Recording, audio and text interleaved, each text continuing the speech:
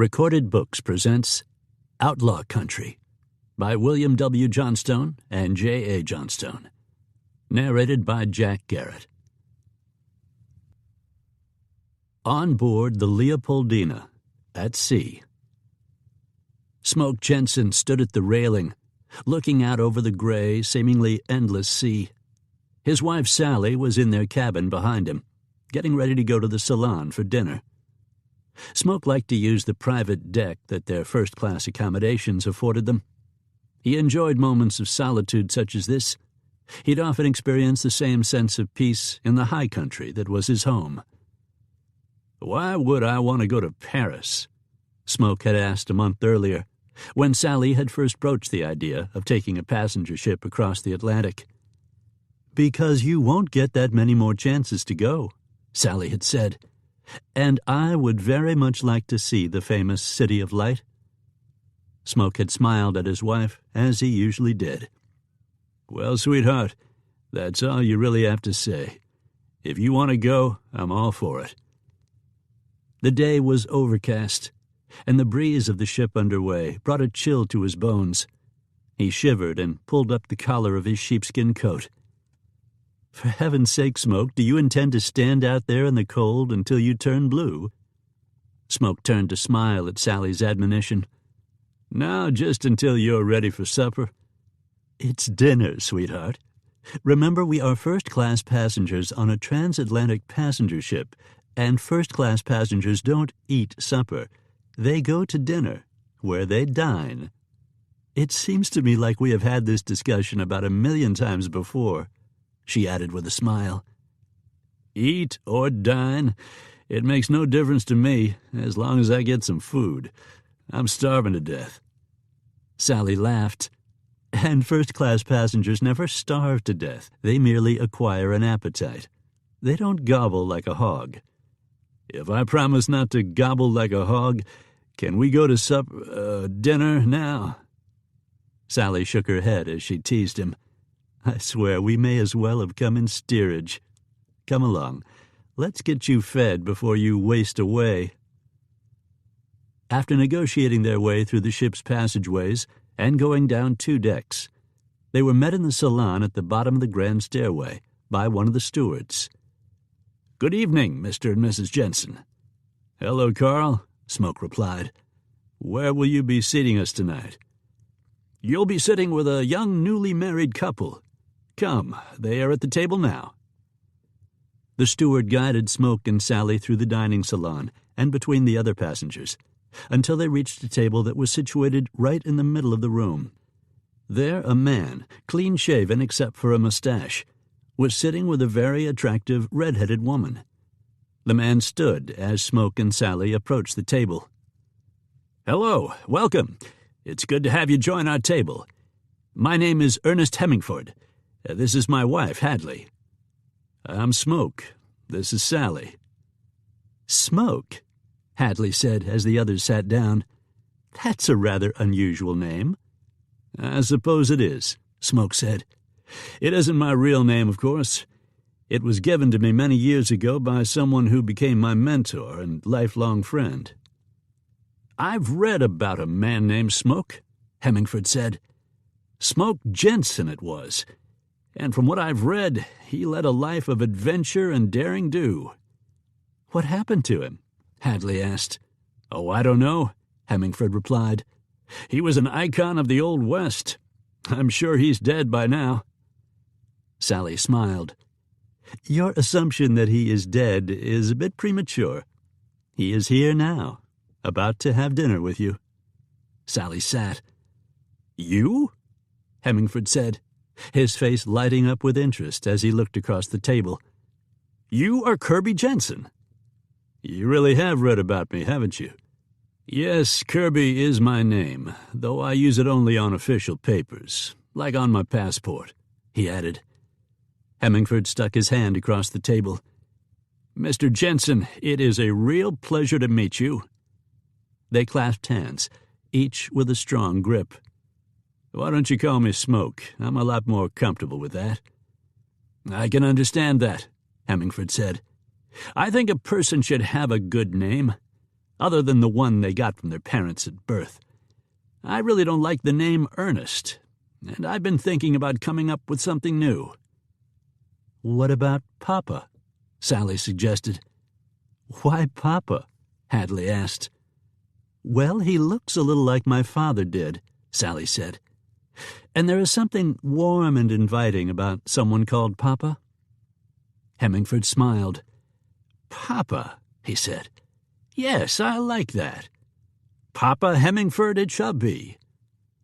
"Why are you going to Paris, Ernest? Papa?" Smoke asked. Hemingford chuckled. "Ernest is fine. It will take me a while to get used to Papa as a moniker. I'm going to Paris because I have a job as foreign correspondent for the Toronto Star." "Do you really think there will be enough news in Paris that would be of interest to the readers in Toronto?" Hemingford shook his head. "You don't understand. I won't be writing news stories as such. My job will be to write features, human interest stories, articles that grab the reader emotionally when I come across one." He looked directly at Smoke.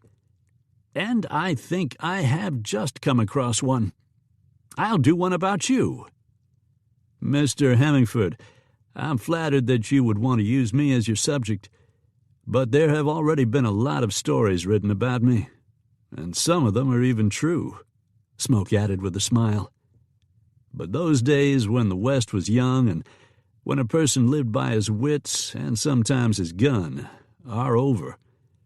I don't believe you can find anything new." "You are still ranching, aren't you? Sugarloaf, I believe it is called." "Yes." "Let's make a deal, Smoke. I won't tell you how to run Sugarloaf, and you don't tell me how to write." Though Hemingford's response was almost a challenging statement, any edge it may have had was ameliorated by a wide grin. Smoke laughed. "All right, fair enough. I'll be fine with that. We'll be at sea for 7 days. If you don't mind, I'd like for you to spend a couple of hours with me each day. By the end of the voyage, I should have enough information to write a story about an icon of the American West. Would you be willing to start now?" "All right. Where would you like to start?" "You said that a mentor and old friend gave you your name. Why don't we just start with that and just let it flow from there?" "He was called Preacher," Smoke began. Chapter 1. The Story. "You're a preacher?" Kirby Jenson asked, when the old man told him his name. "Didn't say I was a preacher. I said that's my handle. That's what folks call me." Kirby laughed out loud. "What you laughing at, boy?" "I'm laughing at your name." "It ain't nice to scoff at a man's name. If I wasn't a gentle type of man, I might let the hairs on my neck get stiff." "Preacher can't be your real name." "Well, no, you're right about that. But I've been called preacher for so long now that I've near about forgot my Christian name. So, preacher it'll be. That or nothing." "Where do you live?" "I live in the High Lonesome." "Where's the High Lonesome?" "Well, it ain't so much of a where as it is a thing. It's whistling wind and the silence of the mountains, and I wouldn't want to live nowhere else." Kirby and his father Emmett were traveling across the plains when they first encountered the old mountain man called Preacher. Shortly after that auspicious meeting, the three of them had been trailed and attacked by a Pawnee war party. It was during that battle that Kirby, then only 16 years old, had discovered his amazing natural talent with firearms, especially handguns, dispatching one of the warriors with a .36 Colt Navy revolver. Following that ruckus, Preacher had declared that Kirby, having gone through a baptism of fire, could no longer be called a boy despite his young age, and as a man he needed a man's name. "Smoke'll suit you just fine," Preacher had said as he looked at Kirby's ash-blonde hair. "So Smoke it'll be from now on.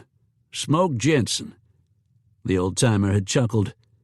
Kind of like the sound of it, don't you?" That was Kirby Jenson's introduction to the man, who over the next several years would become his mentor, friend, and surrogate father.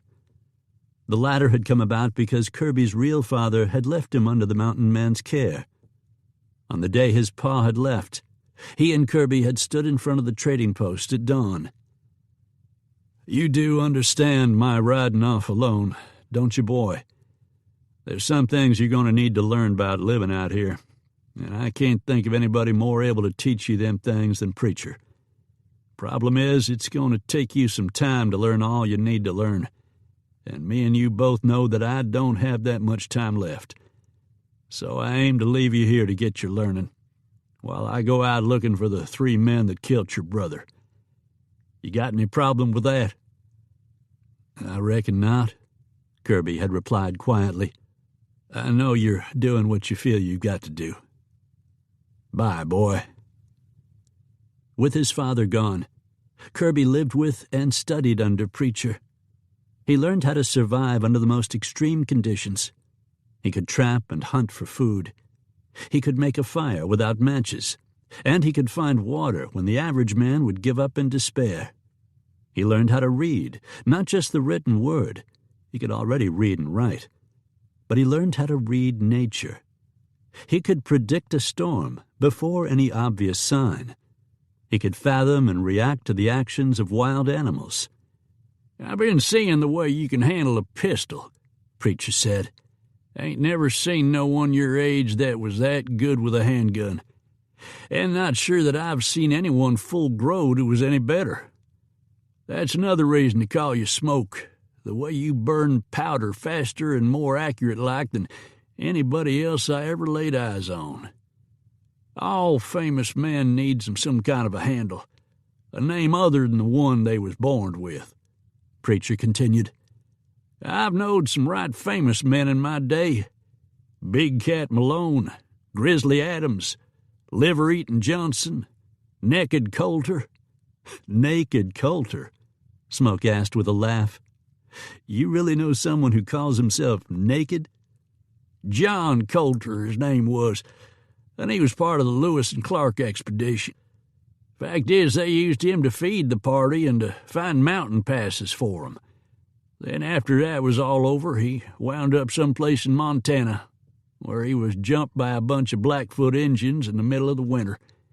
They taken off his clothes, a-thinking he wouldn't run off. But he done so, and he run for miles, naked as a jaybird."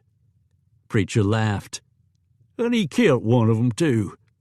Like I say, all famous men needs 'em a special name." "I'm not famous." "You're gonna be. Ain't no doubt in my mind. No doubt at all. You're gonna be a famous man someday. The kind of man folks writes books about. I got me a feeling about that. And my feelings ain't hardly never wrong." "I doubt that I'm ever going to be famous," Smoke said. He smiled. "But I do like the name."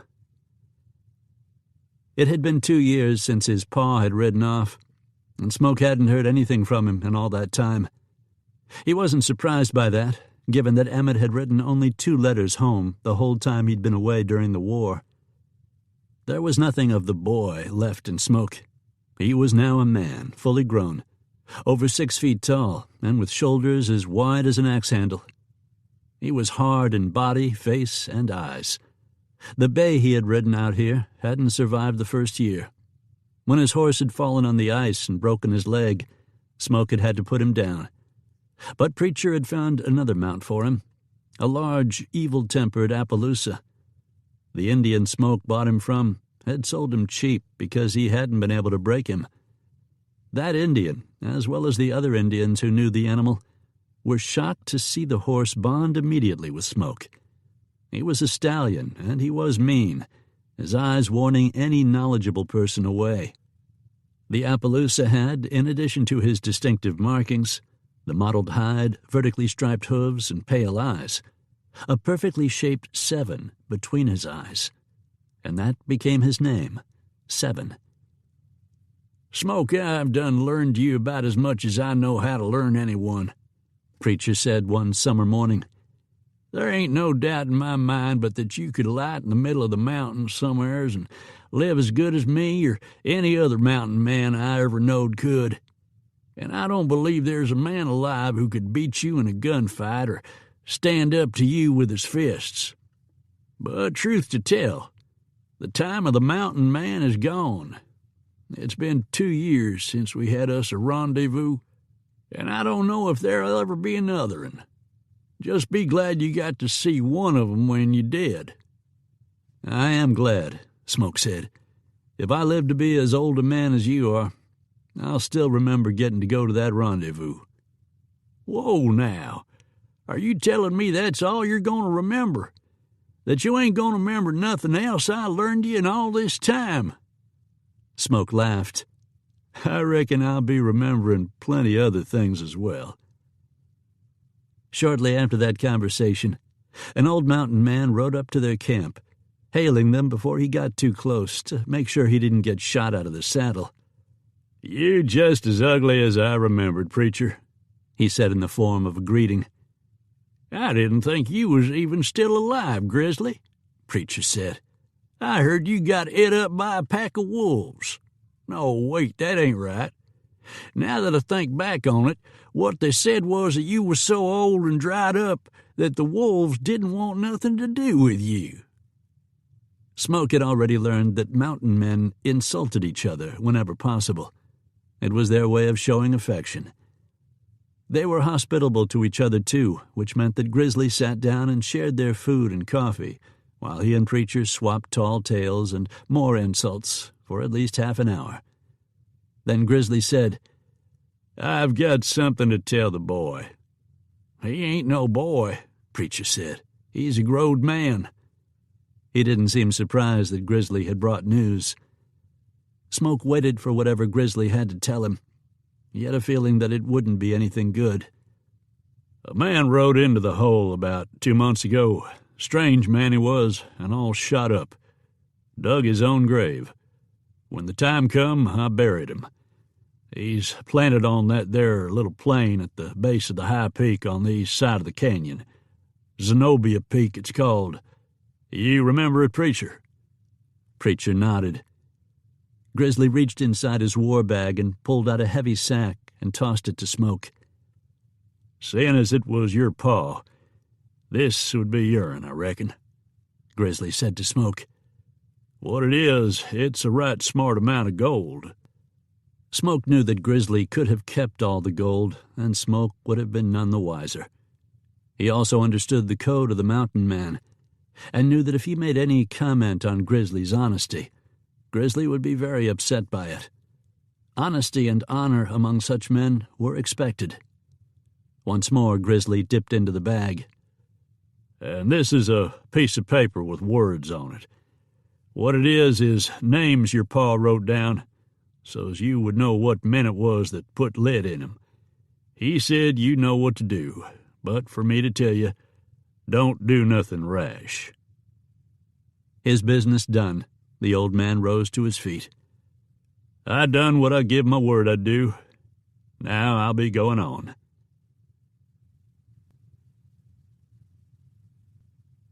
Old North Church, Boston, Massachusetts. 1 if by land, 2 if by sea. All the parishioners of the famous old Episcopal Church were aware of their church's historic role in the Revolutionary War. They had gathered today for the funeral service of Gordon Woodward. It started to rain just as Father E.D. Owen began the funeral, and he used the rain as an illustration. "You may think that this is nothing but rain falling outside," Father Owen said. "But if you do think that, you would be wrong. What it is God's tears. Yes, sir, even God is crying that he had to call home a good man like Gordon Woodward. Gordon left behind a fine girl, his daughter, Nicole. Nicole is all alone now, because it wasn't but 6 months ago that her mother, Edna, died. We must all pray not only that God receives Gordon into his arms, but also that he helps this poor girl get through her grief." The rain continued for nearly an hour, and Father Owen, not wanting to subject his flock to the downpour, continued the funeral, talking about what a fine man Gordon was, what a fine woman Edna was, supplementing the eulogies with several random readings from the Scriptures. Then, mercifully, the rain abated, and everyone went outside to the church graveyard. 14-year-old Nicole Woodward stood at the edge of the grave, looking down at the several inches of water that had collected at the bottom. The coffin was lowered into the open grave. Father Owen said a few words. Then he gave Nicole a handful of dry dirt. She had no idea where the dry dirt had come from, but she was glad she didn't have to drop mud on her father's casket. The ladies of the church had a gathering at the church after the burial, and amidst the eating, everyone came over to Nicole to express their sympathy. "Oh, you poor girl. What will you do now?" "I will be joining my Aunt Amanda and my Uncle John in Illinois," Nicole said. "Just before he died, Papa made arrangements for them to take me in."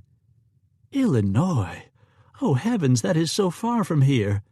How are you going to get there?" "By train," Nicole replied. "I already have my ticket." "You're traveling alone? Aren't you afraid?" "No, I'm not afraid." She no longer had the luxury of fear, Nicole thought. Chapter 2.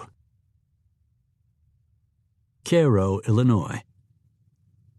When the train pulled into the Union Pacific Depot, Nicole Woodward looked through the window at the people who were standing on the platform to meet the arrival.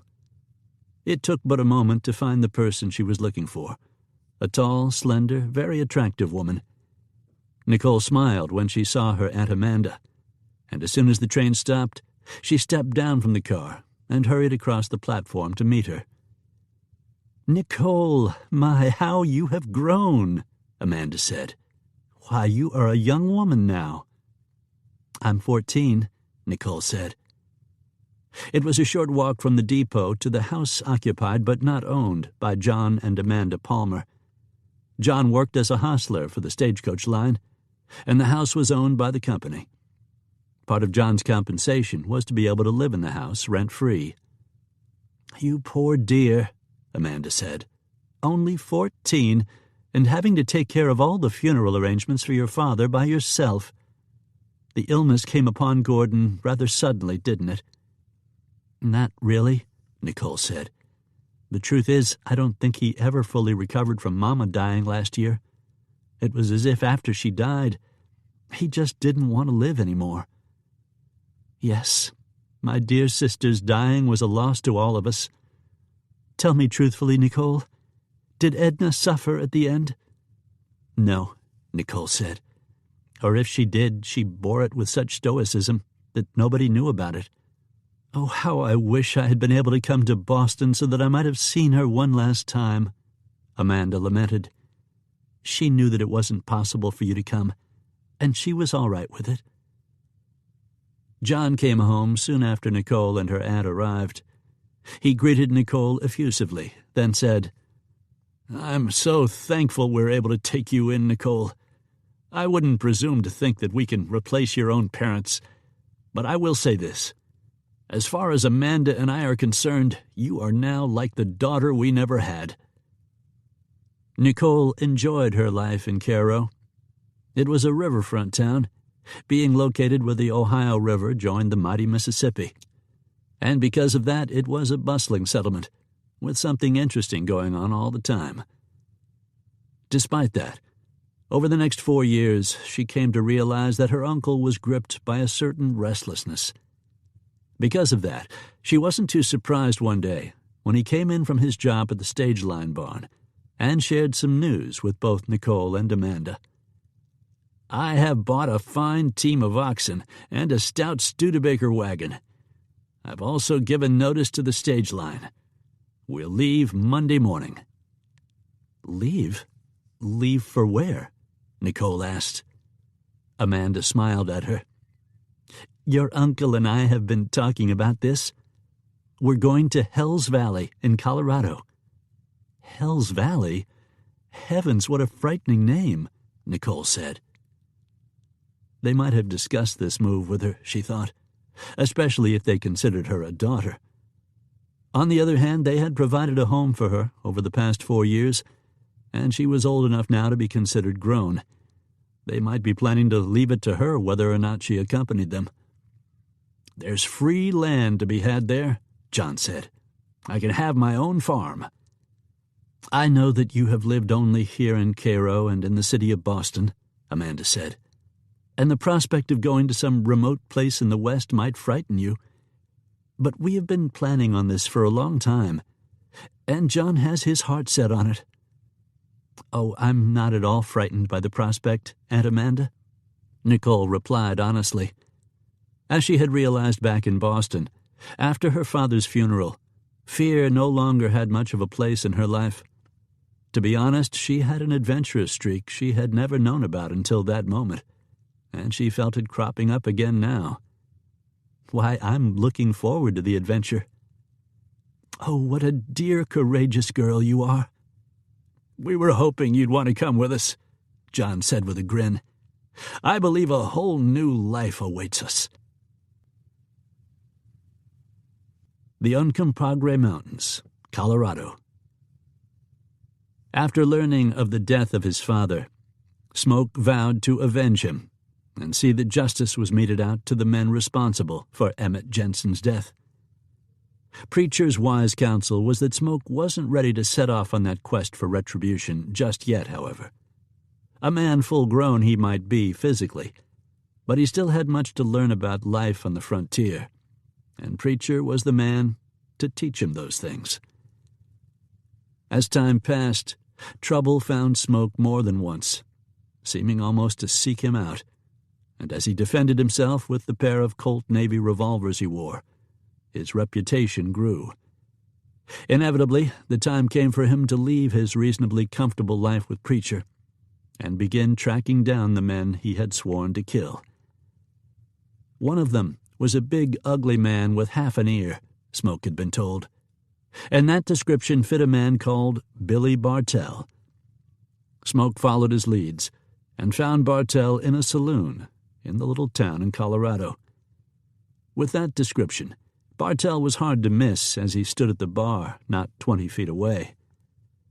Bartell sensed someone looking at him and turned toward Smoke. "What the hell are ye looking at?" he asked in a snarling voice. "I'm looking at the ugliest low-down varmint I've ever seen in my life," Smoke replied. Bartell's response was a derisive laugh. "Hell, you ain't much more'n a boy. A big 'un, I'll give you.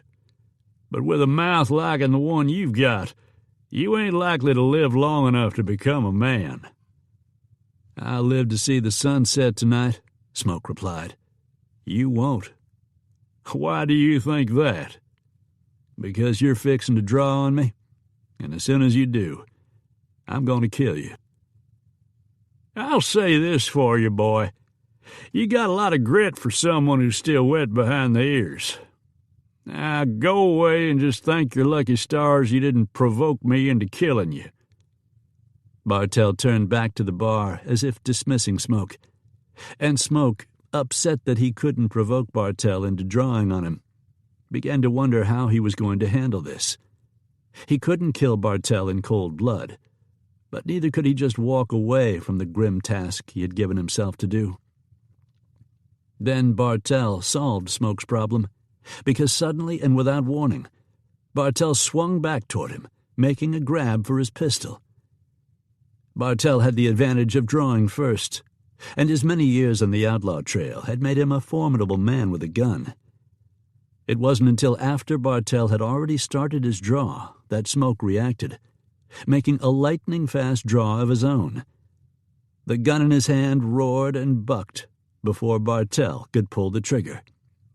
The bullet hit Bartell in the chest with the impact of a hammer blow, and he was slammed back against the bar before sliding down.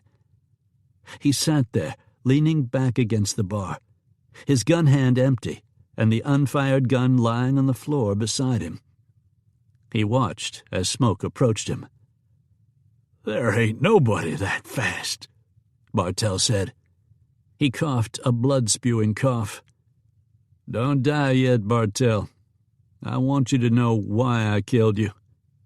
I seen you looking at me, and I figured out that you must have seen my picture on one of them Dodgers, so you don't have to tell me nothing. I know this is for the reward. I don't give a damn about the reward. This was for my father. You hired on with the men who wanted him dead. Now, before you cross the divide, where is Angus Chardine? Bartell coughed again, another body-racking cough, bringing up even more blood. You know what? I think I'm going to tell you where he's at. Only I ain't doing you no favors, boy, 'cause if you find him, he'll kill you. Where is he? Rattlesnake Canyon, Bartell said. He tried to laugh, but it turned into another blood-oozing cough. Yeah, you go on out there, and after he kills you, me and you will be meeting again, 'cause I'm going to be holding open a place for you in hell. By that time, I will have made some friends, and I'll show you around the place.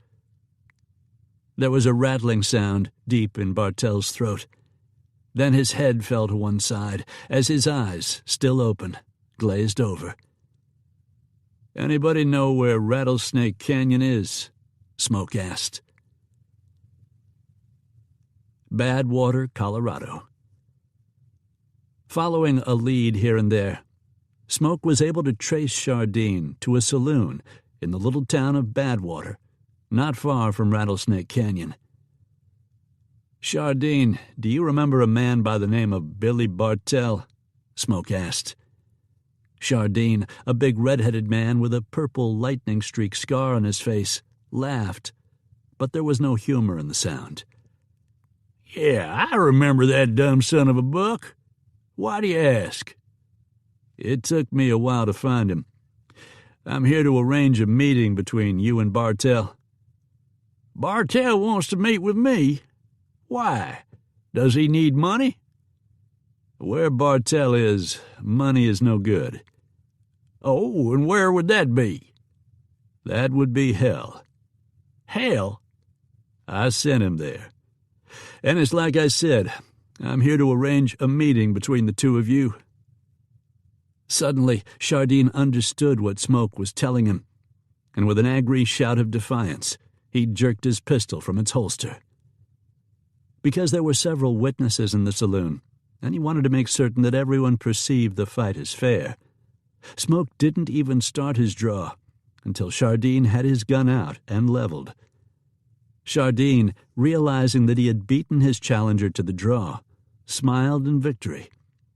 Then that smile froze into a shocked look of horror as a clap of gun thunder filled the saloon. Even though Chardine had gotten his gun out first, Smoke was able to draw and shoot even before Chardine could pull the trigger.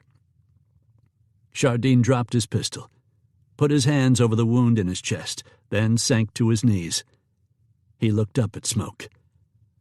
Who are you? It doesn't matter who I am. The only thing that matters is that I got the right man. Right man for...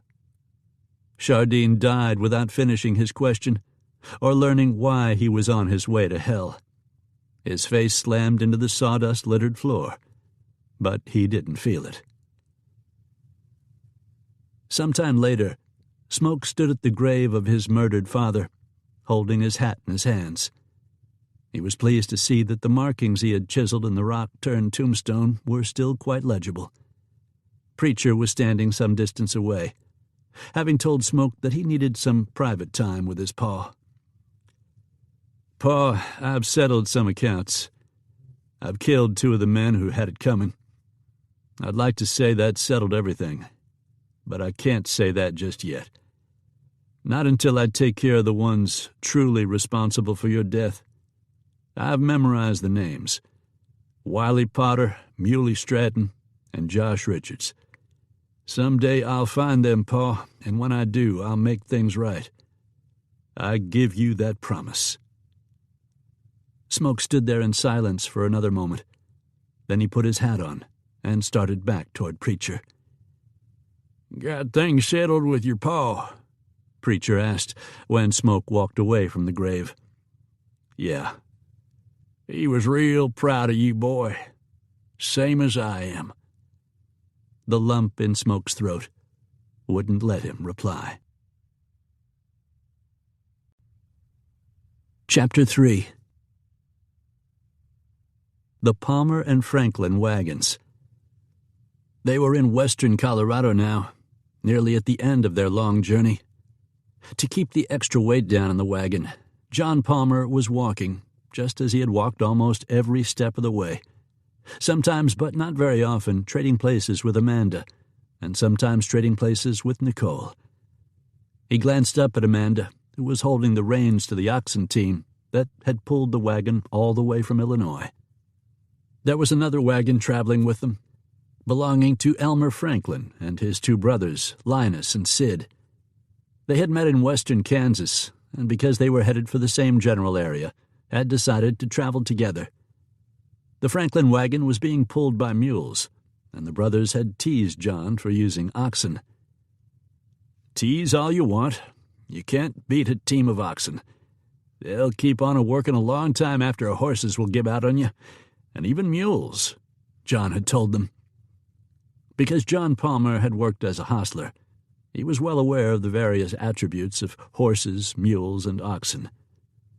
He knew that a team of horses would tire before a team of mules, and that a team of mules would tire before oxen. And while he could use oxen to plow his fields, they weren't that good at pulling a light wagon. So when they got to Hell's Valley, he would have to buy a team of horses or mules, whatever he could get the best deal for. "I wonder how many people will be where we are going," Nicole asked her Aunt Amanda. "Oh, not very many, I'm sure." "Oh." Amanda looked at her niece. "You sound unhappy about that." "It's just that," Nicole started to say. Then she stopped in mid-sentence. "I know what's troubling you, dear," Amanda said, patting Nicole on the hand. "You're thinking about a husband, aren't you?" "Well, I would like to get married sometime." "I'm sure the Franklin brothers would as well," Amanda said. She smiled. "Why, I'll bet even now they are deciding among themselves which one will begin courting you." I suppose so." "You don't sound very happy about the thought." "I don't want to marry any of them," Nicole blurted out. "Don't get me wrong, they are all nice, I suppose. But Sid is the youngest, and he's 30 years old. I would like someone a little closer to my own age." "Well, something will work out for you, I'm sure," Amanda said reassuringly. It was now a little over a month since they had left Cairo, and the oxen had pulled the wagon all the way without giving them a bit of trouble. John chuckled, then spoke to his oxen. "You critters have come a long way, but you don't have nothing on me, 'cause I've walked near about all the way from Illinois my own self." "Did you say something, dear?" Amanda called down to her husband. "I was just talking to the oxen is all, telling them what a good job they've been doing," John called back. "Critters like to be told when they're doing good." "Whatever you say, dear," Amanda replied with a smile. "Would you like me to drive for a while, Aunt Amanda?" Nicole asked. "It would give your hands a rest." "Why, thank you, dear. That is so sweet of you." It was 3 days later when the Indians came. Sid Franklin saw them first. It was early afternoon, and they had just finished their lunch, when several Indians appeared on the crest of a hill no more than 100 yards away. "Elmer," Sid said, "what do you reckon that is?" He pointed to the Indians. Then the others saw them as well. "They're probably just curious about us," Elmer said. "I'll go see what they want." Elmer had taken no more than half a dozen steps toward the Indians when an arrow came zipping toward him and buried itself in his chest. He let out a hoarse cry of pain and staggered back a couple of steps as he lifted his hands toward the shaft, and stared down at it in disbelief. Nicole didn't see the arrow until Elmer toppled over backward. Then she saw it sticking almost straight up from his chest. "Get your guns!" John shouted, and he, Sid, and Linus reached into their wagons to grab their rifles. Nearly a dozen flaming arrows flew through the air and buried their blazing heads in the side of the two wagons, setting them aflame. Nicole heard the gunfire then, coming from the Indians as well as her uncle and the two Franklin brothers. She saw her uncle go down. The two Franklin brothers were still shooting as she crawled under the burning wagon. "Aunt Amanda!" Nicole cried. "Aunt Amanda!" There was no answer. Nicole couldn't remember where her aunt had been when the attack started. Amanda might have been killed by an arrow or a bullet already. She could hear them hitting the wagon above her as it burned. She had believed that life had hardened her to the point that she was no longer afraid of anything. That was wrong, she realized now. She was still capable of sheer terror, and it welled up inside her, making her heart hammer madly and choking her. Or maybe that was the smoke from the wagon, which was being consumed rapidly by flames. She couldn't stay here, she knew. She scrambled out from under the vehicle, on the side away from where the Indians had been, then ran for some bushes about 50 yards away. The burning wagons and the smoke allowed her to escape unseen. Very soon thereafter, all the shooting stopped, to be replaced by the savage, triumphant yelps and cries of the Indians. Nicole still had not been seen.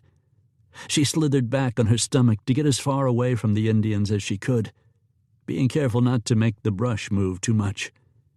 She closed her eyes to the horror that was playing out at the two burning wagons. It was quiet when Nicole finally opened her eyes.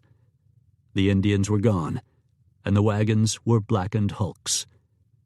Nicole didn't know how long she had been here, wasn't aware of when the Indians had left. Had she gone to sleep? How could she have gone to sleep under such conditions? Then she realized that she hadn't actually gone to sleep. She had fainted. She felt ashamed of herself for having fainted, but as she thought back on it, she realized that fainting may well have saved her life. Passed out as she'd been, she had not been a witness to the most debased acts of the Indians. Had she seen them, she didn't think she could have remained quiet.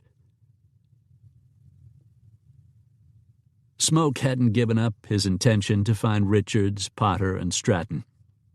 But he also felt that he had some obligation to Preacher, so he stayed with the old mountain man long enough to capture some wild horses and take them to market.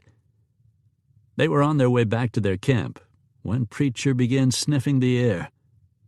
"What is it?" Smoke asked. "Boy, are you telling me you don't smell that?" "Yeah," Smoke said, realizing that he did smell something. "Smoke? I smell smoke, and... Wait, it's not just smoke. Something's burnt." "It's more like somebody is burnt," Preacher said. "Somebody?" Preacher pulled his long gun out and laid it across his saddle. "Let's go," he said. Smoke, taking his cue from Preacher, snaked out his own rifle from the saddle sheath. They came down a low-lying ridge and emerged from a copse of cottonwood trees. Then they saw the source of the odor. There were two blackened wagons sitting one behind the other. The vehicles weren't burning anymore. There wasn't even any smoke remaining. That wasn't the case off to one side, where the flames of a small fire still crackled directly below the limb of a tree. A naked man was tied by his feet to that sturdy limb, so he hung head down over the fire. His head and shoulders were black, cooked. The dangling body moved slightly, and Smoke figured it was blowing in the wind. Only there wasn't any wind. Smoke's guts clenched as he realized the poor hombre was still alive. But not for long. He let out a sound that was half gasp, half groan, and a great shudder went through him. That was the moment of death, thought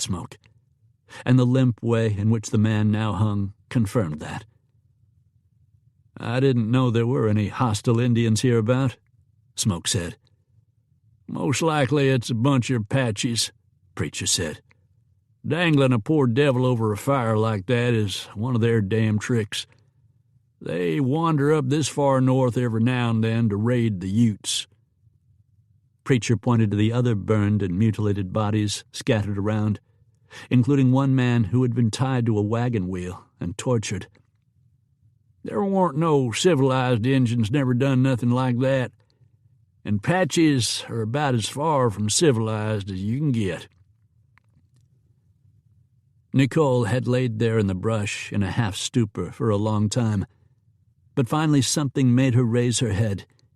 She heard voices, and though they were too far away for her to make out what they were saying, she thought they might be speaking English. She rose up and looked out at them from her hiding place in the bushes. They weren't Indians, but they were frightening-looking. One had long hair and was wearing buckskins. The other one, who was younger and much taller, was wearing jeans and a plaid shirt. Both were carrying rifles, and she was undecided as to whether or not she should call out to them. Would she be jumping from the kettle into the fire? Beyond them was a long, rounded mound of rocks. When Nicole saw it, she thought it looked like a grave, and a second later it came to her that that was exactly what it was. These two men, whoever they were, had buried those killed in the Indian attack. Her aunt and uncle and the Franklin brothers. Nicole was convinced she was the only survivor. The older man in buckskins wandered off, studying the ground around the site as if looking for something. The younger one walked over to the wagons and began poking around in the ruined remains. He reached into what was left of a trunk and pulled out one of Aunt Amanda's dresses. "Preacher," he called. As the old-timer approached, the young man reached into the trunk again and retrieved another dress, this one belonging to Nicole. The old-timer rubbed the gingham between his fingers and said, "God have mercy on their souls. These men were damn fools bringing women folk out here." "Maybe one of them got away," the younger one suggested. "'Tain't likely, but we best take a look around anyway." The young man jacked around into his rifle and turned toward the nearby bushes. Nicole still didn't budge. These men had buried the victims of the attack, which was the decent thing to do, but that didn't mean they could be trusted. The younger one was not bad-looking in a rugged way, but he seemed so fierce. Nicole could sense an aura of danger about him. The two of them looked around for a while, but didn't come near Nicole's hiding place. She wanted them to go away. She wasn't sure what she would do if they did. She would be out here in the wilderness alone in that case, but that might be better than being helpless in their hands. Then suddenly the young man turned and said, "Look, preacher." He pointed at the ground, then walked directly toward the thick brush where Nicole was hidden. "I see the prints, Smoke," the old-timer said as he joined the younger one. "Them's a gal's prints. Mayhaps she got clear and run away. Don't look like none of the Injuns followed her. We best find her afore dark." "Oh, they are coming toward me," Nicole thought, her heart in her throat. The one called Smoke held his rifle ready. Nicole couldn't control herself. She scooted backward, and the movement of the brush gave her away. "Girl," Preacher called, "you come on out now. You're among friends." Unable to hold back tears, Nicole began to weep. All the terrible things she had experienced today came flooding out. "We're not going to hurt you," Smoke said. She wanted to believe him, she really did, but she couldn't do anything except cry. "Looky there," Preacher exclaimed as he pointed into the brush. "There's a snake crawling in there with you." Nicole had a mortal fear of snakes. Without thinking about what she was doing, she leaped up and bolted out of the brush. She ran right into Smoke's arms, which were outstretched to catch her. He folded them around her and caught her against him. For a second, instinct made her want to struggle. But when she felt the power and strength in Smoke's arms, she knew it would be useless to try to get away. Instead, she lifted her head and looked into his eyes, and as she did, she knew she had been wrong about him. Something she saw there in his gaze told her that he would never hurt her. After a long moment, the old-timer called Preacher snorted and said, "This ain't no place for romance. Come on, let's get the hell out of here." She was quite beautiful, with light blue eyes and a heart-shaped face, framed by hair the color of wheat. She was young, but the soft curves of her body made it abundantly clear that she was a woman full-grown. Smoke was suddenly a little embarrassed. He let go of her and stepped back. "What's your name?" Smoke asked. "Nicole," she said. "Nicole Woodward. Is everyone dead?" "I'm afraid so," Smoke said. He knew the news was harsh, but he spoke as softly as he could, trying to break it to her gently. Despite Preacher's urging that they leave, Nicole stepped over to the long, rock-mounted grave and stared down at it. Smoke wasn't going to interrupt her grieving. "What about my aunt?" she asked. "We didn't find her," Smoke said. "Looks like the savages done took her," Preacher added. Nicole drew in a sharp breath. "What will they do to her?" "Was she a handsome woman?" "She was beautiful." "Then they'll keep her. They'll work her hard, but there's a good chance some fellow will make her his wife. She'll be all right." Smoke was a little surprised but grateful that Preacher seemed to be trying to spare the girl's feelings. Then the old-timer added, "Then again, they might trade her off for a horse or a rifle." "Or they might just kill her." It wasn't really a question, but Preacher said, "Yes, ma'am, Missy. They sure might. Injuns is notional critters." "I'll never see her again." "Likely not."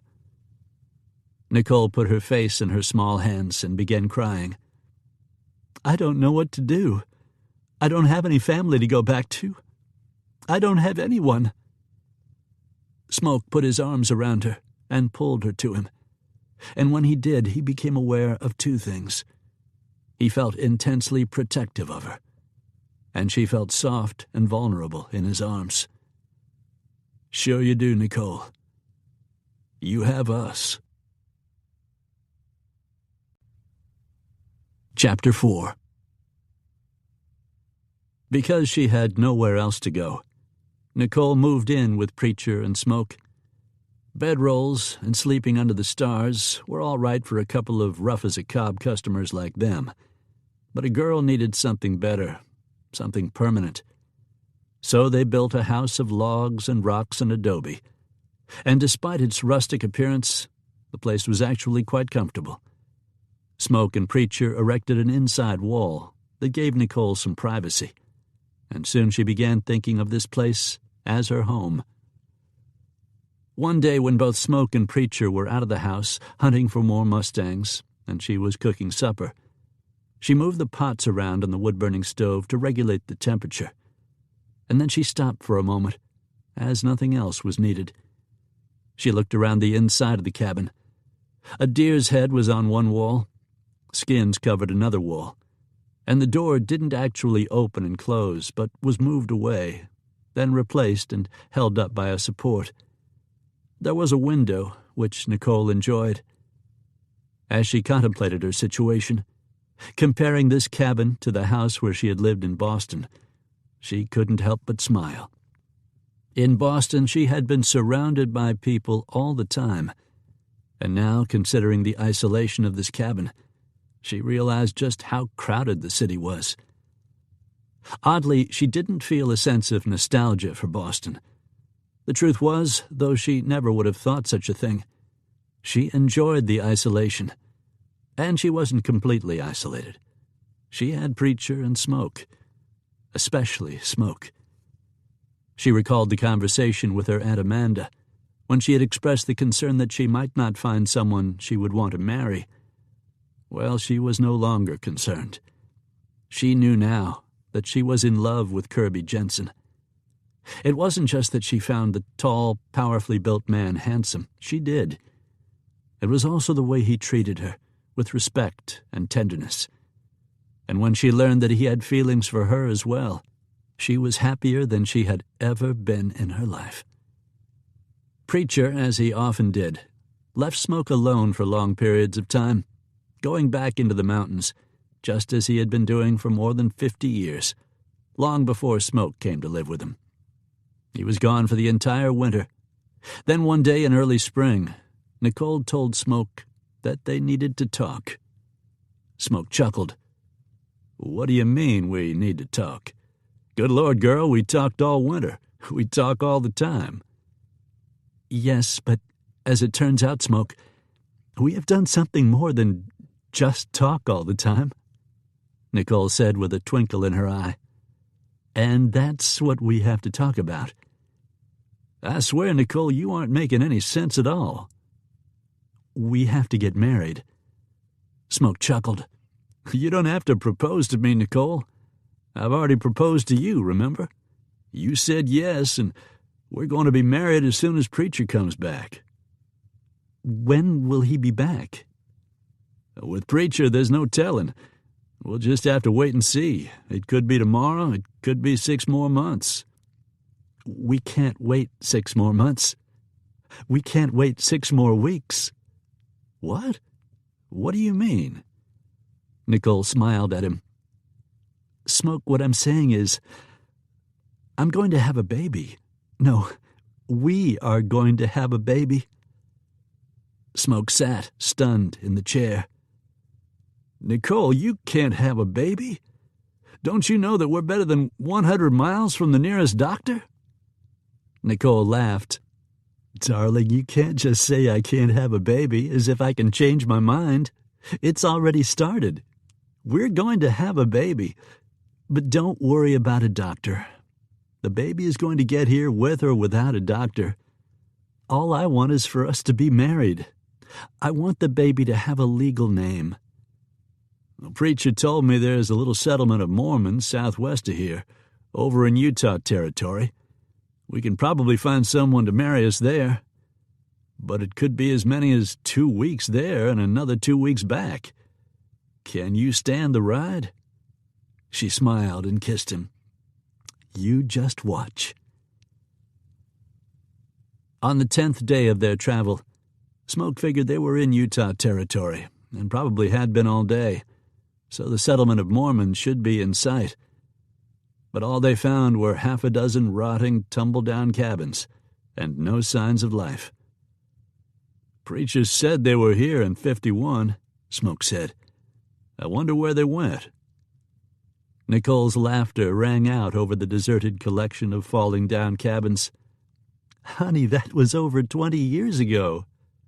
Her eyes swept the land, and she spotted an old graveyard that was overgrown with weeds. "Let's look over there," she suggested. They examined all the rotting grave markers, and the latest date they could find on any of them was from 14 years earlier. "There is no Preacher, and I don't have any idea where one might be from here," Nicole said, obviously disappointed. "We are going to be married today, Nicole, Preacher or no Preacher." "How?" "I'll show you." Smoke built a fire and spent an hour heating and hammering a nail into a perfect circle. When it had cooled, he slipped it on her 3rd finger, left hand. "Before God, I take you, Nicole Woodward, as my wife," he said. Nicole looked into his eyes. "Before God, I take you, Smoke Jenson, as my husband." Smoke kissed her, then smiled. "Now let me ask you something. Would you feel any more married if a preacher that neither of us had ever met had married us?" "Not at all. As far as I'm concerned, we are married," she said. "Come, husband, let's go home." Keene, New Hampshire. The president of Yale University, who chronicled his travels, had described Keene as one of the prettiest towns in New England, situated as it is on an ancient lake bed surrounded by hills, which in the fall are ablaze with color. A dark blue carriage, pulled by a team of matched white horses, under the command of a liveried driver, rolled down Washington Street. Its only passenger was Sally Reynolds, a very pretty, hazel-eyed woman, who was sitting in the plushly cushioned seat of the family brougham. She pulled the curtain back so she could look outside. On the door of the elegant vehicle was displayed the Reynolds family crest, a silver shield with a portcullis and 3 blue bars, the shield flanked by lions rampant. The Reynolds family was one of the oldest in the city. 200 years earlier, Adolphus Reynolds had been a hero of King Philip's War, a violent conflict between Indian inhabitants of New England and New England colonists that stretched from 1675 to 1678. Adolphus's significant contributions to the ultimate victory of the colonists were such that he was the recipient of a rather sizable land grant. Subsequent generations increased the land holdings, so that now the Reynolds family was one of the wealthiest and most influential families of the city. Several pedestrians waved or nodded respectfully as the brougham passed them by. The beautiful young woman returned every greeting in a friendly way. After a short outing, they turned off Washington Street onto a long tree-lined drive. At the other end was a large columned white house built in the Greek Revival style. When the carriage reached the front of the house, the driver hopped down and hurried back to open the door for Sally.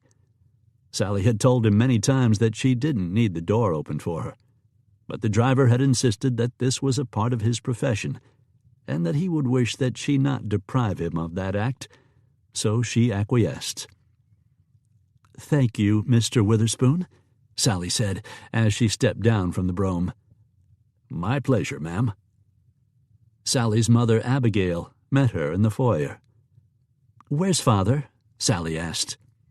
"John is in the library." "Good. I have something to tell him. You too, Mother?" "My, you sound so serious," Abigail said. "Yes, ma'am, I am serious. I want to talk to you both about something." "All right, dear," Abigail said, though there was a hint of trepidation in her reply.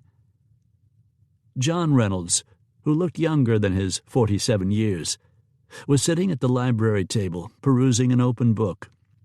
He stood when his wife and one of his daughters came into the room. "John, Sally says she has something she wishes to talk about," Abigail said, the tone of her voice giving away her concern. "Oh, well, what is it about, honey?" "I've got a job," Sally said. "I have been accepted for the position of school teacher." For several seconds, her father stared at her without responding. Then, "Why in heaven's name would you want to do that?" John asked. "Father, I do have a teaching certificate, you know." "Yes, but I thought it was just for the accomplishment. I never dreamed you would actually want to pursue that as an occupation. And why would you? There is no need for you to ever work. Your grandfather left you controlling interest in the bank. You are quite comfortable, you know. As a matter of fact, you are more than comfortable. You are a very wealthy young lady." "Father, this is something that I very much want to do." Sally's parents looked at each other in that way of long married couples, as if they were communicating without saying anything. "Very well, I won't stand in your way," her father finally said. "I'm sure that after a stint of teaching, where you will be, well, I don't mean to sound snobbish, but you will soon discover that your social standing shall be so much higher than that of those who must work, that you will have enough of it and want to resign." "Which school has hired you, dear?" Abigail asked with a forced but hopeful smile. "The Berry School Department." "Berry School? I thought I knew all our schools, Abigail said. Where is the Berry School? It's in Berry, Mother, Sally said. She paused for a moment before she continued. Berry, Idaho Territory. Both Abigail and John gasped in chagrined surprise. The Uncompahgre Mountains, Colorado. Preacher was sitting in front of the house in the mountains when Smoke and his new bride rode into the yard. He was spitting tobacco juice and whittling on a piece of wood. Howdy. He greeted them as if he had been gone only a day instead of 6 months. Where you two been? What do you mean, where have we been? Smoke replied. You're the one that rode off. Where have you been? I've been around, Preacher replied, as if that was all the answer that was needed. I told you I'd be back come spring.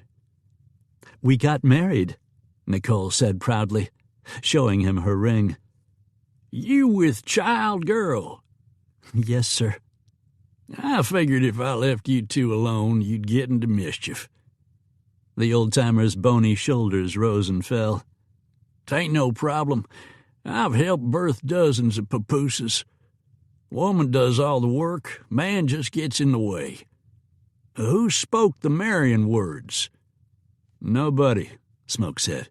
Couldn't find a minister, and we went all the way over into Utah territory looking. Well, don't matter. It's what's in your hearts that counts.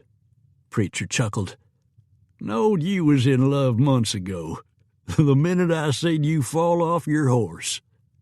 I never fell off my horse, Smoke objected. I'll go fix supper, Nicole said with a smile. When Nicole had closed the door to the cabin, Preacher turned to Smoke and asked in a low, serious voice, You still got it in mind to find the rest of them men that killed your pa? I haven't put it out of my mind, Smoke said. Yeah, well, here's something for you to think about. You can't be going looking for those men anymore, seeing as you're married now. You've got responsibilities to that woman who's carrying your child. I reckon you're right. So I guess it can wait for a while. If they leave me alone, I'll leave them alone. It ain't going to work that way, though. What do you mean? I figure they already know that you have been after them, and it's more than likely they have found some people who will be a-comin' after you. They'll be paying them to do it. Bounty hunters, you know, because a damn bounty hunter don't really care who he is after, as long as he gets his blood money. I'm through with all that now, Preacher. I'm hanging up my guns. I want to raise horses and maybe run some cattle. You, me, and Nicole. We're going to raise a family, and our children will need a grandfather. And that's where you come in, you old goat. Well, thank you. That's the nicest thing you've said to me in months. Do you think maybe it's because I haven't seen you in months? Yeah, I reckon that could be. When is the girl going to give birth? November, she thinks. Just like a woman. Don't never know nothing for sure. The baby was born just after the first snow, and Smoke enjoyed sitting in front of the fireplace in one of the 2 rocking chairs he had made, warm and content, as he watched Nicole nurse little Art. What do you mean you named him after me? Preacher had asked. You mean you're going to call him Preacher? Smoke and Nicole had laughed. No, we're naming him Arthur Emmett after you and Pa, and we're going to call him Art. That is your name, isn't it? Smoke asked. Oh, Preacher said. Yeah, I guess you're right. My name is Art, only I ain't never been called that by nobody in so long that I sometimes near about forget. Seems to me like I've been called Preacher most of my whole life. Berry, Idaho. Spring. Wiley Potter, Muley Stratton, and Josh Richards sat in cushioned chairs in the PSR ranch office. The gunmen Felter, Poker, and Canning were on the sofa. Stoner and Evans had each found a hard-bottomed, straight-back chair, while Clark, Grissom, and Austin were sitting on the fireplace hearth. "We'll give you $8,000, Richard said. "There are 8 of you, so that works out to $1,000 apiece."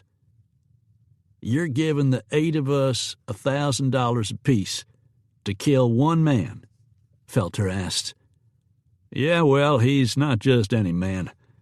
It turns out that he is much more capable than the average man, and I want to be sure the job is done," Richard said. "I found out not too long ago that he's been asking around about us. I don't know how the hell he ever found out that we were the ones that killed his old man, but I don't want to worry about him being on our tail." "There are 3 of you," Felter said. "Are you saying that one man is better than all 3 of you put together?" "No, I'm not saying that," Richards replied. "But there's something you've got to understand. Muley, Wiley, and I are important people in this town. Hell, we are important all over the West now. It wouldn't look good for us to get involved in some shooting scrape. Even if we killed him, and I'm sure we would, it just wouldn't look good for us. That's why we're hiring the 8 of you to do it." "Who is this man we're going after?" Felter asked. "I'll give you all the particulars before you leave." "Do you know where he is?" Felter asked. Richard smiled. "I know exactly where he is. He has a little place down in Hinsdale County, Colorado, living with some woman he found out in the trail. He may or may not be married to her. Anyway, the word is that she's had a kid by now, and that should give you men an edge. Not that you would need one." $1,000 apiece," Felter said. "That's a lot of money, and I expect you to produce." "We want half of it now," Felter said. "I figured you would." Richards turned his head to call out, "Jane, would you come in here, please?" An attractive young woman, who might have been wearing just a little too much paint, came into the room. Richards turned his attention back to the men before him. "Before my woman went into town, I told her to write out 8 bank drafts." He looked at the woman. "Did you do that?" he asked. "Of course I did, honey. Don't I always do what you ask?" She handed the 8 pieces of paper to Richards. "You can cash them at the bank in Barry before you leave if you would like. There's $500 apiece here. Once the job is completed, I'll give you the rest of the money." Chapter 5. New York. Sally Reynolds's parents had made one last effort to talk her out of her plan, which her father had said was certainly ill-conceived, if not insane. Gaining no ground with her, he had asked her to go to New York to discuss her plans with his sister, Sally's Aunt Mildred. She spent 3 days in New York, enjoying the city, shopping, visiting the museum, and attending the Broadway presentation of Little Nell and the Marchioness. "I've had a wonderful time with you, Aunt Mildred. You have been most gracious." "Why, thank you, dear.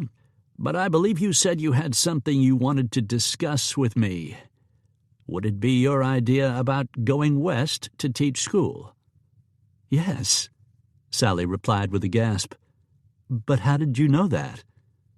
"I got a letter from John telling me about it. He wants me to try to talk some sense into you." "And are you going to try?" "Yes." "I see." Mildred smiled and put her hand across the table. "I'm going to tell you to go where your heart tells you to go." "What? Oh, Aunt Mildred, I thought... That is, I was afraid." "I know what you thought, dear. You thought I was going to try to talk you out of it." "May I share a secret with you?" "Yes, of course." "There was a time when, more than anything else in the world, I wanted to move to San Francisco. to see what was on the other side of this country. I didn't go because my older brother, your father, talked me out of it. I've wondered about that decision for my entire life. I know now that I should have gone. I don't want you to spend the rest of your life wondering. Go, Sally. Follow your heart while you are still young. If you find that you don't like it, you can always come back home like the prodigal son, or in this case, the prodigal daughter, she added with a chuckle. I'm going to do it, Sally said, a broad smile spreading across her face. Do you have any idea where you'll wind up? I sent some letters out, and the only place that responded was a town in Idaho Territory called Barry. Barry, Idaho Territory. Sally Reynolds had been on the train for 7 days, since her mother, in tears, and her father, with a stern expression on his face, had come down to the depot in Keene to see her off. Though the trip had been long, it had not been all that tiring, because Sally had the convenience of a private compartment on the Pullman car. The Pullman car arrangements had been made by her father as a going-away gift. Father, how is it going to look for a school teacher to step down from a Pullman car when she arrives for her first teaching job? She had asked. If you feel self-conscious about it, walk through the train to one of the day cars before you get off, her father had suggested. Sally had smiled. Yes, that is quite devious, but I like it. And now, with the train standing in the station at Barry, she did just that. She walked through the cars from the Pullman to a day car to make her exit. Nobody met her at the train, but she hadn't expected anyone to do so. After leaving her luggage at the depot to be picked up later, she started down the boardwalk toward the address that was on the acceptance letter she held in her hand. Barry was a bustling settlement, with horses tied at hitch rails and wagons and buggies parked along the street. People hurried here and there along the boardwalks and across the wide, dusty street. Sally had gone only a short distance when she heard and felt the concussion of something whizzing by her very fast. Concurrent with her hearing the report of a gunshot, a bullet crashed through one of the square panes of the big glass window in the building she was walking past. Actually, it was 2 gunshots, one right on top of the other, and as she looked out into the street, she saw 2 men facing each other, with smoking guns in their hands. She stared at them in shock for a moment. Then one of the men clasped his hands over his stomach, took a couple of staggering steps, and fell. As she stood there, mesmerized by the scene, she felt someone grab her, looked around, and saw that it was a very attractive and expensively dressed woman. "Miss, you had better come in here and off the street. Quickly." Sally followed the woman into one of the buildings fronting the street. "Isn't it over now?" Sally asked. "I saw that poor man fall." "There's likely to be more shooting. Clay Holden is the man who was just shot, and he has a brother," the pretty woman said. "I expect Jeb will be coming out into the street shortly, wanting revenge." "Heavens," Sally said. "Does this sort of thing go on often?" "Fairly often." True to the pretty lady's prediction, a second man came out into the street, firing his pistol as he did so. The 2 men continued to shoot at each other until the second man, Sally assumed it was Jeb, went down as well. The first man put his gun back in the holster, then started toward a nearby saloon as several others rushed forward to congratulate him. "It's over now," the pretty lady said. I've never seen anyone get shot," Sally said. "But to see 2 men shot in just a few minutes is, well, I must say, quite a dramatic welcome to Barry," Sally said. "Just arrived?" "Yes, by train a few minutes ago." "Have you come to work at the Pink House?" "The Pink House? For Miss Flora?" I don't know who Miss Flora is, Sally said. She smiled.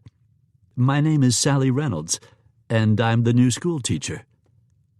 A school teacher, are you? Well, Miss Reynolds, it's good to meet you.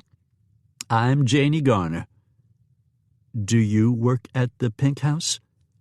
No, I'm a business manager for the PSR, Jenny replied. PSR? It's a ranch, the Potter, Stratton, and Richards. Only it's not just a ranch, it's a huge ranch. A lady ranch manager, that's most impressive. You must be as intelligent as you are beautiful. Janie laughed and extended her hand. Sally, I think you and I are going to wind up being very good friends. Miss Garner, Janie interrupted. Janie, do you know how to get to this address? Sally held out the acceptance letter so Janie could see the address. Sure, come on. I'll take you, Janie said. She accompanied Sally to a small white building that was next door to the schoolhouse. This is the place, Janie said. She paused, then added, It would be better if I didn't go in.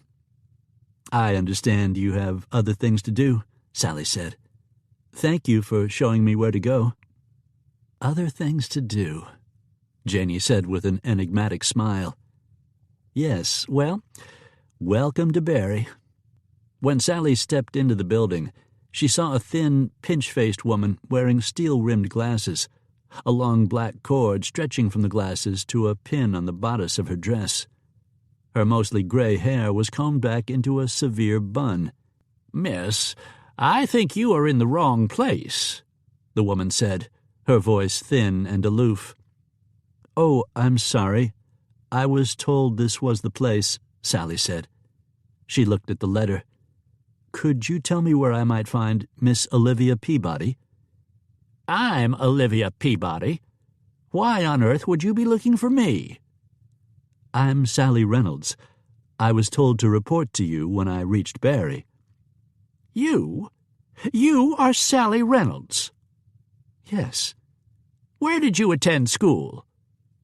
There was a challenging tone to the question, which Sally couldn't understand.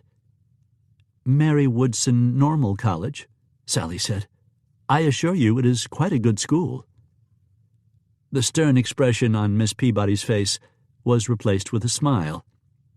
Yes, of course it is, dear.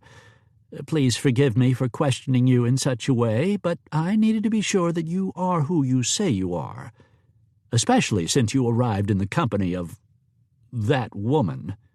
She sniffed. I saw both of you through the window. That woman was quite nice to me. Not only did she lead me here for my appointment, but she also just about saved my life. Saved your life? In what way? I don't understand. Sally told the school principal about the shooting in the middle of the street. Yes, I'm afraid that such things are only too common in Barry. And as long as the man Miss Garner works for is allowed to run roughshod over the town, and as long as Flora Yancey maintains that awful Pink House, I'm afraid the gunfights in the streets will continue. Heavens, is there no law in Barry? Not unless you count Sheriff Reese and Deputy Rogers as representatives of the law, and I'm afraid they forfeited that distinction when they took their first bribe from Mr. Josh Richards and Company. Olivia Peabody's entire demeanor changed then, and she extended her hand. Welcome to the Barry Public School. Come with me, and I'll show you around. Chapter 6. Now that Smoke had a wife and baby to support, he had given up the search for Richards and the other two men. He planned to sell another string of horses this spring, and he had promised Nicole that sometime this summer he would take her and the baby to Denver. He was a horse dealer now, pure and simple. He still wore his gun, but it was more an act of habit than of necessity, and it was his sincere hope that he wouldn't ever have to use it again. Nicole had asked recently how long it would be before they went to Denver. She had never been to Denver and was excited over the prospect of a visit there. "Don't get me wrong," she'd said. "I truly love it here. But being from Boston, I find that sometimes I miss being in a city. And out here, Denver is the closest I'm likely to come to a city." "Well, I've never been to Boston, so I don't know how big it is," Smoke said. "But Denver's pretty big." Smoke knew that being all alone, so far from anyone else, was probably hard on her, though she had never mouthed so much as one complaint. She seemed perfectly satisfied and happy with her little mountain home, her husband, and her child. Preacher, meanwhile, had gone on one of his occasional journeys to, as he said, meet his Maker. It was Preacher's way, though he had yet to meet anyone, much less his Maker. He had told them that he thought it was foolish to name a baby after an old man, but both Smoke and Nicole knew that Preacher was pleased by it. "The kid knows me," Preacher had said. "You see the way his face gets all lit up every time I come over and he sees me." "Of course he knows you, Preacher," Nicole said. "He thinks you are part of the family. And why shouldn't he think that? You are a part of the family." "You think maybe when that kid gets old enough that maybe he can call me Grandpa? I mean, I know I'm not his real grandpa, but—" "Oh, but you are his grandpa," Nicole said. "In every way that counts. You are little Art's grandpa." Blodgett, Colorado. "Smoke Jenson has to be in that valley, somewhere southwest of here. Everything points in that direction," Felter said to the other bounty hunters he was with. "Do you remember that old Indian we talked to?" Canning asked. "He said Smoke Jenson had a fortune in gold hid out in his house." "Yeah, I know he said that, but what I wonder is, if he does have all that money, why's he living out here, away from everything? Hell, you'd think he would live in someplace big, like Denver or Kansas City or some such place, wouldn't you?" Stoner asked. "Yeah, but don't forget that same Injun said something about a blonde-haired woman that was the only white woman down in that valley.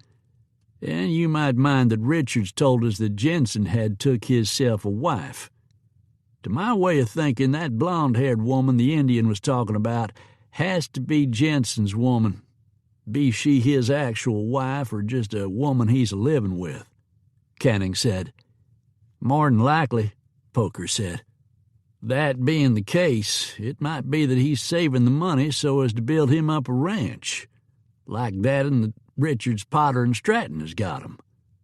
"Could be," Poker said. Austin, who called himself Kid Austin, grinned. "You boys can have the gunfighter. I'm going to get me a taste of that yeller-haired woman of his'n. I'd like to have me a white woman for a change. I tell you what, Austin, you can rape all the squaws you take a mind to," the bounty hunter named Grissom told him. "There don't nobody give a damn about them anyhow.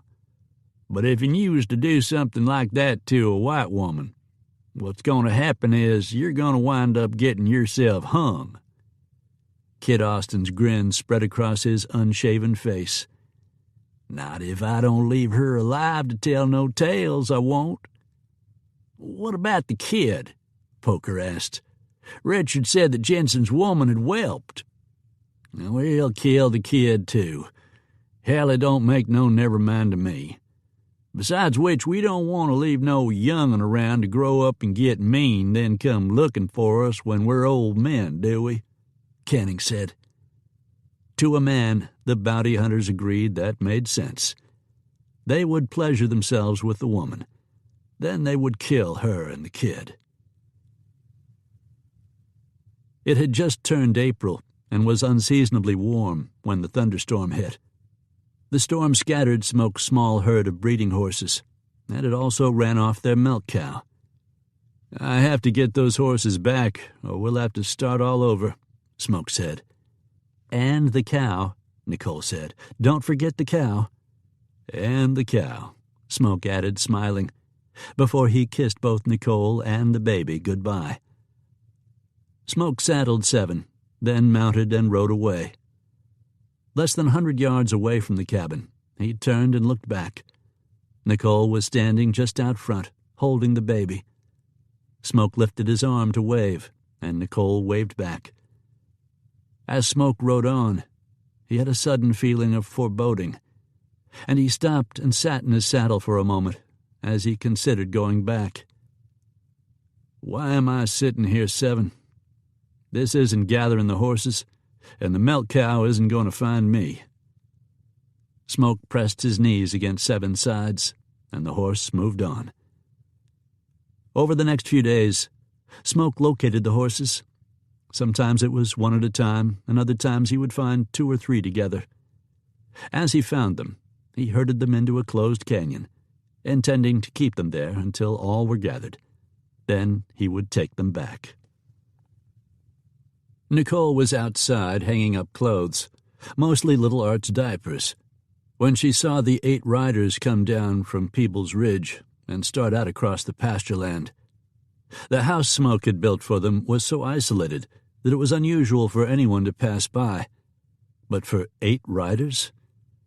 Smoke had taught Nicole to be very cautious, and there was something about the men that made her feel uncomfortable. After picking up the clothes basket, she hurried inside, then closed the door. There was a rifle standing in the corner, and she picked it up, jacked around into the chamber, then stepped up to the window. "You, inside!" one of the men called out. "You ain't being very friendly to some men that's just riding by." "What do you want?" Nicole called back. "We seen you got a watering trough there, and we're just wanting to water our horses is all." "You just passed over a creek. Why didn't you water them there?" "You're Jenson's woman, ain't you?" "Who wants to know?" "We know you're Jenson's woman. If you give us the gold, we'll pass you on by. If you don't give us the gold, we'll come in there and kill you and that kid of your'n both." Smoke had taught Nicole how to shoot, and she aimed the rifle at the man who was doing all the talking and pulled the trigger. She saw a little fountain of blood spray from the man's chest as the impact of the bullet knocked him backward over the flank of the horse he had been sitting on. "Damn! She killed Stoner!" It was the 4th day out, and Smoke had gathered all the horses when he thought he heard gunfire, though the sound was so quiet that he couldn't be sure. Then, though he couldn't explain how he knew, he realized that something was dreadfully wrong, and leaving the horses and the cow, he urged Seven into a gallop. Nicole was in danger, and he had to get home. Back at the cabin, Stoner lay dead, and another bounty hunter was nursing a painful bullet wound in his arm. Felter, Canning, Grissom, and Kid Austin were now in the cabin, and a wounded Nicole lay barely conscious and naked on the floor. The baby was crying. "Shut that kid up," Felter ordered as he dropped his trousers and lowered himself over Nicole. The baby's cries sounded muffled, then they stopped. Canning took the blanket away from the baby's face, then looked down at the little body, satisfied with his work. As the bounty hunters had their way with Nicole, mercifully she died. "Wait a minute," Grissom said, holding out his hand. "There's something that ain't right. I'm going to have a look outside." Grissom stepped through the front door, then, sensing someone close, drew his pistol. "I'm over here," Smoke said quietly. Grissom spun toward the sound of the voice and saw a man standing by the corner of the cabin. "Jenson!" Grissom shouted. That was the last thing he said, before Smoke fired and the bullet plunged into Grissom's heart, killing him instantly. Hearing the warning and the gunshot, Felter came out the front door, guns blazing, and he shot toward the corner of the cabin. But Smoke was gone. "He went around behind the house," Felter shouted. As Smoke reached the back of the house, he saw someone coming from the outhouse, and shooting twice, he dropped him before he could even pull his pants up. Kid Austin was behind the house, but when he heard the gunfire near the outhouse, He turned and tried to get back into the house. Smoke shot him in the cheek of his buttock, and Austin passed out from the pain. Smoke ran to the woodpile and took cover there, as wild and ineffective gunfire came from men in the house. The gunfire stopped, and there was a long moment of silence. Then someone shouted from the cabin. "There's your boy." Smoke looked around the edge of the woodpile and saw a small body that had been tossed outside. It was Art, and he was obviously dead. Smoke fought to control himself, and he worried about Nicole. He hadn't heard her voice, and he felt certain that if she was still alive, she would have protested the baby being thrown outside. Less than a moment later, his belief that she might already be dead was confirmed by someone inside the cabin. "You wondering about your woman Jenson?" A mocking voice called from inside the cabin. "We got her in here. We killed her. Course we had our way with her afore we killed her. And you know what? She got to liking what we was doing to her and kept begging for more, till we got plumb wore out and had to kill her." When Smoke had dismounted earlier, he had carried with him a Sharps buffalo rifle. This rifle could drop a 1-ton buffalo from 600 yards. It could also shoot through a wall. Through an opening in the woodpile, Smoke could see the back of the cabin, and he saw someone move to the window for a quick glance outside. He saw, too, that the man moved to the left of the window after he had had his look-see. Smoke put the buffalo rifle into a chink in the logs and pulled the trigger. "Hell's bells!" he heard someone shout from inside. "He killed him right through the wall of the house." Felter and Canning ran out through the front door of the house. "Let's climb up on our horses and get," Felter said. "Poker and Clark's still back in the cabin, and Poker's been shot. We can't leave them," Canning said. "You can stay with him if you want, but I'm getting the hell out of here." Kid Austin, bleeding from the painful wound in his butt, managed to get mounted, and he, too, rode away. "Damn, Austin and Canning's left," Poker said as he peered through a window. "We gotta get out of here." "You go," Clark said.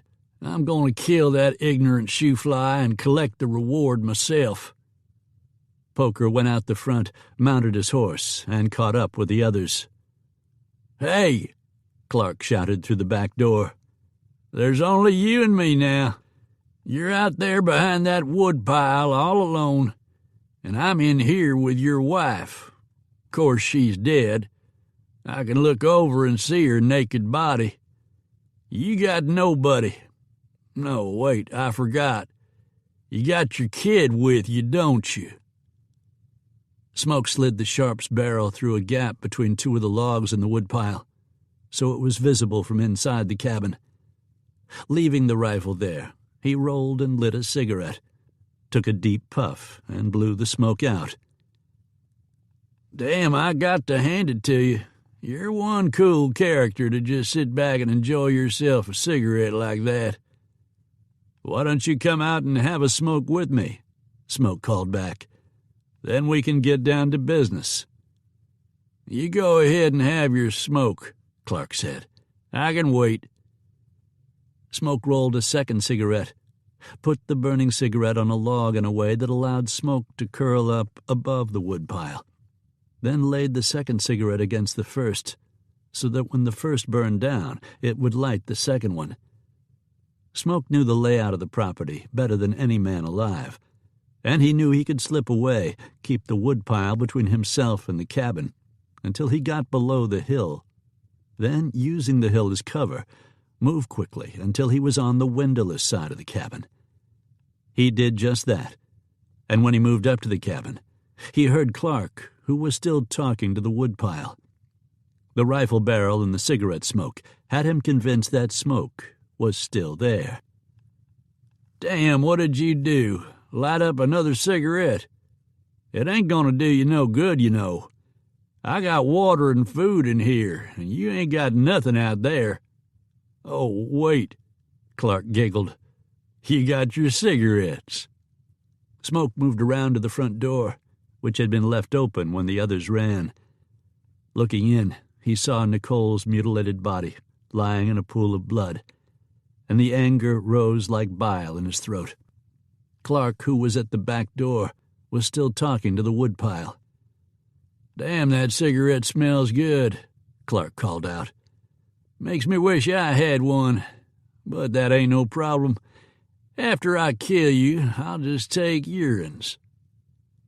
Smoke raised his pistol and aimed it at the back of Clark's head. He had never shot anyone in the back of the head before, but if there was anyone who deserved to be shot in the back of the head, it was this man. His finger began to tighten on the trigger. Then he eased off the pressure. He was going to kill Clark, but he had just figured out a better way to do it. 15 minutes later, with the inhuman screams of Clark filling the air behind him, Smoke gently carried Nicole's body up to the top of the small hill beside the house. This was Nicole's favorite place, because from here there was a magnificent view of the nearby mountains. After laying her down, he returned for little Art's body, then carried him up the hill and laid him next to his mama. Clark's inhuman screams continued as Smoke dug 2 graves. Then, with the graves covered, he came back to the cabin and set it afire. He also burned the barn. "Don't leave me like this," Clark begged. "You ain't human. This ain't no fitting way for a man to die." Smoke rode away, paying no attention to the cries of the man who, covered with honey, was staked out on a huge red harvester ant hill. Chapter 7. On board the Leopoldina at sea. Smoke and Hemmingford were sharing a table in the salon, and when Smoke got to the part of the story where Nicole and the baby were murdered, he stopped and sat there without speaking for a long moment. Then, to cover his silence, he took a swallow from the beer he was drinking. "What about the ones who got away?" Hemmingford asked. "Felter and the other 2. You did take care of them, didn't you?" Smoke nodded.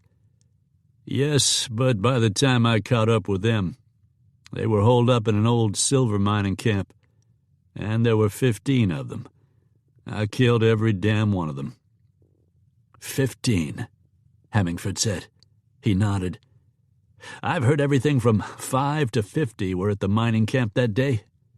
It's good to get the right number from the horse's mouth." 15, Smoke repeated. "Then, with Nicole and little Art gone, I decided there wasn't anything to keep me from going after Richards, Potter, and Stratton. They're the ones who hired the bounty hunters who killed Nicole and the baby." "Yes, and they were also the ones who killed my father, so I had more than one reason to go after them." "They were in Barry, Idaho, I believe," Hemmingford said. "Yes." Barry, Idaho. The town of Barry had a bank, a large mercantile store, a weekly newspaper, the Barry Chronicle, several saloons, a cafe, and the Tiger Hotel. There were a few ranches around, but the largest ranch, the PSR, was owned by 3 men: Wiley Potter, Muley Stratton, Josh Richards. There were some in the town who resented the presence of the 3 men, believing that they had too much influence over the community and the surrounding area. And indeed they did, not only because of their wealth, but also because the local law, Sheriff Reese and Deputy Rogers, were on the take, controlled by Richards and the others. Potter, Stratton, and Richards were the 3 men who had hired Felter and the others to kill Smoke. It had not been their intention to have Smoke's wife and child killed, but they felt no particular remorse over it. But if they felt no remorse, they did feel fear. "The story that's going around is that Jenson killed not only the 8 men we hired, but 20 others besides," Potter said. "I heard it was 40 men," Stratton said. I don't believe he killed any 40 men or even 20 men all by himself," Richard said. "Yeah, well, it don't really matter just how many of them it was that he did kill," Stratton said. "We know for a fact that he killed every one of them. And you know damn well that the varmint is going to be a-coming after us now. So the question is, what are we going to do about it?" "That's why we're paying Reese and Rogers," Richard said. "Surely you don't think Reese and Rogers can handle Smoke Jenson, do you?" Potter asked. "No, but they can put out reward posters, dead or alive. And if the reward is for enough money, every bounty hunter this side of the Mississippi River will be after him." Potter and Stratton smiled at the idea Richards had presented to them. "Yeah," Potter said. "Yeah, that'll work. There ain't no question about it, Josh. You're the smartest one of the bunch." Denver, Colorado. Marshal Holloway looked at the wanted poster Smoke showed him. "Wanted, dead or alive, the outlaw and murderer, Smoke Jenson. $10,000 reward. Contact Sheriff Reese, Barry, Idaho Territory." "Where did you get this?" Marshal Holloway asked. The marshal had known Preacher for a long time, and he went by the belief that any friend of Preacher's was a friend of his as well. Smoke knew that, which was why he had come to see Holloway. "There are quite a few of them around." Smoke had told Holloway the whole story, which was a risk, but he had a hunch he could trust the lawman. Holloway confirmed that now by saying, "Don't worry about it, Smoke. I'll get these pulled." "No, don't pull them. Leave them out there," Smoke said. "What?" Marshal Holloway replied. "Why in heaven's name would you want to do that?" "As you can see, the reward is being posted by the sheriff of Barry, Idaho. I've never been there, but that tells me where Potter, Stratton, and Richards are. I know they are behind this. And they've either lied to the sheriff, or what's more likely is that they have him on their payroll. Either way, I want to play this out, so don't do anything to stop it." $10,000 is a lot of money, Smoke. You'll have every bounty hunter in the West looking for you. And not only that, but this much money will bring on people who've never thought about bounty hunting before.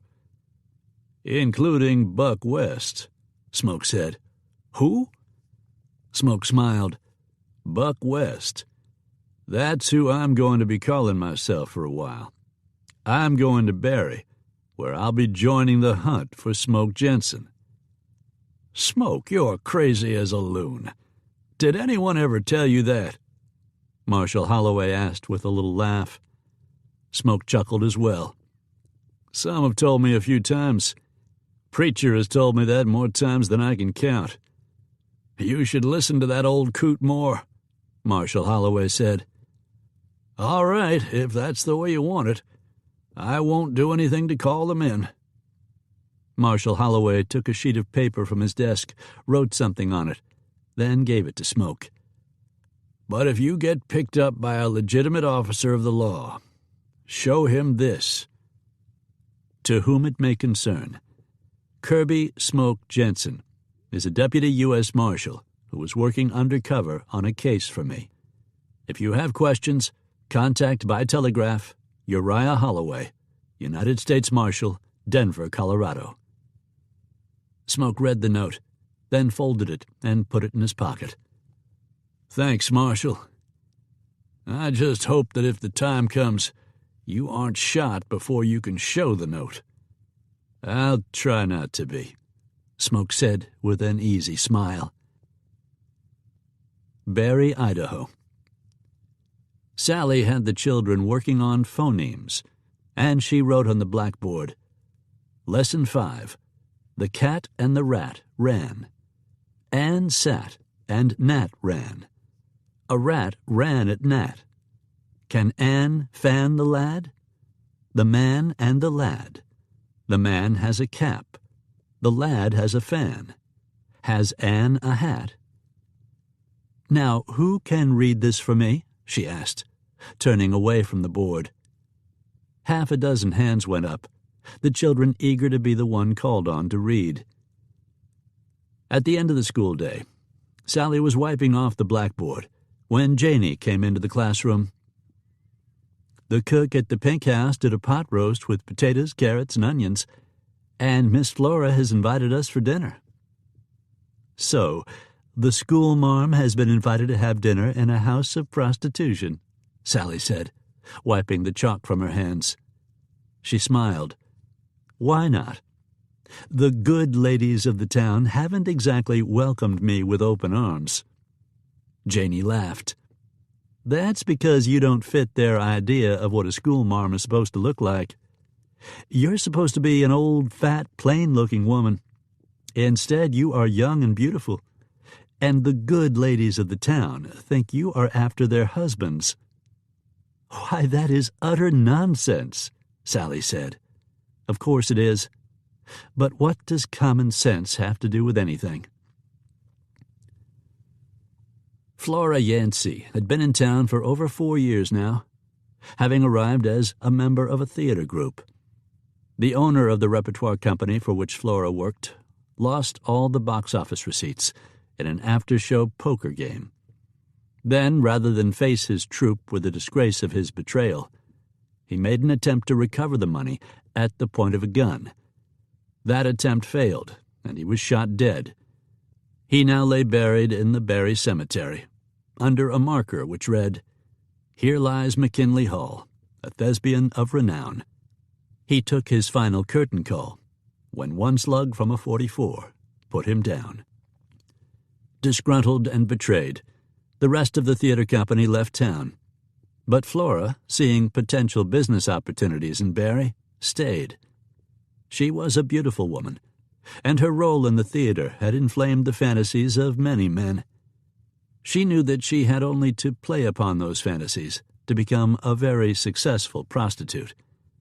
There was a rumor that she had once been the mistress of Emperor Franz Joseph of Austria. No, someone had once said, it was Prince Leopold of Belgium. Whenever questioned as to whether or not the rumors were true, and if so, just which crowned head had she been with, Flora always replied by saying, "A lady never informs upon the indiscretions of gentlemen of station." She knew that such rumors fed the fantasies of men who wanted to do it with a woman who had done it with a prince, so she did nothing to dispel the rumors. When Flora made enough money, she built the Pink House and hired only the most attractive women she could find. She then went into semi-retirement, preferring to manage the affairs of her girls over providing her personal services to the customers. As soon as Sally and Janey arrived at the Pink House, Sarah Sue, one of the doves who worked for Flora, approached Sally with a paper. "Sally, will you grade my paper?" Sarah Sue asked. "Yes, of course I will," Sally replied.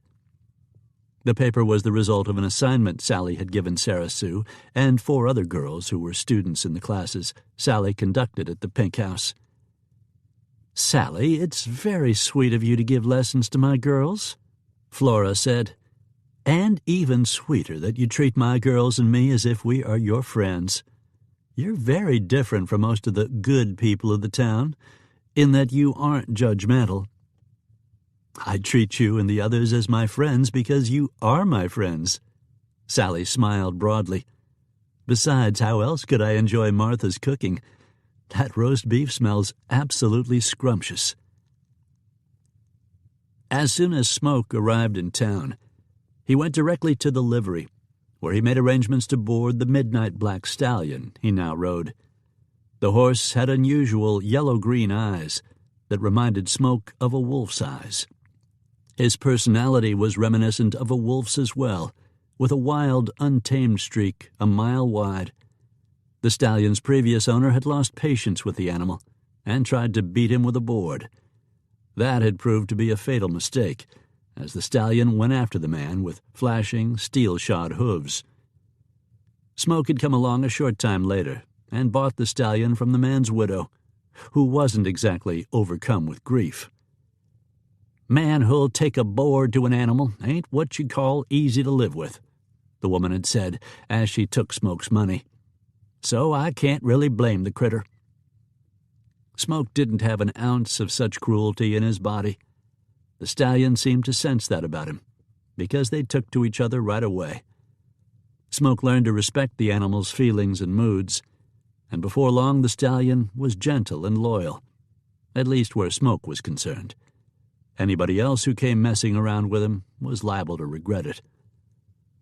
Smoke named the stallion Drifter, and with this new mount, he'd turned his Appaloosa 7 loose in a beautiful, isolated valley to enjoy a well-deserved retirement.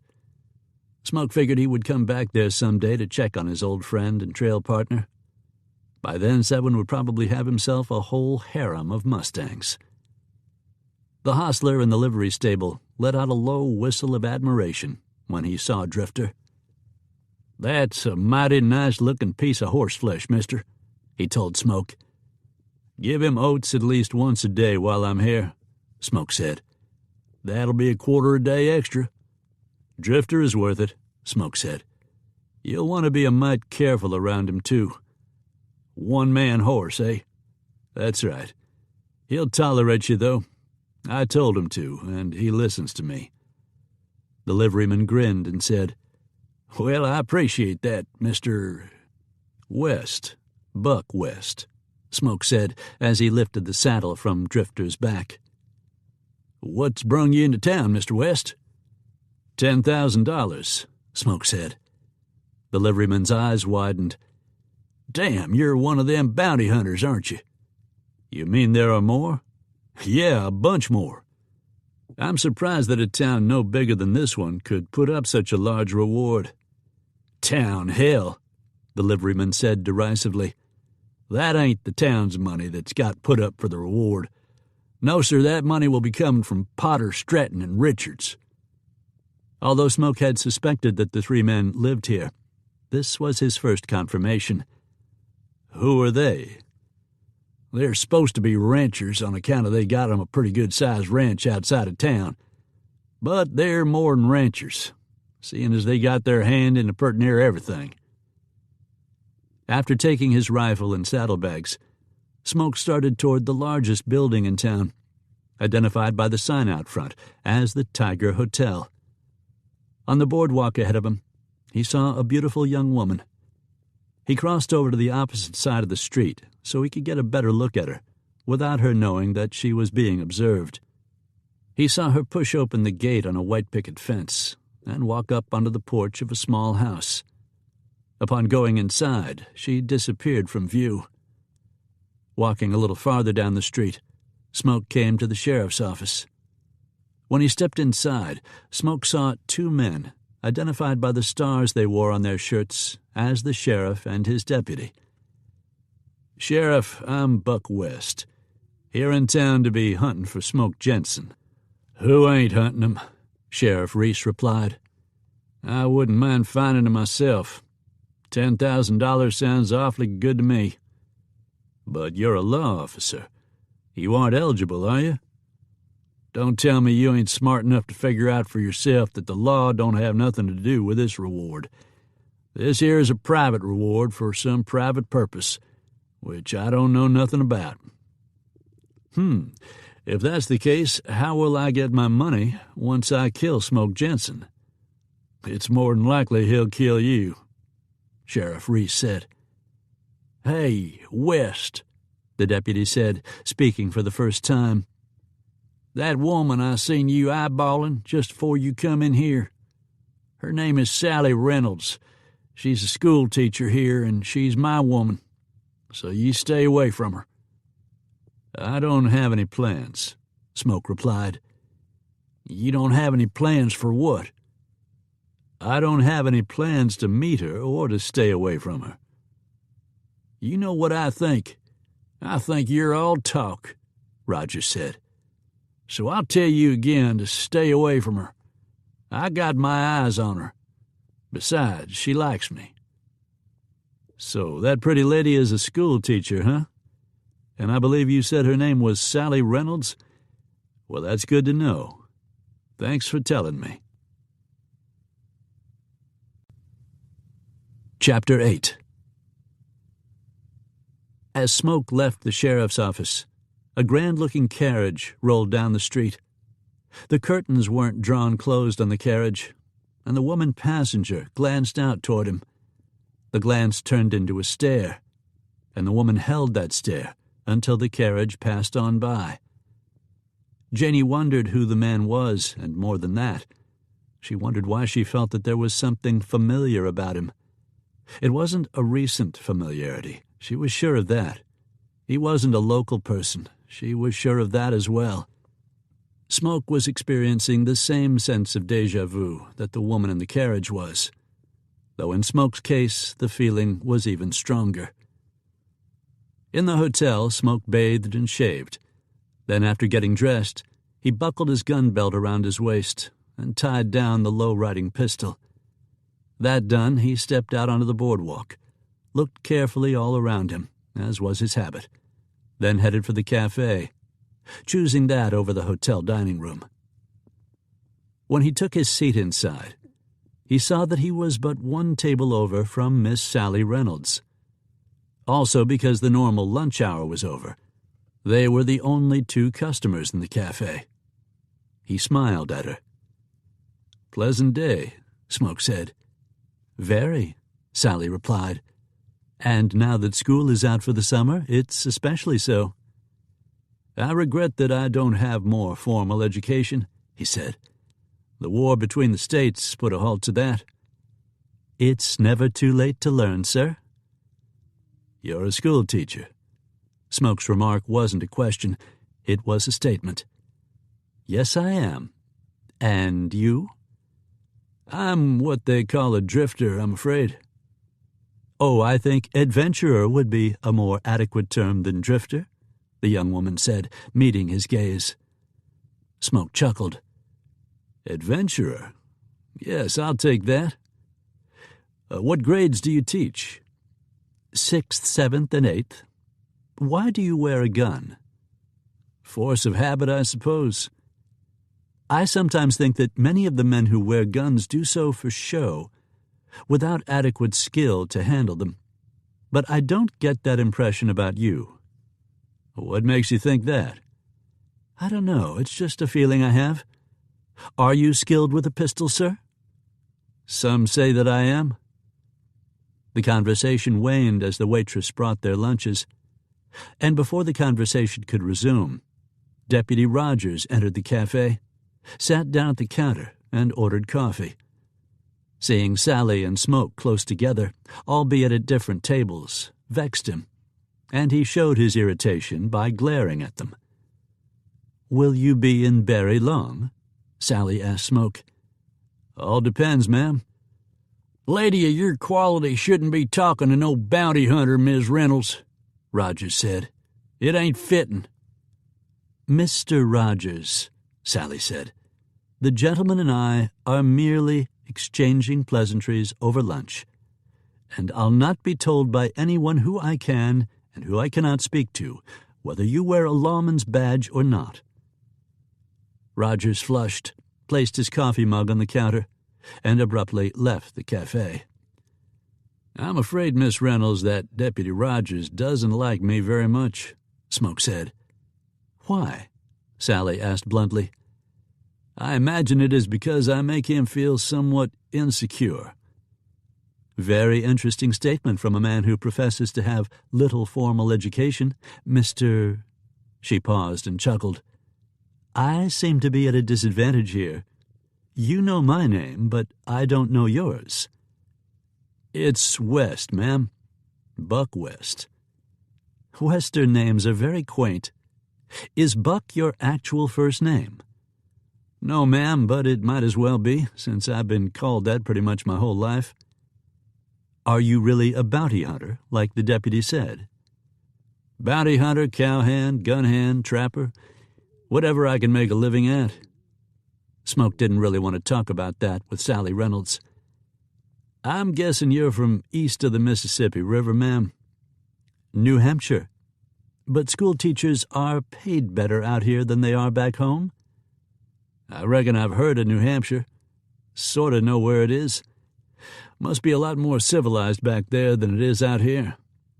"To say the least, Mr. West," she laughed.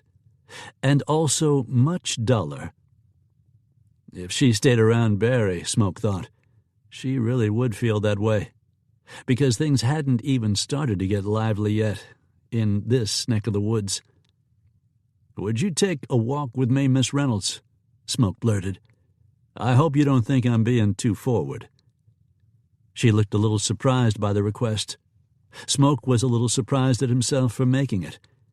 But she smiled and said, "I would love to walk with you, Mr. West." As they strolled along the street, Sally opened the parasol she carried to protect her from the sun. "Do you ride, Miss Reynolds?" Smoke asked. "Back in New Hampshire, I rode frequently. But I have yet to see a side saddle in Barry." "They're not too common a sight out here." "You mentioned several occupations. Which line of employment are you currently pursuing?" "I'm looking for a killer named Smoke Jenson," Smoke said. $10,000 reward for him." "I've seen the wanted posters. That's quite a sum of money. What did this man Jenson do to justify such a large reward?" "Killed a lot of people, ma'am. He's a fast gun for hire, or so I'm told." "Faster than you?" Smoke had to chuckle at the blunt question. "I sure hope not," he said. At that moment, a group of cowboys galloped into town, whooping and hollering as they spurred their horses. They pulled their mounts to a sliding halt in front of one of the saloons, raising a considerable cloud of dust in the process.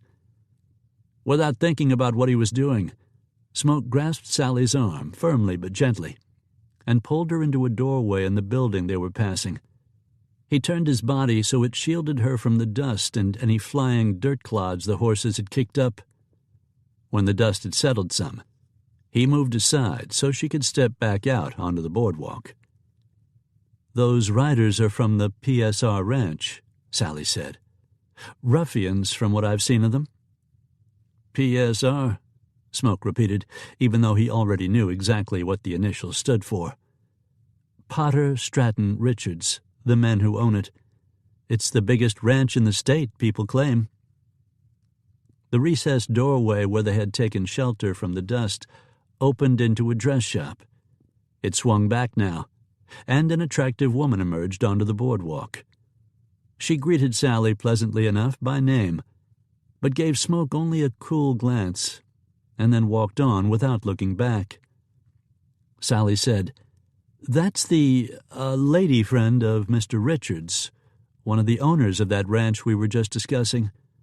Her name is Jane." Smoke didn't have to be told that. He realized the woman was the same one he had noticed in the carriage earlier, and now that he had seen her close up, he knew why she had seemed familiar. He had just laid eyes on his sister for the first time in almost 10 years. By the time Janie returned home, realization had come to her with a shock. The reason she had reacted with such curiosity over the man she had seen on the street was that he was her brother. She knew that, for some reason, Richards and the other two were terrified of Smoke Jenson. But even though the last name was Jenson, she had never connected Smoke with Kirby. She didn't know when or why he had taken the name Smoke, but she was sure he was keeping his identity a secret from Richards and the other. He wouldn't just ride into town and announce who he really was. Should she tell them? She was going to have to ponder on that for a while. Not surprisingly, it didn't take long for trouble to erupt. A couple of Richards' gun hands got proddy with Smoke and forced him to kill them in a gunfight, right in front of Sally. There were plenty of other witnesses to that act of self-defense, so Sheriff Reese couldn't arrest Smoke for the killings. But he didn't waste any time running to his real boss, Josh Richards, to tell the rancher what the young bounty hunter called himself, Buck West, had done. That got Richards' attention and ensured that he would be keeping a close eye on West.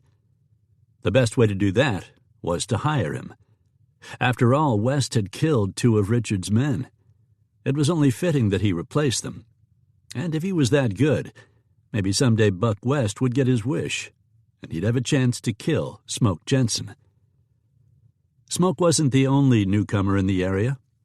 1 or 2 at a time, a gathering of old-time mountain men was taking place in the hills near town.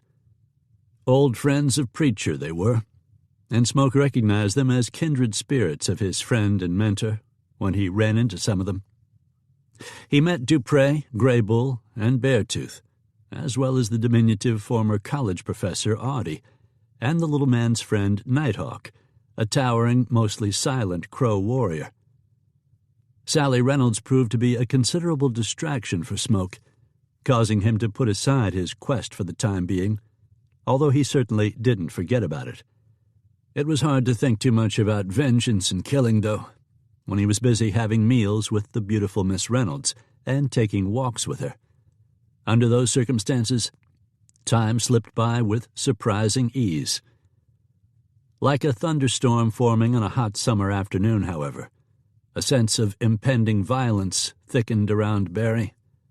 The final showdown could not be put off forever. A couple of months after he arrived in Barry, Smoke took Sally for a stroll through the town and out to Canyon Creek. The casual friendship that had resulted from their first meeting had developed, at least in Smoke's mind, far beyond that. He had thought that after Nicole, he would never feel that way about another woman, and though at first he had felt somewhat guilty about it, he knew that Nicole would want him to go on living, and perhaps even to find someone else. That meant it was time to tell Sally the truth. "I reckon there's something you need to know about me, Miss Sally," he began, although he would have rather just enjoyed the scenery and the company. The shade trees and the sun-dappled water of the creek were beautiful, and Sally was even prettier. She laughed and said, "What I need to know is how I'm going to get you to stop calling me Miss Sally. Just Sally is fine, thank you.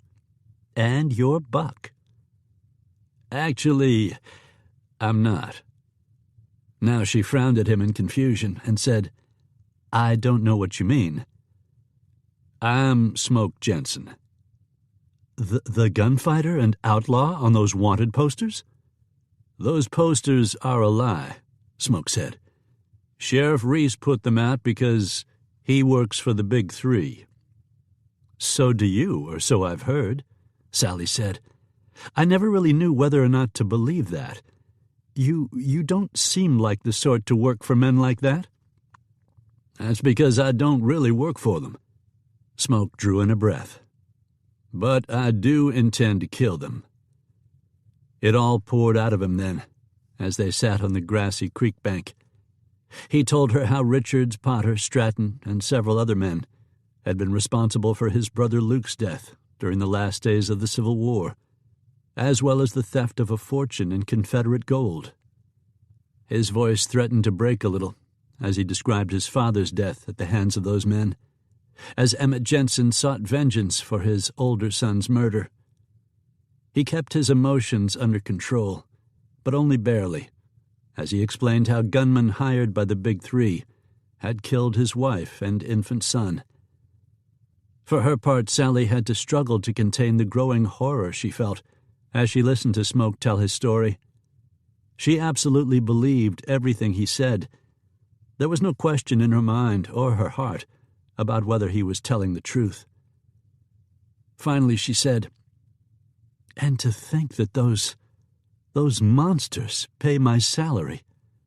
I shall tender my resignation immediately, of course." "I don't want you to do that," Smoke said.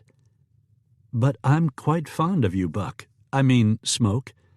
In fact, well, you might kiss me." She didn't have to tell him twice. They were wrapped up in each other's arms when a voice said from behind them, "Plumb sickening. Great big growed-up man a-moonin' and a-sparkin' like some green kid. Pure D disgustin'." Smoke whirled, his hands ready to grab the butts of his guns. but he froze with his mouth hanging open in surprise. "Flies is bad this time of year," the scrawny, grizzled hombre in buckskin said with a grin. "Best shut your mouth, boy." Preacher was back. Smoke hadn't seen the old mountain man in so many months. He was convinced that Preacher had finally wandered off and died, as he kept threatening to do. Clearly that wasn't the case, because he was standing there on the creek bank, big as life and twice as dirty. Smoke whooped, hugged him, and pounded him on the back. It was a joyous reunion, made even better when Smoke introduced Preacher and Sally, who took to each other right away. "Preacher, what are you doing here anyway?" Smoke asked. "You didn't figure I was going to let you take on Richards and his men all by yourself, did you? I got Lobo, Grizzly, Chopper, and a couple others come out here with me. We're all camped just outside of town with them other fellas who been drifting in since I put the word there was going to be big doings here. I figured that no matter how many men Richards and the others throw at us, we ought to be able to handle them, and that'll leave you free to go after thems that killed your pa." "What makes you think Richards will throw a bunch of men at me?" "They hired the men that killed Nicole and Little Art, didn't they? All right, you done killed all of them, but what makes you think they won't hire nobody else? Besides which, I've been poking around, and it turns out that them three has hired most near a whole army of about 15 or so to protect them. And if you go after Richards, Potter, and Stratton, them gunmen they has hired will all be a-comin' after you. And passing yourself off as Buck West ain't going to do nothing for you neither." "Yeah, there've been a couple who have recognized me, so I already know that using that name won't work for me. But as to having Richards and the other two hiring their own private army, I guess I hadn't thought of that," Smoke said. Preacher grinned. "Yeah, well, sometimes you go off half-cocked and don't think things through like you ought to. But it don't matter if you ain't never thought nothing about them three, on account of I have. You go ahead and take care of them three rattlesnakes that killed your pa and hired them as what killed Nicole and Little Art. You can leave the army to me and them other old-timers. We'll take care of them boys for you." "I'll do that, but I intend to help you and the others deal with the army first." "There ain't going to be no need for you to have to do nothing but taking care of them three." "That may be so, but I plan to be with you anyway." "All right, if that's the way you're looking at it. Now you and your girlfriend can go on back to Sparkin. Me and the other uns will be camped just out of town on account of it's too crowded in town." Smoke and Sally watched Preacher walk away. Sally chuckled. "What are you laughing at?" Smoke asked, his expression making it clear he was just curious, not offended by her amusement. Sally shook her head. "Never in my entire life have I heard one conversation with so many grammatical errors." "Well, you'll have to take it easy with Preacher. He can read, write, and cipher some, but that's about the extent of his education, and he taught himself that." "Oh, don't get me wrong, Smoke. I consider it artistry, pure artistry." Once that discussion was out of the way, there were more revelations still to be made, such as the fact that Janie, Josh Richards' mistress and the business manager of the PSR ranch, was actually his sister. "I had no idea she was up here, and even less of an idea that she was the mistress of one of the three men I'm looking for. But I don't hold this against her. She was just a young girl when she wound up on her own, and I mean all on her own. I was a lot luckier. I didn't have to go through what she did, and I had Pa until he was killed, and Preacher here too." "Smoke, I'm glad you don't hold Janie's history against her," Sally said. "I know that your sister doesn't have the best reputation, but I consider her to be a friend, and not just a casual friend. And I hope it doesn't cause you to think less of me when I tell you that I am also friends with Flora Yancey, who is the madam at the Pink House. I am also friends with all the soiled doves who work for her. And while I pass no judgment on them, there are people in this town who pass judgment on me because I have such friends," she added. "Sally, I can't think of anything you could possibly do that would cause me to think any less of you." Smoke had never made a more truthful statement in his life. Just as Preacher had predicted, Richards, Potter, and Stratton had hired a veritable army of gunfighters. But Smoke, Preacher, and the mountain men who had come to help were more than the match for them, killing most of the mercenaries, sending the rest of them fleeing. After the shootout, Smoke knew there was nothing to prevent him from completing the promise he had made at his father's grave. He had found the men who killed his father, and he planned to hold them to account. First, though, he fulfilled another promise. He burned Barry to the ground. The honest citizens, and there were some, had been warned already to leave town. None of them owned the businesses they operated, since Barry belonged to the Big Three, lock, stock, and barrel. The townspeople would be able to start over elsewhere, without having to work for thieves and murderers. Miss Flora and her girls were already gone, having fled earlier, before the shooting started. At approximately the same time, a plan put in motion by Smoke to set Richards, Stratton, and Potter against each other almost bore fruit, as some of the gunmen working for them split into different factions and shot holes in each other. Before they could wipe each other out, though, the three men realized what was going on and called a halt to the hostilities. United again, and knowing that Smoke would be coming after them, they lit a shuck. Janie's heart slugged heavily in her chest as she stepped out onto the porch of the PSR ranch house. The bodies of dead gun hands littered the ground in front of the house. The guards Josh Richards had left behind to protect her. That was a joke. All of them were shot to doll rags. And sitting there on horseback were the men who had killed them. A more disreputable-looking bunch of men Janie had never seen in her life. They were all old, too, old as the hills or the mountains, except her brother, who was riding a big, mean-looking black stallion. "Hello, Kirby," she said. "Now what?" "How much money do you have in the house, sis?" he asked as he leaned on the saddle horn. She laughed humorlessly. "Are you going to rob me?" "You know better than that." "Quite a bit, I guess," she replied with a shrug. "Yeah, lots of money in the house." "Can you ride astride?" That drew another laugh from her. "Kid, I've ridden more things astride than I care to think about." At least he had the good grace to look a little uncomfortable as he said, "Get what you can carry and clear out. I don't care where you go, just go. I don't ever want to see you again." "You always could screw up every plan I made," she said bitterly. "Don't you even care what Richards and his friend did to our pa and brother?" "Hell no," Janie burst out, unable to control herself any longer. "I left all that behind a long time ago." Smoke sighed and said, "I guess Pa was right, Janie. He said you were trash." "Rich trash, brother? Doesn't that bother you?" "Money rich, that's all.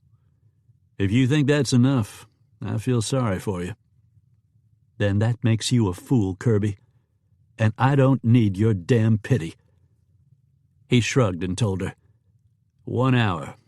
That's all the time I'm giving you. Pack up and clear out." When she rode away, she didn't look back, but she knew a column of black smoke began to rise into the sky behind her. Her brother was burning the PSR ranch house, just as he had burned Barry. By this time, Richards, Potter, and Stratton were on their way back to the ranch. They saw the black smoke and knew what had happened. Harried, harassed, and shot up in a series of skirmishes with the old mountain men. Their trail had just about run out. All that was left was the showdown. Smoke stood in the porch of an abandoned store in an old ghost town, watching the riders come toward him. Preacher and the others had driven them to him, skirmishing but not trying to wipe out the big three and the hired gun wolves they had left. "You sure you don't want us to kill the low-down varmints?" Preacher had asked earlier. He patted the stock of his long-barreled rifle as he spoke. "It'd be a plumb pleasing chore." "No, just chouse them toward that old ghost town," Smoke had said. "I can't think of a more fitting place for a showdown. I appreciate everything you and the other boys have done so far, Preacher, but it's my job and mine alone to put an end to this." "All right," the old mountain man had said with grudging acceptance. "But we'll be up on that hill yonder, overlooking the town, and if we see Richards and the rest of them starting to ride away, then you'll know I've failed, and it'll be up to you and the others to avenge Nicole and little Arthur." Preacher had jerked his grizzled head in a nod. "We'll sure do it," he promised. "You can bet a hat on that." Now, as Smoke stood on the porch, he had twin .44s holstered at his waist, a Henry rifle in his right hand, and a double-barreled coach gun in his left. He waited until he was sure the men had seen him, then drifted back into the building, like one of the proverbial ghosts that haunted deserted settlements like this. It was a good place to end the struggle. Death in a dead place. Through a dusty, cracked window, he saw his enemies split into several groups. Some charged down the hill into town, while others circled to attack from other directions. Smoke had stashed Drifter in an old stable where the stallion would be out of danger, he hoped. He had taken off his spurs and hung them from the saddle horn, knowing that he would be needing to move fast and quiet, and not wanting the jingle of their rowels to give him away. As soon as he was out of sight, he ducked out the back of the store and ran along an alley, leaving the coach gun and the rifle in different spots along the way, so they would be handy when he needed them later. Then he heard one of the hired gun wolves stomping around in what had been a saloon, and stepped inside to meet him. The man saw him and looked shocked that Smoke would confront him so openly. He yelled, "Draw!" and clawed out his revolvers. Smoke waited until the gun barrels were coming level, before his hands flashed down, then up, and then were filled with flame-spitting .44s. 2 slugs smashed into the gunny's chest and knocked him backward before he could even cock his weapons. "In the saloon!" a man yelled outside. All the glass in the building's front window had long since been knocked out. A man leaped through it, brandishing a pistol. But just as his boots hit the warped floorboards, a slug from Smoke's .44 knocked him back out through the window. He crawled away, whimpering from the pain of his bullet-broken arm.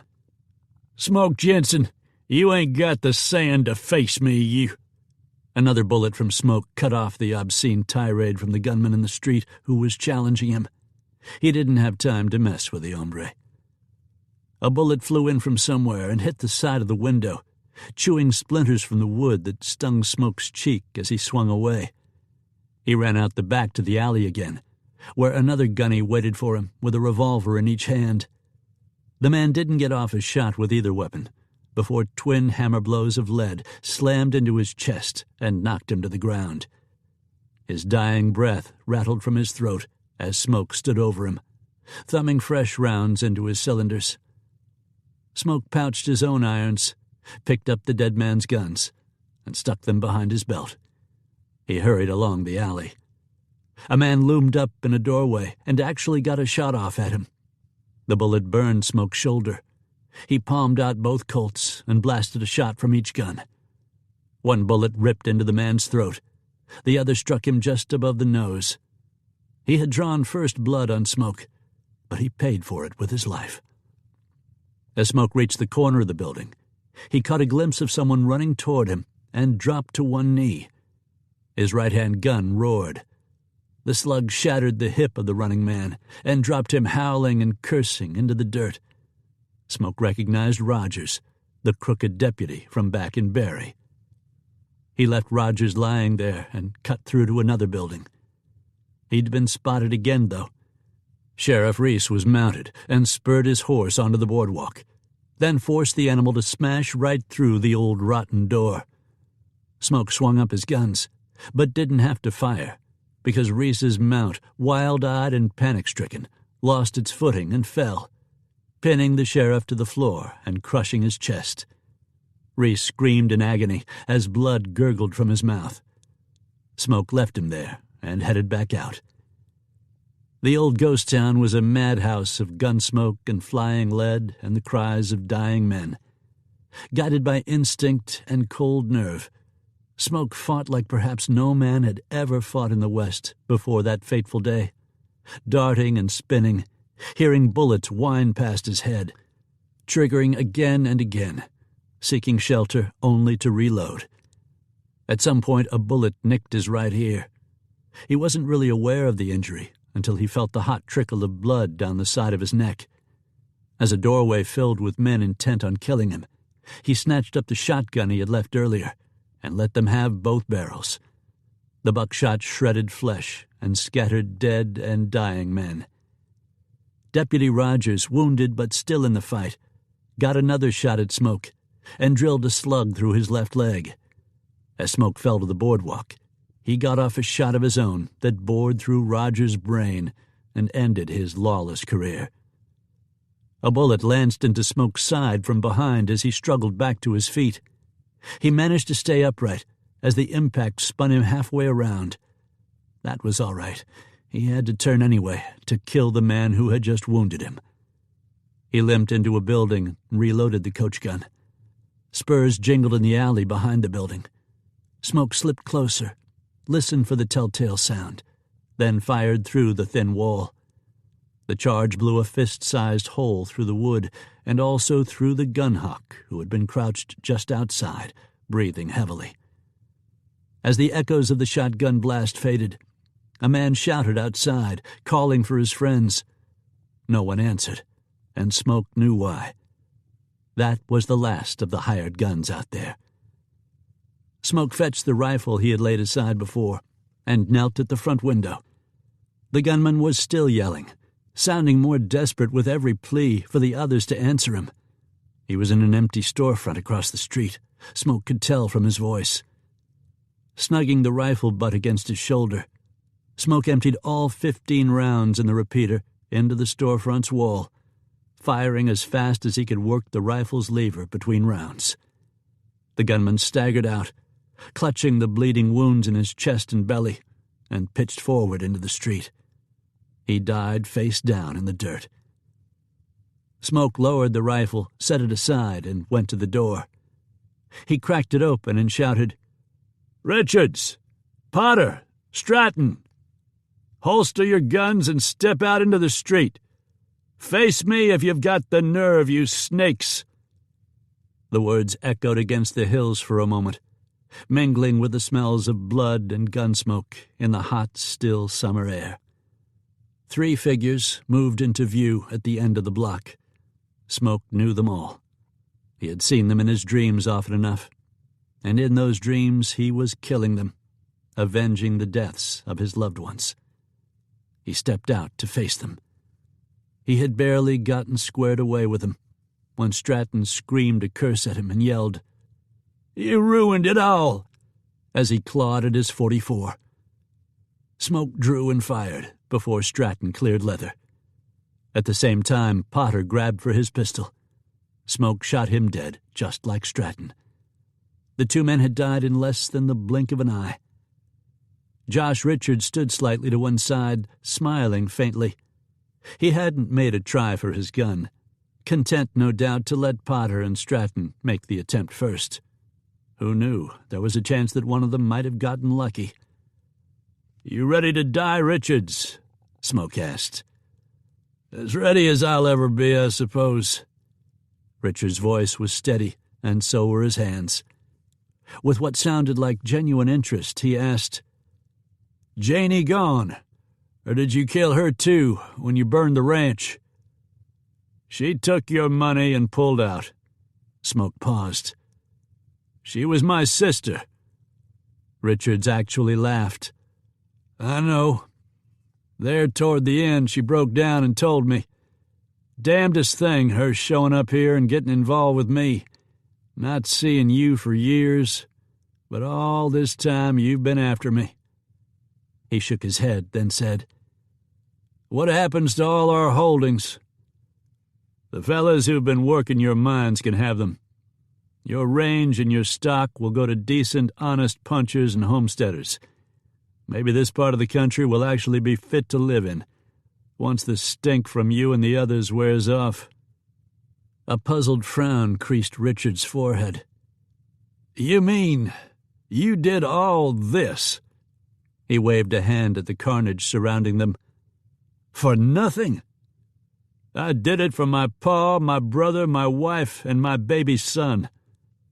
But it won't bring them back." "No," Smoke said. "It won't. But it still needs doing." Richards drew in a long breath, blew it out. "I wish I'd never heard the name Jenson." "You'll never hear it again." Richards must have figured he'd never have a better chance. His hand darted snake-quick to his gun. He made the draw, even got off a shot, but he hurried it, and the bullet kicked up dirt at Smoke's feet. Smoke shot him in the right shoulder. Richards cried out as the impact spun him halfway around, and his Colt flew out of his hand. He grabbed for his left-hand gun. Smoke shot him again, this time in the left side of the chest. Richards staggered to the side. His hand shook as he lifted the left-hand gun. He got his thumb over the hammer and managed to cock it before Smoke's third shot punched into his belly. Richards doubled over and sat down hard in the bloody, dusty street. He looked up at Smoke and opened his mouth to try to say something. Blood came out instead. Thickly, he got out the words, "You'll meet." He toppled over, dead. Smoke never did find out who Josh Richards wanted him to meet. Chapter 9. On board the Leopoldina. "Well, now that is a story for the ages," Ernest Hemingford said. "It has a bit of everything. Tragedy, comedy. Preacher could be pretty humorous, all right, as long as you didn't cross him," Smoke said. Hemingford went on. "Romance, adventure, greed, hatred, vengeance, and a true hero. You have guts, sir, and by that I mean grace under pressure." Hemingford held up his drink. "Here, let's drink a toast to that." Smoke lifted his own glass to Hemingford's, and the two men drank. "I have my own confession to make," Hemingford said. "I have said that I am going to Paris to write stories for the Toronto Star, and that is true. But I am also motivated by the fact that in Europe one can escape prohibition. That ill-conceived law is an affront to civility. It is an attack upon the ability to magnify the good things in life and to modify life's great tragedies, to deal with heartbreaks and sorrow. Alcohol is the ointment of conversation, a contemplative beverage that one can enjoy with friends. One can only wonder how much longer it will be before America discontinues that draconian experiment." Now it was Smoke's turn to laugh. "I must say, I've never heard a more eloquent opposition to prohibition. Do you think the Volstead Act will be repealed?" "My boy, I can promise you that it will be," Hemingford said with assurance as he lifted his glass to his lips. "What is that you're drinking?" Smoke asked. "This is a Gibson, my friend," Hemingford replied, holding his glass out for Smoke's inspection. "It is best when served with the garnish of extremely chilled Spanish cocktail onions. You should try it. The taste is cool and clean, and it will make you feel civilized."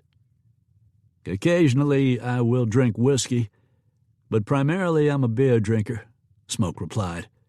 And being civilized isn't something I've been accused of too often in my life. Now that I think about it, I suppose a delicate drink like a Gibson in a place like, let's call it the Red Bull Saloon in some Wild West town, would be a little out of place. A little, Smoke agreed with a chuckle. Say, our wives seem to have drifted off while we were talking, Hemingford asked. Where did they go? I'm sure they'll be back along in a minute. Smoke looked toward the entrance to the observation bar. Oh, wait, there's Sally now.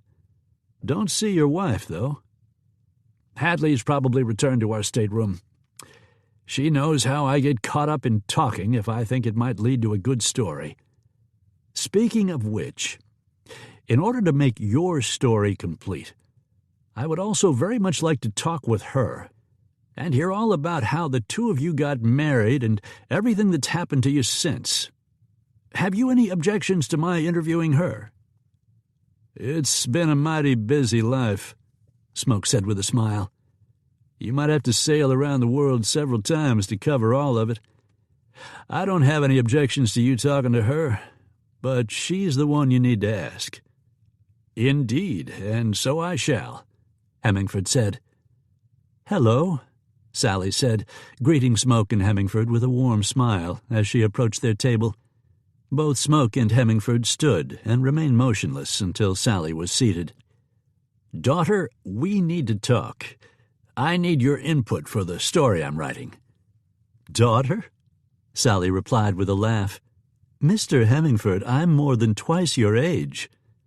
But it was you who bestowed upon me the sobriquet of Papa, and as such I shall think of some women, at least those for which I feel some affection, as daughter. All right, Papa. What do we need to talk about?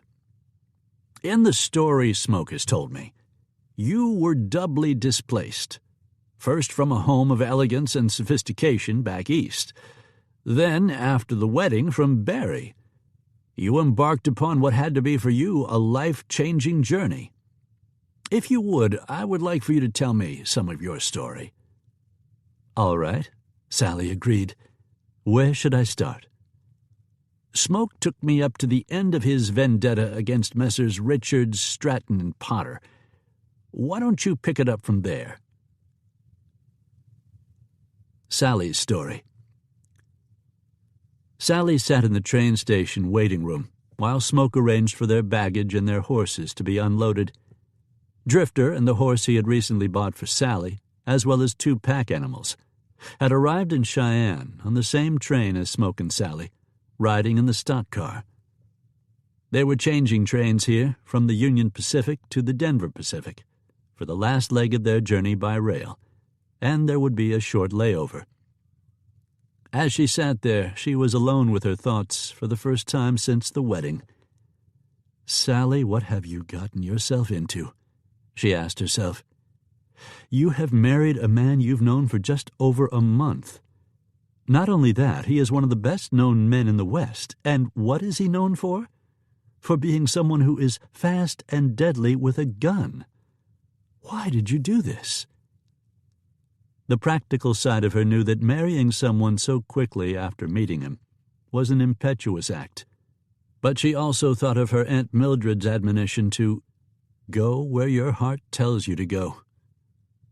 And her heart had definitely led to this man who had so recently come into her life and now so completely filled it. She was also aware of the mantle she must now wear as the wife of someone as well known as Smoke Jenson. Smoke's fight against overwhelming odds had not only enabled him to extract revenge from the men who had killed his father, but had also enhanced his widespread recognition for his expertise with a gun and his willingness to use it in defense of what was right. As a result, Sally was embarking upon a new and even more challenging chapter of her life. Having given up her teaching job and the friends she had made in Barry, she was prepared in every way to be the wife of a true man of the West.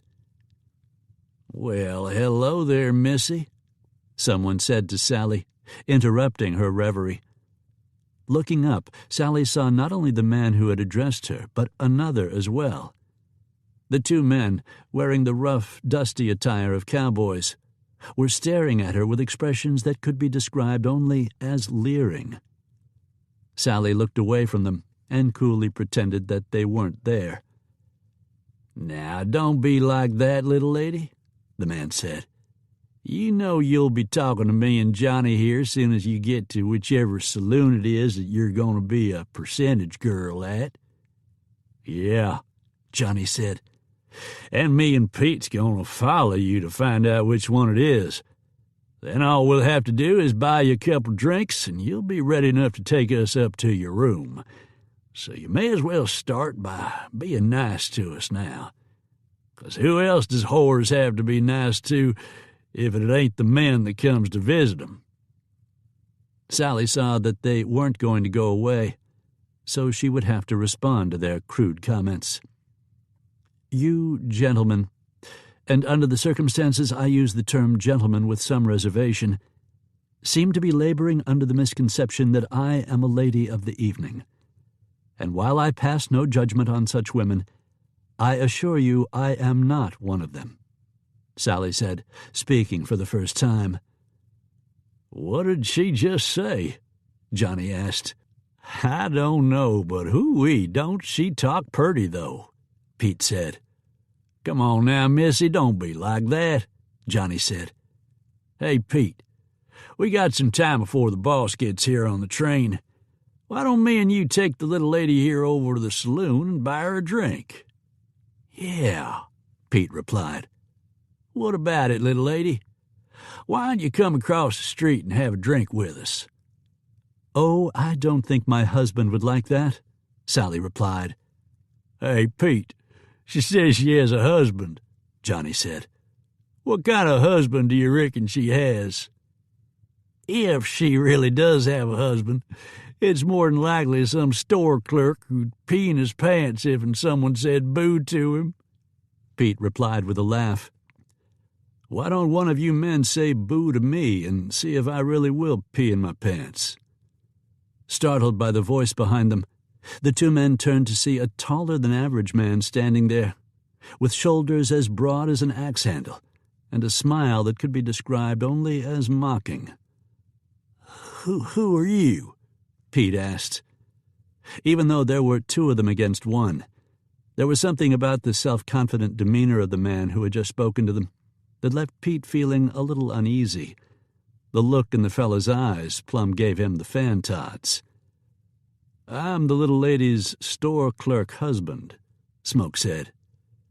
Smiling brightly, Sally said, "Hello, dear. You've arrived just in time.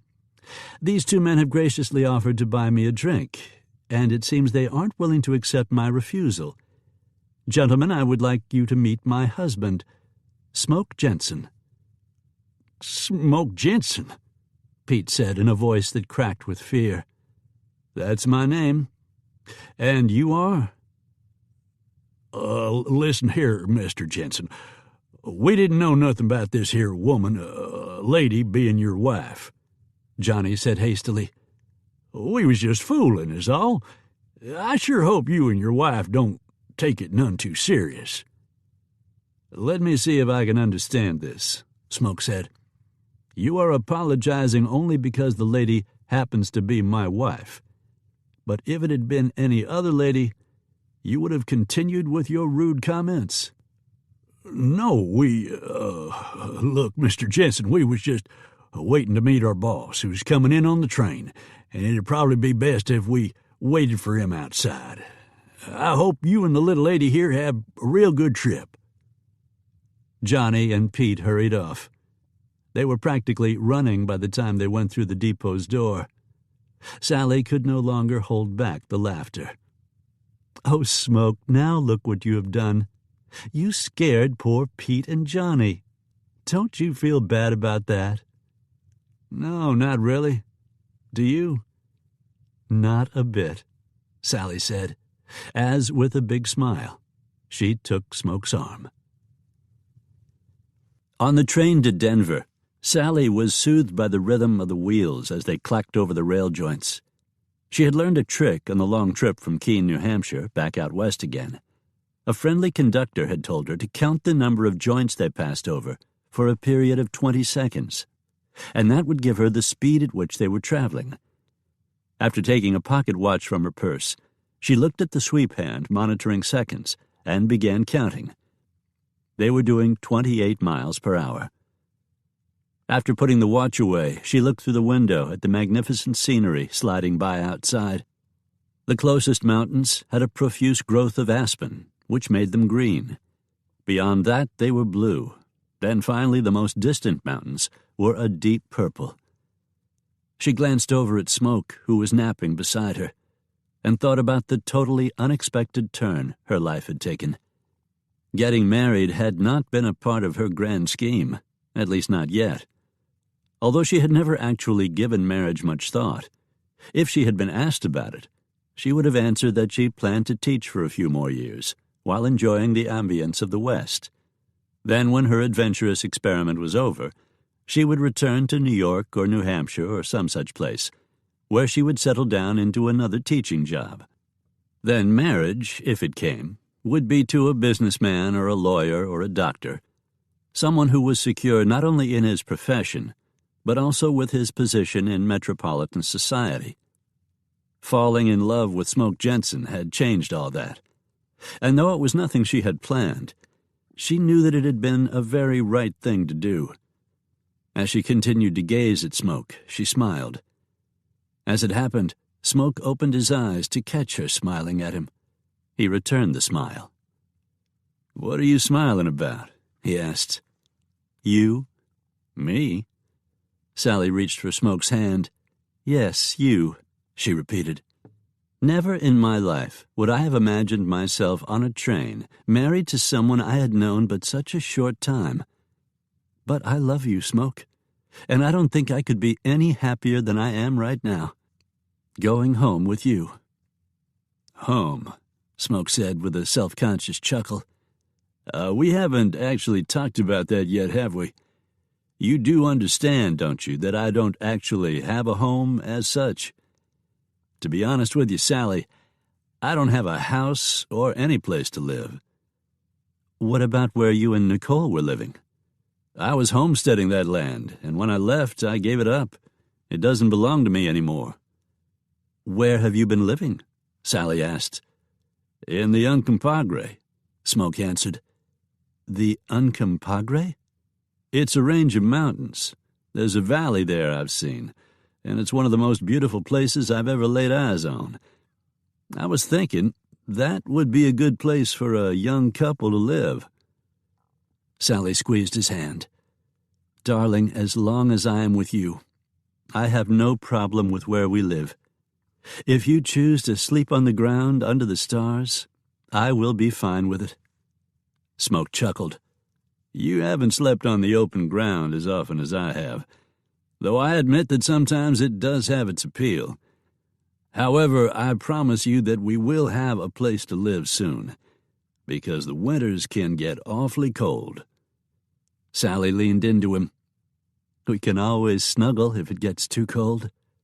"Yeah," Smoke said, smiling and putting his arm around her. "We can always snuggle." Sally leaned into him. She realized that such an open display of affection might be off-putting to some of the others, but she didn't care what anyone else in the car thought. She was enjoying the close contact. "We'll have to find some place to get settled in soon after we get there." Smoke was quiet for a long moment. "That valley I mentioned has plenty of grassland for horses, and cattle too. 5 miles long and every bit as wide as that. It'd make a mighty fine ranch." He nodded slowly. "Some of the mountains around it look like sugar loaves. I was thinking I might call the valley the Sugar Loaf." "And that would be the name of our ranch as well?" Sally guessed. Smoke grinned at her. "If you're sure you're willing to set out on an adventure like that." "I don't mind at all," Sally said quickly. "After all, I came west for an adventure. And what could be more adventurous than starting a ranch with an authentic mountain man?" "Sally, I'm not sure you quite understand just how much adventure you'll see, married to me." Sally lifted Smoke's hand to her lips and kissed it. "As long as I'm with you," she said. Chapter 10. "Denver! We're coming into Denver," the conductor called as he came through the day car in which Smoke and Sally were riding. Although Denver was small by the standards of the cities Sally was familiar with back east, it was considerably larger than anywhere she had been since coming west. She examined the city as the train began slowing for its approach to the depot. Instead of a single dirt street, she saw brick avenues and horse-drawn trolleys moving up and down those avenues on rails that had been laid just for the horse cars. There was a sense of familiarity to seeing 4- and 5-story brick buildings rather than the weathered gray whipsawed boards of the small structures that faced each other across the main street of Barrie. As the train drew closer to the depot, several people in the car stood and reached overhead for their luggage. Smoke and Sally had checked their bags through, including the horses, and because there was no need for them to get anything from the overhead bin, they were able to remain seated until the train came to a complete stop. After they stepped down from the car, Smoke left Sally to claim their bags while he saw to the horses. There was a stable near the depot, and he made arrangement to board the horses there.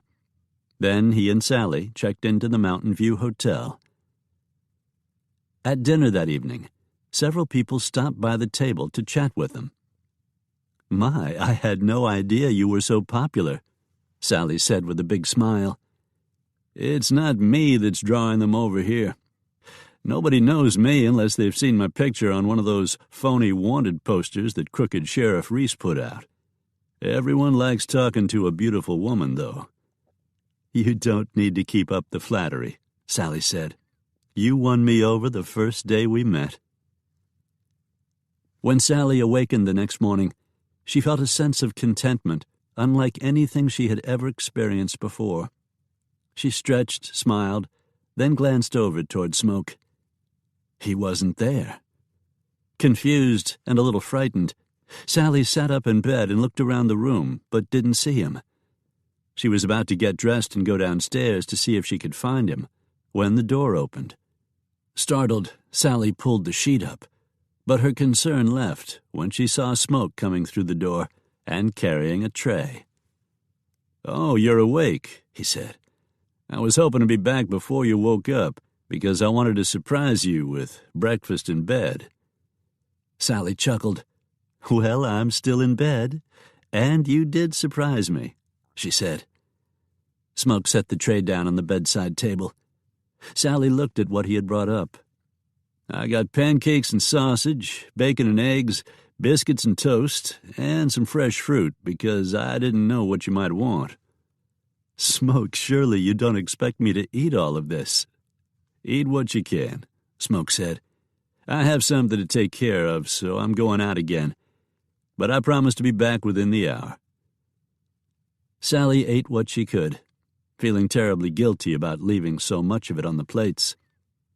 "Well, he said to eat what I can, and this is all I can eat," Sally said aloud. On board the Leopoldina, at sea. "You were a brave young lady to set out on such what did you call it? An adventure?" Hemingford said. "As I look back on it, I suppose it was. But it was—" Sally stopped in mid-sentence, then chuckled. "I was going to say it was love at first sight, that is, if you believe in such a thing." "Oh, but I do believe it," Hemingford said. "I was at a party in Chicago when a girl came in and sat by herself on a sofa. She was very pretty. I remember that it was raining outside and she had rain-freshened skin. Her hair was the color of burnished copper, and a bit of it fell over her forehead. She extended her lower lip, blew out some air to push the hair back as she tossed her head, and at that moment I fell in love with her." "Hadley," Sally said. It wasn't a question. "Yes." Smoke joined them then. "How's it going?" he asked. "Splendidly," Sally replied with a smile. We were just talking about our first loves." "No, we were talking about love at first sight. And indeed, when I saw Hadley, it was love at first sight. But she wasn't my first love. My first love was Agnes von Kurowski, a nurse in the American Red Cross. Agnes took care of me when I was wounded by an Austrian mortar." "You were in the war?" Smoke asked. "Yes, but I was never a shooter. I was always a shootee." Hemingford's laughter was mocking and self-deprecating. "Do you know what I was doing when I was wounded? I was passing out chocolate candy bars to a group of Italian soldiers." "But you were there," Smoke said. "Yes, I was there, and I wound up having pieces of shrapnel picked out of my derriere." Hemingford smiled. "Or perhaps I should say Agnes picked them out. I was 18 and naive, and she was 20 and worldly. How could I not have fallen in love with her? But eventually she spurned me, and now here I am with a new love, a new wife, and a new life ahead of me." As Hemingford interviewed Smoke or Sally or both of them, he had 2 blue-backed notebooks, 2 pencils, and a small pencil sharpener. He had picked up the sharpener and begun sharpening one of his pencils when Smoke interrupted with a question. "Do you carry that sharpener with you all the time?" "Yes." "Why don't you use a pocket knife?" "A pocket knife is too wasteful, and you don't get the perfect symmetry at the point that you do with a sharpener." Hemingford held out the pencil he had just finished sharpening. "Writing is more than putting words on paper. Writing is a liturgy that joins man to idea, and it is the means of bringing to life that idea. For that, you need a pencil." Again he held it out. "And because the pencil is a part of this ritual, it must be treated with as much respect as the cup on an altar." Smoke smiled. "You find humor in this, do you, Mr. Jenson?" "On the contrary, Mr. Hemingford, I find comfort in the knowledge that my story will be told with truth and passion." "Truth and passion," Hemingford repeated. "That is an excellent observation. I know you and Sally spoke of love at first sight, but other than that, how did the session go?" Smoke asked. "It went very well," Hemingford replied. "Sally should write something of her own, perhaps a book someday." "I've always thought of that myself," Sally said. "Sally took the story as far as Denver. Suppose you pick it up from there," Hemingford said. "All right," Smoke agreed. Smoke couldn't think of anything better than riding the high country with this lovely, intelligent woman at his side. He had known tragedy and hardship in his life, but there were plenty of times, like looking over at Sally right now, when he felt like he was the luckiest son of a gun on the face of the earth. They were riding south by southwest from Denver. Sally asked, "Is there a town in this valley of yours?" "It's not mine yet," Smoke said, "but I intend to file on it. When I was there was no town anywhere around, but I've heard that some little no-name settlement has sprung up not far from the Sugarloaf. It's probably not much more than a wide spot in the trail." "How far is it?" Sally asked. "This Sugarloaf, I mean." "We'll get there sometime tomorrow." "Will we spend the night out on the ground?" "Would you be willing to do that, knowing there are snakes and wolves and mountain lions about?" Smoke asked. "I wouldn't want to do it by myself, but I'd be fine with it as long as you're with me." Smoke chuckled. "There may be times when we have to do that, but tonight we'll stay at Barnes Crossing." "Barnes Crossing?" "Barnes Crossing is a stagecoach relay station about halfway between here and where we're going. Preacher and I stopped there a couple of times a few years ago, and even though it is principally a place for stagecoach passengers, they also have sleeping rooms for folks who are just passing through," Smoke said. Lunch was on the trail: jerky, pan-fried bread, and coffee. Sally enjoyed it more than she thought she would. She was also enjoying the ride, though the knowledge that it wouldn't be more than a couple of days made it less foreboding. They arrived at the Barnes Crossing relay station late in the afternoon, and Smoke was greeted effusively by Jim Barnes, the station manager. Smoke introduced his new wife with a great deal of pride. "Will you be here for supper?" Barnes asked. "Yes, and to stay the night, if you have room." "The coach is due in about half an hour," Barnes said. "I don't know how many passengers it'll be carrying, but we'll make room for you. If they have to, Abe and Moody can stay in the stable tonight." "Oh, I wouldn't want to put anyone out," Sally said. Barnes chuckled. "You won't be putting no one out, Miss Jenson. Them boys have spent many a night there. They've got a couple of bunks out there that sleeps real good. Smoke, Moody will take care of your horses. Let me go get Ma so as your missus can meet mine." "You won't be putting no one out," Smoke said quietly after Barnes had walked away. With a smile, he turned to Sally. "That's a double negative. He should have said, 'You won't be putting anyone out.'" "Yes. Oh, Smoke, I'm proud of you for that," Sally said. "I suppose you have been paying attention since we met." "Now and then," Smoke said with a smile. A year earlier, Sally would have been amused by the small scattering of buildings staring at each other across the single dirt road that had the audacity to call itself a town. But that year had been spent in Barry, a town not much larger than this little no-name settlement Smoke had mentioned, and she had developed an affinity for such places. A building that housed a store and a saloon stood to the right. Diagonally across from that structure were a blacksmith shop, a couple of corrals, a barn, and another store. Set back a ways were a handful of crude cabins. "I can see why the place doesn't have a name," Sally said quietly as she and Smoke rode through. "What would you call it?" "Hell Hole," Smoke suggested with a smile. "Dirtville." He gestured at their surroundings. "If you just look at the landscape hereabouts, though, you can see how someday this might be a really nice little town. Everybody and everything have to start somewhere, I reckon." "That's actually rather profound, Mr. Jenson." "Why, thank you, Mrs. Jenson." Smoke grinned. They rode on, leaving the tiny settlement behind. Smoke looked relieved when they had done so. Sally noticed that and said, "Is something bothering you, Smoke?" "A time or two back there, I felt like somebody was watching us.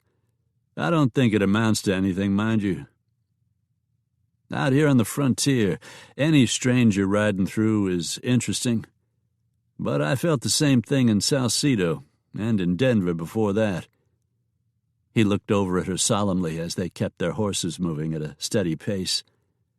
"Could be some of those old wanted posters are still floating around, Sally. And it's possible not every bounty hunter in these parts has heard that they were fake." "You're afraid someone might come after you?" "Not afraid for myself, but afraid for me," she finished for him. Smoke shrugged. "The thought weighs on my mind sometimes." "I wish you wouldn't let it. I knew when I married you that there might be trouble waiting for us now and then. I can accept that risk if it means being with you."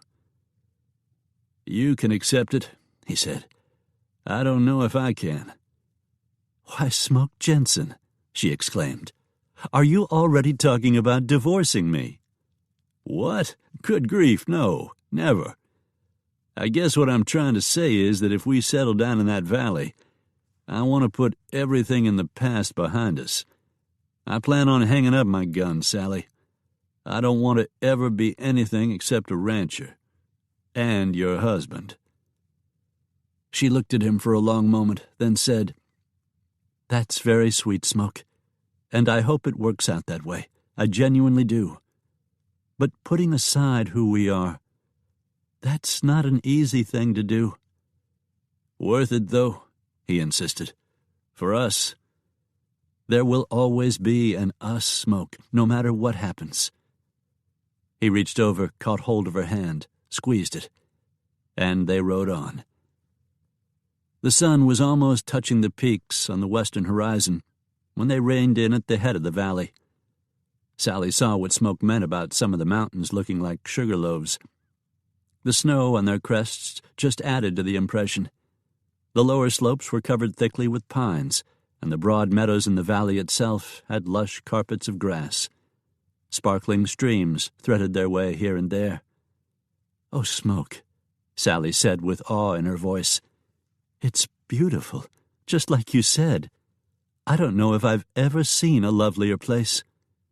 She looked over at him. "Are you sure this can be our home?" "I'm pretty sure nobody's ever filed on it. I intend to do so just as soon as I can." He leaned forward in the saddle and pointed. "See that creek yonder? Follow it with your eyes to where it makes that big S bend to the west. There's a place there that'll be perfect for our house. Plenty of room for barns and corrals, too, and a good garden patch. We're pretty high up here, but vegetables will still grow, I reckon. And we'll never run out of good water." Sally drew in a deep breath and let it out in a long sigh. "Home," she said. "The Sugarloaf." "Home," Smoke repeated, and he sounded like a man who couldn't believe his incredible luck. "You're going to teach me to shoot?" "Yes, it's important," Smoke said. Sally looked both amused and a little bit nervous as she said, "Well, I must say that it will certainly be interesting. A school teacher from Keene, New Hampshire, learning to shoot a pistol. But why do you say it's important?" "Sally, I've made a lot of friends in my life, but I have made just as many enemies. And some of those enemies wouldn't think twice about trying to get to me through you. Just like they did with—" Smoke stopped in mid-sentence and closed his eyes. Sally knew that he was thinking about Nicole, so she let him have his moment. "So," he said, after the moment had passed, "you're going to learn to draw and shoot.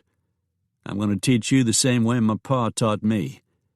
By the time I'm finished with you, I guarantee you will be able to defend yourself against almost anyone who might come after you." "Almost anyone?" Sally asked with a whimsical smile. "Don't worry. If you run into someone you can't handle, I'll pick up the slack," Smoke replied, his smile matching her own. "All right," Sally agreed. "I might well be the only member of the Keene, New Hampshire Women's Club ever to fire a pistol. But I'm willing to learn if you are willing to teach." "That's my girl," Smoke said. "Yes," Sally said. "Yes, I am." They were standing in front of the house Smoke had started to build. He had laid it all out, marking it with sticks and string, consulting with Sally about what would go best where. And once they were settled on that, he'd begun felling trees and hauling rocks to build the foundation and walls. It would have a real plank floor, he'd promised her, not just rough puncheons. And the windows would have real glass in them. Not at first, no, but in time. There was nothing like hard work, mountain air, good solid food, and nights spent in the arms of a beautiful woman to make the time pass. Days, weeks, months went by. The walls rose. Getting the roof on by himself would have been difficult, but Sally was right there beside him, willing to work hard and do anything he asked of her. By the time the nights began getting chilly, the house was closed in, and they had a bed that Smoke had made, as he had made the rest of their furniture. They took the time for Sally to practice with the pistol he had bought for her in Denver, without her knowing, too, which she wore in a gun belt she had shortened to fit her trim hips. "Let's see what I've got to work with," Smoke said, when they began their first lesson. He pointed to a nearby aspen tree. "Take a shot at that tree for me." I don't even know where to start." "You do know which end of the gun the bullets come from, don't you?" Sally laughed. "Yes, of course I do." "Well," Smoke said, "that's a start." Smoke lifted Sally's arm, showed her how to thumb the hammer back and to line up the gun sight with the target. Now, you don't want to pull the trigger." "What do you mean? How is the gun going to shoot unless I pull the trigger?" "Here's the thing," Smoke said. "If you pull the trigger, you'll pull the gun off target. Best way is to squeeze the trigger. And in order to do that, all you have to do is make a fist while your hand is wrapped around the gun. But I have to warn you, the gun will kick back against your hand as you fire. At first that might surprise you a bit, but once you're used to it, it might even help you concentrate.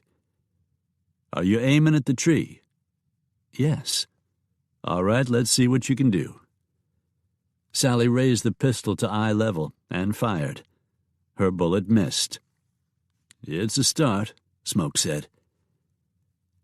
After 6 weeks of shooting, Sally had made a lot of progress, so much so that Smoke was sure it was time to advance his instruction.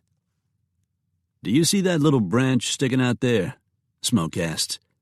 "Yes. You want me to shoot it off?" "If you can." Confidently, Sally raised the pistol, sighted down the barrel, then closing her hand into a fist, squeezed rather than pulled the trigger. Part of the branch was snapped off, and with a self-satisfied smile, Sally turned to her husband. "What did you think of that?" she asked, holstering the pistol. "You aimed, didn't you?" "What? Yes, of course I did." "Why?" "Why? Because I wanted to hit what I was shooting at, that's why." "If you don't mind my saying so, Smoke, that seems like a very strange question for you to ask." Sally's exasperation was evident in her voice.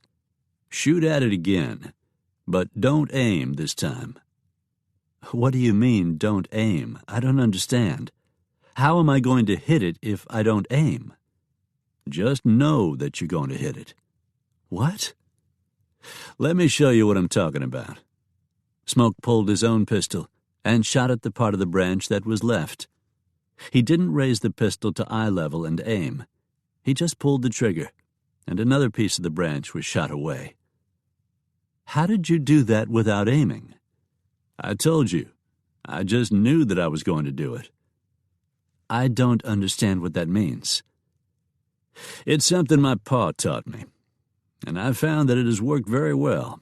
So now I'm going to teach you," he said, as he put his pistol back in the holster. "There's no sense in drawing really fast if you have to stop and aim. You have to draw, aim, and shoot all at the same time, and in order to do that, you have to know that you're going to hit the target. Now you try it." Sally pulled the pistol from her holster, and without lifting it, pulled the trigger. She missed. "Turn yourself at an angle so that you aren't directly facing the target." Smoke positioned Sally accordingly. "Now don't turn your body, but look at the target by turning your head back toward it." Sally followed the instructions. "Bring the pistol up to eye level and aim at the target, just as you did before. But don't shoot." "Good. Now close your eyes and lower your pistol so that it is pointing straight down.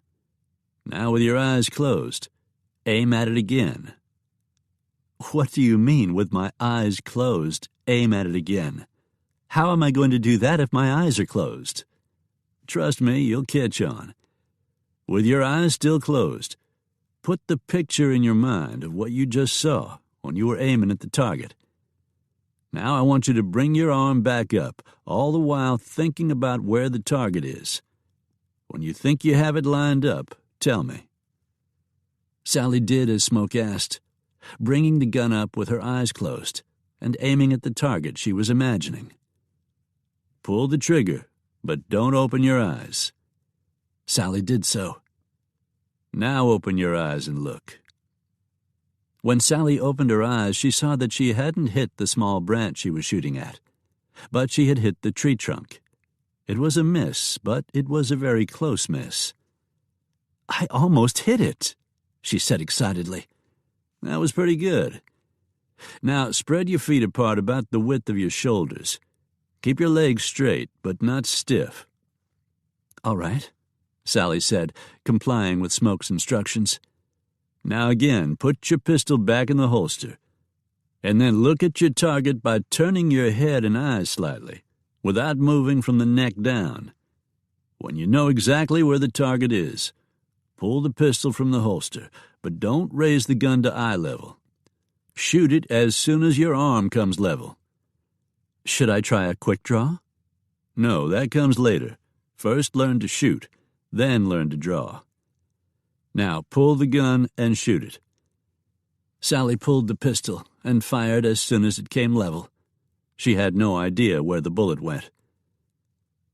By the end of that day of practice, Sally learned to know that she was going to hit the target, and she did so at least half the time.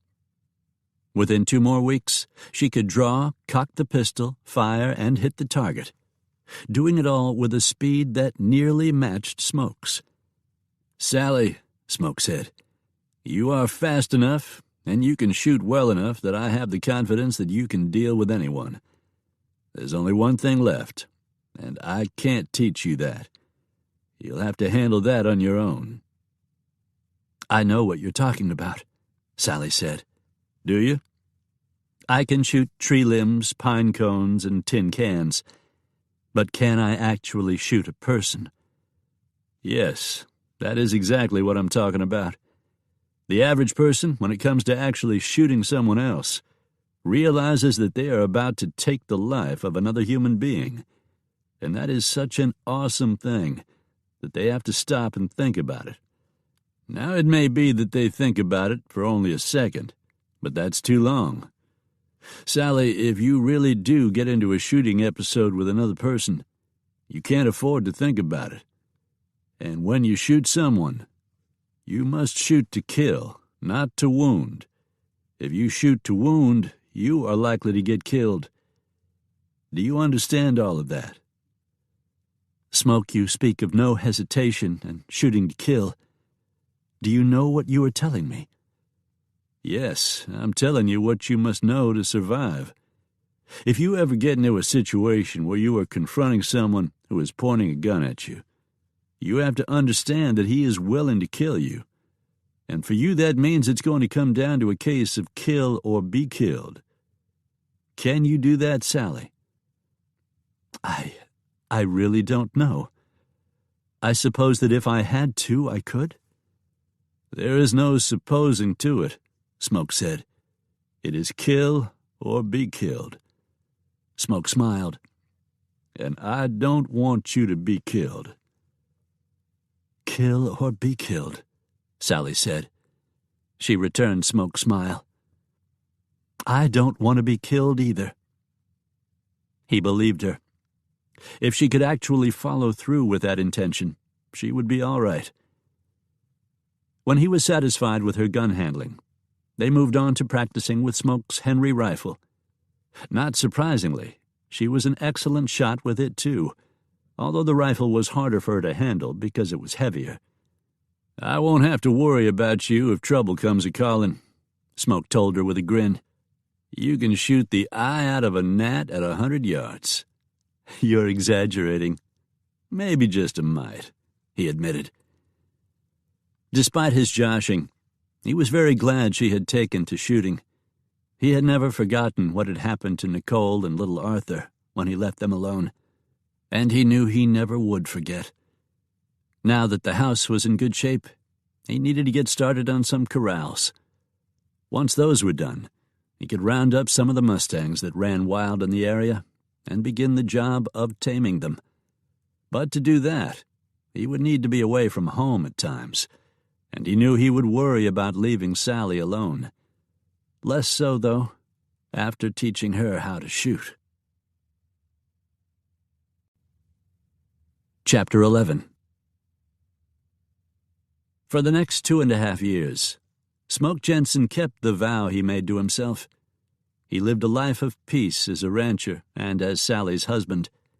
His horse herd grew, and he built up a good-sized herd of cattle, too. He had filed on the valley and gotten title to it. Other folks moved into the area and started spreads, but the Sugarloaf Ranch was known to be one of the best, if not the best. The little no-name settlement continued to grow as the region developed. People started calling it Fontana, although Smoke didn't know why. He didn't go there very often. Why would he, when he had Sally at home? That was the other part of his vow, to be a good husband to Sally, and he liked to think he had fulfilled that too. They were still very much in love. No kids had come along so far, but Smoke figured that was just a matter of time. Part and parcel of his contentment was the fact that he hadn't been forced to fire his guns in anger in all that time. Not that he had hung up his Colts. He still wore them part of the time, and he always carried a rifle when he was riding the range, because there were Lobo wolves and mountain lions in these parts. But luck had been with him, and he hadn't had to face another man with a gun in his hand and end the hombre's life. Then, on a beautiful spring morning, something inside Smoke Jenson told him that was all about to change. Many miles to the north, 4 men were waiting for a stagecoach. One of them, Jack Slade, was tall and broad-shouldered. He wore his dark hair closely cropped, and he had a well-trimmed mustache that didn't extend beyond the outer edge of his mouth. Slade had a strong jawline, and most women found him handsome until they saw him up close. Slade's eyes were a deep brown, but it wasn't the color of his eyes that caught their attention. The eyes had to be described in terms of something more than color. There was a hardness to them, and in certain light they were almost orange, and one might get the idea they were windows into the fires of hell. At the moment, Slade was standing on top of a ridge, looking south down the road. The other 3, Ian Dolan, Marv Cooley, and Milt Walcott, were behind him, standing beside their horses, with the reins in their hand. "Hey, Slade, how much money do you think there will be on that stagecoach?" Dolan asked. "How much money do you have now?" Slade replied. "About 40 cents. 40 cents? Well, I don't know how much money will be on the stage, but it's a lead pipe cinch that it will be more money than you have now. So what difference does it make?"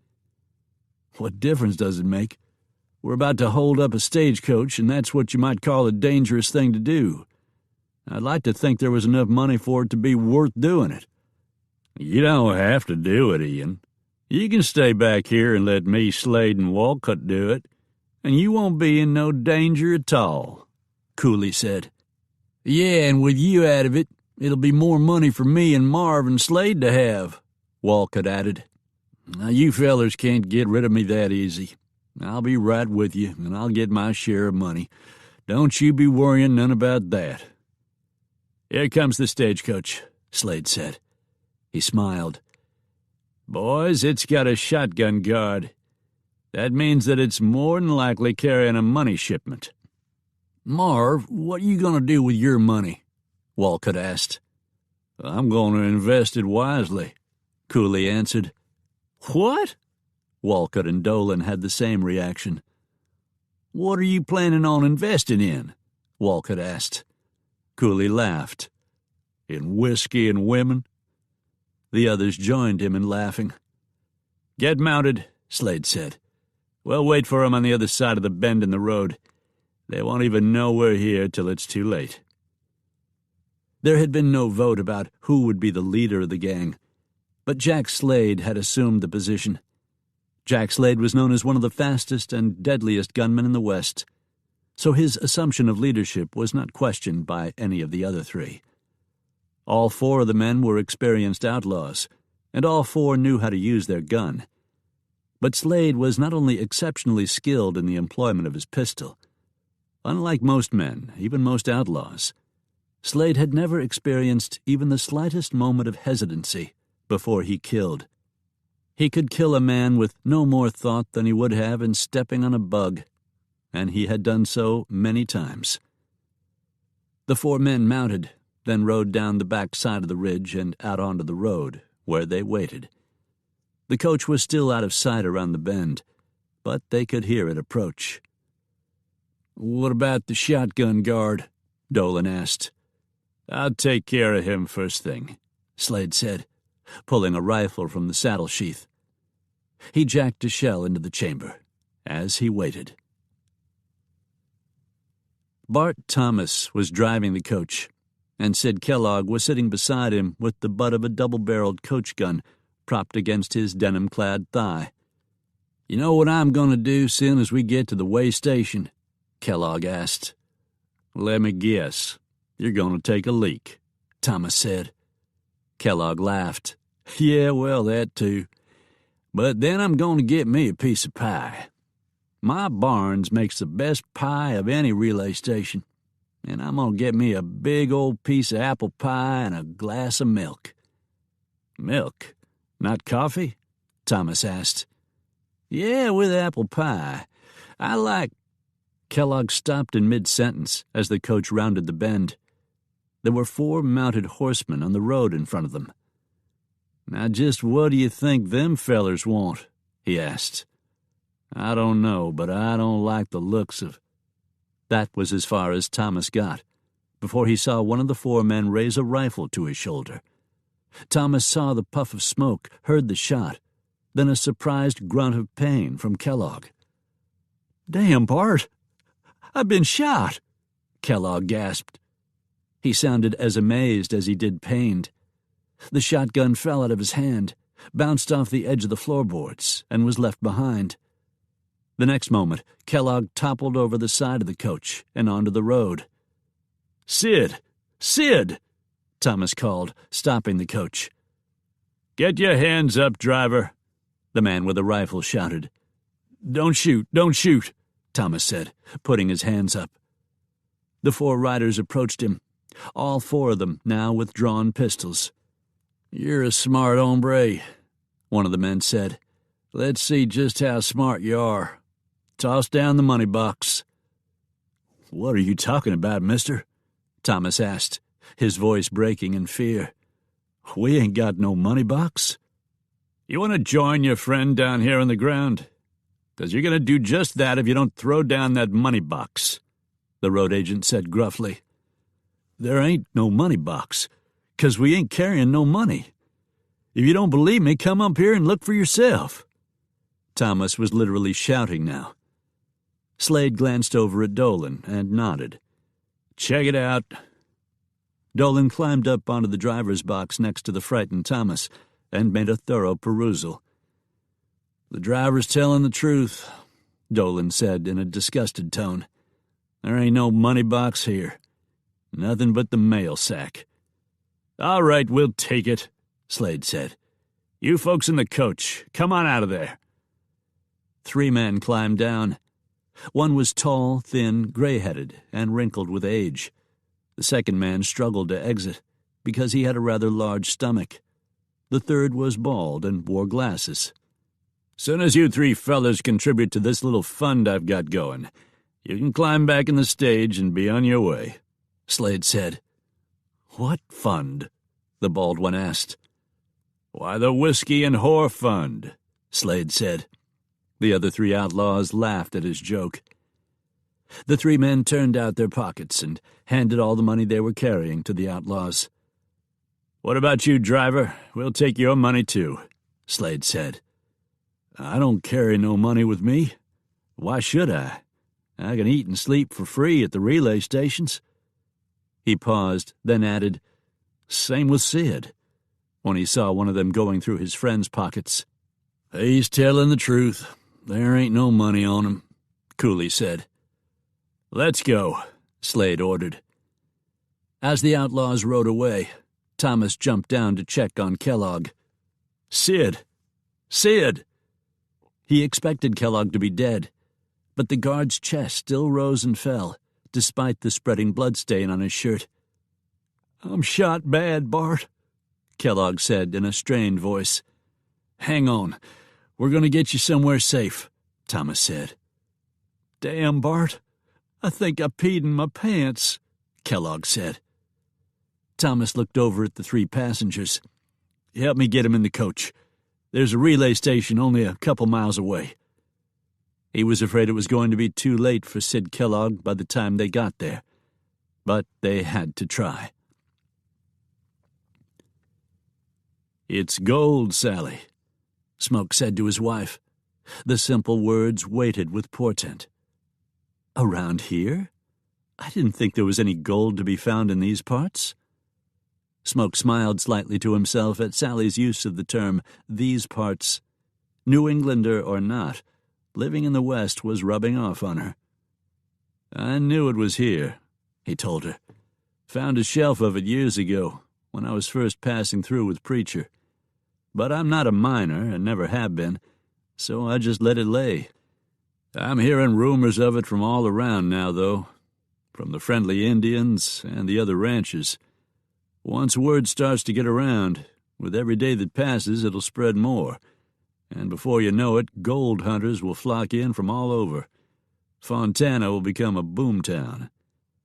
He said the word like it tasted bad in his mouth. That's bad enough, Smoke went on, but it's not the worst of it. He drew in a breath. Tilden Franklin. One name popped up over and over again along the main street of Fontana. The Franklin Mercantile, the Franklin Livery, the Franklin Feed and Seed Store, the Franklin Cafe, and the Franklin Apothecary. Somewhat surprisingly, the most prominent drinking and gambling establishment in the settlement was known as the Blue Dog Saloon. But Tilden Franklin owned it too, along with the Circle TF Ranch outside of town. The only major business in Fontana that Franklin didn't own was the bank, which belonged to a man named Fred Malone. At one time in the old days, Malone had been a trapper. Preacher was acquainted with him and called him Big Cat Malone, but the old mountain man was the only one who used that nickname. Franklin has his sights set on owning everything in this part of the state, Smoke continued. I know good and well he wants the Sugarloaf. Franklin wanted more than just his ranch, Smoke thought. On the rare occasions when he and Sally had been in Fontana and had passed the businessman on the street, he had seen the way Franklin eyed Sally. The man's lust had been open enough that it was all Smoke could do not to smash a fist into his face. Sally seemed unaware of it, though, and since Smoke didn't want to upset her, he had kept a tight rein on his temper. It hadn't always been easy, but the effort had been tempered by a hunch that someday Franklin would go too far, and Smoke would be justified in taking action against him. Now, however, it looked like greed for gold was going to prompt that, rather than Franklin's desire for Sally. "What are you going to do?" Sally asked. "Thought I'd ride into town and try to get a better sense of what's going on, what moves Franklin might make. If there's gold here in the valley, he'll want to take it." Smoke nodded and said grimly, "I know, but he won't succeed." Sally sighed. "The peaceful days are over, aren't they?" "I'm afraid they might be," Smoke said. Smoke had found his Appaloosa 7 and brought the stallion and some of the mares and foals 7 was running with back to the Sugarloaf. One of those foals had grown into the fine mount Smoke was riding today as he moved at a deliberate pace along Fontana's main street. He reined to a stop in front of a neat frame building with a sign on it that read, Lambert's Cafe. Tilden Franklin didn't have anything to do with Lambert's, so Smoke always ate there when he was in town. It was the middle of the day, so he went inside for lunch. He was halfway through his meal when a tall, gangly man with a cadaverous face and gray eyes set deep in their sockets walked over to the table. The expression on his face was austere. "I see you're back," the man said. "What do you want, Franklin?" Smoke asked. "I want to know what you're going to do about your horses." "Why are you interested?" "I'd like to buy them." "I suppose we could work something out. How many do you want?" "I want all of them." Smoke shook his head. "I can't sell all of them. I need to keep several breeder mares and a few stallions." "That won't do. I want all of them or none at all." "Well, then, this discussion is pretty much closed, isn't it?" "You may wonder why I've offered to buy them," Franklin said. No, not particularly. I guess maybe you need mounts for your ranch. I need no more horses. I made the offer out of goodwill, because your horses are already on my ranch, eating my grass. I don't think so, Smoke said bluntly. They're on Sugarloaf Range, unless some of them have strayed over onto Fred Malone's spread. And Mr. Malone doesn't mind because some of his cattle graze on my range at times. He smiled, but there was no real friendliness in the expression. You see, Mr. Malone and I figure it's best to be good neighbors. Yes, well, as you know, Malone's range is right next to my own on the other side, and your horses and his cattle are getting fat on my grass. I won't tolerate that, so you can consider this a friendly warning. A friendly warning? Franklin, you've never done a friendly thing in your life. You have been warned, Franklin said gruffly, before he turned and walked away. Smoke watched the man go, knowing full well now that his instincts had been right. Trouble was on the way, riding a fast horse. After leaving the restaurant, Tilden Franklin stopped by the office of Lloyd Briggs, the Justice of the Peace. Franklin owned the Justice of the Peace, in that Franklin was responsible for him getting his position. Lloyd Briggs wasn't without some qualifications. He was an educated man who had actually passed the bar. He had a background in criminal law, but in New Madrid, Missouri, he had been run out of town because he'd managed to get free on a technicality, a man who had raped and murdered a 14-year-old girl. That reputation had followed Briggs for the next few years, so that nobody had wanted anything to do with him. So, unable to practice his profession anymore, Briggs had a brief run as an outlaw. Then, turning state's evidence against some of the men he had ridden with, he had been granted a full pardon by the governor of Kansas. Now, thanks to Tilden Franklin, he was back in the law practice again, but as a justice of the peace rather than an attorney. I have a feeling that Smoke Jenson is going to cause me some trouble, Franklin said. Briggs, who was tall and thin, with a prominent Adam's apple, took the ever-present cigar from his mouth and examined the end of it before he spoke. What you need is someone who can hold him in check. Yeah, well, I've got a veritable army on my payroll. No, you can't send an entire army after him, not without incurring trouble with the law. You are the law, Franklin said. Briggs shook his head. Now I'm a justice of the peace, liable to the state Supreme Court. What you need is someone who is as good with a gun as Smoke Jenson. Hire such a man, and I will appoint him as an officer of the court. That way any confrontation that may develop between the two men will be covered by the law, and the law will be on the side of the special officer of the court I will appoint. I don't have any idea who that might be, Franklin said. As far as I know, there isn't anyone as good as Smoke Jenson. Lucas McCabe, Briggs said. McCabe, Franklin said. He smiled. Yes, I've heard of him. He might be as good as Jenson at that. Briggs put the cigar back in his mouth and took a few puffs before he responded. Anything that may develop between McCabe and Jenson will be beyond your purview. If he succeeds, the benefit of such a situation will accrue to you. If he fails, you'll be none the worse. Yeah, Franklin replied. And if he is killed, well, better him than me. If you would like, I'll contact McCabe and ask him to come to Fontana to accept an appointment. You think he will come? Briggs smiled. Lucas McCabe is a smart man. He knows well the advantages of being a law officer, on the take, as it were. Yes, I am quite sure he will come. 10 miles from the relay station, Jack Slade divided the money between them. $46. We done this for $46? Ian Dolan asked, the tone of his voice indicating his frustration. That means we only get $11.50 apiece. What the hell, Slade? I thought you said the stage would be carrying a money shipment. I thought it was, else why would they have a shotgun guard riding with them? Anyhow, you don't have to take your share of the money if you don't want it, Jack Slade replied. No, I'll take my $11 all right, Dolan said. And 50 cents, Walcott added. Yeah, and 50 cents. Slade, you said that if we joined up with you, we'd make a lot of money. Well, $11.50 ain't a hell of a lot of money, Walcott complained. Walcott, if you think you can do better on your own, well, you just go out and do it, Slade said.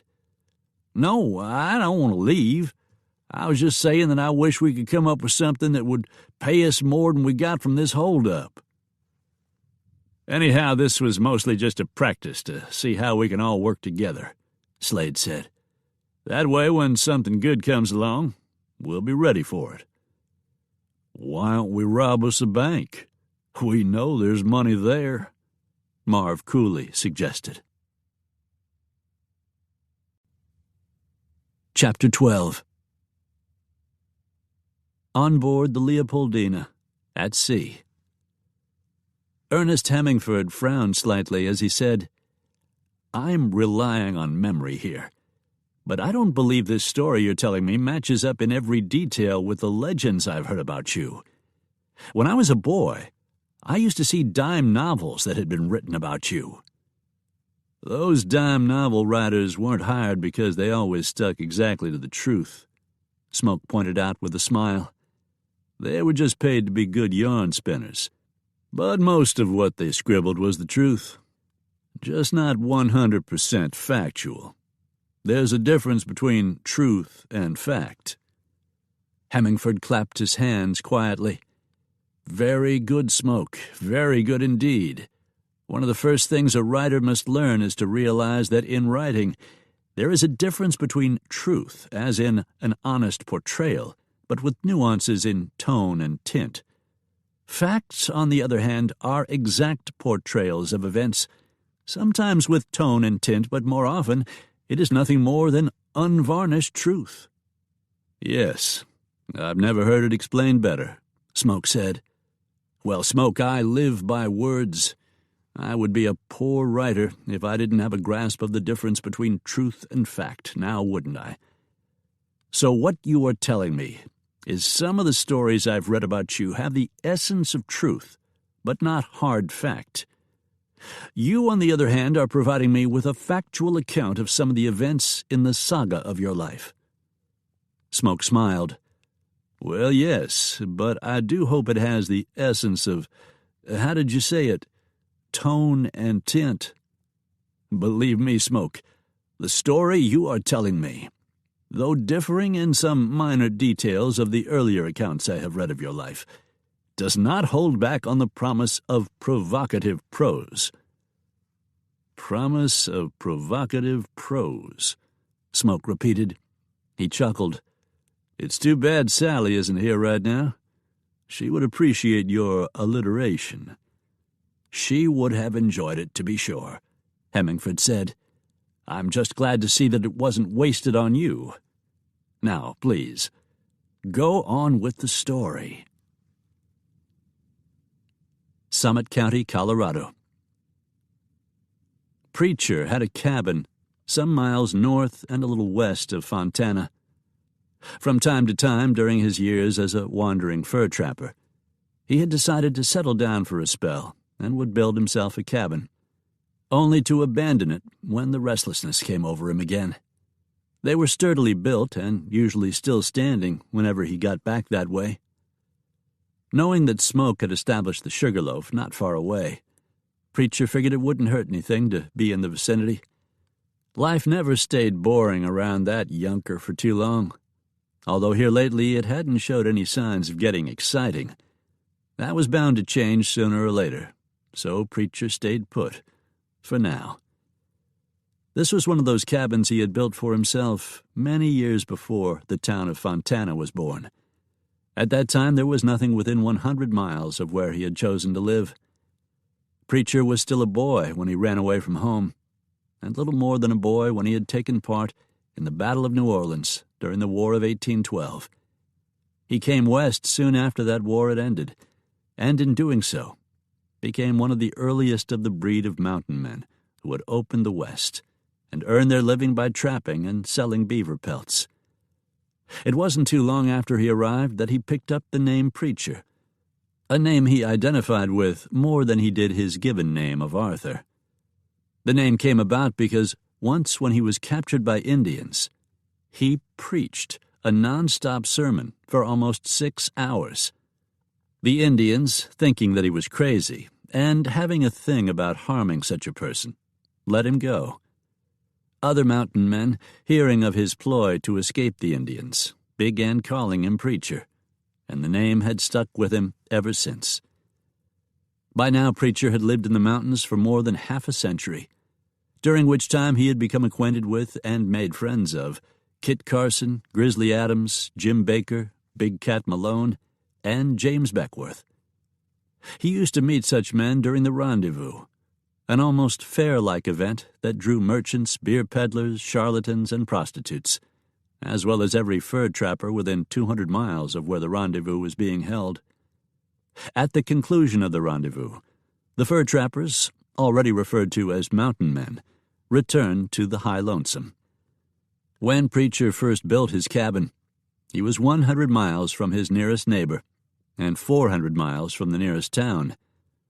40 years after he arrived, Denver was settled, and now Fontana was just over 10 miles away, a town close enough to visit, though he did so only when it was absolutely necessary to replenish his supplies of coffee, flour, cornmeal, sugar, beans, and bacon, all viands of civilization that he had become accustomed to. "Preacher, you old son of a gun, how are you getting along?" Preacher had been lying on the bunk in his cabin one day when he heard a familiar voice, and with a smile, he hurried out to greet Big Cat Malone. Years earlier, Preacher and Big Cat Malone had wintered together. The next year, Malone had gone out on his own, but the two men had remained friends after that, even though for the next several years they had seen each other only at rendezvous. Then Malone had traded his buckskins for denim and his black powder rifle for a pickaxe. After 4 years of prospecting, Malone had found a very productive vein of gold and was now one of the richest men in all of Colorado. "Big Cat," Preacher greeted warmly. "Come on in. Your chair is still at the table. What do you say we have a drink?" "That's fine by me," Malone said. "But I brought us a real bottle of whiskey. We can drink like civilized folk. I'm going by my given name now. I'm not Big Cat anymore. I'm Fred Malone."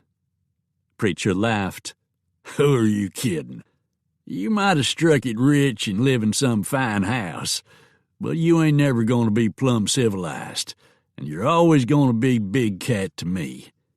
If you hadn't wanted that name, you wouldn't have killed that mountain lion with your bare hands, and there wouldn't nobody have ever called you Big Cat. Preacher, you can call me anything you want. Just because I own 100,000 acres of grassland and a bank, and there's not 1 out of 10 people who knows anything about my time in the mountains, doesn't mean I've forgotten any of my old friends. Also, you've got yourself a good family," Preacher said. "But how they managed to put up with an old mountain goat like you, I'll never know. Don't forget, I wasn't a mountain man when I met Lauren. By then I was an up-and-coming businessman, and now we're no different from any other family out here. Except that you're richer than just about all the other families out here put together. How's that daughter of yourn doing? How old is she now? 12, 13? "Sue Ellen is 17, and she gets prettier every day," Malone said proudly. "I already have to hold the boys off with a shotgun. I imagine she's got a pretty good head on her shoulders. Pretty young girls learn just real quick how to handle boys. Yeah, you're right, and I do trust her." Malone changed the subject. "I reckon Smoke Jenson is the reason you're back in these parts." You've heard about me and Smoke being friends." "More than that," Malone said. "He's told me about the time he spent with you. We've met numerous times in Fontana. He has money in my bank, and his range butts up next to mine. I like to think that we're friends." Malone took a cigar from his vest pocket, put it in his mouth, and said around it, "I wouldn't want to have Smoke Jenson for an enemy." "Only a plumb fool'd want that," Preacher said. "Unfortunately, you know as well as I do, Preacher, if there's one thing this world has plenty of, it's fools." The same day that Smoke was in Fontana, having his unpleasant conversation with Tilden Franklin in Lambert's Cafe, Fred Malone was in Denver, speaking with William Jackson Palmer, who was the president of the Denver and Rio Grande Railroad. Palmer was rather unprepossessing in appearance, a small man with a receding hairline. His accomplishments were much more than his appearance. For his actions as a brigadier general in the Union Army during the Civil War, Palmer had received the Medal of Honor. He was a civil engineer with a long history in the railroad business, having helped build the Kansas Pacific Railroad. He had also introduced to the United States the practice of burning coal rather than wood in locomotives. "Fred," Palmer greeted, "to what do I owe the pleasure of meeting with one of the wealthiest men in Colorado?" "I'm wanting to build me a railroad, Bill, so I thought I'd come to Denver and talk about it with the most successful railroad builders I know." "How many railroad builders do you know?" "Well, fact is, you're the only one I know, but you are the most successful one." Palmer laughed out loud. "You know what? I'll take that as a compliment. Where do you plan to build this railroad?" "I'm going to build it from Denver to Fontana. The thing is, we ain't got us no railroad town in southwest Colorado, so what I'm aiming to do is build one for us." Malone didn't say anything about the rumors of a gold strike he had heard. He wanted to keep that to himself for the time being, but if those rumors turned out to be true, a railroad would be a very lucrative enterprise to own. "How are you planning to finance this railroad?" "You mean, where am I getting the money? I figure I can get most of it from my own self," Malone said. "And what I can't come up with on my own, I'll borrow from the bank." Malone chuckled. "I own the bank, so I don't reckon I'll have much trouble in getting the bank to give me a loan." "If you would be interested, I would like to go into partnership with you on the railroad you plan to build. It never hurts to have an extra source of funds, and I would be perfectly fine with being your junior partner." Malone flashed a broad smile, then stuck out his hand. "Actually, I was coming around to ask you if you'd like to do something like that. You saved us a whole lot of palavering." "I know just the man to head up the construction crew," Palmer said. "His name is Frank McGee, and he was one of the leading engineers in the building of the Denver and Rio Grande." "Do you think a feller like that would work for me?" Malone asked. "Let's put it this way. I know he would work for us." "Good. You hire him, then." "Fred, we may have a problem that you haven't considered," Palmer said. "What problem would that be?" "Tilden Franklin. How is he going to take it with you building a railroad and he being no part of it?" "He probably ain't going to take it all that good," Malone said. "Do you think we should invite him?" Palmer asked. "No," Malone said emphatically. "I can't put my finger on it, Bill, but I've got enough of the old mountain man left in me that I just smell something wrong about Franklin." "Do you think he might be a problem for us?" "He might try and be a problem, but I got me someone in mind who could take care of that problem for us just real quick." Chapter 13. Trailback was the name of the large ranch belonging to Fred Big Cat Malone. It bordered the Sugarloaf at the far end of the valley. and as Tilden Franklin had mentioned to Smoke in Fontana, the Circle TF was on the far side of Trailback. Taken together, the three spreads covered a vast swath of territory. Smoke had no doubt that Franklin had his eye on the other two ranches, especially now with rumors of a gold strike flying. Franklin's offer to buy all of Smoke's horse herd was just the first step in a takeover attempt. His refusal to sell must have frustrated Franklin, Smoke knew, but it wouldn't cause the man to back off. Smoke wasn't surprised when one of the cowboys from the Trailback rode over to the Sugarloaf one day soon after Smoke's visit to Fontana and delivered an invitation for him and Sally to join the Malone family for dinner. Smoke was out on the range when the puncher found him. That evening he told Sally that Malone had invited them to dinner. "I said I would check with you, but I gave a tentative yes." Sally chuckled. "Tentative? We can always back out of it if you want to." "No, I welcome the opportunity," Sally replied enthusiastically. "The Malones have been good neighbors to us. You can tell Mr. Malone that your tentative yes is a definite yes." "As far as he is concerned, it's already a definite yes. It was tentative only in my mind, and if you had said no, I would have backed out." Now it was Sally's time to laugh. "You can be a devious one, Smoke. I'll have to remember that." Trailback Ranch. Because Sally wanted to dress for the occasion, it would have been awkward to ride a horse, so they took the buckboard. The residence at Trailback was a large white two-story house with Corinthian columns framing the front porch. When they arrived, a little white dog came running out to meet them. "Well, hello, you cute thing, you," Sally said, greeting the little dog. "Charlie, don't you be bothering those nice people now, you hear me? Get on back into the house," said an exceptionally pretty young woman, stepping out onto the porch. Charlie, acquiescing to her demand, gave up his own personal welcome and ran back to the house as ordered. "Welcome to the Trailback, and I'm sorry about the dog bothering you." "Nonsense. The dog was no bother," Sally said. "My, don't you look lovely today, Sue Ellen?" Sue Ellen blushed. "Thank you, Mrs. Jenson. I'm so glad you could come. Lulabelle has prepared the most wonderful dinner for us. Come on in. Mama is waiting in the foyer, and Papa and Preacher are in the library." Smoke laughed. "Preacher in a library? Now there's something I never thought I would see." Sue Ellen led them into the house, where they were met by Lauren Malone. "I have been so looking forward to this," Lauren said, smiling and taking Sally's hands into her own. "Smoke, why don't you go on into the library?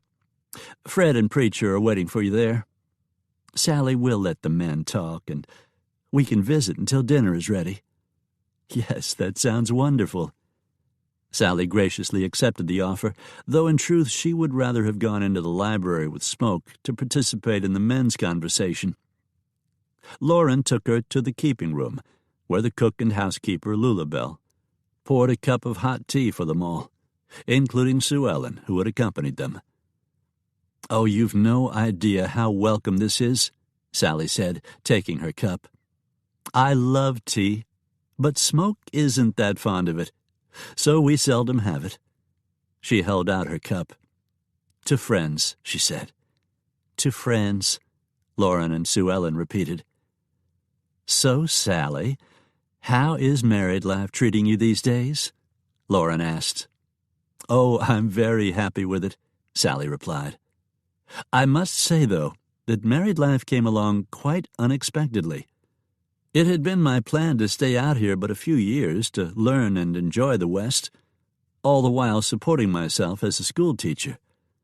But I met a handsome young paladin, and my world got turned upside down." "Paladin?" Sue Ellen asked. "A knight and a hero in Charlemagne's court," Sally said. "A bit of romantic hyperbole on my part, to be sure.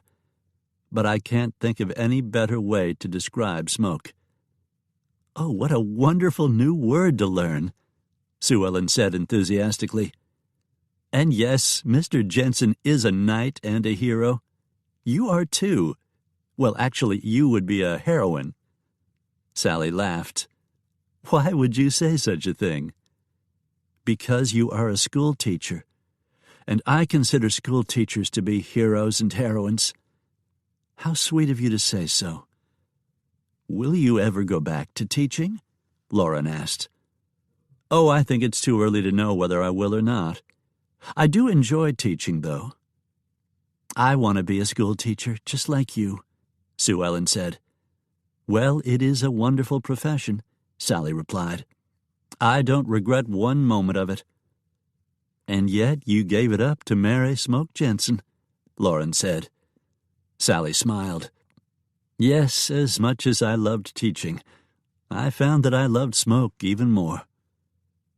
How do you keep yourself busy if you aren't teaching? Lauren asked. I mean, other than housework.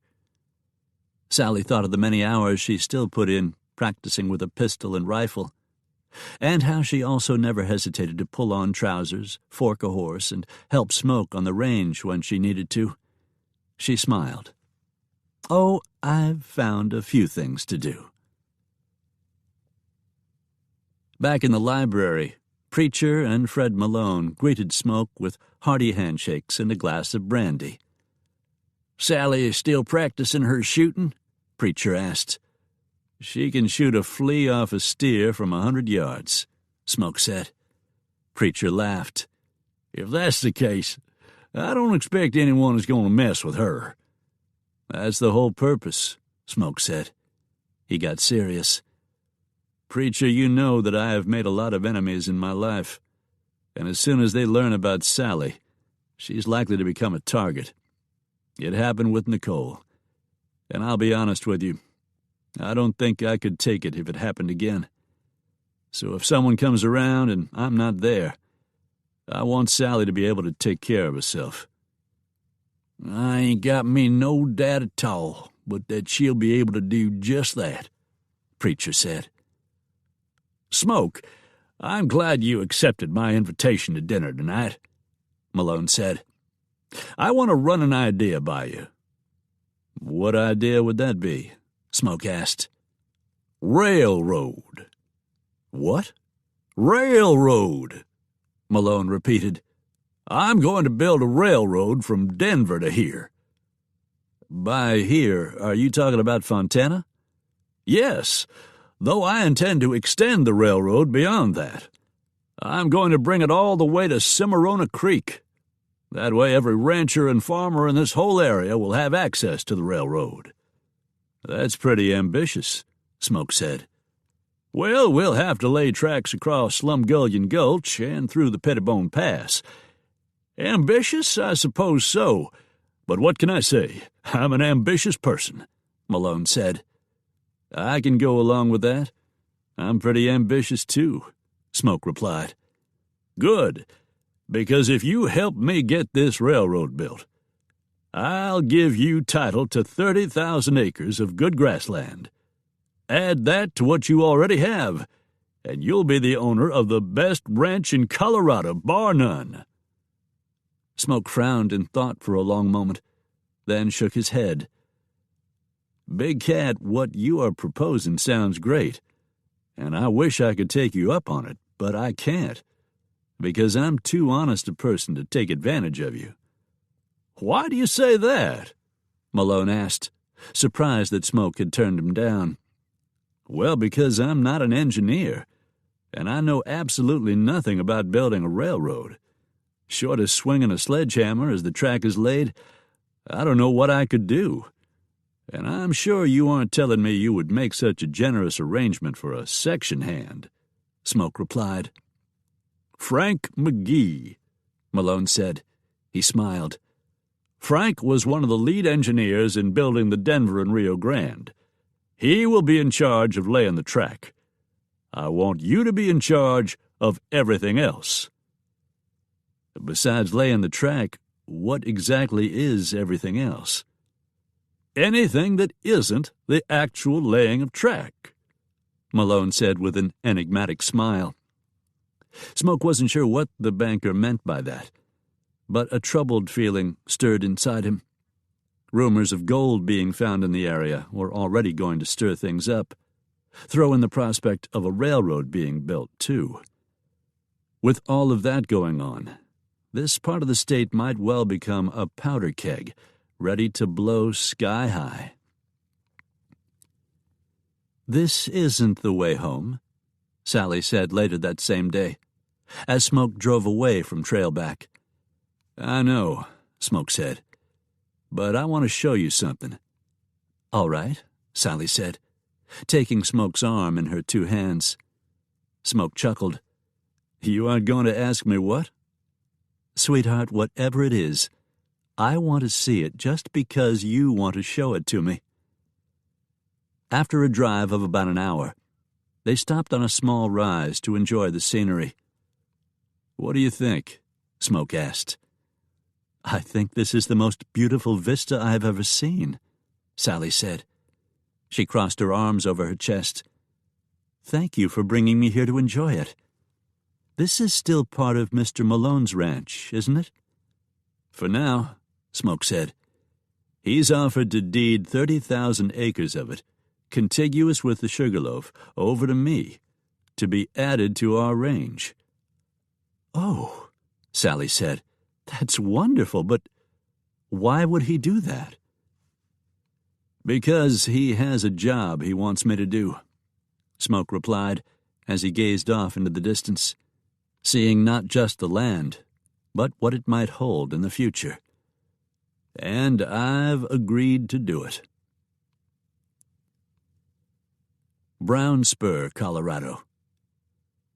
Lucas McCabe was in the Pigsty Saloon, standing at the bar, with his hands wrapped around a beer mug. Earlier this morning, he had received a letter from Lloyd Briggs. In the letter, Briggs said that he was a justice of the peace in the town of Fontana. At first, McCabe hadn't believed that, but while checking a few sources, he'd learned that Briggs's claim was true. He was, as he claimed, a justice of the peace. McCabe found that interesting because a few years ago, McCabe and Briggs had pulled a few jobs together, and McCabe was having a hard time believing that Briggs had gone from being an outlaw to being a justice of the peace. In addition to his claim of being a justice of the peace, Briggs made a most interesting offer. McCabe pulled the letter out and read the paragraph that he found most significant. "If you would come to Fontana, I will appoint you a special officer of the court. As such, you will have police powers, meaning you can arrest anyone you want and can close your eyes to anyone you want. In addition, you will be in a position to take advantage of lucrative opportunities. And as an additional incentive, your previous record will be expunged, as mine has been.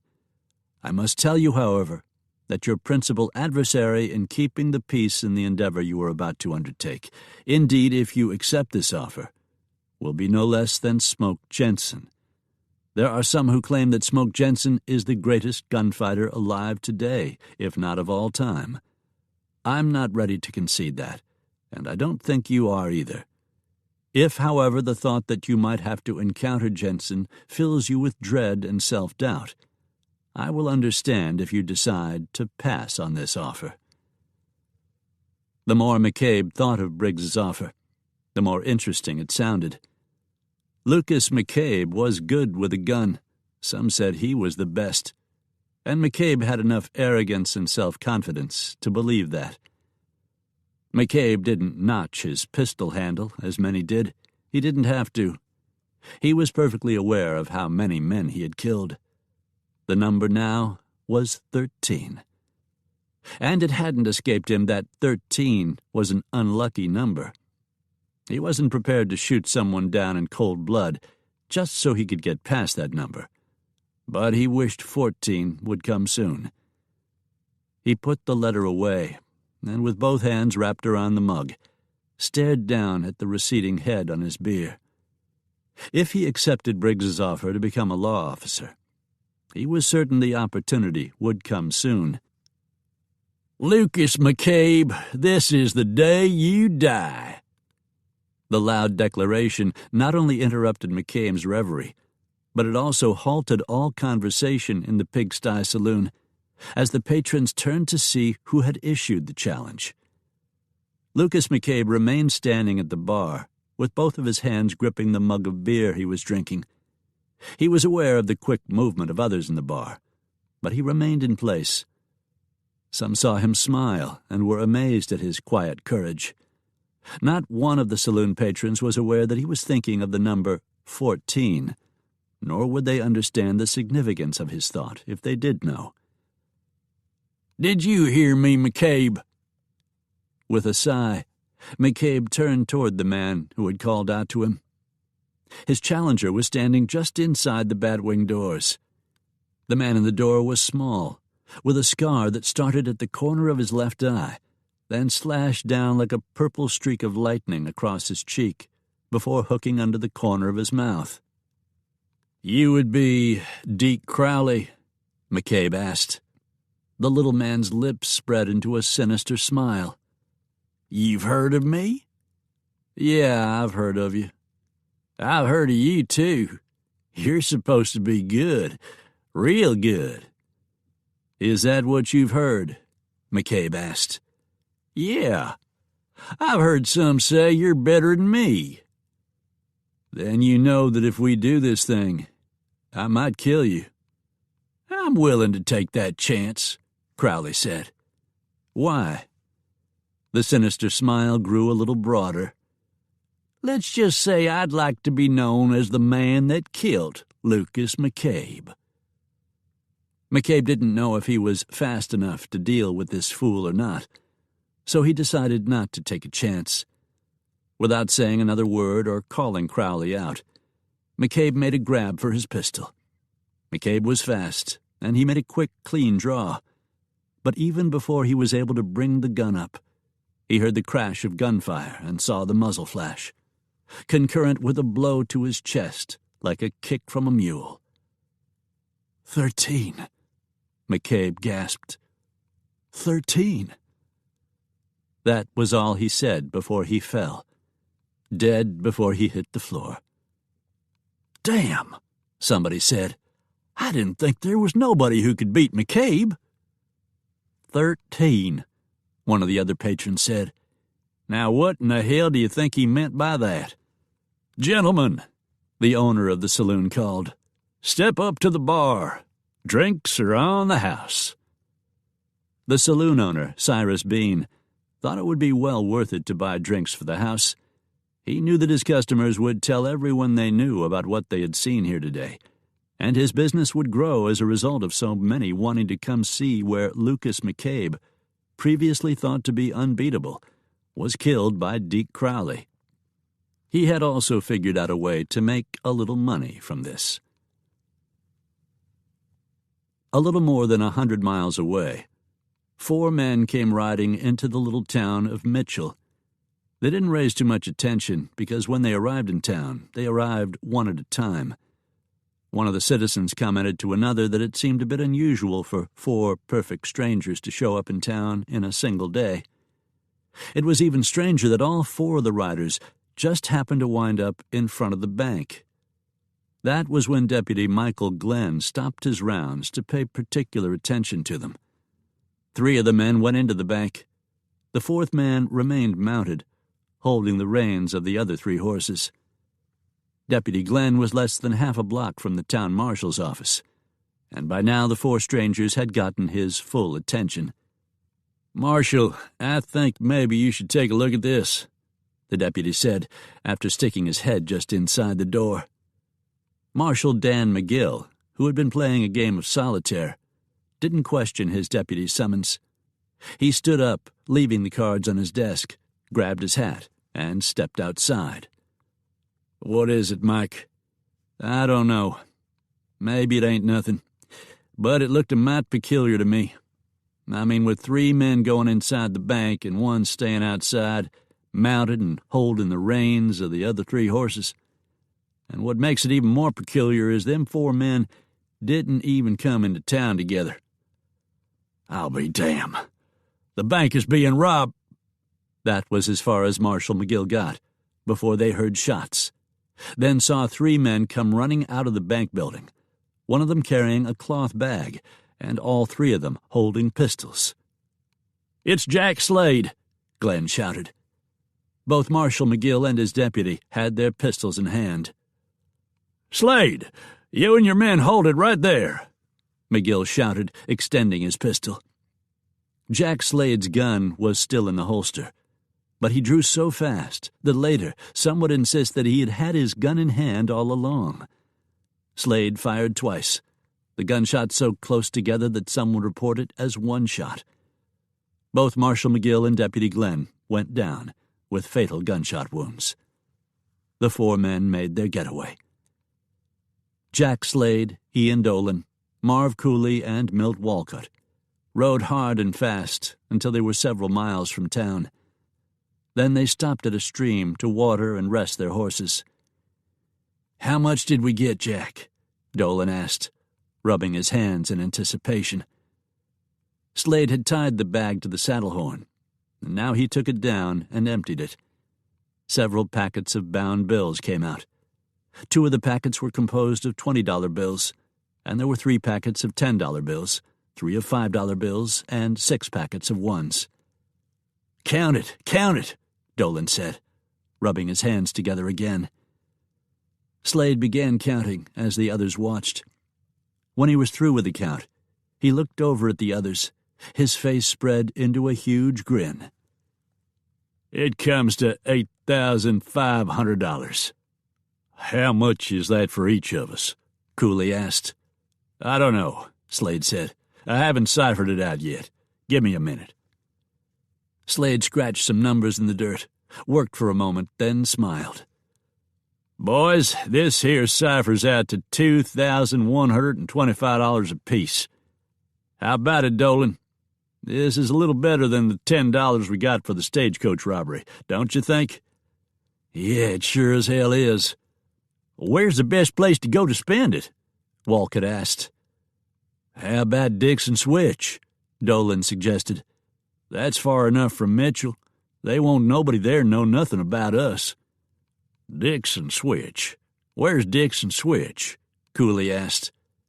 "It's just south of Denver on the Denver and Rio Grande Railroad. And being that it's actual on the railroad tracks, it's got more saloons than any town that size that ain't on the tracks. And that means more women." Slade nodded. "That sounds all right to me." Summit County, Colorado. Malone had given Smoke a map of the proposed railroad, and when Smoke and Sally got back to the ranch house, he began examining it.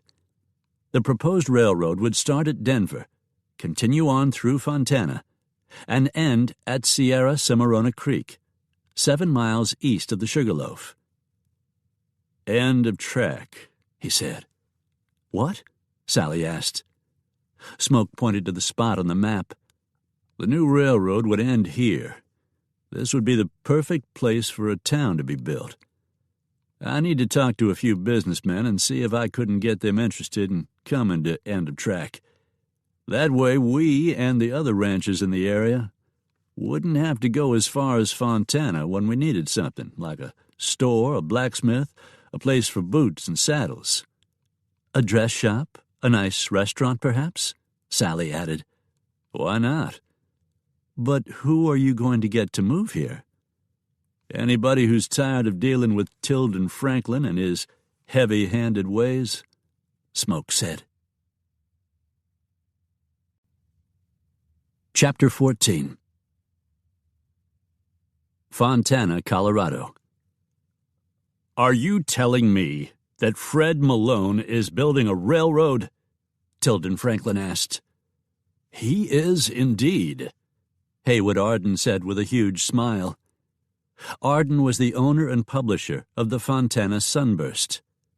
"I've heard that he's already hired Frank McGee, and McGee is hiring track workers, and he plans for it to come here."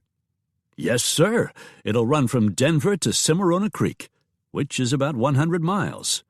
Arden smiled. "If that is so, then the tracks will have to come right through Fontana. I reckon you know what that means." Yeah, I know. It means Fontana will be growing. Why, I wouldn't be surprised if we didn't experience 100% growth within the next year. I wonder how long it'll take him to build it. He should average a good 5 miles a day, Arden said. At that rate, I'd say about a month and a half, maybe 2 months, since he has to go through a couple of passes. Good, that gives me enough time, Franklin replied. Arden looked at Franklin with a questioning expression on his face. Enough time for what? Enough time, Franklin replied, as if the cryptic answer was all that was needed. When Franklin returned to his ranch, he had some thinking to do. A railroad from Denver to the town of Fontana would be very good for business, but it would be even better business for whoever owned the railroad. As Arden had said, Fontana was primed to explode with growth, especially if the rumors of gold proved to be true. Franklin was peeved that it was Malone who was building the railroad and not him. The truth was, Franklin had considered building it, but he had delayed his plans because it was going to be so expensive. He grinned. On the other hand, if Malone got a good start on the railroad, then was unable to continue for one reason or another, Franklin could step in and take advantage of what Malone had already done. That would make him owner of the new railroad, as well as all the rangeland and all the gold that would come with it. He would just have to see to it that Malone ran into a lot of difficulty along the way. Smoke Jenson? Franklin said, repeating the name that Sheriff Colby had said. Yeah, he's going to be a troubleshooter for Malone. What kind of troubleshooter? I expect when problems of one kind or another come up, he'll take care of them. For example, if for some reason somebody with a gun wants to make problems for the railroad, well, I expect he'll take care of that too. Franklin thought about his conversation with Colby as he sat brooding in his office. He hadn't thought about Malone hiring someone like Smoke Jenson. Franklin had already made some plans to delay and interfere with the railroad, not enough to destroy what had already been put down, but just enough to frustrate Malone into quitting. Franklin would be able to buy him out then, though he realized that Smoke Jenson might pose a problem. Franklin smiled. But problems are made to be fixed. What for did Mr. Franklin send for a gunman? Tay asked Pearlie. Tay was one of the 12 men to whom Franklin was paying fighting wages. Franklin had 2 separate outfits working for him. One group was made up of legitimate cowboys who were working his ranch. The other group consisted of men who were particularly skilled with weapons. These were men whose wages were twice as high as those received by the working cowboys. They called themselves, half in jest, the Demons, and Wes Fontaine, who went by the name of Pearlie, was the foreman of the group. I expect it's because Mr. Franklin has a special job for him, Pearlie replied. Mr. Franklin will probably be paying him lots of money, won't he? I expect he will pay him a lot of money. That don't make no sense at all. I'm as good with a gun as anyone else. Hell, I could do whatever it is he's wanting done. Well, that's just it. You don't know what it is he's wanting done. I reckon Mr. Franklin knows what he's doing, Pearlie said. Dead, Franklin said. What do you mean McCabe is dead? I mean that all body functions have ceased. His heart has stopped, his breathing has stopped, and his blood flow has— I know what the hell dead is, Briggs, Franklin said. How did he die? He was killed in a gunfight with Deke Crowley. Deke Crowley, you say? Yes, I've heard that he is very good. Franklin nodded. That's good to know. Brown Spur, Colorado. Gene Welsh was the undertaker, and anyone killed in Brown Spur would come to him. Normally, he would have buried McCabe as he did any other transient, at minimum pay from the county and as cheaply as possible. But Cyrus Bean had come to him with an idea on how to make money. "I'll give you the idea, if you will agree to an even split. I don't know what your proposal is, but if it has anything to do with the body, I'll be out the expense of burying him. You'll get money from the county, not even enough to embalm him. For what I have planned, he'll have to be embalmed," Bean said. "All right, an even split after your expenses. Wait, I know what you have planned. You're going to find some place where a reward is being offered, and you plan to take his body there." "Nope." A big smile spread across Bean's face. "We're going to charge folks to come look at him. See the body of the gunfighter Lucas McCabe, killed in a fair gunfight by Deke Crowley. 50 cents a view." Gene Welsh stood by the open casket in his mortuary, collecting 50 cents apiece from the people who were standing in line to get a look at Lucas McCabe in death. He was trying to maintain a professional expression of the solemnity that the event warranted, but that was difficult for him to do, because he had already made $100 above what it would cost him. And the money was still coming in, because the line stretched halfway down the block, as the morbidly curious waited for the privilege of spending 30 seconds staring down at the deceased gunfighter. Welsh had prepared the body for viewing, using rouge to keep him looking as natural as possible. He had enhanced the bullet hole that was just over McCabe's heart, enlarging it with red wax so that the actual entry wound appeared to have blood around it. "I tell you," Thurman Roscoe said, "I seen McCabe take on Peter Pazin and Wally Simmons over in Frisco, and McCabe killed both of 'em. I ain't never seen no one that fast. I never would have thought anyone could beat him. But Crowley done it fair and square." "Is Crowley still in town?" someone asked. "I reckon he is. I seen him in the Pigsty Saloon just a few minutes ago. He's sitting there at a table all by his own self, and when somebody comes to talk to him, why, he don't say more than a couple of words." "You'd think he'd be talking up a storm, wouldn't you? I mean, after him killing McCabe like he done. That's going to make Crowley famous." "What do you mean it's going to make him famous? Hell, he already was famous." "Yeah, I reckon he was, but this here killing of McCabe is going to make him even more famous. I wonder if McCabe could have took Jack Slade in a gunfight." "Well, I don't know. From what I've heard, Slade is faster than McCabe, though there won't nobody ever know that, seeing as McCabe up and got hisself killed like he done." "Next," Welsh called. "Me and Thurman is here together. Can we go in at the same time?" "I don't care, long as you both pay the 50 cents.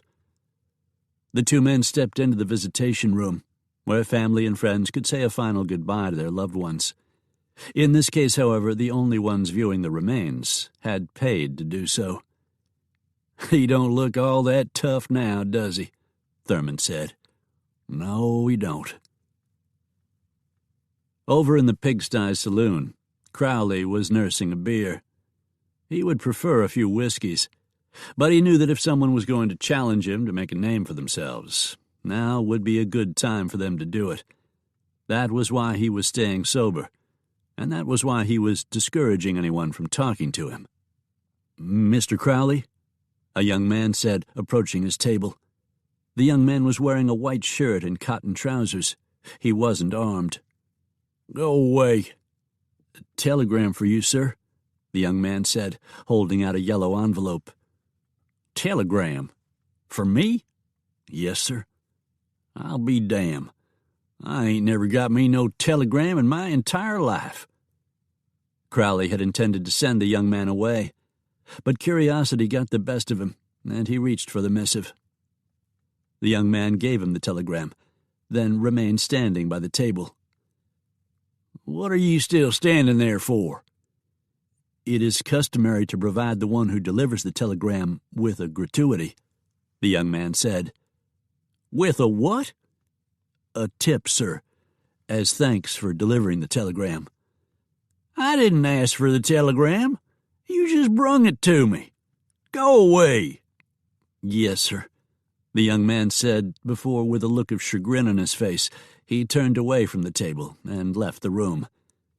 Crowley opened the envelope. "If you are interested in making a lot of money, come to Fontana and see me. Lloyd Briggs." Crowley wondered what he meant by a lot of money, and where the hell was Fontana, and who the hell was Lloyd Briggs? Denver, Colorado.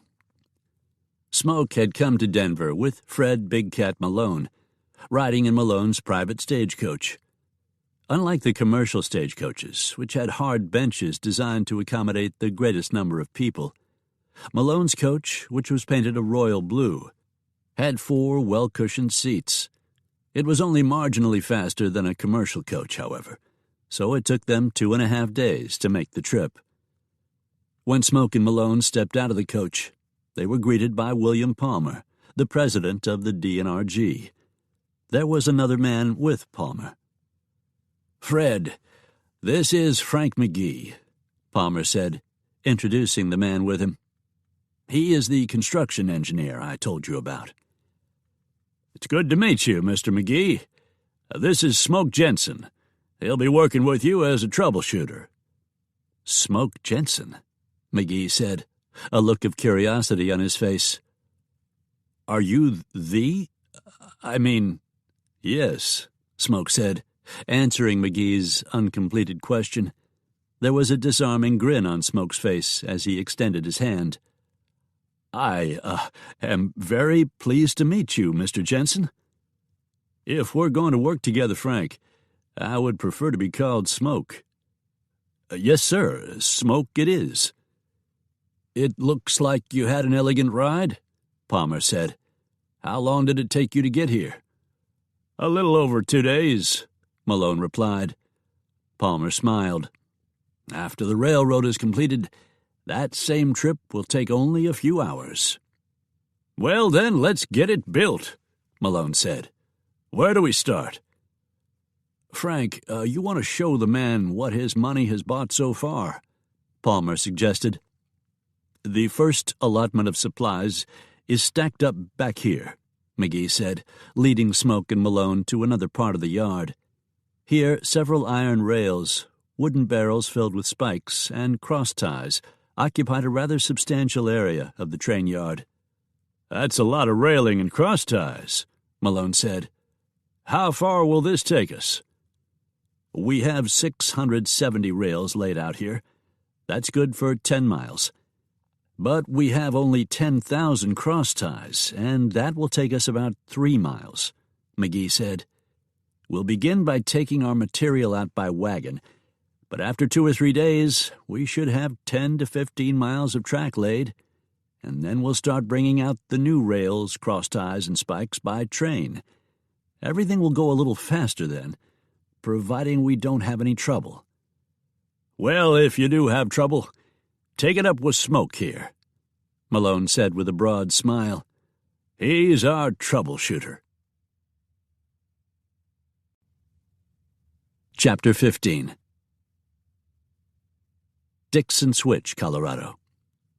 Even before there was a town called Dixon Switch, there was a small shack alongside the tracks. This was the residence of the switchman, whose job it was to switch the track in order to send the trains to their proper destination, according to the schedule.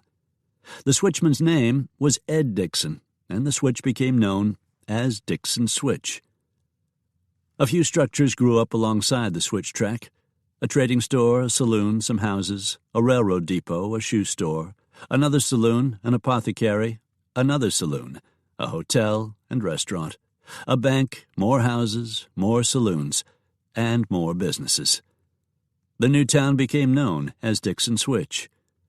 Once incorporated, Dixon Switch was a busy and fully functioning town, with a city hall, a court, and a city marshal's office and jail. It was a surprise to no one that Ed Dixon became the first mayor of the town bearing his name. Slade and the others stopped just outside of town. "You know, it might be a good idea if we hid most of the money before we go into town. If somebody was to find out that each one of us has a couple $1,000, it could raise some suspicion," Slade said. "Yeah, you might be right," Cooley said. "Where can we hide it?" "We'll bury it," Slade suggested. The sky was threatening rain when Slade and the others rode into town. Their arrival raised no particular attention, though the four men did come in together. "Hey, you think anyone in town will recognize us?" Walcott asked. "They won't recognize me for sure, 'cause I ain't never been here before," Slade said. "Dolan, you was the one that was wanting us to come here. You ever done anything here that would make 'em remember you?" "No, I ain't been here but one time, and I just stopped in the saloon for a beer and to have a look at some of the whores. Onlyest thing is, I didn't have no money, so I couldn't have none of 'em. And as I recollect, there didn't nobody even speak to me, neither." "Well, hell, Ian, who'd want to speak to you anyway?" Cooley asked, and the others laughed. "It ain't that I want to be all that popular, but from time to time I'd kind of like to talk to some woman or something." "You can get all the talking you want from the percentage girls by paying 'em," Cooley said. "Yeah, but the thing is, at the time I just barely had me enough money to buy me a beer, and I didn't have no money for women at all," Dolan said. "Well, by damn, we got us enough now," Walcott said. "Yeah," Dolan said. "I'll bet they'll talk to us now." "Let's spend some of it," Cooley suggested. After dismounting in front of the Cowbell Saloon, the four men went inside, then stepped up to the bar, where they were greeted by the bartender. "What'll it be, gents?" "Whiskey," Dolan said, "and leave the bottle." "That'll cost you $1.50. Dolan put the money down, then turned his back to the bar and looked out over the saloon floor. There were at least 4 percentage girls working. 2 of them were sitting at 2 tables, talking to patrons. The other 2 were walking around. Walcott called out to them. "Why don't you girls come over here and keep us company?" He pulled some money out of his pocket, holding up a $1 bill. The 2 girls who weren't engaged smiled and responded to the summons. "Give these ladies whatever they want," Walcott said.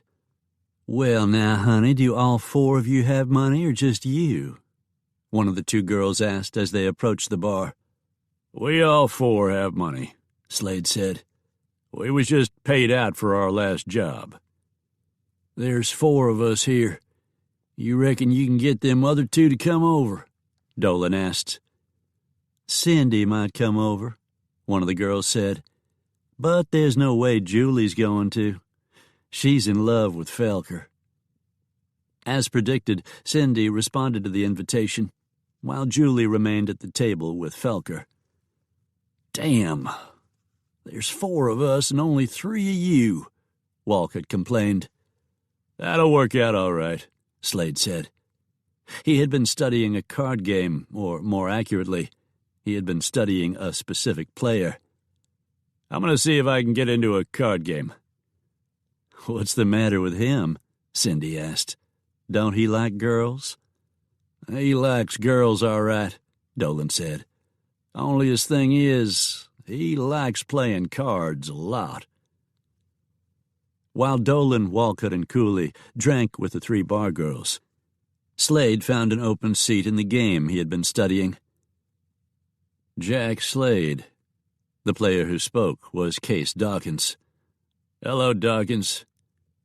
Case Dawkins, like Jack Slade, had built a reputation as a gunfighter. As it became known throughout the saloon that 2 of the deadliest gunfighters in the country were engaged in a card game, tension gradually began to grow. The relative tranquility of the saloon lasted less than half an hour before it was broken. "Dawkins, I seen you pull that ace from out in your sleeve," Slade said in a cold, expressionless voice.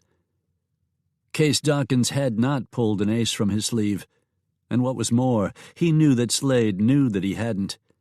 He had been waiting for the challenge from the gunfighter, and he knew that it had just been issued. If this is to be a test between us, Slade, why didn't you just say so? Why the lie about me cheating? Some people might actually believe you, and it might make it harder for me to find games to play in. You don't have to worry about finding any games to play in, because after today, there won't be any more games for you.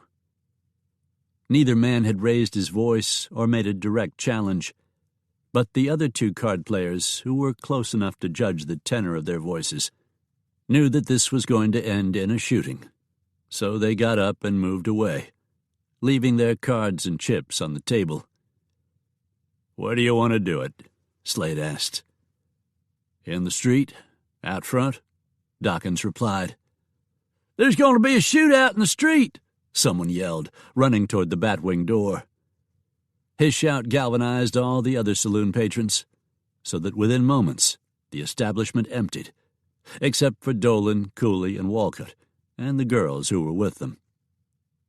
"That man is your friend, isn't he?" Cindy asked. "You came in with him." "Yeah," Dolan said. "He's our friend." The bartender had gone out front with all the others, leaving a bottle on the bar. Dolan reached for the bottle and refilled his glass. "But he'll be back in a minute." "But what if he—" Cindy started to ask. "He ain't going to get killed, if that's what you're asking. He'll be the one doing the killing." "You're sure of that?" "Yeah, I'm sure. How much will it cost me to go upstairs with you?" I can't do anything like that now," Cindy insisted. "Not when somebody's going to get killed just outside the door." "Case Dawkins a friend of your'n?" Dolan asked. "No, he isn't a friend." "Then why are you a-worrying?" The street in front of the Cowbell Saloon was crowded now, and not only with the saloon patrons.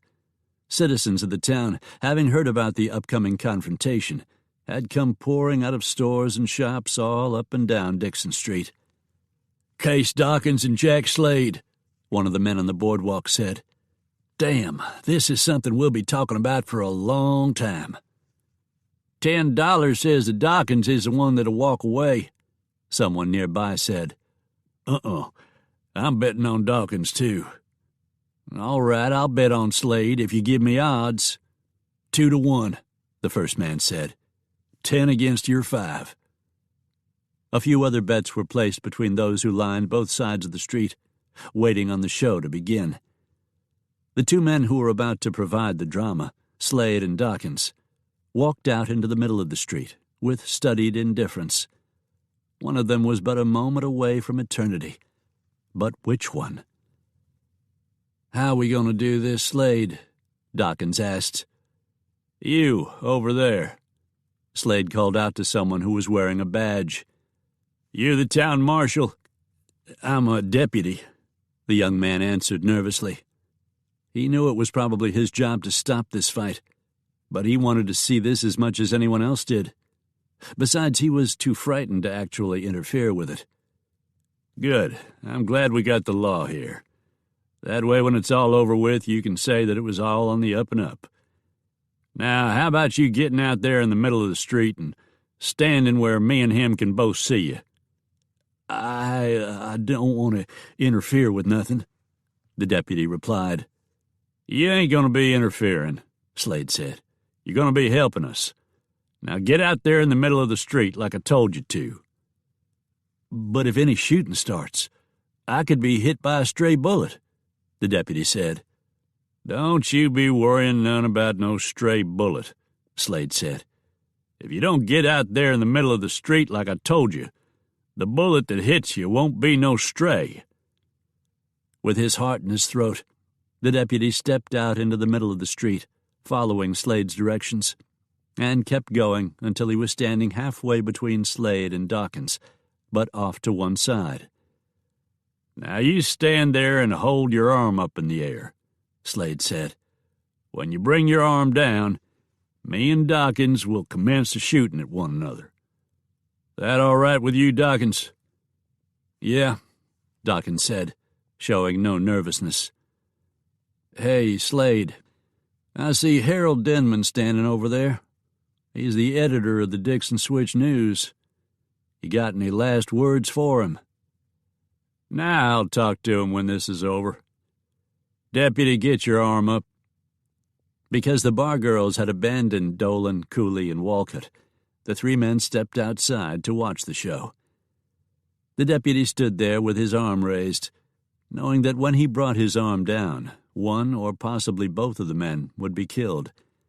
That meant that, in a way, he would be responsible for their death. He held his arm up for a long time, so long that Slade got irritated. "Damn it, Deputy, bring your arm down," Slade shouted, looking over toward the deputy. Dawkins, seeing that Slade was distracted, started his draw. Slade wasn't looking directly at Dawkins, but he saw him in his peripheral vision and started his own draw. Slade was faster, and he fired an instant before Dawkins did. Slade's bullet plunged into Dawkins's chest just before he was able to pull the trigger to his own gun. Dawkins's shot went straight down into the street in front of him, and he fell forward, following the bullet into the dirt. Someone said, "I ain't never seen nothing that fast." "I'll tell you this," one of the others said, "that Jack Slade is about the fastest man with a gun that there is." "No, I seen Deke Crowley once, and he's faster," another said. "There ain't no way Deke Crowley is faster than Slade. Hell, Slade is even faster than Smoke Jenson." There ain't nobody faster than Smoke Jenson," another said. "Are you kidding me? You seen how fast Slade was? Smoke Jenson wouldn't have a chance." "Lord, wouldn't you love to see them two go agin each other, though?" "Yes, sir. I would truly love to see that. Fact is, I'd pay to see it." From the Dixon Switch News. Showdown in streets of Dixon Switch. One man hurled into eternity. Two men skilled in the art of death faced each other on Dixon Street on the 8th instant. Little is known of the reason for the deadly encounter, though it may have been for naught but to establish who could employ their weapon quicker and shoot straighter. This encounter between Jack Slade and Case Dawkins ended with Dawkins lying dead in the dirt, and Jack Slade putting one more notch on his gun handle, giving him perhaps the title of the fastest gun in the West. Fontana, Colorado. When the man came into his office without so much as a knock on the door, Briggs looked up in irritation. "How dare you come into my office without so much as a fare thee well?" Briggs said, the tone of his voice indicating his irritation. "Is your name Briggs?" "I am Judge Briggs, yes." "You're a judge?" "I am." "Your telegram didn't say nothing about you being a judge." "My telegram? Wait, are you Deke Crowley?" "Yeah." Briggs winced a little. He would have thought that Crowley would show a little more respect to a sitting judge. "Your telegram said I could make a lot of money." "Yes, you can, if you are willing to do what is asked of you." "Yeah, well, what is it that I'm supposed to do?" "Hold up your right hand." "What?" Crowley asked, totally confused by the strange request. "Hold up your right hand. I'm about to make you a deputy sheriff." "Look here, Briggs. Maybe I ain't the smartest man you ever seed, but I'm smart enough to know that deputy sheriffs don't make a lot of money. Your telegram didn't say nothing about you needing a deputy sheriff. All it said was I could make a lot of money." "And so you can," Briggs replied with a smile. "The only reason I'm making you a deputy sheriff is so you will have the authority of the badge when you do whatever Mr. Franklin asks you to do." "Who is Franklin?" "He is the one who will pay you a lot of money." When Franklin came down the stairs, he was startled to see a man standing in his foyer. He wasn't a very big man. In fact, if Franklin had to guess, he would say that the man was barely 5 feet tall. But there was something about him, perhaps the disfiguring scar on his face, or the deep-set eyes, No, Franklin decided. It was the apparent arrogance of the man that seemed to make him bigger than his size. "Who are you? What are you doing in my house?" Franklin asked. "The name is Deke Crowley. You sent for me," the little man answered in a sibilant voice. "You're the gunfighter? You?" Franklin asked. "Yeah." "I thought you would be bigger." "Well, yes." "How big do you have to be to kill a man?" "Yes, you do have a point." Chapter 16. Tilden Franklin had taken the first step in causing problems for Malone. Malone planned to bring the railroad through Fontana because the businesses, ranchers, and farmers around Fontana would provide a revenue stream. Without that revenue stream, the railroad would not be able to sustain itself. All Franklin had to do was deny Malone that revenue stream, and he could do that by preventing the railroad from coming to Fontana.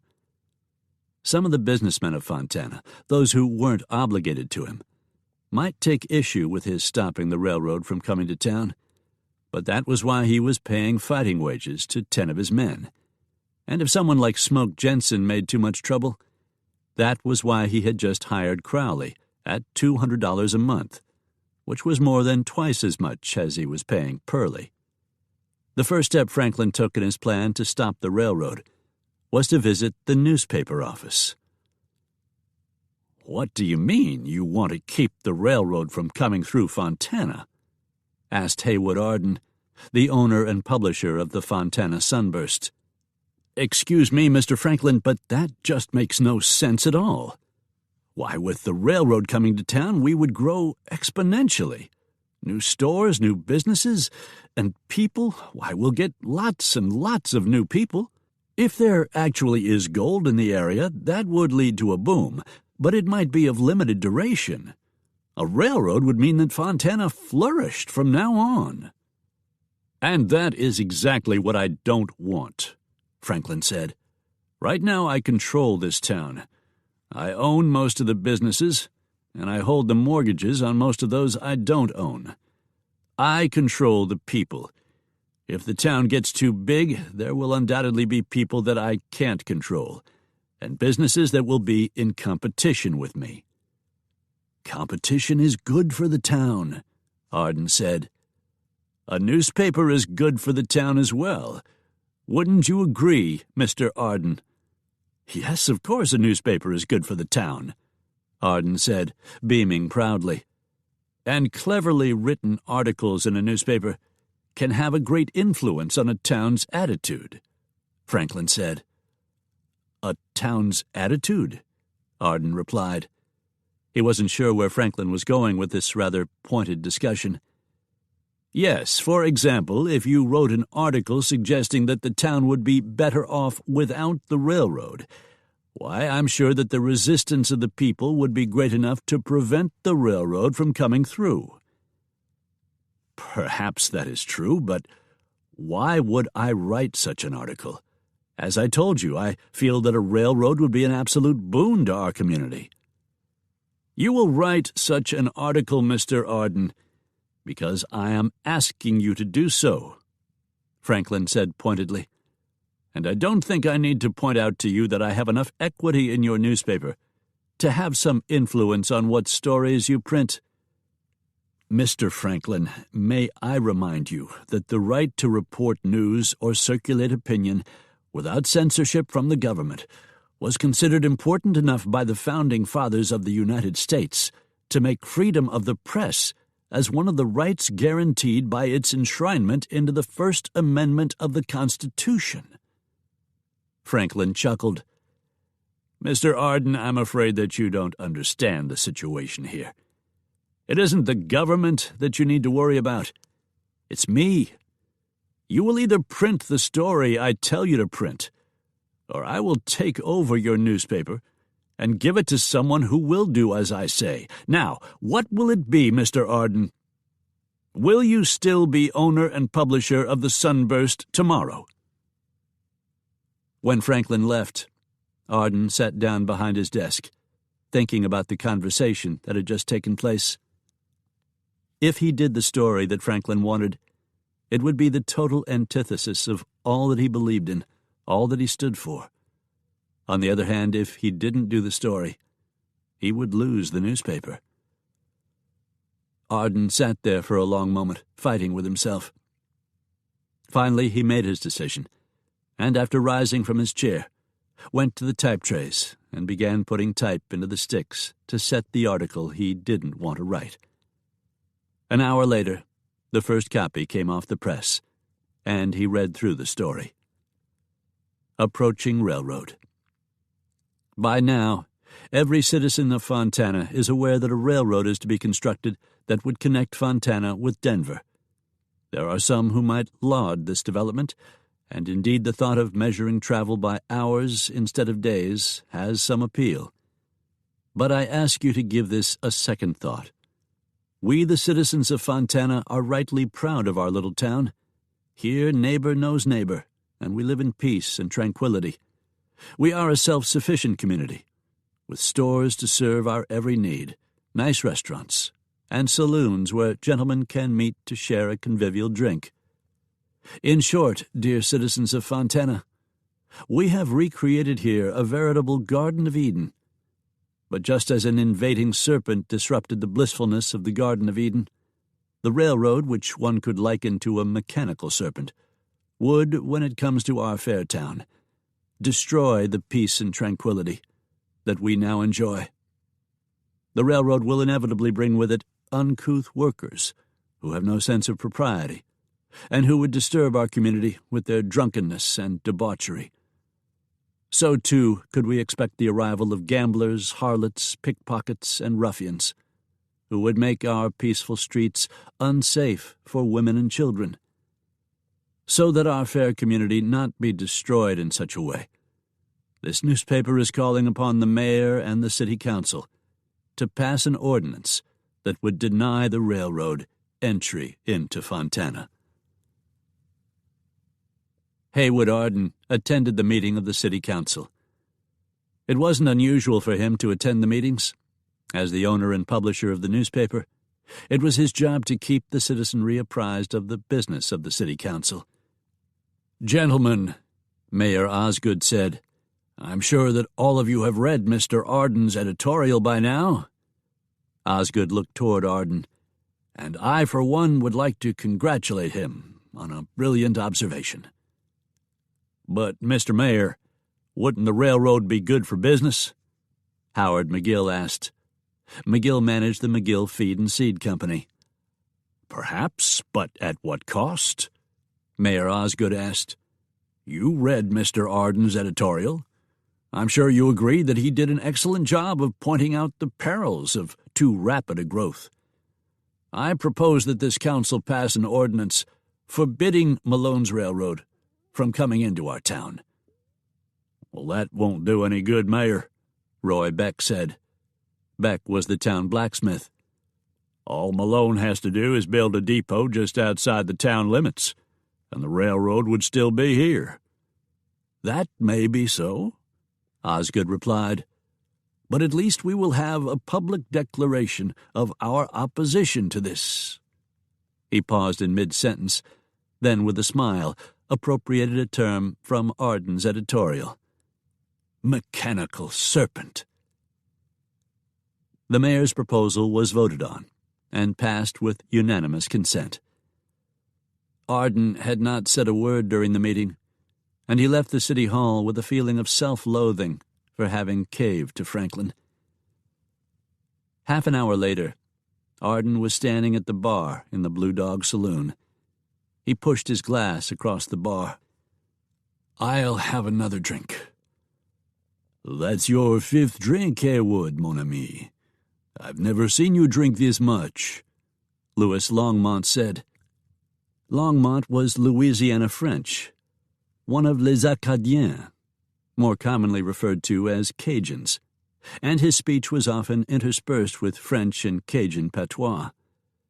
And though Tilden Franklin owned the saloon, Longmont, as the manager, often tended bar, not because he was required to, but because he wanted to, and he was doing so now. "Is something wrong?" he asked, as he slid the full glass back toward Arden. Arden held the glass out, not in a toast, but in a symbolic gesture. "Lewis, my friend, you see before you a broken and dispirited man. I am the Benedict Arnold of my profession. I have committed treason against honest journalism, against my town, and I am a traitor to myself. I forfeited my soul upon the altar of greed, for I was too frightened to stand up to the devil." Arden put a coda to his long, self-condemning dissertation by tossing down his drink, then holding the glass out for another. "If I understand you, Haywood, and I believe that I do, you are telling me that you don't believe what you wrote in that article." "Please fill the glass again," Arden said without a direct response. "Franklin made you do it," Longmont said. "What makes you say that?" "Let's say that I know from personal experience, because beaucoup d'entre nous portent le joug de l'oppression de Franklin." "I heard the words beaucoup and oppression," Arden said. "Are you saying that many of us wear the yoke of Franklin's oppression, myself included?" Longmont said, translating his French. "Did you read the paper today?" Smoke asked. "Yes," Sally replied. "I must say that I'm surprised that Mr. Arden would take such a stand. Who wouldn't want the railroad? Since nothing happens in Fontana that Franklin isn't aware of, I'm sure that he is behind this in some way.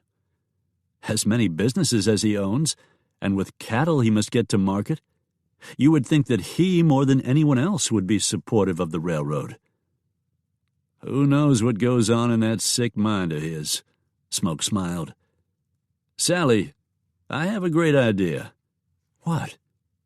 "End of track." "What?" "We're going to build a town at End of Track. If Fontana doesn't want us, we don't want them. We'll build our own town." Sally laughed. "Build our own town? You have to have people to have a town.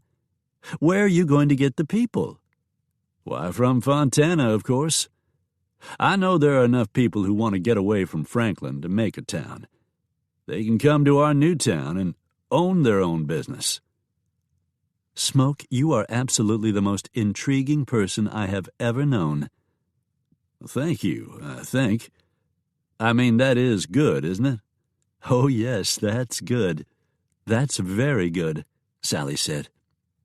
"Oh, you know what we should do now?" "What?" "We should draw a map of the town. Put in streets and name them. Since you are building the town, I think the main street should be Jenson Avenue." "We can name one of the streets Jenson, but the main street should be Malone Street." "No," Sally replied. "Big Cat is building the railroad. You don't think we should name a street after him?" "It should be called Malone Avenue," Sally said. She smiled. "That sounds more dignified than street." Chapter 17. Circle TF Ranch. "Hey, Pearlie, did you know that Franklin has hired himself a gunfighter?" "Yes," Pearlie said. "Deke Crowley." "Have you ever heard of him?" "I've heard of him. I reckon he'll be riding with the demons. What do you plan to do with him?" "He won't be one of the demons. Mr. Franklin plans to use him for something else." "Use him how?" "I don't know," Pearlie admitted. That's kind of strange, ain't it?" "I suppose so. But if you ask me, there ain't a lot that goes on around here that ain't kind of strange." "Yeah, I guess that's right when you think about it." "Hey, Pearlie, what do you say we go into town tonight?" Ray Perkins asked. "It depends," Pearlie replied. "Depends on what?" on whether or not you get so drunk I'd have to bring you back home." "Ha! How do you know it won't be you getting so drunk that I'll have to bring you back home?" Pearlie stared at Perkins without answering him. All right. I ain't never seen you drunk. But that don't mean you can't get drunk," Perkins insisted. "Anyone can get drunk," Pearlie replied. "It isn't whether or not you can. It's whether or not you will. I can tell you for a fact that I won't get drunk." "Yeah, well, you're right. I know you won't get drunk. But I don't plan to get drunk neither. So what do you say about me and you going into town tonight?" "Yeah," Pearlie said. "I'll go into town with you." A short time later, as Pearlie and Perkins were saddling their horses, Pearlie was aware of the unfriendly gaze of some of the other cowboys who worked on the Circle TF. Technically, Pearlie knew they were real cowboys. They were the only ones who actually worked with the cattle. Pearlie and the demons drew twice the wages of the average cowboy. That was because Pearlie and the 12 men who made up the demons were drawing what was called fighting wages. "I am a very wealthy man," Franklin had explained to Pearlie when he hired him. "There are those who resent my wealth and position, and they will do whatever they can to attack me, either personally or indirectly, by stealing some of my cattle. It will be your job to protect me and my property." Pearlie knew that there were people in town who didn't like Franklin. Actually, that was an understatement. There were people who hated Franklin, and the more brazen ones liked to take it out on those who worked for the Circle TF. So Pearlie had decided that his job wasn't only to look out for Franklin, but also to look out for anyone who rode for the brand. When Pearlie and Perkins stepped into the Blue Dog that evening, they were greeted by a couple of the percentage girls. One of the girls, who called herself Delight, put her arm through Pearlie's arm and smiled up at him. "Hello, Pearlie, you handsome devil, you," Delight said.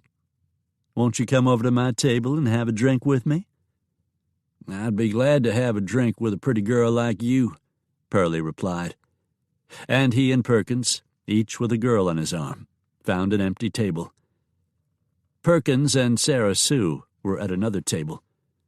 Pearlie knew that Perkins wanted the privacy so he could negotiate with Sarah Sue to go upstairs. That was the main reason Perkins had wanted to come into town. That would take a while, for as Perkins had explained once, even if it's a whore, you can't come right out and ask her to go to bed with you. That ain't polite. You gotta sort of work 'em into it, so's that they want to go upstairs as bad as you do." Pearlie glanced over toward Perkins and Sarah Sue and smiled, as Perkins was working on her. "Pearlie," Delight said, calling his attention away from Perkins's table. "Oh, I'm sorry. I was sort of looking around and not paying attention to you," Pearlie said. Delight chuckled. "You don't have to apologize for nothing like that. I was just wanting to ask you, why does a nice fella like you work for someone like Tilden Franklin?" "I take it by your comment that you don't particularly like Mr. Franklin." "No, I don't like him. I don't like the way he lords it over everyone. He acts like he is king of the walk." Pearlie chuckled. "Well, Delight, around here, I would say that he is king of the walk, wouldn't you?" "Hey, you!" someone shouted toward Pearlie's table. At first, Pearlie paid no attention to the shout, which he wasn't sure had even been directed at him. "You!" the loudmouth said again. "Look at me when I'm talking." "Are you talking to me, mister?" Pearlie asked. "No, I ain't talking to you, you prairie rat. I'm talking to that whore you're a-sitting with." "Do you know him?" Pearlie asked Delight. "Yes, I know him. His name is Purvis Depro, and he's the meanest man I've ever met. None of the girls will have anything to do with him because he likes to beat on us." Depro came over to the table and looked down at Delight. "I told you no more than an hour ago that I'd be coming back. Now what are you sitting with him for?" "It's my job to visit with the gentlemen who come here," Delight replied, the tone of her voice apprehensive. "Yeah, well, you've been nice long enough," Depro said. "Now finish your drink, then come upstairs with me." "Please go away," Delight said. "I told you I am with this gentleman now." "Gentleman?" Depro replied mockingly. "If this prairie rat is a gentleman, I'm the king of Prussia. Now I'm telling you to come upstairs with me, or I'll knock the hell out of you." Depro reached down and grabbed her by the arm. "Ow, let me go. You're hurting me," Delight said. "Let her go, Depro," Pearlie said harshly. Depro released his grip on Delight's arm and turned to Pearlie. "What did you say to me?" "I told you to let her go." Without a word of warning, Depro went for his gun. He had the element of surprise, as Pearlie certainly wasn't expecting him to draw, and he also had the advantage of standing, while Pearlie was still sitting in his chair. "Draw, you coward!" Depro shouted, and he was already drawing his own pistol. Because Pearlie hadn't expected anything like this, he didn't start his own draw until Depro's gun had cleared the holster. But even so, Pearlie drew and fired, just as Depro managed to bring his own pistol to bear. Pearlie's shot hit Depro right where the second button of his shirt fastened. Depro's gun fell, unfired, as he slapped his hand over the hole in his chest, then looked down at the wound as blood spilled through his fingers. He pitched forward.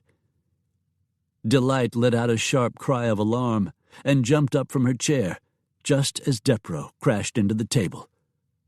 "Are you all right?" Pearlie asked Delight. Pearlie had risen to his feet and was still holding the smoking gun in his hand. "Yes, I think so," Delight replied. "Perkins," Pearlie called over to the man who had come to town with him. Perkins and Sarah Sue, like every other person in the Blue Dog, were standing now. "Yeah," Perkins answered. "I reckon you'd better go get the sheriff. I'll need to stay here." "Yeah, all right," Perkins replied. "You was in the right. I seen it," one of the other customers called out. "Yeah, me too." Perkins came back no more than a few minutes later, with Sheriff Colby following close behind. Colby walked over to stare down at Depro, whose sightless eyes were still open. Depro's gun lay on the floor beside him. "Pearlie was just sitting there minding his own business when Depro drawed on him," Perkins said.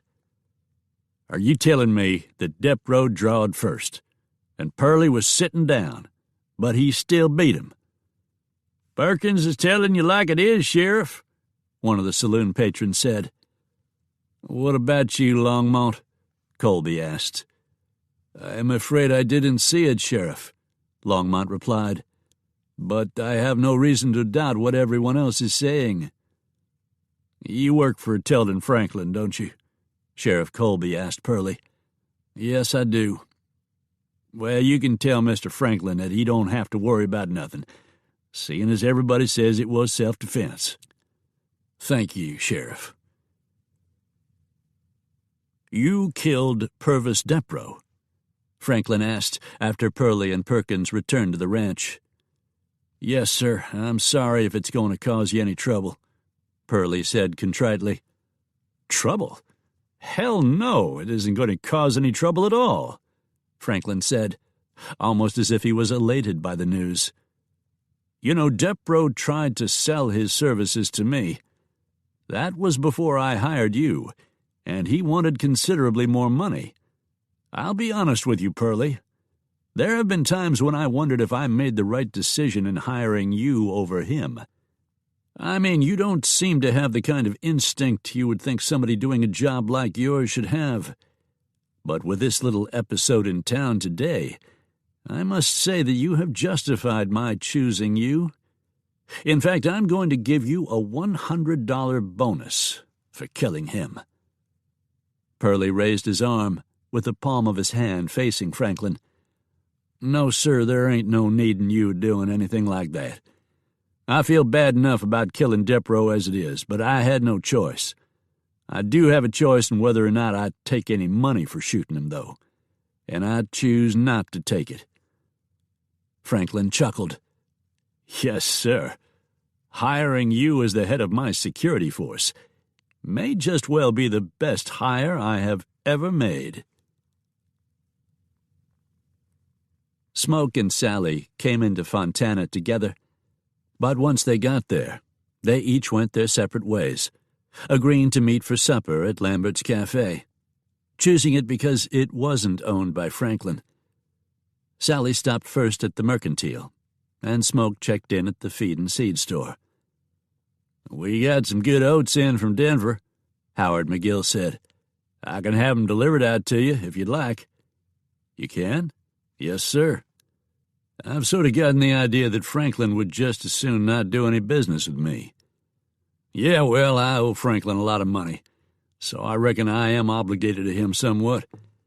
But I don't plan on him telling me who I can and who I can't do business with." "Good. That's good to hear," Smoke replied. "Now tell me, how do you feel about the railroad coming into town?" McGill paused, then looked around before he answered, and even though there was no one close, he lowered his voice. "I think it would have been a really good thing to have the railroad come to town, and I wish Mr. Malone all the luck in the world getting it done." "Apparently not everyone in town agrees with you," Smoke replied. "You're talking about that newspaper article and the city council ordinance, ain't you?" "Both the newspaper and the city council made it very clear that they are opposed to the railroad," Smoke said. McGill shook his head. No, they ain't neither. I know for a fact that Haywood Arden would like to see the railroad come to town. He told me so his own self.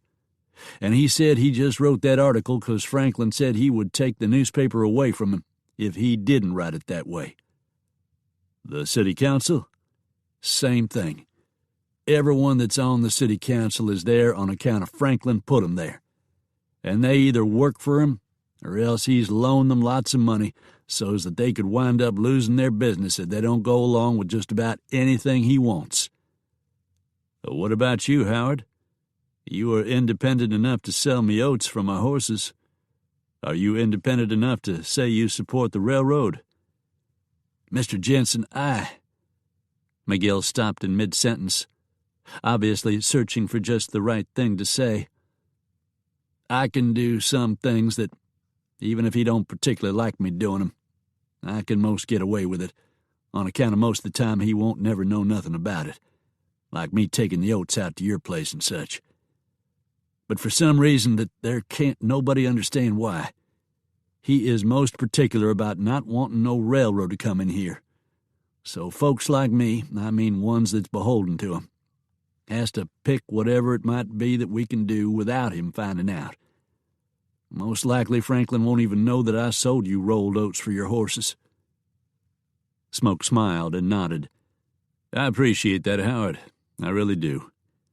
Now let me ask you something.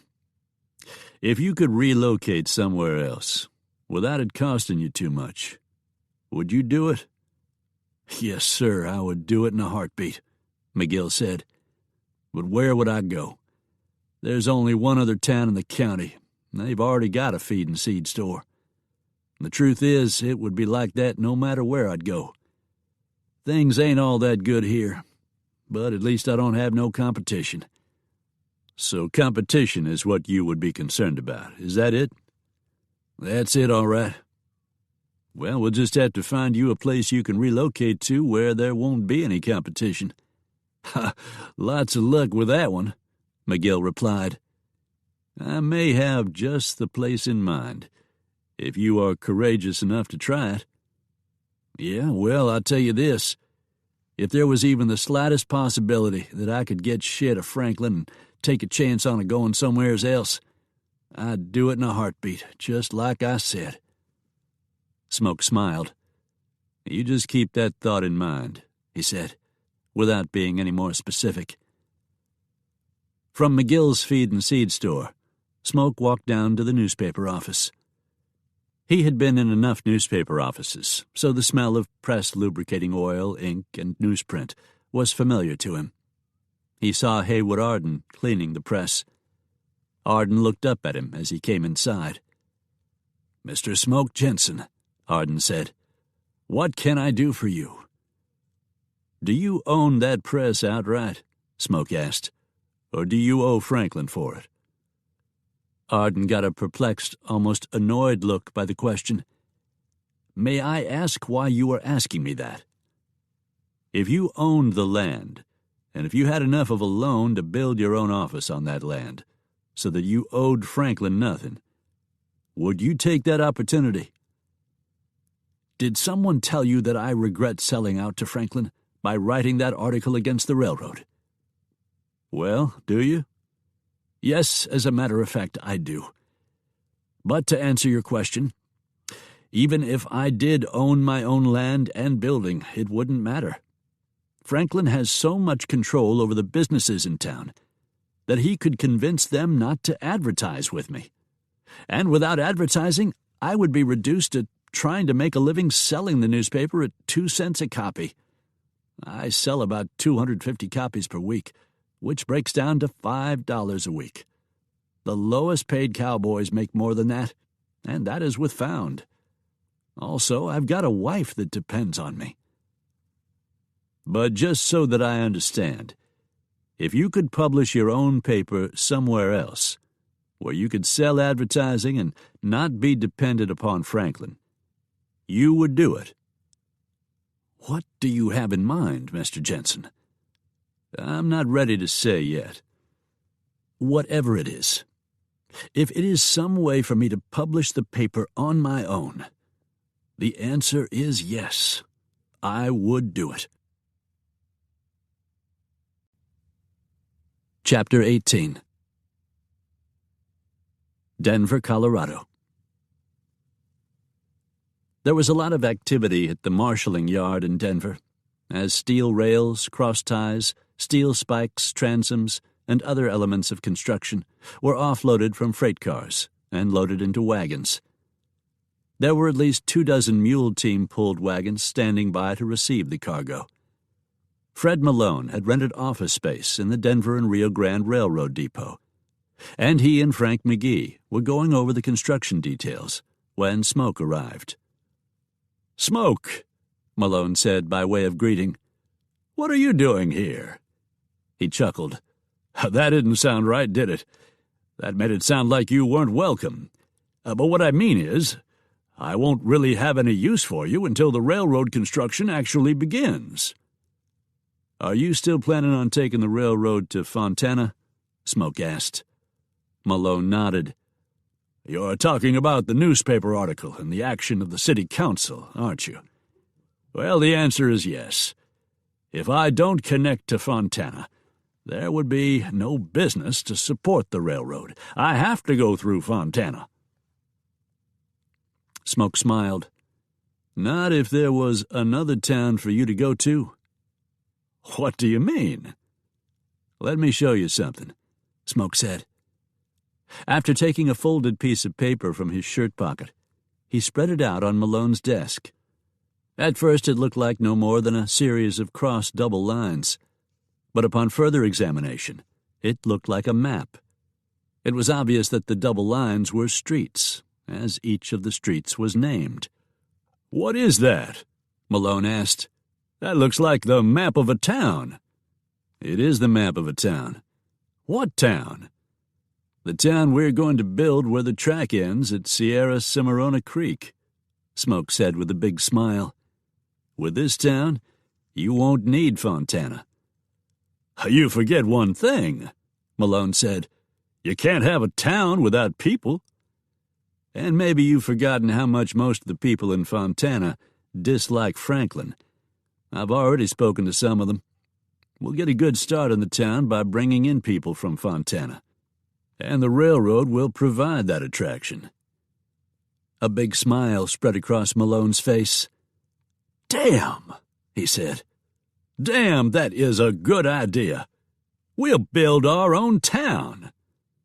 The smile left his face, to be replaced by an expression of concern.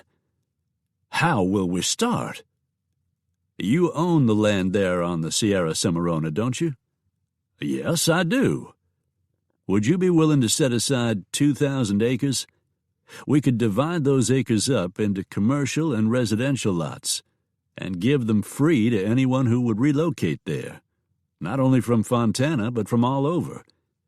If someone agrees to start a business, we could give him a lot for his business and a lot for his house. The land on the other side of the creek, as well as the land outside your specific holdings, is available for homesteading.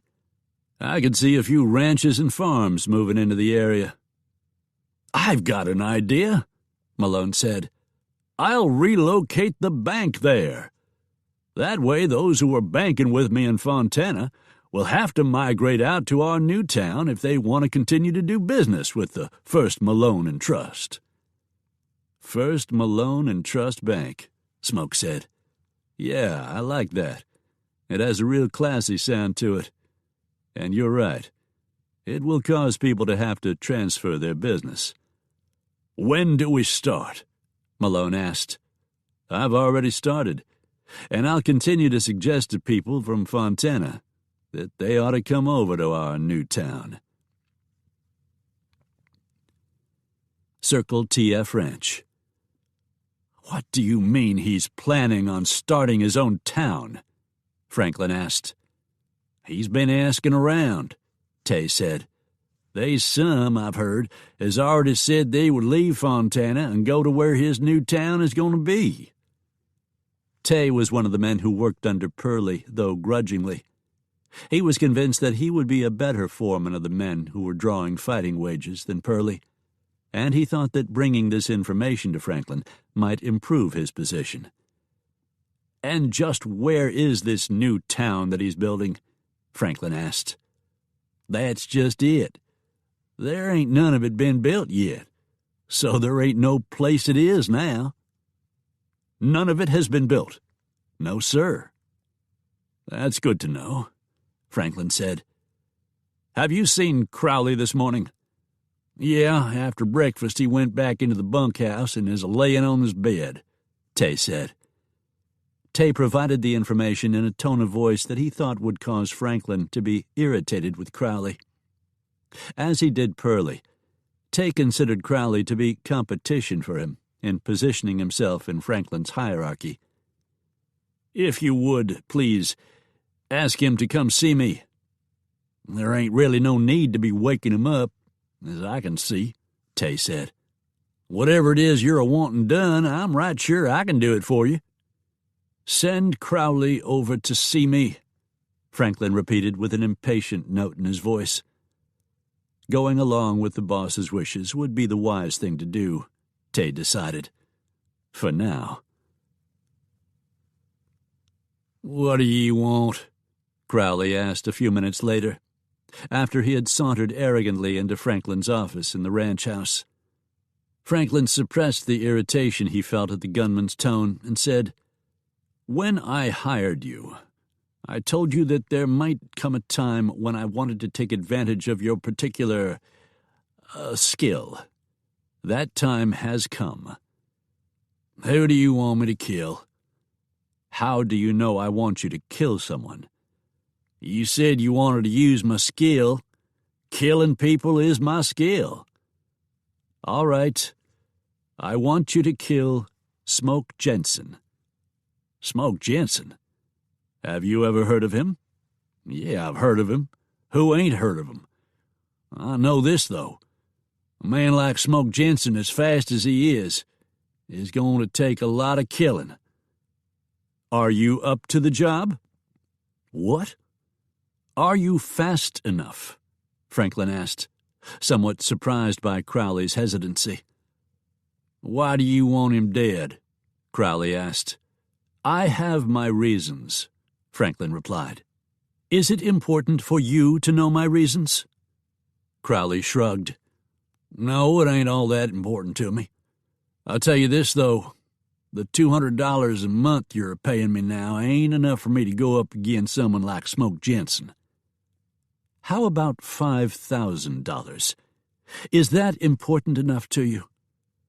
Crowley gasped. $5,000? Wait a minute. Are you telling me you would actually give me $5,000 to kill Jenson? I think that the man who is fast enough to kill Lucas McCabe deserves such a payment to kill Smoke Jenson, don't you? Crowley smiled, the scar tissue causing his mouth to be even more misshapen. "Yeah, I'd say so." "When do I get the money?" Crowley asked. "I'll give you $5,000 as soon as the job is done," Franklin said. "You've got my word on that." "There ain't really no need for you to give me your word," Crowley said. "Oh, and why is that?" "'Cause once I kill Jenson, if and you don't give me the money, then I'll kill you." Chapter 19. Smoke had a few more people he wanted to talk to before he met Sally at Lambert's Cafe for dinner. Smoke talked to Earl Montgomery about moving his barber shop to the new town, and also to Dennis White about moving his apothecary. After receiving positive answers from them, he decided that his next stop was the Blue Dog Saloon. The Blue Dog was relatively quiet when Smoke pushed through the Batwing doors that afternoon. 3 cowboys were sharing a table in the back corner. Delight and Sarah Sue were sitting at a table by themselves, and one customer stood at the far end of the bar, staring down into his mug of beer. Louis Longmont was polishing glasses, though Smoke got the idea that he was doing this just to have something to do. "Smoke Jenson," Longmont greeted with a welcoming smile. "You'll be wanting a beer?" "Yes." Smoke waited until the beer was put before him, before he said what was on his mind. "Louis, how would you like to run your own saloon?" "How did you know?" "How did I know what?" "How did you know I'll be opening my own saloon soon, just across the street from this one?" "I didn't know that, but that might work out even for the better." "What do you mean?" "How would you like to have a new saloon, bigger than this one, in another town?" "I agree that I have considered the idea of leaving Fontana, but my thoughts have never gone beyond that. For example, I have no idea where I might go, or where I would get the money to buy the lot and build such a place." "I'll tell you where you might go," Smoke said. And for the next few minutes, Smoke shared with Louis Longmont his idea of building a new town, and the more he spoke, the more intrigued Longmont became.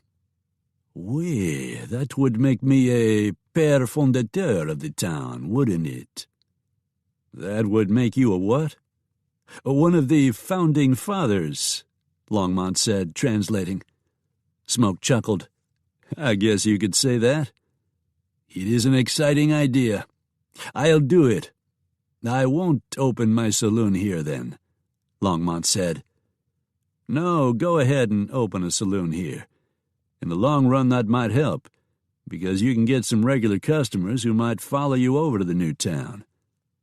"You might be right," Longmont said. He looked up then, just as Monty Carson came into the saloon. "This new town you're building," Longmont said, "it's going to need some law, isn't it?" "I expect it will." Longmont nodded toward Carson. "Then that's the man you need to talk to." "He's Colby's deputy, isn't he?" "Oui, but do not hold that against him. Monty Carson is nothing like Colby.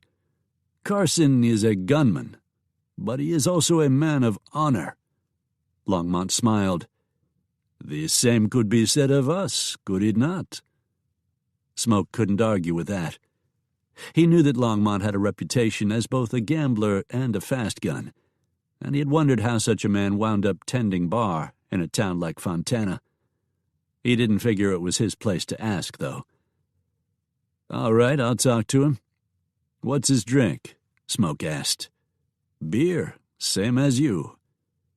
"Give him a beer, on me. and ask him to come over to that table for a little visit." Smoke walked over to a nearby table and watched as Monty Carson accepted the beer, then turned toward him. Smoke nodded, signaling him to come over. "Thanks for the beer," Carson said as he took a seat. "What's the catch?" "Let me ask you something," Smoke said. "Did you ever think you would be wearing a badge?" "You've heard of me, haven't you?" Carson said. "I mean, before this place." "I've heard of you," Smoke said. Carson smiled and nodded. "I admit I've spent a little time on the outlaw trail, but I walked away from all that. I've been pretty much on the straight and narrow since then." Smoke chuckled. "Pretty much?" Carson's smile broadened. "Maybe just a little more than pretty much." "How long have you been a deputy?" "Better than a year now." "That's experience enough." "How would you like to be sheriff?" Smoke asked. He had sized up Monty Carson pretty quickly, he knew, but he was a man who trusted his judgment, especially when it came to another man's character. Carson shook his head. "Franklin pretty much determines who is going to be sheriff here, and right now his man is Colby. And even though I'm willing to be a deputy, I'm not sure I would want to be sheriff here. The cost is too high." "The cost?" Smoke said. "I would never want to be that beholden to Tilden Franklin." A broad smile spread across Smoke's face.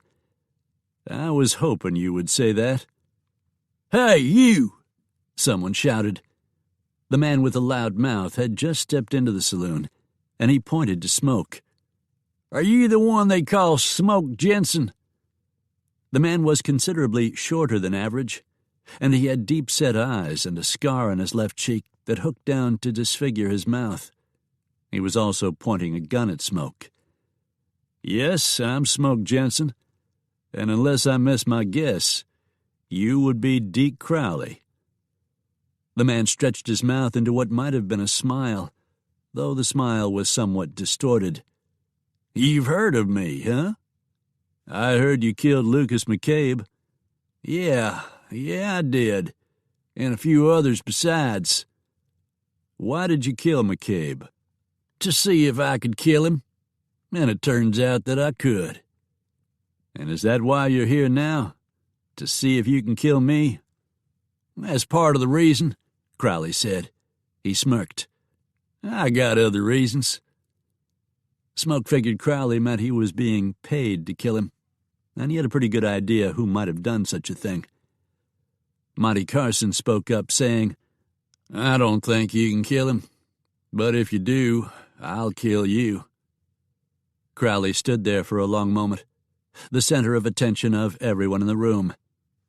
His eyes cut back and forth between Smoke and Carson, and for the first time a hint of uncertainty showed in them.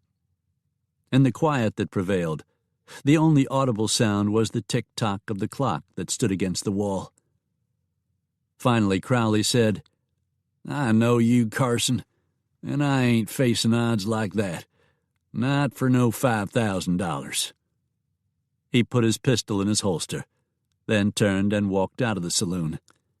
His exit was greeted with a collective sigh. Smoke turned to see Carson just putting away his pistol. He had drawn it while all of Crowley's attention was focused on Smoke. "Damn," Carson said. "I thought for a minute there my sheriffing days might be over before they even started." Suddenly Crowley came rushing back in through the batwing doors, his pistol in his hand and pointing toward Smoke, who still had his attention on Carson. "Draw, Jenson!" Crowley shouted, even as he pulled the trigger. The .44 slug from Crowley's gun plunged into a supporting post, inches away from Smoke. Smoke responded by drawing and shooting in one fast and graceful move. Crowley, realizing that he had missed with his first shot, pulled the hammer back for another try. The bullet smashing into the center of his chest prevented him from getting off a second shot. His gun sagged as he swayed a little. Then the revolver slipped from nerveless fingers and thudded to the floor. Crowley followed it a split second later. For a long moment, there was a tableau vivant, as a silent and motionless group of people stood fixated upon the results of the scene that had just played out before them. Then one of the saloon patrons whooped and said, "Damn if I ain't never seen nothing like that before." Chapter 20.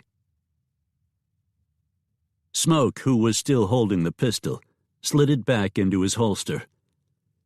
"Smoke, how about another beer? On me this time?" Monty Carson asked. "Thank you, Monty, but Sally came into town with me, and I promised to meet her for supper at 6. That's only 5 minutes from now." "Oh, I guess I should wait for the sheriff so I can explain what just happened here." "No need for that," Carson said. He smiled. "I'm the deputy after all. I'll just tell him what happened. That ought to be official enough." "All right, thanks," Smoke said. "If he needs to talk to me, I'll be at Lambert's Cafe." He started to leave, then paused and added, "Might have been nice if Crowley had come right out and said who offered to pay him $5,000 for killing me. But I reckon we don't have to think too hard to figure out who that was." The little grimace that crossed Carson's face told Smoke that the deputy knew who he was talking about, and agreed with the conclusion. By now the shooting in the saloon had drawn a few more people, and they were standing around Crowley, looking down at his body with morbid curiosity. Without another word, Smoke stepped around the little gathering and started toward the restaurant to meet Sally. "I've already got us a table," Sally said, when Smoke showed up. She smiled. "It's in the back corner, so you can have your back to the wall. I know how you prefer that." "Good, good. You learn fast," Smoke replied with a broad grin.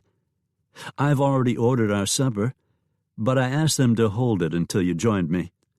"What did you order? Not some real fancy thing, was it?" "I don't know. It depends on how fancy the steak is," Sally replied with a smile. "How was your time in town?" "Oh, I enjoyed it," Sally said. "I bought some materials so I can make some curtains." As they were enjoying their dinner a few minutes later, Smoke looked up to see Monty Carson and Sheriff Colby come into the restaurant. "There's Sheriff Colby," Sally said. "He's perusing the room, as if he is looking for someone." "That would be me, I expect," Smoke said. "Why would he be looking for you?" "It might have something to do with a little flare-up I had over in the saloon a little while ago." Smoke held up his hand, getting Carson's attention. Carson saw the signal. Then the two lawmen made their way between the tables and through the room. "Hello, Carson, Sheriff Colby," Smoke said, acknowledging them both with a nod of his head. "Beg your pardon for interrupting your meal, ma'am," Carson said to Sally. Then to Smoke he added, "Sheriff Colby decided that since there was a killing, he probably should have a few words with you." "A killing?" Sally asked. "The fella seemed determined to have it wind up that way," Smoke said. "How many more men have you killed, Jenson?" Sheriff Colby demanded. "Only as many as I needed to." "Well, for the peace and tranquility of the town, let's hope it won't be necessary for you to kill many more."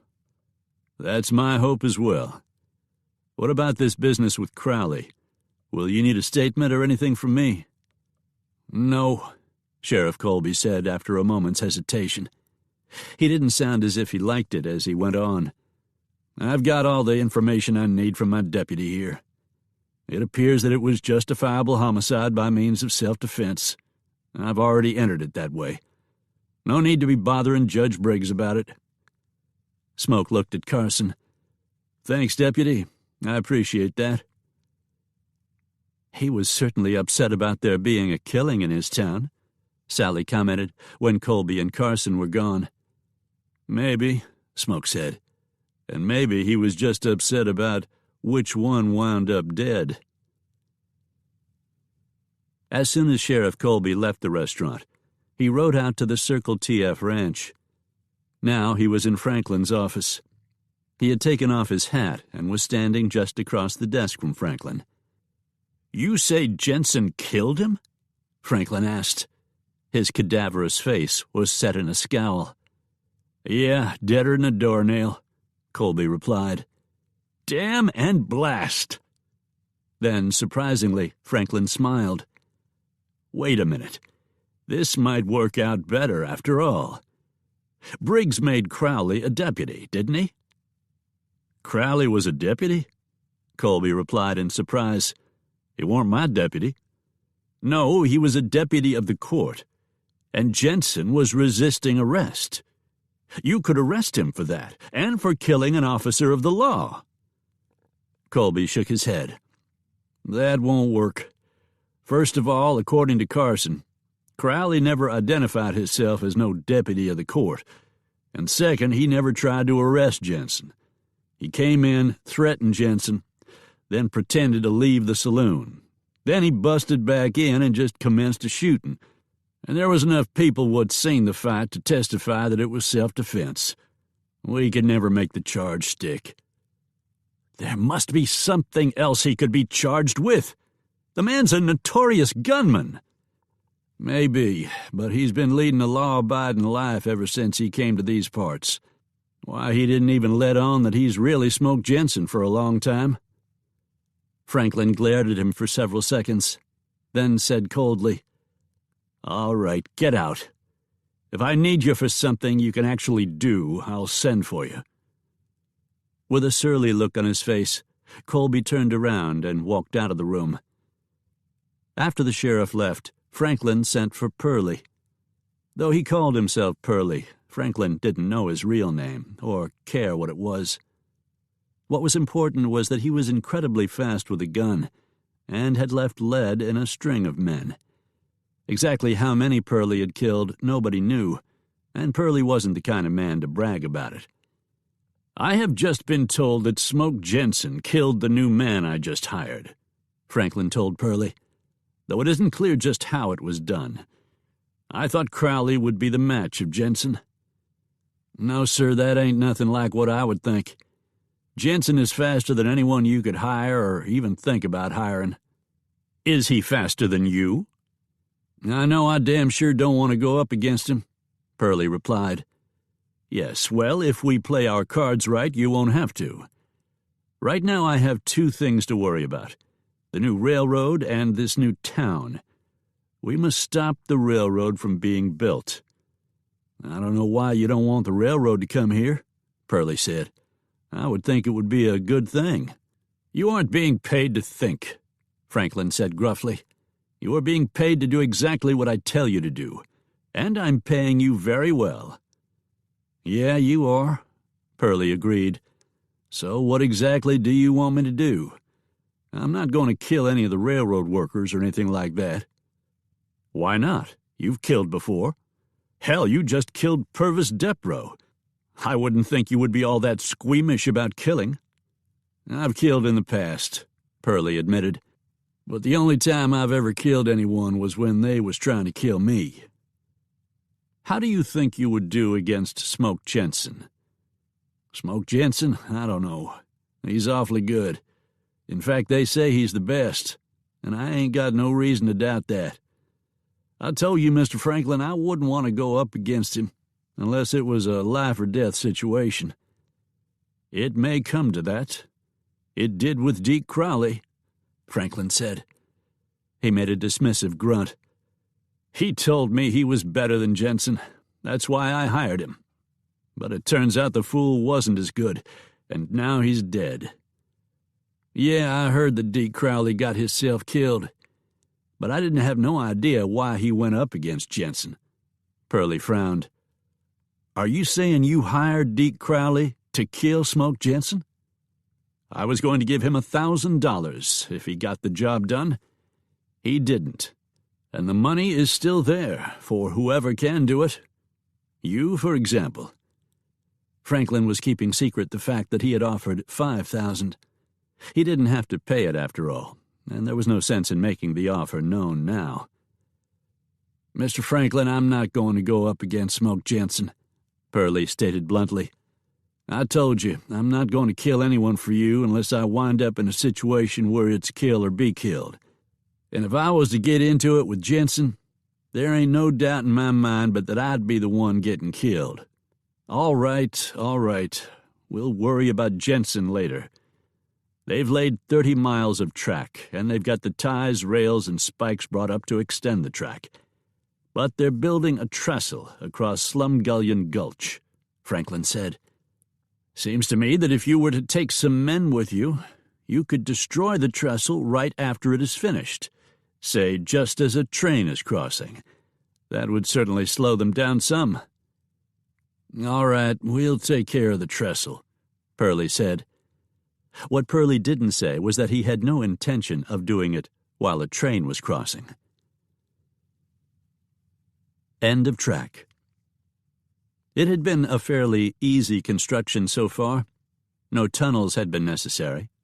2 creeks had to be crossed, but they weren't very large and were easily bridged. Slumgullion Gulch was another matter. Here a very high trestle had to be built, and the forward progress of laying the rails came to a temporary but complete halt. It was just after supper on the day the trestle was completed, and a short stretch of track laid on the far side. The workers who had spent the day in hard labor were enjoying a well-earned rest. More than a dozen tents had been erected, including a mess tent where the men gathered to eat. The mess tent was empty now, except for the cook and his helper, who were cleaning up from the recent meal. Frank McGee was taking inventory of the construction material on hand, and figured that he had about 10 miles of rails, as well as enough cross ties and spikes for the next advance. He called O'Malley and Lee Cho to his tent to talk about the next day. O'Malley was the head of the Irish work gang, while Cho headed up the Chinese workers. "What do you need, boss?" O'Malley asked. "Have you made the final check on the trestle?" "Oh, yeah, it's ready," O'Malley answered. "Good. Start loading the material on the train. We'll take it to the other side tonight, so we'll be ready to start work on new track first thing in the morning." "Yes, sir." "The trestle is up," Pearlie said. "Blow it up." "Not yet. There ain't no train on it yet," Tay said. "We're not going to blow it up while the train is going across it," Pearlie said. "Franklin said to wait till there was a train on it. That way it would cost him a train." "It could also kill the train and work crews," Pearlie said. "More than likely 20 to 25 men will be on the train when it crosses." Tay smiled. "Well, yeah, that's the whole point of it, don't you see? If we kill everybody that's on the train, why, that would stop the track laying once and for all." "We ain't going to kill any innocent men," Pearlie insisted. "When did you get so all-fired holy on us?"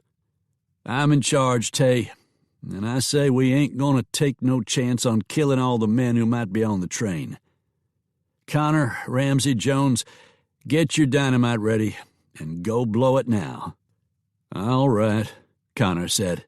"Come on, boys, let's get them charges laid." Just then the engine blew its whistle, and looking in that direction, Pearlie saw the train starting toward the trestle. "No, hold it," he shouted. "It's too late. The train started." "So what do we do now?" Connor asked. "I say we blow it up while the train is a-crossing," Tay said. Pearlie pulled his pistol and pointed it at Tay. "And I say we ain't going to do that."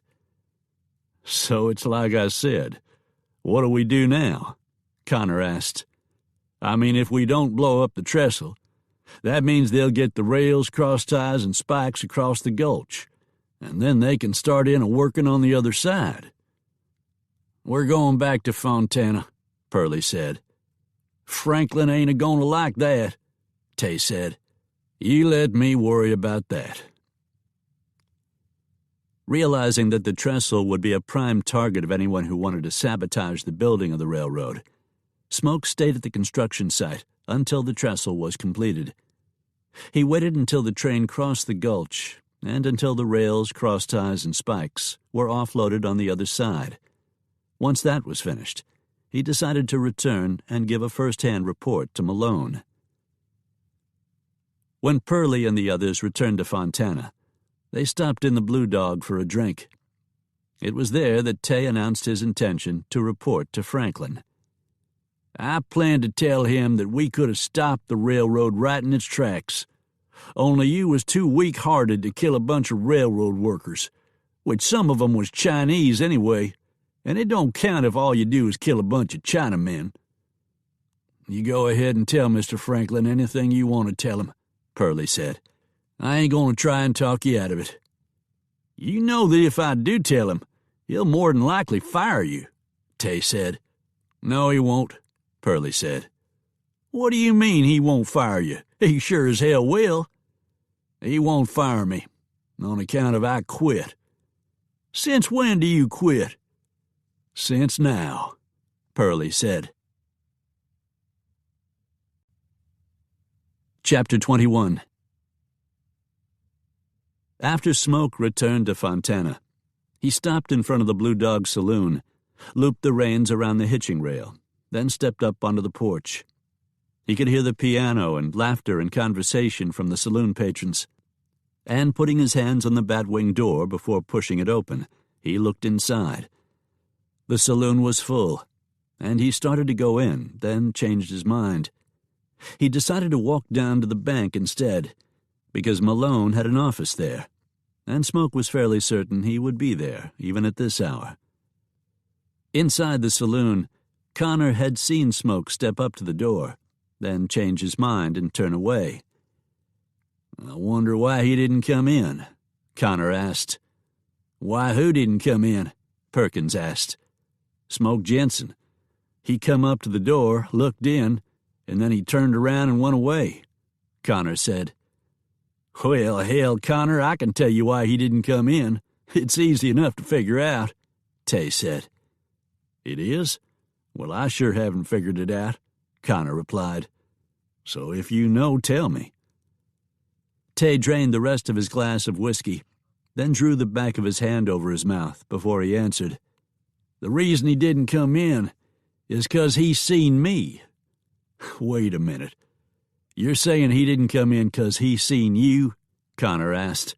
Why the hell would seeing you keep him from coming in? On account of he's a-scared of me, that's why. He knows that if me and him was to ever have us a face-off, I'd wind up killing him. Tay, I wouldn't be going around saying things like that if I was you, Pearlie said. Word might get back to him, and you sure as hell don't want that to happen. Yeah, I do want it to happen. And I ain't just saying he's a-scared of me. I know he is, on account of I've run into him before. No, sir, I can tell you for sure that Smoke Jenson don't want nothing to do with me. And if I was to kill him, I'd get that $1,000 Mr. Franklin was going to pay Crowley, and Mr. Franklin wouldn't have no trouble at all stopping that railroad, Tay said. He looked at Pearlie. And once I kill him, why, it's more than likely that Mr. Franklin would put me in charge. You don't have to kill nobody, Tay. Far as I'm concerned, you're in charge now. I've done quit, remember? You mean you was serious when you said that? Yeah, I was serious. I was real serious. That means he'll probably put you in charge anyway. So you don't have to kill Jenson, or what's more likely, get your own self killed. Yeah, well, I'm going to kill Jenson no matter what. That would make me as famous as he is. And to tell the truth, I think it's mostly just talk about him anyhow. Tay started telling all the others how he was going to kill Smoke Jenson, and everyone began to flock around him, asking how and when he was going to do it. To a degree, just making the announcement that he planned to kill Smoke Jenson brought him a little fame. And though the fame was premature, it was not an unwelcome situation. After a few more drinks, the men who called themselves the Demons left the saloon. Pearlie stayed behind, staring into his half-drunk beer as he thought about Tay's arrogant insistence that he was better than Smoke Jenson. Pearlie was very good with a gun, which was why Franklin had put him in charge of the men who were drawing fighting wages. But as good as Pearlie was, he knew he wasn't as good as Smoke Jenson, and for someone to survive in a world where confrontations often developed into gunplay, it was important to know your limits.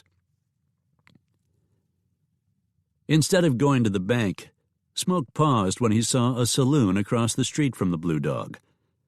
The new saloon wasn't as large as the Blue Dog, and while the Blue Dog was painted white with blue trim, the new saloon was constructed of unpainted, sun-baked wood. Attached to the false front was a rather crudely painted sign that read, Longmont Saloon. Smoke stepped up to the batwings and looked over them. The saloon was narrow but went back a good ways, with the bar running along the right-hand side of the room. A few men stood in front of it, some of them with a foot propped on the customary brass railing. The tables, only a handful of them, were empty. The place wasn't doing a booming business yet, but Smoke knew it hadn't been open long. Louis Longmont stood behind the bar, polishing glasses. He was better dressed tonight than he had been when he was working the Blue Dog. The dapper black suit looked more like the sort of garb he'd been accustomed to wearing when he was working as a professional gambler. Smoke pushed the batwings aside and walked into the saloon. "I see that you did what you said you were going to do," Smoke said to Longmont when he stepped up to the hardwood. "You've started your new saloon." "Yes, but this one is temporary only, because I intend to move out to this new town you mentioned," Longmont replied. Then, with an ominous tone to his voice, he added, "Uh-oh." "What is it?" "I don't know. Maybe something and maybe nothing. Do you see that fellow who just came in?" Smoke looked toward the recent entry. "Yes, I do. Who is he?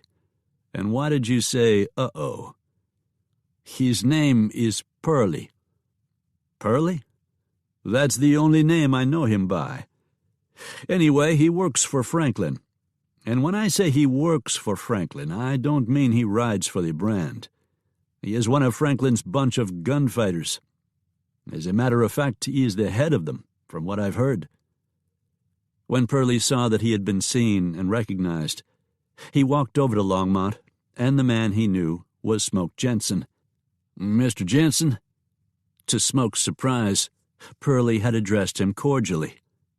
"Yes?" "We have a rider. That is, Mr. Franklin has a rider by the name of Tay." "Tay? Marcus Tay. I've heard of him. His name used to be Carter, until he killed someone in Arkansas and had to change his name. He says that he intends to kill you, which is why I've come here to warn you." "You said he rides for Franklin," Longmont said. "Don't you mean he rides for you? I've heard that you are the head of Franklin's gunfighters." "I was foreman of the demons, but I ain't no more," Pearly said. "Why is that?" Smoke asked. "Franklin was wanting me to do some things I didn't want to do, so I quit," was Pearly's answer. "You say Carter, that is, Tay, plans to kill me?" Smoke asked. "Yes, sir. At least that's what he's been telling everyone for the past few days. Fact is, he's over at the Blue Dog talking about it now." "Do me a favor, will you, Pearly?" "Yes, sir, I'll be glad to. What is it you want me to do?" "I want you to go back over to the Blue Dog and tell him you saw me in here." Pearly frowned as if he didn't know if that was a good idea, but he said, "Yes, sir," and walked back out of the saloon. "What do you know about that man?" Smoke asked Longmont after Pearly had left. "I know it will sound strange, seeing as he was the leader of Franklin's armée personnelle, but I think he is basically a good man. I used to see him when I was still working at the Blue Dog. He would come in with the others, but he wasn't like them. He didn't aggravate the women. He never tried to pick a fight. He was quiet and tended to keep to himself." "He said he quit Franklin." "Oui, he did say that, and I'm sure that is true." "Jenson! Smoke Jenson!" a voice called from outside. "That would be Marcus Tay," Smoke said. or Carter, as he used to be known. I've seen him shoot before, Smoke. He's fast, very fast. No one is faster than me, Lewis, Smoke said. From most, such a comment would be arrogant. From Smoke, it was simply a matter of quiet confidence. Smoke and Longmont both stepped out into the street. "Well, you come out," Tay said. "I didn't think you would." "Is this a challenge, Carter?" Tay blinked. "I wasn't sure you'd remember." "I remember." "You didn't get everybody," Tay said. "What do you mean?" "I was there, you know, at that cabin of your'n." "Were you?" "Yeah, and your wife.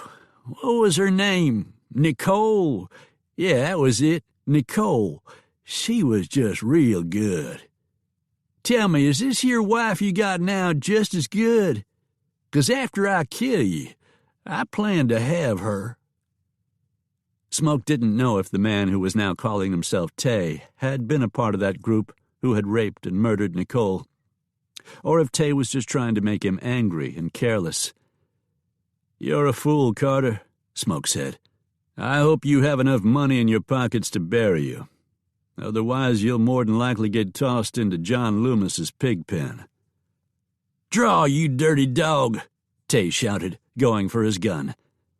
Smoke had his gun up and shooting, even before Tay was able to clear leather. The single slug struck Tay in the chest and knocked him backward. Once down, he struggled up onto one elbow and looked at Smoke through eyes that were already glazing over. You devil! You've killed me." "Yes, I have," Smoke answered calmly. Tay fell back and let out a death rattle, then quit breathing. Several of the other Franklin gunnies had watched the fight and were now in complete shock over how quickly Smoke had been able to draw and fire. "Tie him across his saddle and take him back to Franklin," Smoke said. "Unless one of you want to try me." The gunmen looked at each other but said nothing. After a moment, Purley spoke. "You heard Mr. Jenson," Purley said. "Get Tay throwed over his saddle and take him out to the Circle T.F." "You ain't the head of us no more, Purley," one of the men said. "Let's do it," Perkins said, starting toward Tay's body. Smoke waited until the others had ridden off before he spoke again. "Purley, how much was Franklin paying you?" $60 a month. "I'd like you to come work for me. I'll pay you 30 and found."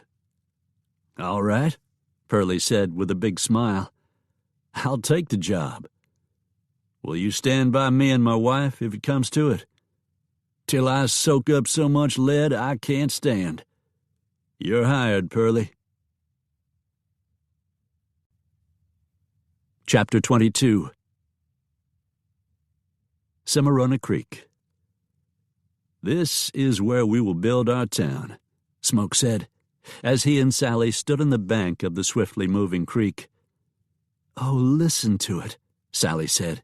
"It's almost as if it were singing to us." True to Sally's comment, the rushing sound of the creek seemed to provide a bass note, while the tinkling of the water provided a soprano overtone. "We need to name the town," Smoke said. "Louis Longmont said he would move his saloon here as soon as I named the town, and I think the others who have said they would come here would come quicker if there was a saloon here." "I think we should name it after you," Sally said. "We can call it Jensonville, or maybe just Jenson." "No, I don't think I would like that," Smoke said with a slow shake of his head. "We've already named one of the streets after me, and I'm not at all comfortable with that. But I sure don't want the town named after me, which means we'll have to come up with something else." "Colorado City? Cimarona after the creek? Mountainville?" Sally suggested. "I don't know. Cimarona, maybe," Smoke replied. "Oh, Smoke, look at that huge rock over there," Sally said. as she pointed to a massive outcropping that overlooked the creek. "Isn't it magnificent?" "It probably rolled down from the Uncompahgre Mountains," Smoke said. "I'm sure glad it's already here. A rock that size rolling through town would play hell with any buildings that might be here." "That rock didn't just roll down any hill," Sally said. "It's been here since the Proterozoic eon." "The what?" Proterozoic eon. It's a scientific term describing different eras in the geological history of Earth. In this case, while the Earth's crust was forming. "Damn, Sally, how do you know stuff like that? You're the smartest person I've ever known." "Smoke, I'm no smarter than you. In fact, I doubt if I am as smart. I'm knowledgeable because I have the ability to maintain information I have previously absorbed. Being smart is having a strong cognitive ability. And Smoke, I've never met anyone with more cognitive skills than you." Smoke laughed. "Well, I'm smart enough to know that was a compliment." Sally returned his smile and gave him a quick kiss on the lips. "Big rock," Sally said. "It sure is, no matter how it got here." "No," Sally said. "I mean the name of the town. We'll call it Big Rock." "Yeah," Smoke said. "Yeah, I like that. I mean, if Arkansas can have a little rock, why can't we have a big rock?" After Marcus Tay was killed, Ray Perkins became the leader of the Demons, and a couple of weeks after he assumed that position, he saw 4 riders approaching the Circle TF ranch. He went into the ranch office to report the information to Franklin. "4 riders, you say?" "Yes, sir." Franklin smiled. "Good. I've been expecting them." Franklin and Perkins stepped outside, just as the 4 riders rode up to the ranch house. Although there were 4 riders, only one dismounted and walked up to Franklin. He had closely cropped dark hair and a well-trimmed mustache. "Are you Franklin?" the man asked. "I am. I'm Jack Slade." "It's good of you to answer my request to come work for me," Franklin said. Jack Slade shook his head, then held his hand out toward the 3 men who had arrived with him. "We'll sell you our guns, but these men work for me, and I don't work for anyone. Your guns are all I want. I want Jenson and a couple more men killed. I want $10,000 for Jenson. Who else do you want killed?" "Frank McGee. He is the new railroad construction engineer. Oh, and Purley." "Purley who?" "I believe his last name is Fontaine, but he never uses it. He was working for me as head of my, let's call it, security people, and he deserted his post. I'm not sure but what he didn't warn Jenson about Crowley and Tay. Tay for sure." $5,000 for him and $1,000 for anyone else," Slade smiled. "I believe that adds up to $16,000, assuming you don't think of anybody else you want killed." "All right, that's expensive, but it will be worth it to get rid of Jenson's meddling and stop the railroad." "How many men are you paying fighting wages to?" Slade asked. "I don't know the exact number." Franklin nodded toward Perkins. "Perkins here is the head of them now, unless you want to be that job as well." "No, I don't want to be the boss of them, as long as we can work together." Slade looked at Perkins. "We'll have a talk later." He waved a hand at the 3 mounted men who had come with him. "You fellas climb down and come meet the man who's going to pay us," he said. The 3 gun wolves dismounted and walked over to join Slade. Unlike Slade, who was particular in his appearance, Ian Dolan, Marv Cooley, and Milt Walcott were scruffy-looking. None of the 3 was wearing a beard, but neither were any of them clean-shaven. Franklin frowned in thought and said, "It might be that I'll want you to kill several of the Chinamen and a few of the Micks who are working on the construction of the railroad as well." Slade nodded. Being Chinks and Micks, they won't cost you as much. After listening in on the conversation between Slade and Franklin, Perkins returned to the Demon's bunkhouse. "Who are those 4 men who just arrived?" Connor asked. "Jack Slade is one of them." "Jack Slade? What does Franklin want with Jack Slade?" "He wants him to do a lot of killing," Perkins said. "And one of the people he wants killed is Pearlie." Pearlie was leading his horse out of the barn at the Sugarloaf, ready to get started on his new job, working on the ranch with Smoke, who had left earlier with Sally on some errand he hadn't explained. Before they had ridden off, though, he had given Pearlie his assignment for the day. It was Pearlie's task today to check the southern pastures and make sure none of the stock had gotten themselves into trouble. He stopped short when he saw a rider approaching. The man on horseback wasn't coming toward the ranch at a hell-for-leather pace, so he didn't seem to be bringing trouble with him. But Pearlie knew that sometimes appearances could be deceiving. Without being too obvious about it, Pearlie shifted his hand closer to the butt of his holstered gun as he recognized the rider. "Perkins, what are you doing here?" Pearlie called. "If you've come to raise hell, you've come to the wrong place." Perkins held out his right hand in the universal gesture of peace, to show Pearlie that he had no intention of making trouble. "No, it's nothing like that, I swear," Perkins said. "I've just come here to warn you." "Warn me?" Pearlie replied, his voice still challenging. "Warn me about what?" "Pearlie, Franklin has hired Jack Slade. He wants Slade to kill you and Jenson, as well as a bunch of the Chinamen and Irish who were working on the railroad." "What about the demons? Are they going along with it? I mean, I can't see Connor or Springer or Coates or Loomis or Sharkey going along with something like that. Actually, I can't see any of them going along with that." Perkins smiled. "They ain't going along with it," he said. "Fact is, there ain't none of us going along with it. They've all done quit Franklin and rode off, every damn one of them. And I'm leaving too."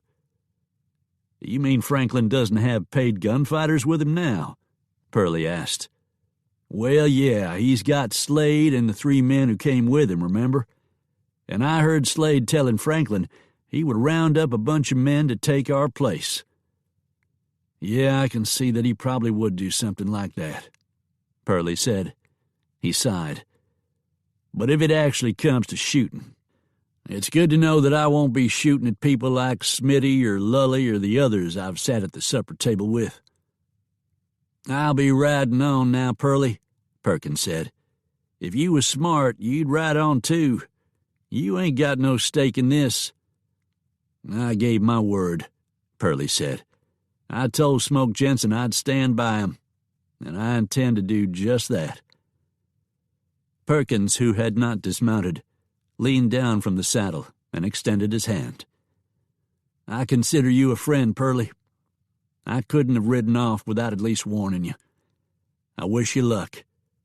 "Thanks," Pearlie said, shaking Perkins's hand. Pearlie watched Perkins ride away, thankful for his visit, not only because of the warning, but also because if it came to a shooting war, it would not involve any of the men Pearlie had once led. Smoke and Sally came back that afternoon. "We've been to Big Rock, Pearlie," Smoke said. "Anything happen while we were gone?" "Big Rock?" Pearlie repeated with a puzzled frown. "I told you I was building a town, didn't I? We'll be calling it Big Rock." "You mean like Little Rock, only Big Rock?" Smoke laughed. "What did I tell you, Sally? I knew people would make that connection." "You'll see why we are calling it Big Rock when you see this huge, lovely rock there from the Proterozoic eon," Sally said. "What?" "That means it didn't roll down a mountain. It's always been there," Smoke explained. "Very good, Smoke," Sally said with a complimentary smile. Pearlie said, "Smoke, have you ever heard of a man by the name of Jack Slade?" Yeah, I've heard of him, Smoke said. His expression was solemn. He had a pretty good idea where Pearlie was going with this conversation. Do you think you could beat him? Pearlie asked. The blunt question put a look of concern on Sally's face. Pearlie, I know that you are pretty good with a gun yourself, Smoke said, and I also know that you have been in a few gunfights of your own. Have you ever gone into a gunfight thinking you could not beat the other man? No, I ain't, Pearlie said. Truth is, if you ain't got it in you that you can beat the feller you're up again, that's the best way there is to get yourself killed. Exactly, Smoke said. Then that should answer your question as to whether or not I could beat Jack Slade. Yes, I can beat him. Now, why do you ask? 'Cause Franklin has hired Jack Slade to kill you. Pearlie was quiet for a moment. And to kill me. Chapter 23. From the Fontana Sunburst. New town being built. From the beginning of time, there has been a fascination with the origin of things, the birth of a child, the blooming of a flower, the opening of a new business. Now, a 15-mile ride northwest, until one reaches Cimarrona Creek, will give the interested explorer a look at the town of Big Rock, while yet in its embryonic stage. Big Rock is the brainchild of Kirby Jenson, known throughout the West as Smoke Jenson. The new town will offer ranchers, farmers, miners, and travelers all the conveniences to be offered by a flourishing settlement. Already there are plans for a restaurant, a mercantile store, a leather goods store, a blacksmith shop, and an apothecary. And Fred Malone has announced his intention to move the Malone Bank to Big Rock. In addition, there will be a depot for the Mountain and Pacific Railroad, which will put travelers within a week's travel of any city in America. Readers may remember that this paper published an editorial in opposition to the railroad coming to Fontana, and our city council voted to deny the Mountain and Pacific entry. This paper now regrets that short-sighted approach and is very much in support of the railroad coming to Big Rock. Final issue. I hereby give notice to the readers of the Sunburst that this will be the final edition. My wife and I have worked together to bring to the citizens of Fontana a newspaper that would provide news and information, and we appreciate the loyal support of our readers. However, I must report that too often I have betrayed the sacred duty of the journalist and allowed outside influences to dictate what I could and could not publish. I am surrendering ownership of the Sunburst to Tilden Franklin, who has held me his financial hostage for far too long. I will soon begin publication of a new newspaper in a new town. I hope that within no more than 2 weeks, the Big Rock Bulletin will make its debut. H.T. Ranch. How dare that prairie rat stab me in the back like that? Franklin shouted angrily when he read the latest and, according to the paper itself, the last issue of the Fontana Sunburst. He crumpled the paper and then slammed it down on his desk. I've loaned him money. I've kept his newspaper going. And now he's going to help start a new town? There is no need for a new town. Fontana has everything anyone would ever need. I've got a suggestion, Slade said. We stop the town from being built. Franklin shook his head. No, there are only 4 of you, now that all the others have deserted like rats from a sinking ship. And I want the railroad stopped. That's more important. If we can bankrupt the railroad, I can move in and take over. We can do both, Slade said. All I have to do is recruit a few more people. How much is that going to cost me? Just fighting wages. Same thing you were paying before. Franklin smiled and nodded. All right, he said. Yes, we could stop the railroad and the town at the same time, if we had enough men. And because Smoke Jenson is all alone, there will be damn little, if anything, he can do about it. He looked up at the gunman. "Recruit the men, Mr. Slade. Whatever you need, as long as that railroad is stopped, and Smoke Jenson dies." That very day, Slade sent out Dolan, Cooley, and Walcott to recruit men to create a new cadre of fighting men. Over the next several days, the new recruits began arriving in twos and threes, or sometimes alone. Curtis, Simpson, and Percy arrived together. They came up from Texas, where they had killed a rancher and his wife. Marshall and Duncan were next. They had robbed a remote trading post and killed the owner and 2 customers who happened to be in the store at the time. Jonas Bardsley arrived alone. Of all the new recruits, Bardsley was the best known, and arguably the evilest of the bunch. Nobody knew how many men Bardsley had killed. Some said it could be as many as 20. Bardsley's reputation was not because he was a good gunfighter, for the truth was he had never actually been tested. His reputation was purely and simply because he was a killer. He killed without compunction, and he had killed all his victims from a particular point of advantage, either from afar by rifle, or by shooting them in the back, or in any way that allowed him to catch his adversaries by surprise. Drake and Cummings were from New Mexico. Boyce and Stryker came up from Arizona Territory. Jones was from the Nations, and Rowe and Edmondson were from right here in Colorado.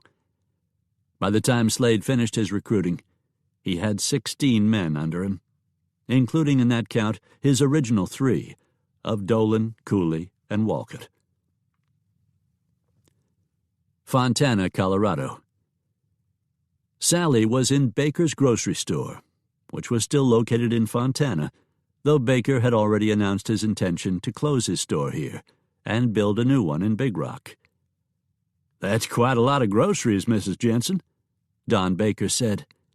"I'm taking the groceries to the new town site. We've got quite a few people working out there now, and all that work builds up quite an appetite." Baker chuckled. "Yes, ma'am, I suppose it does." "Mrs. Jenson," a young woman called. Looking toward the person who had hailed her, Sally saw Malone's pretty teenage daughter, Sue Ellen. "Sue Ellen, how nice to see you," Sally said. "What are you doing in town?" "I've come to pick up groceries for the men working at the new town site." "You're going to Big Rock?" "I am indeed," Sally replied. "Oh, Mrs. Jenson, could I ride out with you? I've just been dying to go see it." "You're sure your mother won't mind?" "I came into town with Lulabelle," Sue Ellen said. "I'll send word back to Mama by her. If Mama knows that I'm with you and not just wandering around bothering people, she won't mind at all." "Oh, how will we be going? Are you riding out?" "No, I brought the buckboard because I'll have to be taking the groceries there." "Good," Sue Ellen said, "because I came into town with Lulabelle by buckboard. You won't mind taking me home later, will you? Because without Lulabelle, I won't have a way back." "No, of course not. I won't mind at all." Sally and Sue Ellen did not notice the tall, dark-haired customer with the well-trimmed mustache who was standing nearby. He was close enough to overhear their conversation, and when they left, he saw them climb into Sally's buckboard and head for the Big Rock town site. Jack Slade crossed the street and stepped into the Blue Dog Saloon, where he saw Ian Dolan, Marv Cooley, and Milt Walcott drinking beer and flirting with the percentage girls. "I have a job for you," he said. "What kind of job?" Dolan asked. "A real easy job," Slade replied, as a smile spread across his face. Big Rock town site. Smoke, Purley, and Louis Longmont began laying out the streets. 3 would run east and west. These 3 streets were named Malone Avenue, Center Street, and Jensen Street. Center would be the town's main street. Like Smoke, Fred Malone preferred not to have the town's main street named after him, and thought Center Street was more appropriate for that. The 4 streets running north and south would be Tanner, Ranney, Sykes, and Lanning Street. The grid was thus established. Norman Lambert, called Hogjaw by his friends, was the first to begin construction at the new town site and was building his restaurant on the corner of Malone Avenue and Tanner Street. Don Baker was the second to start building, and he had arrived in a wagon loaded with the material he would need. He would build a mercantile, called the Big Rock Mercantile, on Malone Avenue. White's Apothecary, Trammell's Butcher Shop, Murchison's Leather Store, and Beck's Blacksmith Shop would be next. Because Big Rock was being built on 2,000 acres Malone owned, he had agreed to make free land available to anyone who would build a business or a house there. In most cases, land was acquired for business and residential use by the same person.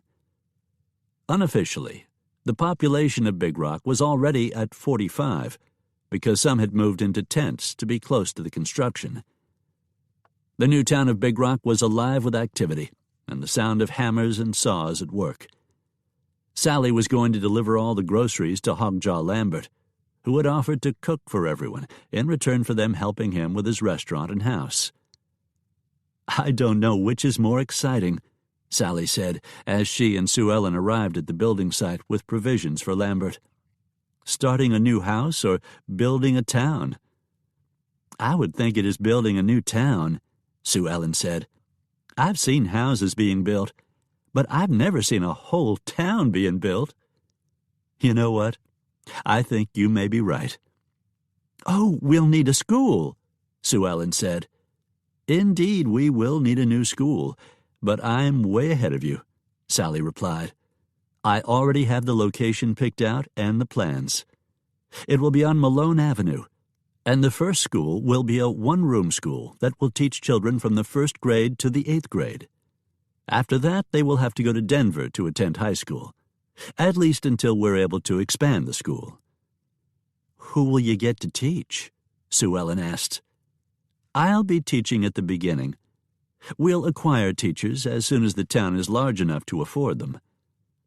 "I know," Sue Ellen said with a broad grin. "I'll go away to college and learn to be a school teacher. Then I'll come back here and teach in a school that is being built on a street with my name." "By then I should be in a position to hire you," Sally said. Dolan, Cooley, and Walcott were waiting about 2 miles east of Big Rock. "Are you sure they'll be coming this way?" Walcott asked. "Well, they have to come this way. This is the only road they is a-comin' from where they're building the town," Dolan said. "This ain't no road," Cooley said. "It ain't no real road yet, but you can see that lots of wagons has come this way, so it's the same as a road.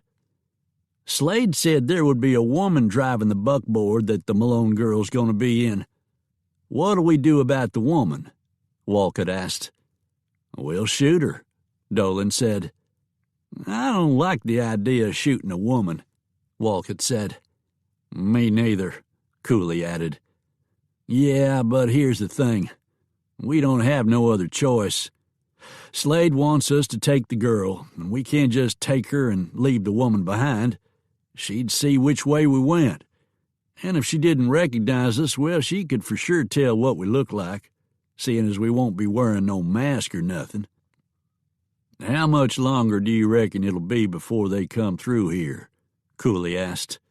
"I don't know, but what else have you got to do?" Dolan asked. "I could be drinking beer." "All right, you go on back and have yourself a beer.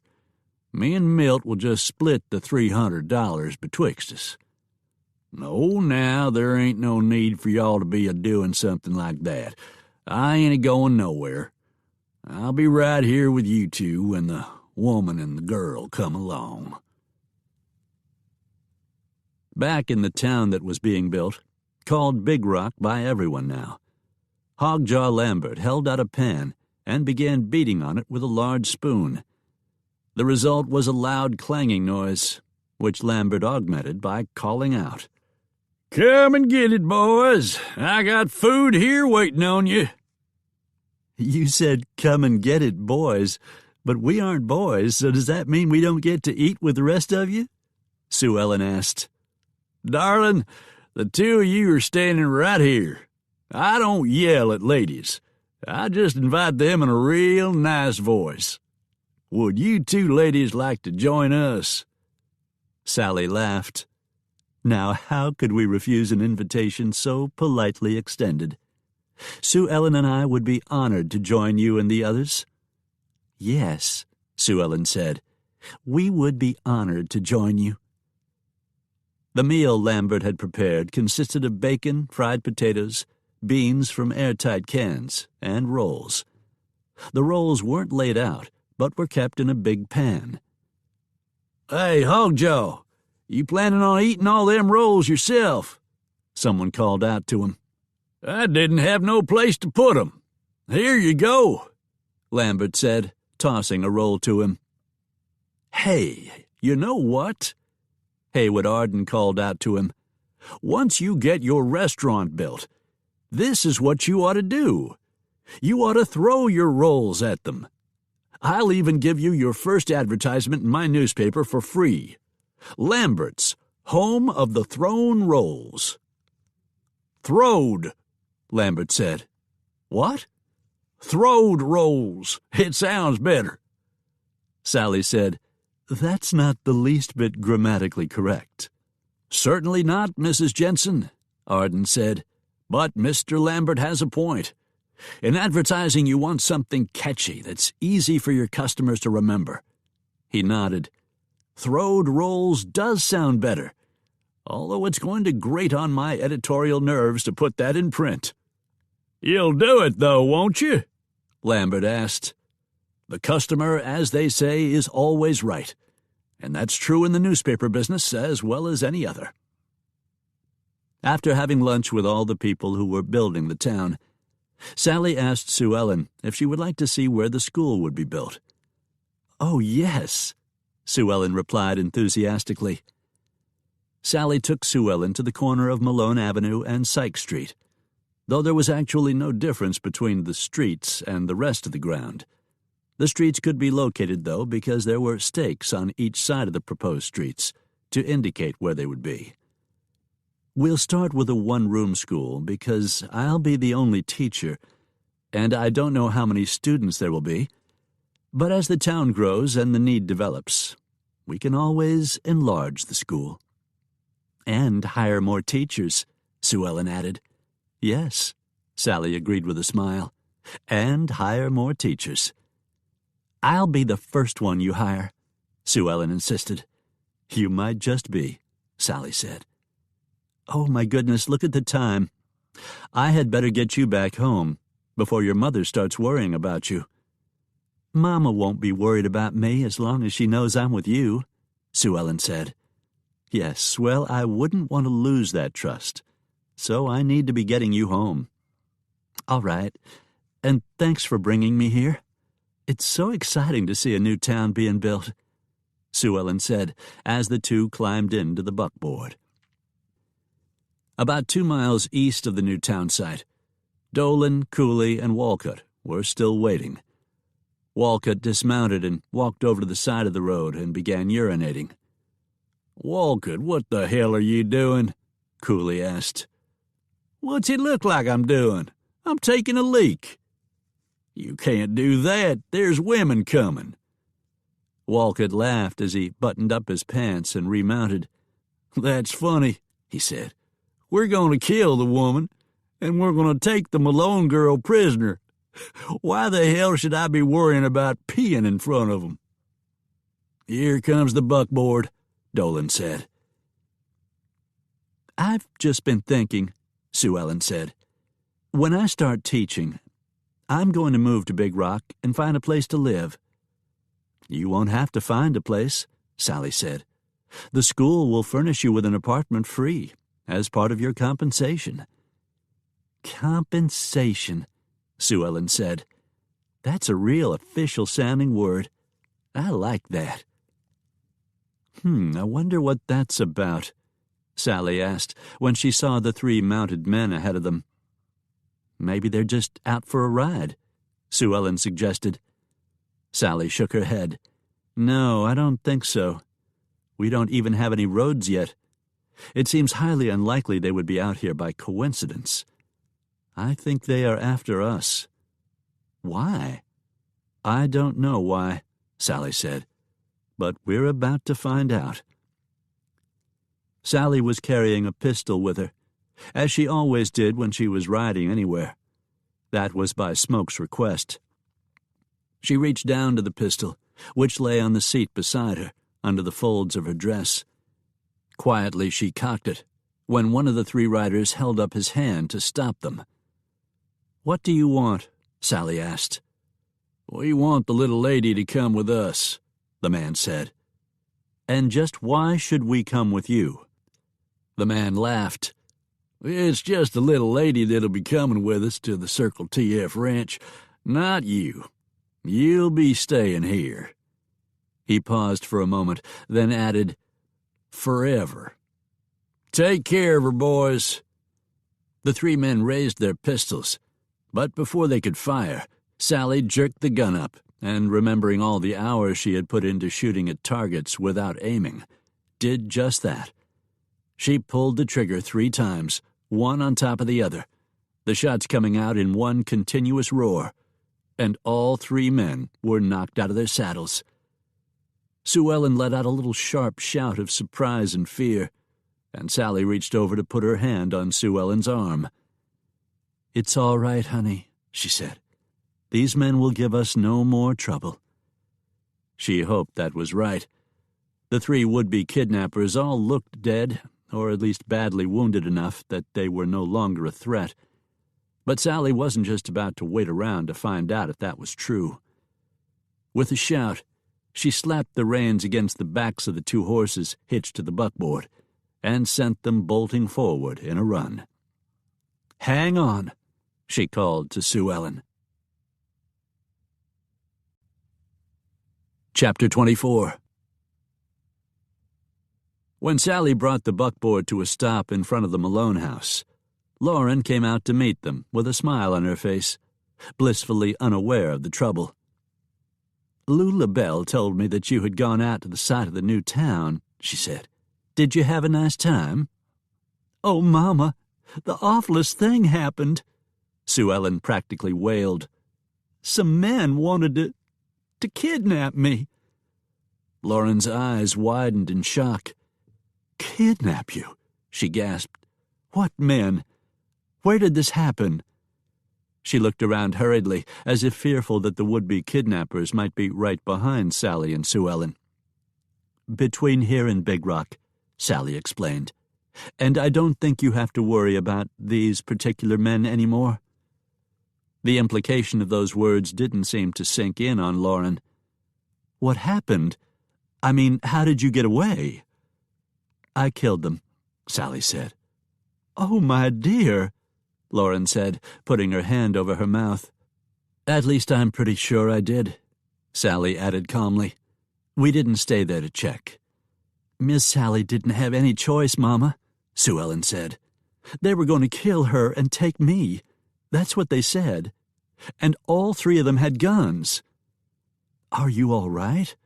I mean, neither of you were hurt, were you?" "No, we weren't hurt, thanks to Miss Sally." Looking very shaken, Lauren said, "Come into the house, both of you. I just made some hot tea, and, Sally, I know how you like tea." "Thank you, Lauren," Sally said. "But I think I had better go to town and report this." "Oh, yes, of course," Lauren said.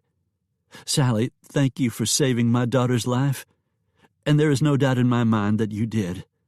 I will be eternally grateful. I'm just glad that I was able to prevent them from doing any harm." Lauren put an arm around her daughter's still trembling shoulders and led her into the house while Sally drove away.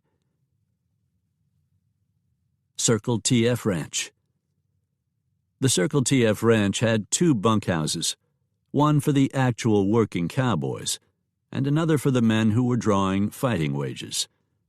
Unlike the demons, The new gun wolves who had answered Jack Slade's summons had no name, and they identified themselves more as riders for Slade than riders for the Circle TF. Slade lived in the bunkhouse with the men who were drawing fighting wages, but because he was their chief, he had a private room. An hour earlier, Slade had sent Dolan, Cooley, and Walcott out to snatch the Malone girl. It was a simple enough job, and they should have been back by now. Stepping out into the bunkhouse's main room, he saw some of the men playing cards. Drake was there as well, but he wasn't playing. He was kibitzing. "Ha!" Drake said when some of the men groaned as Bardsley showed his hand and dragged in the pot. "I knowed old Jonas here was bluffing, but I didn't think he'd get away with it." "Has anyone seen Dolan, Cooley, or Walcott?" Slade asked. "I ain't seen 'em, Jack. Not since you sent 'em out to do whatever it was you sent 'em to do," Drake replied. "You know where the Malone house is?" Slade asked. "Yeah, I know." "Do me a favor and ride out that way and see if you run across 'em." "Sure," Drake said. Half an hour later, Drake saw some buzzards circling about a quarter of a mile in front of him. "Damn, that don't look good," Drake said to himself. "No, sir, that don't look good at all." After another couple of minutes, Drake spotted the three horses Dolan, Cooley, and Walcott had been riding. They were just standing there alongside the trail, cropping idly at the grass and waiting for directions as to what they should do next. Then as Drake drew closer, he saw three men on the ground, and he stopped, drew his pistol, and looked around. He could see little but grass and low-lying sage. There were some trees not too far away, but they were spaced widely enough apart that Drake didn't think any bushwhackers were lurking there. Slapping his legs against the sides of his horse, he hurried toward the bodies. Then, after pulling his mount to a stop, he swung down from the saddle for a closer look. Dolan, Cooley, and Walcott had guns in their hands and bullet holes in their chests, and all three were dead. Fontana, Colorado. Sally had kept the team at a rapid trot as she drove from Trailback into Fontana, and she didn't slow once she reached town. The buckboard moved at such a rapid pace as she drove down the main street that the wheels were sending up rooster tails of dust behind her. She stopped in front of the sheriff's office, then hopped down even before the dust had cleared. She was wrapping the reins around the hitching rail when Deputy Monty Carson stepped out of the sheriff's office. "Here, Mrs. Jenson, what are you doing driving so fast? Is something wrong?" "I killed them, Deputy Carson." Sally had been able to remain calm and cool-headed while she had Sue Ellen with her, since she hadn't known if more trouble would crop up, and she felt responsible for the girl's safety. Since leaving Sue Ellen at Trailback, though, the after-effects of the violent encounter were starting to soak in on her. "I killed all three of them." "You killed who?" Carson asked, staring. "Some men. I don't know who they were." "I expect maybe you need to come in so we can talk about it." Carson held the door open for Sally, and when she stepped into the sheriff's office, he held a chair for her. "I've never killed anyone before," Sally said, as she sank down wearily in the chair. "Well, if you've just killed three men, my guess would be that the varmints needed killing," Carson said. "Excuse my language, ma'am." "What's all this about killing someone?" Sheriff Colby asked, looking up from behind his desk. "I killed them, Sheriff," Sally said in a low, hesitant voice. "Who did you kill?" I don't know their names. I'd never seen them before, but I know they were sent by Franklin." "How do you know they were sent by Franklin?" "Because one of them said they would be taking Sue Ellen with them out to the Circle TF ranch. And since Franklin owns the ranch, I figure that means he is the one behind it." "I wouldn't put it past him to do something like that," Carson said. "He is one evil son of one evil man," he said, checking his language again before Sally. Tell me what happened, Sheriff Colby said. He didn't look pleased about any of this. Sally told the sheriff how she and Sue Ellen had been driving back home when they were accosted by 3 men. They wanted to kidnap Sue Ellen for some reason, she said, and they said they were going to kill me, so I shot them. Were they armed? The sheriff asked. Yes, sir, and all 3 had guns in their hands, pointed toward us. Wait a minute. I don't understand, Sheriff Colby said. If all 3 of them already had guns in their hands, how is it that you were able to shoot them? I acted ahead of their reflex action, Sally explained. Their reflex action? Yes, as soon as you perceive danger, your brain has to react by telling you what to do, whether it is run or fight. It takes some time for that to happen. For example, if you are holding a gun in your hand, your brain has to tell your finger to pull the trigger, and that takes a finite amount of time. I had already begun my sequence, so I was able to shoot all 3 of them before they could react. I don't have no idea at all what you're talking about, but I reckon I'd better ride out where it happened and see if maybe I don't know 'em, Sheriff Colby said. You'll find them about halfway between where they are building Big Rock and the Trailback Ranch. Thanks, Colby said. Circle TF Ranch. All 3 of them are dead? Slade asked, when Drake told the gunfighter what he had found. Yep, deader than a doornail, just lying out there in the middle of the road. What road? There ain't no roads out there. It's going to be a road soon enough, what with all the wagons running back and forth over it.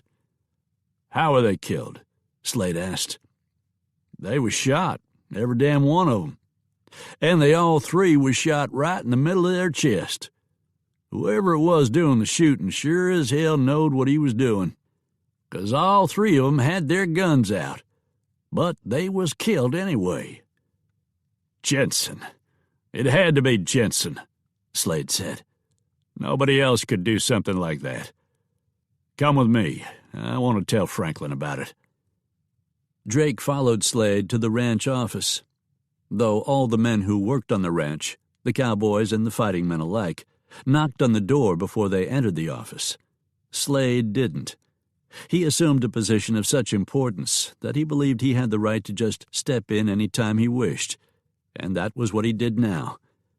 Drake, with some hesitation, went in behind him. Yes, Slade, what do you want? Franklin asked.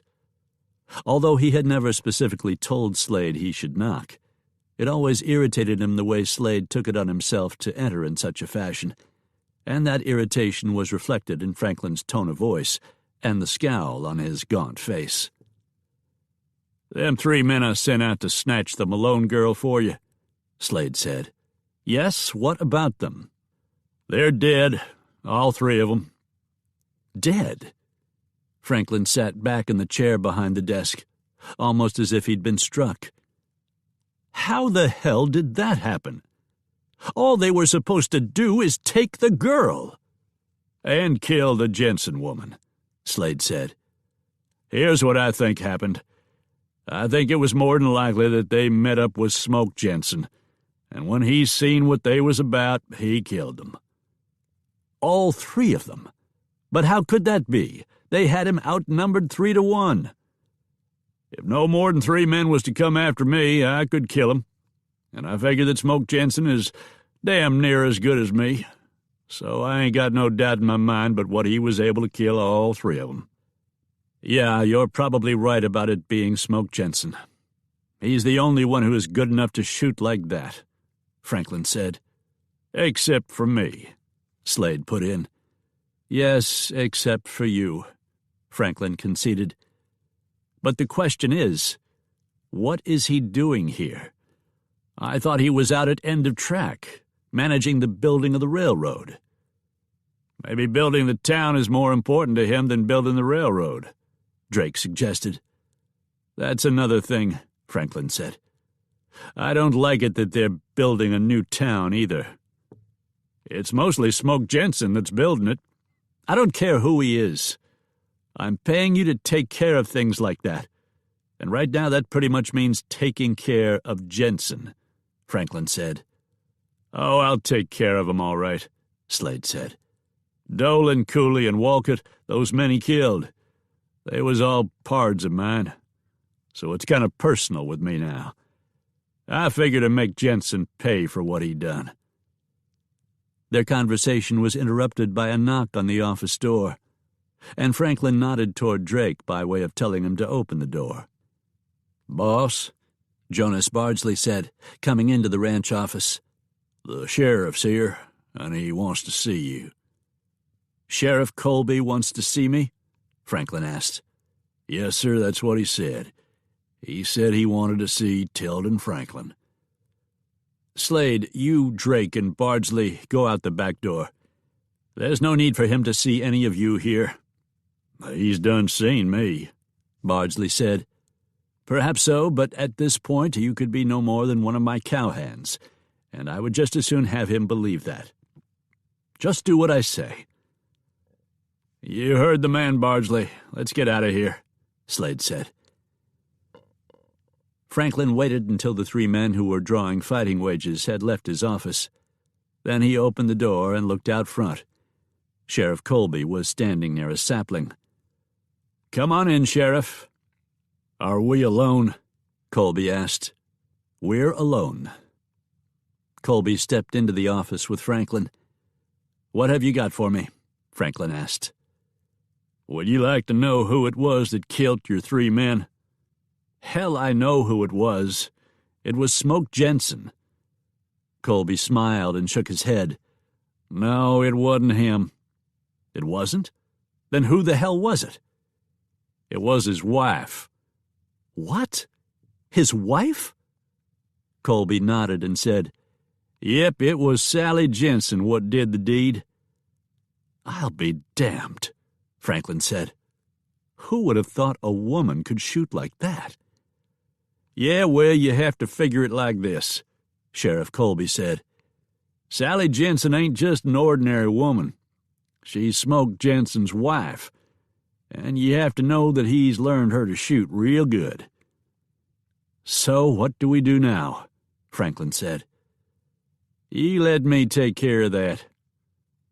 Colby sounded confident enough, but Franklin gave him a hard look and said, "You had better not let me down, Sheriff. I've been disappointed enough lately, and I don't like the feeling." Chapter 25. End of Track. Sally rode her mare out to End of Track, arriving about supper time. There were more than a dozen campfires with groups of men gathered around each, many of them Chinese. At one of the fires, she saw Smoke with Fred Malone and another man she didn't recognize. Smoke saw her about as quickly as she had seen him, and he stood and walked out to greet her. He was smiling, but there was a look of concern in his eyes as well. "Sally, what are you doing here?" he asked as she dismounted. "Not that I'm not happy to see you." "Oh, Smoke," Sally said, throwing her arms around him and placing her head on his chest. He instinctively returned the embrace and patted her on the back in a comforting fashion. "Sweetheart, what is it? What's wrong?" Sally leaned back and told Smoke about the incident with the three men. Smoke tightened his arms around her and drew her close to him, because he knew that she needed it. And if truth be told, he needed it as well. Thank God he had taught her to shoot, or he could have had another tragedy on his hands, as with Nicole. "And you think they were after Sue Ellen?" "That's who they said they were after. They said that they intended to take her and kill me. Oh, Smoke, I've never had to shoot anyone before. But I remembered what you told me when you talked about how to react in a kill-or-be-killed situation." "I am so glad you remembered that lesson." "But I feel so awful. You've done this before. Does it ever get any easier?" It's never easy to take a human life, Smoke said. But it does get easier to recognize the need for doing it. Come, let's talk to Big Cat. Then I'll introduce you to Frank McGee. Mrs. Jenson, Malone said, standing to greet her when she approached the campfire. McGee stood as well. Frank, this is Sally, my wife, Smoke said. Sally, Mr. McGee is the engineer in charge of building this railroad. He is the one who determines exactly where the track is to go, and not one rail is laid without his approval. My, that is a most demanding and responsible job, Sally said. I was told by Palmer that he is the best there is, and after seeing him work, I agree with that, Malone said. Sally and McGee exchanged greetings. Then Sally turned to address Fred Malone. Before I tell you what I came out here to tell, I want you to know that Sue Ellen is fine. She is safe at home with Lauren. What? Sally, why do you even have to tell me such a thing? Sally explained to Malone what had happened. The banker looked more and more shaken as the story came out. His normally ruddy face was pale in the firelight by the time Sally finished. Thank God you were with her, Malone said fervently. He turned to Smoke. Smoke, I need to go home. I'd like to leave first thing in the morning, and if you don't mind, I'd like you to go with me. Of course I'll go with you. Oh, and as far as sleeping accommodations go, we've got an empty boxcar now. You and Sally can sleep there. Thanks, Smoke said. On their way back to Trailback Ranch the next morning, Smoke, Sally, and Fred Malone stopped by Smoke and Sally's ranch. Pearlie was there and had been taking care of things in Smoke's absence. I have something else I want you to do, Smoke told the former hired gun.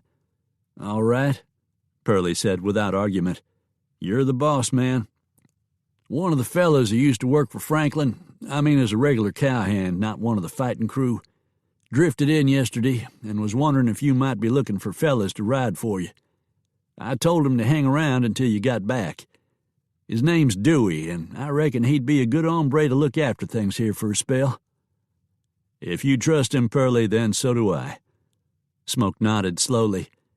If you know any more good cowhands who are looking for work, then after this is all over, you can hunt them up. Sally and I have been taking care of the chores ourselves for the past couple of years, but with all the changes going on in these parts, I have a hunch the Sugarloaf is going to need a real crew before too much longer. Pearlie grinned and said, I got that same hunch. I'll go tell Dewey he's riding for the brand. Then I'll take care of whatever else it is you want me to do. At a brisk pace, it took them no more than half an hour to cover the distance between the Jenson ranch and Trailback. Sue Ellen met them on the front porch when they arrived. Sue Ellen, sweetheart, Malone said, dismounting and going quickly to embrace his daughter. Are you all right? I'm fine, Papa, Sue Ellen said. She looked toward Sally and smiled. Thanks to Miss Sally. Yes, she told us about the confrontation you had. Papa, why do you think they wanted to snatch me? They were trying to get to me through you, sweetheart, Malone answered. They know that if they held you captive, I would do anything to get you back safely. Oh, Sue Ellen said with a little cry. Her face contorted in fear as she lifted her hand to her mouth. But you needn't worry about it, because we aren't going to let anything happen to you. How do you intend to prevent it from happening? Lauren asked, having come out onto the porch to join them. We're going to stop it two ways, Smoke said. The first thing we're going to do is leave Pearlie here, while I go after whoever is behind all this. Pearlie's a good man and won't let anything happen. Ma'am, Pearlie said to Lauren with a polite nod as he pinched the brim of his black hat. He nodded to Sue Ellen as well and added, Miss, I give you my word I won't allow no varmints anywhere near you." Despite his rough appearance and reputation as a gunman, both women appeared to be comforted by Pearlie's pledge. Sally said to Smoke, "I'm going with you." "Shouldn't you stay here to look after Sue Ellen?" Smoke asked. She replied with a wry smile, "Why, Smoke, are you suggesting Pearlie isn't capable enough to leave here by himself?" "No, I'm not saying that. Smoke paused in mid-sentence and returned Sally's smile. "You win," he said. "Sally, you come with me." Smoke and Sally rode into Fontana. It had been their intention to go to the sheriff's office, but it was dinner time by the time they arrived. As they rode down the street, they saw that several of the businesses were either closed or had signs up announcing their imminent closing. "It looks like our choices as to where we might eat are somewhat limited," Smoke said. "Lambert's and the City Pig have already moved to Big Rock." "I want to see the sheriff, though," Sally said. "I told him what happened, but I want you to talk to him as well." "All right. We'll go see the sheriff, and then we'll try to find us a place to eat." Smoke and Sally rode down to the sheriff's office, dismounted, tied their horses at the hitch rail, then went inside. There they were met not by Sheriff Colby, but by Deputy Monty Carson. "Hello, Monty," Smoke greeted. "Hello, Smoke, Sally. You haven't encountered anyone else on the road, have you?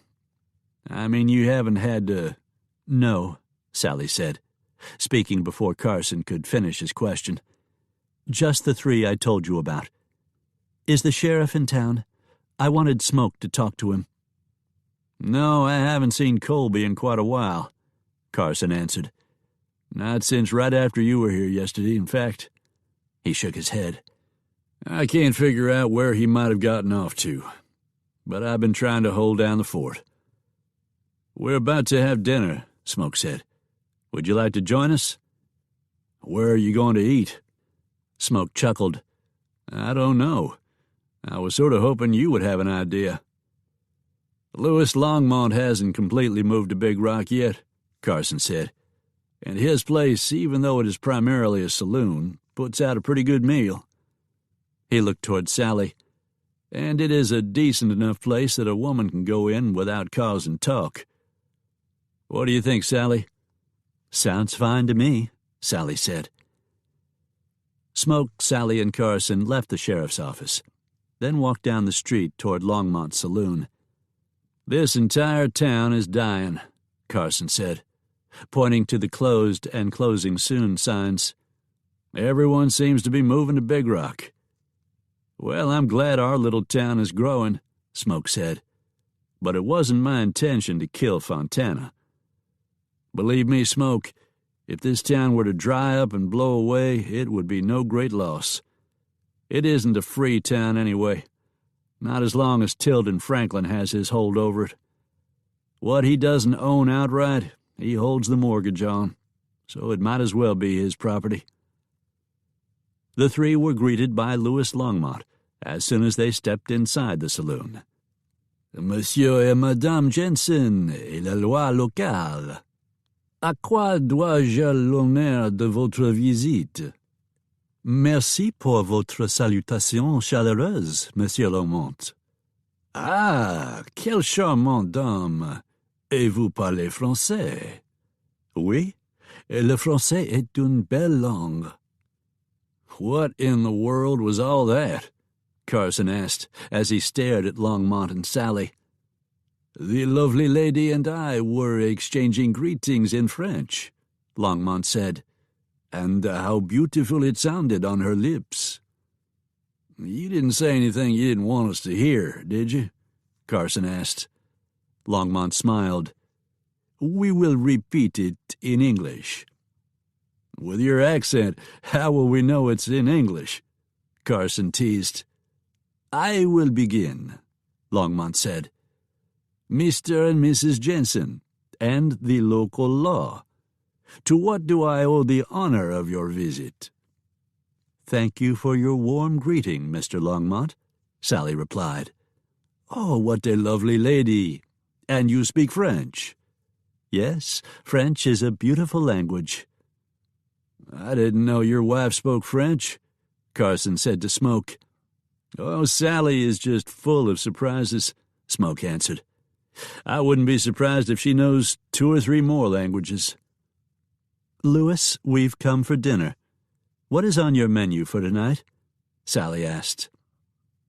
"For an appetizer, a tart made of Roquefort cheese and caramelized onion, followed by a nice tomato bisque, and chicken cooked in a wine sauce." "Oh, what a lovely-sounding dinner," Sally said. "I do hope you continue with this menu once you are relocated to Big Rock." "But of course, except that it will be even better," Longmont promised. Monty Carson looked around at their rough surroundings and said, "Fancy sounding food like that in a place like this. When you were bartending at the Blue Dog, I never would have expected such from you, Longmont. Madame Jenson is not the only one full of surprises, n'est-ce pas?" "Yeah, whatever you say, I reckon." Haywood Arden came into the saloon then, and seeing Smoke, Sally, and Carson talking with Longmont, he came over to join them. "What are you doing back in town, Haywood? I thought you and your lovely wife had moved to Big Rock," Longmont said. "I have come to talk to you, Louis," the newspaper publisher replied. "What do you mean, you came to talk to me?" "I just wanted to make certain that you aren't going to move the location for your saloon. Right now it is next door to my newspaper office." "Right next to your newspaper office? What's the matter? You don't want to be that far away from a drink?" Carson teased. "It's just I have found that the best place to gather news is in a saloon," Arden replied. "And get a drink?" Carson asked. "Well, where else would one go to get a drink?" Arden replied. "One would hardly be able to get a drink at Roy Beck's blacksmith shop, now would one?" "I guess you've got me on that one," Carson replied with a chuckle. "Say, Mr. Arden, that was a fine article you wrote in your newspaper about the new town," Smoke said. "Yes, it was," Longmont agreed. "It was much better than the article you wrote about the railroad." "I'm sorry about the railroad article," Arden said. "But as I hinted in this last article I wrote, I was intimidated into writing it. I regret now having succumbed to Franklin's pressure, and never again will I besmirch the free press in such a way." "You know, Louis, Mr. Arden does have a point," Smoke said. "Your saloon would make a fine addition to Big Rock." He turned to the deputy. "How soon do you want to come over, Monty? We've already started building a sheriff's office for you." "How soon do you want me over there?" "That's up to you," Smoke replied. "Any time is fine, once you think you can leave Fontana in Sheriff Colby's hands." "Since I don't know where Sheriff Colby's hands are right now, or the rest of them neither, I'd best stay on here for the time being." Carson nodded slowly and added, "But I've got to admit, being the sheriff of Big Rock has a mighty nice ring to it." Chapter 26. After dinner, Smoke, Sally, and Monty Carson returned to the sheriff's office. When they went inside, they saw Sheriff Colby sitting at his desk. "Hello, Sheriff," Smoke said. "Hi, Sheriff. Where have you been?" Carson asked. Colby glared at Carson. "I'm the sheriff. You're the deputy. It ain't none of your business where I've been." "I suppose you're right about that," Carson said, without losing his temper. "I'll have to remember that, now that I'm a sheriff." "What do you mean, now that you're a sheriff?" "Smoke offered me the job of being sheriff over in Big Rock, and I've taken him up on it." "There is no Big Rock," Colby said. "You'll be the sheriff of a town that don't even exist." "Oh, but we soon will exist," Smoke said. "I've called a meeting of the citizens of Big Rock, and we'll be filing incorporation papers soon. By the time the railroad reaches Big Rock, I believe it will be a well-established town, perhaps with a population that is even larger than Fontana's." "What do you want, Jenson?" Colby asked with a scowl. "Why are you in my office?" "I was wondering if you had any information on the 3 men my wife encountered between Big Rock and Trailback yesterday." "You're talking about the 3 men your wife killed?" "I don't know that I would put it exactly like that," Smoke replied, surprised not only by the sheriff's reply, but also by the tone of his voice. "You are the one who killed them, aren't you, Mrs. Jenson?" "Well, yes, but I had no choice," Sally said. "I had to kill them." "What do you want to know about them?" Colby asked. "Do you know who they were?" Smoke asked. "No, not yet. That's where I've been today, trying to find out who they were and exactly what happened." "What do you mean by exactly what happened, Sheriff?" "I told you exactly what happened," Sally said. "You also told me you're the one who killed them. I'm an officer of the law, Miss Jenson. When somebody comes to tell me they've killed someone, it's my job to find out everything about it that I can. I'm sure you can understand that most of the time when someone kills someone else, they lie about it." "I assure you, Sheriff, I am not lying." "You won't mind if I do a little more investigating on it, though, will you?" "Of course I won't mind. That's the reason my husband and I have come to see you, to request that you do a thorough investigation." "We'll expect you to find out the identity of the 3 men, who sent them, and why they wanted to kidnap Sue Ellen Malone. Because if you won't find out, I will," Smoke said. "What do you mean you'll find out? What right do you have to meddle in my investigation?" "I am a deputy U.S. Marshal," Smoke replied. "Well, you ain't a deputy U.S. Marshal here. I'm the sheriff of Fontana." "Sheriff, I have police authority anywhere in Colorado or anywhere in Wyoming, or anywhere in Alabama for that matter. As I said, I am a deputy U.S. Marshal, and that gives me jurisdiction anywhere in the entire country." Smoke emphasized U.S. Sheriff Colby was a little taken aback by Smoke's response. "Yes, well, I guess that's right. But I do expect you to keep me informed as to what you find out in your investigation. Oh, and I'll let you know what I'm finding out, too." "Yes," Judge Briggs said. "As a deputy United States Marshal, Mr. Jenson's authority isn't constrained by location." "I'm afraid that's going to cause Franklin some problems," Colby replied. Briggs opened a drawer in his desk, took out a bottle of whiskey, and without offering any of it to Colby, raised the bottle to his lips and took several deep swallows. His Adam's apple bobbed up and down. "Of course," he said when he finally lowered the bottle. Then he swiped the back of his hand across his mouth before he continued.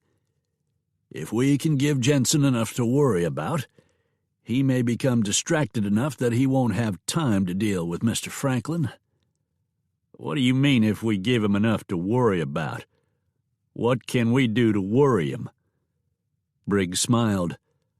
"I can issue a warrant charging his wife with murder." Big Rock. Everyone who had moved to Big Rock, and even those who had yet to do so but who intended to, had gathered on the street in front of the sheriff's office. Smoke had called them together with the intention of getting their approval for incorporating the settlement into an actual town. And even though women were not allowed to vote, they were present for the meeting as well. Smoke stood on the porch of the new sheriff's office and looked out over the gathering. There were at least 150 people present, certainly enough to start a new town.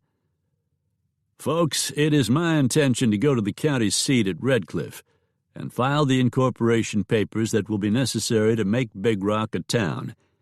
And I have called all of you together because I will need the support from a majority of you before I can approach the county judge." "Why should we bother with all that?" Baker asked. "I mean, if we are a town, Won't that mean that the county and state government will be telling us what we can and can't do?" Smoke chuckled. "As long as we are in the county and the state, they can tell us what we can and can't do anyway. But if we are incorporated, we'll have some self-government, which means we'll have a little more say-so in our own affairs." "It also means we can be taxed for our property, too, doesn't it?" Vernon Mathis asked. "Yes," Smoke agreed, "but a town can't function without a source of income." "Smoke is right," Carson said. "If you're going to have a sheriff here or even a town marshal, you're going to have to pay for it." "I say we should incorporate," Louis Longmont said. "If I'm going to open a saloon here, I shall certainly want the protection of a sheriff." "Well, I'll tell you this," one of the others said. "I sure as hell don't want a town without a saloon." The others laughed, but then they voted, and there was overwhelming approval for incorporation. Smoke agreed to take the petition to Redcliffe. The town of Redcliffe, the county's seat, was slightly larger than Fontana, which was the only other incorporated municipality in Summit County. Sally had come with Smoke, and they dismounted in front of the log building that served as the county courthouse, then went inside. The courthouse had offices for the mayor, the county sheriff, and the circuit judge. "Something I can do for you?" the sheriff asked when Smoke and Sally stepped inside. "We would like to see the judge," Smoke said. "What for?" "Because we have business with him." "I'm Sheriff Walker. If you want to see the judge, you have to come through me. Who are you?" There was a challenging arrogance to the sheriff's demeanor. "All right, Sheriff, if that's the way you do things here. My name is Smoke Jenson, and I would like to speak with the judge." You're Smoke Jenson?" The challenge and the arrogance were gone. "Yes, and if the judge isn't too busy, we would like to see him." "Yes, sir, he isn't busy at all. It's just that I'm supposed to tell him before I let anyone in to see him. I hope you don't take nothing wrong about it." "Not at all," Smoke said with a smile. The sheriff stepped into another room, and a moment later he and another man came out. The second man was dignified-looking, trim, clean-shaven, and with white hair. "Mr. Jenson?" the white-haired man said, extending his hand. "I'm Judge Martin Fielding. I assume you are here to see me about your wife."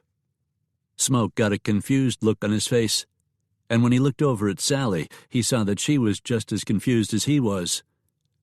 "No, I'm here to incorporate a new town," Smoke said. "You would be talking about the town they are building at what will be the terminus of the Mountain and Pacific Railroad?" "Yes. Why did you think I was here about my wife?" "It will be good to have another town in Summit County. There are only 2 towns in the entire county now, and I have a feeling that Fontana won't be around much longer." "Judge Fielding, what did you mean when you asked if I was here about my wife?" "Well, I assumed that you were here to talk about the murder warrant that has been issued for your wife," Judge Fielding said. "What murder warrant?" Smoke literally shouted, as Sally clutched his arm, just as surprised as he was. "What are you talking about?" "Judge Briggs in Fontana has issued a warrant on Mrs. Smoke Jenson for the murder of Ian Dolan, Marv Cooley, and Milt Walcott. Did you kill those men, Mrs. Jenson?" "I suppose so," Sally said. "You suppose so? Mrs. Jenson, that's a rather strange answer, isn't it? Did you or did you not kill those 3 men?" "I shot and killed 3 men in self-defense," Sally said. "My response to your question is because I didn't know their names." "And I didn't know Fontana had a judge," Smoke said. "Actually, Briggs is a justice of the peace, assigned to Fontana." "Are you also a justice of the peace?" "No, I'm a circuit judge, with jurisdiction over the entire county. He chuckled. "At the moment, that is Redcliffe and Fontana. Once we get your town incorporated, however, I'll have 3 towns." "Your Honor, could you, by mandamus, hold in abeyance the warrant issued by Mr. Briggs?" Sally asked. "Hold in abeyance by mandamus? Oh, my, are you a lawyer, Mrs. Jenson?" "I am not a lawyer, Your Honor, but I am relatively well-read." "Yes, I would say that you are. I'll tell you what I can do. If you would surrender yourself to my court, I can grant you release upon your own recognizance." "Thank you, Your Honor." Sally lifted her chin and went on in a formal tone. "I hereby surrender myself to your court." Judge Fielding wrote out a certificate of release and handed it to Sally. "If Sheriff Walker or Sheriff Colby or Deputy Carson attempts to serve the warrant, show them this." "Thank you," Sally said. "You do understand that you will still have to stand trial, don't you?" Fielding asked. "We want to stand trial," Sally said. "We do?" Smoke asked. "Yes," Sally said. "Once we get this over with, it can never be brought up again." "The young lady is right," Fielding said. "It's called double jeopardy." "Whose court will we be tried in?" Sally asked. Judge Fielding grimaced slightly and said, "Oh, well, I'm afraid that you will be tried in Judge Briggs's court." Chapter 27. "We are officially a town," Smoke told the others when he returned to Big Rock. Cheers filled the air as those who had gathered to hear the news waved their hats in the air and slapped each other on the back. Just as Smoke and Sally took leave of those who were busy building homes and businesses in Big Rock, they happened to run into Monty Carson. "Monty," Smoke greeted him. "Or should I say, Sheriff Carson?" Carson smiled. "You've got the town incorporated." It wasn't a question, it was an affirmation. "We do, and your tenure as sheriff officially begins as soon as you resign from your present post as deputy." "Which will be today," Carson promised. "Monty, can Sally and I talk to you about something?" "Yes, of course. Come on into my fancy new office," Carson replied with a wide smile. Smoke and Sally followed the new sheriff into his office, and he pointed toward the jail cell. "Look there, my own jail cell," he said. "I can hardly wait until I put someone in there." "You almost didn't have to wait at all," Sally said. "What do you mean?" "I could have been your first prisoner. Your first customer, so to speak." Carson shook his head and said, "Miss Sally, I don't have the slightest idea what you are talking about." Smoke told Carson about the warrant Briggs had issued. "That sidewinder," Carson said, striking his fist into his open palm. "Excuse the language, ma'am." "Do you know Briggs very well?" Smoke asked. "Do you have any idea why he would do such a thing?" "Franklin," Carson said without a second's hesitation. "Briggs won't put on his boots without Franklin's permission, and if he did this, you can bet your bottom dollar that Franklin is behind it." "It stands to reason," Sally said. "Those men, Dolan, Cooley, and Walcott, said they were going to take Sue Ellen to the Circle TF. The front door banged open, and Sheriff Colby barged in. "All right, Carson, if you really are a sheriff, I've got a warrant you can serve if you happen to see—" Colby stopped in mid-sentence and stared at Smoke and Sally.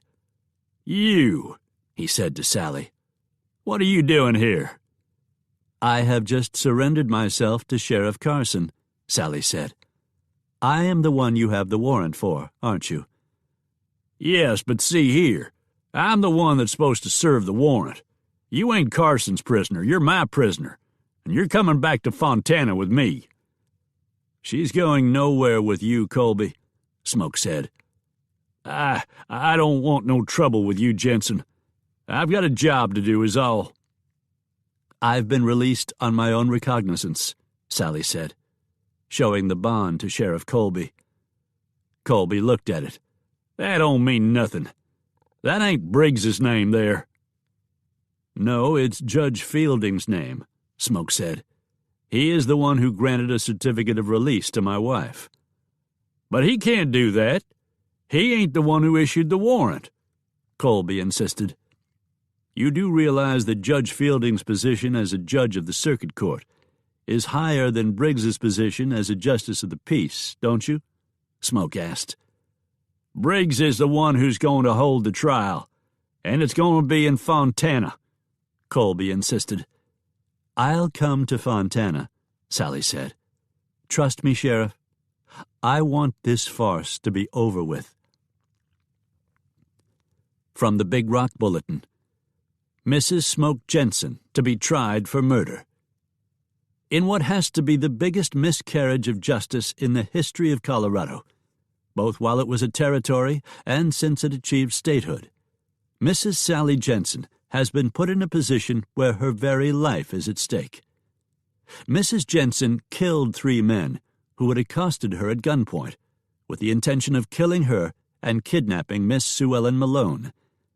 This writer does not understand why a trial is even necessary, as it was obviously justifiable homicide by right of self-defense. Mrs. Jenson's performance on that day should be lauded as an act of heroism, not an act of murder. This newspaper is going on record as declaring this trial to be illegal, and should she be convicted, the newspaper will lead the appeal campaign for judicial correction of the misdeed. Haywood Arden's newspaper article resonated not only with the new residents of Big Rock, but also with those who, though they remained in Fontana, were still subscribers to Arden's journalistic endeavors. Most were stirred by curiosity, and many by a sense of perceived injustice, and a few, for one reason or another, wished to see Sally found guilty. One of the people who learned that Sally was to be tried was their old friend Preacher. "What are you letting yourself get tried for?" Preacher asked. "You know they ain't going to be fair to you." Preacher was at the Jenson Ranch house on the Sugarloaf, having learned of the upcoming trial when he went into Fontana to buy some Arbuckle's coffee. "I think it has reached the point where I have no choice," Sally said. "A warrant has been issued on me, and I see no other way to deal with it." "If you was to ask me, we'd do just like we done it in Barry. We'd just kill every piece of dirt that was wanting you to be tried." "Preacher, has it occurred to you that the reason I'm in trouble in the first place is that I killed someone?" Sally asked. "Hell yes, it occurred to me. Fact is, the way I heard it, you didn't just shoot someone. You killed 3 someones. And if they was doing what I've been told they was doing, why, them sorry snakes in the grass needed to be killed." "There's a lot to what you're saying, Preacher," Smoke said. "The 3 men Sally shot, Ian Dolan, Marv Cooley, and Milt Walcott, are wanted in 3 states. Instead of being tried, she should be given a reward." "When is it that you're going into town?" Preacher asked. "We're going now," Smoke said. "I'm coming with you," Preacher insisted, walking over to the corner to pick up his buffalo rifle. Smoke said, shaking his head with a smile. "You can come with us, but that buffalo rifle stays here." "All right," Preacher agreed. "But there may come a time in all this that you'll be a-wishing I had my rifle with me." The 3, accompanied by the new sheriff of Big Rock, started out on the ride to Fontana, with Preacher still insisting that he should have brought his rifle with him. When they rode into town, they were struck by the number of people they saw in the street and on the porches and boardwalks in front of the buildings. "There's Louis Longmont," Smoke said. "And there's Mr. Murchison and Mr. Lambert," Sally pointed out. "Looks like everybody in the whole county is here," Preacher said. He chuckled. "Course there ain't that many people in Summit County." "Look over there," Carson said. "Colby, Briggs, and Tilden Franklin." "You didn't expect Franklin to miss this show, did you?" Smoke asked. Never in the history of Fontana had there been so many gathered for any occasion as were gathered for the trial of Sally Jenson. And although Fontana had lost almost half its population, the size of the crowd was augmented by the fact that nearly everyone from Big Rock, most of whom were former residents of Fontana, had come to town just for the trial. Tilden Franklin, Judge Lloyd Briggs, and Sheriff Emmanuel Colby were standing in front of the Fontana Sheriff's Office, which was the only municipal building in town. "There she is," Colby told the two men with him as he pointed toward Sally, Smoke, and Preacher. "They brought that old man into town with them," Franklin said. "Do you know him, Mr. Franklin?" Briggs asked. "The old man, I mean." "Yes, I know him. He's one of the original settlers in the Uncompahgre. Hell, in all of Colorado. He's a cantankerous old scoundrel. They call him Preacher." "Look at all them people that's a-comin' into town," Colby said. "They're most likely comin' for the trial, and there ain't no way in hell we can get 'em all into this here building." "You may hold the trial in the Blue Dog Saloon," Franklin said. "You're saying we should use the saloon?" "Why not? It's the biggest building in town." "It's too bad we don't have a prosecuting attorney," Briggs said. "As it is, we will merely present the charges. But I've been told that the Jenson woman intends to defend herself, so it should be no problem to get our jury to convict her. Have either of you ever seen a woman hanged before?" "No, I ain't never seen no woman hung," Colby said. "I was present when Mary Surratt went to the gallows," Franklin said. "Who's that?" Colby asked. "She was part of the Lincoln assassination conspirators, and I figure if the United States government can hang a woman, we can. By the way, don't worry about not having a prosecutor. I've hired Jason Freeze to act as our prosecutor." "You have hired Jason Freeze?" Briggs asked. "Are you talking about that lawyer from Denver?" "Yes." "Damn, Mr. Franklin. Jason Freeze is the best lawyer in the state. Some say he's the best lawyer west of the Mississippi River. And you say you have hired him to act as the prosecutor?" "I have." "How in the hell did you ever convince someone like Jason Freeze to come to a tiny town like Fontana and to take part in a trial no bigger than this?" "Judge Briggs, it has been my observation that you can get just about anyone to do anything if you are willing to pay them enough," Franklin said. "And in this case, I am willing to pay enough to get the job done." Even though the Blue Dog was the biggest building in town, it wasn't large enough to accommodate all who wanted to come to the trial. In addition to Sheriff Monty Carson, Louis Longmont and Hogjaw Lambert were among those who came over from Big Rock, and Big Cat Malone, his wife Lauren, and their daughter Sue Ellen were also present. Sue Ellen, of course, was a material witness, and her parents had come to provide her with moral support. A surprise visitor to the trial was the circuit judge, Martin Fielding. "Look here, Judge, this is my trial," Briggs said. "You've got no business here interfering." "Don't get all out of sorts, Briggs," Judge Fielding said. He took in all the others who were coming into the saloon. "I'm just part of the gallery." "All right," Briggs said.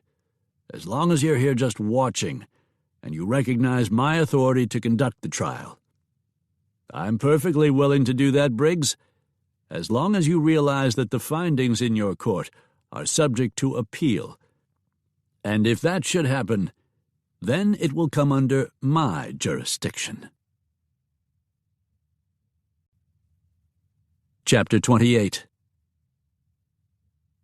Pearlie Fontaine was sitting at a table in the newly built bunkhouse. He was playing solitaire, which was fitting. because he was the only one on the premises of Sugarloaf. Sugarloaf.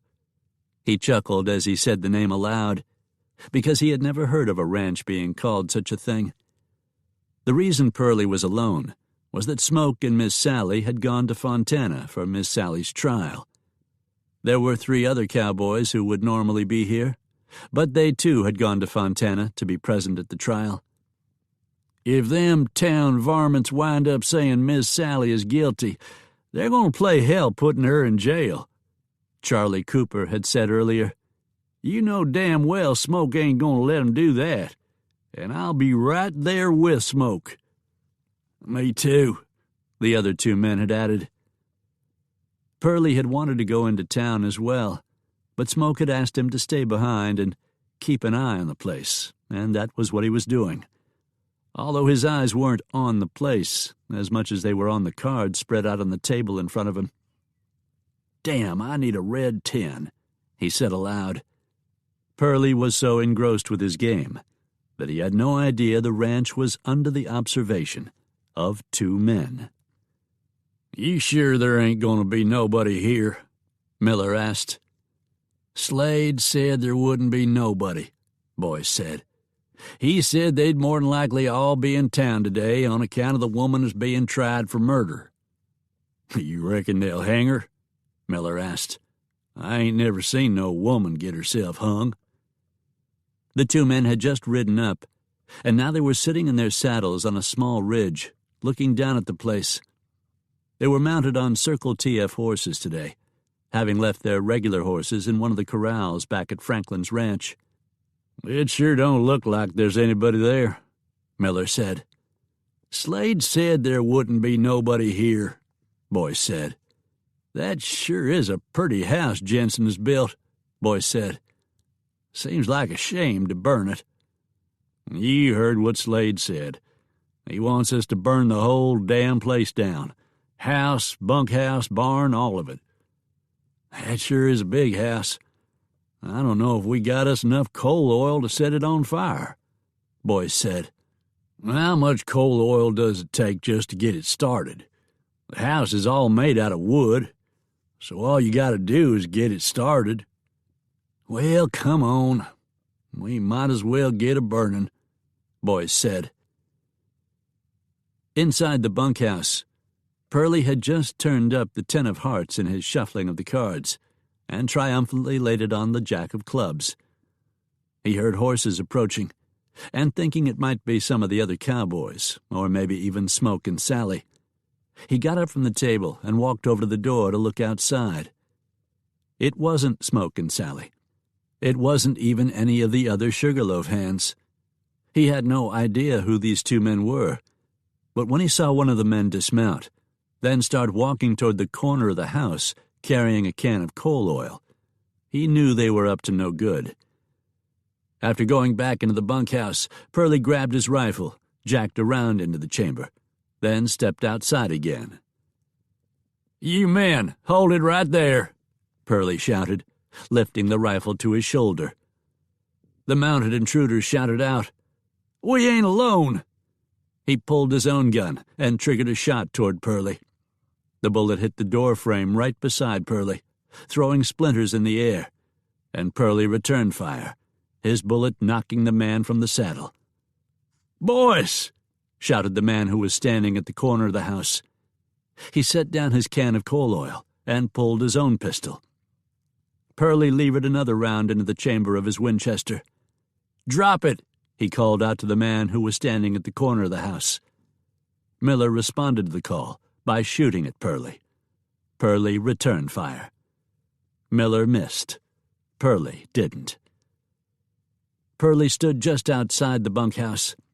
The air was perfumed by the acrid smell of gunpowder. There was no smell of smoke, though, so he was certain that the man who had the can of coal oil had been unable to complete his loathsome task. Pearlie waited for a minute or two to make sure these men were the only marauders, and when he was sure he was alone, he ventured out to check on them. The man he had shot off the horse was dead. The man by the corner of the house was still alive, but barely. "You the one that shot me?" The man gasped. Yeah. Damn. Slade told us there wouldn't be no one here. The lying buzzard. Why did you come to try to burn the house down? Pearlie asked. On account of that's what he wanted. Who wanted? Slade? Yeah, it was Slade. Miller took a couple more rattling breaths. Then the gasping stopped. I know Slade didn't do this on his own. It was Franklin, wasn't it? I know it was Franklin because I used to work for the lowlife. Even before Pearlie finished the question, he realized that the man he was talking to would be unable to answer. He, like the other would-be arsonist, was dead. He wasn't sure what he should do with them. He didn't want to leave them lying here like this. One of the two horses the men had been riding whickered. Pearlie looked at it and saw that both of the animals bore Circle TF brands on their hides. That gave him an idea. I'm going to send you two boys back where you come from, he said. Someone over at the Circle TF will take care of you. He put each of the two men belly down over a saddle. He didn't know if he got the right man with the right horse, but truth to tell, it didn't really matter. Using their own ropes, he tied them securely enough that they would stay in the saddle, and then he gave each of the horses a slap on the rump. Just as he thought they would, the two horses took off at a trot. Pearlie saw that the horses were headed in the direction of the Circle TF ranch, and he nodded in satisfaction. On board the Leopoldina, at sea.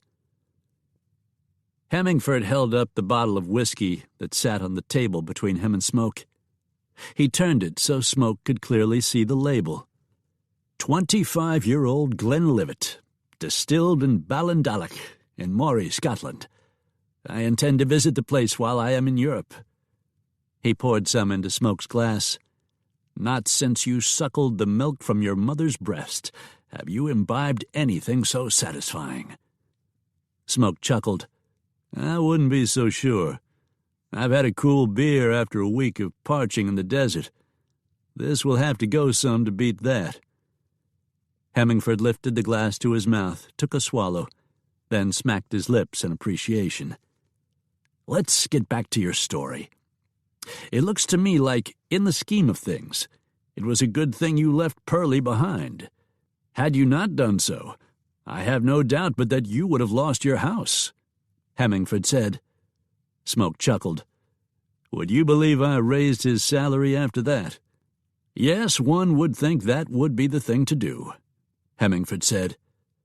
But to be honest, until that incident where he saved our home, I guess I considered Pearlie as little more than another hired hand.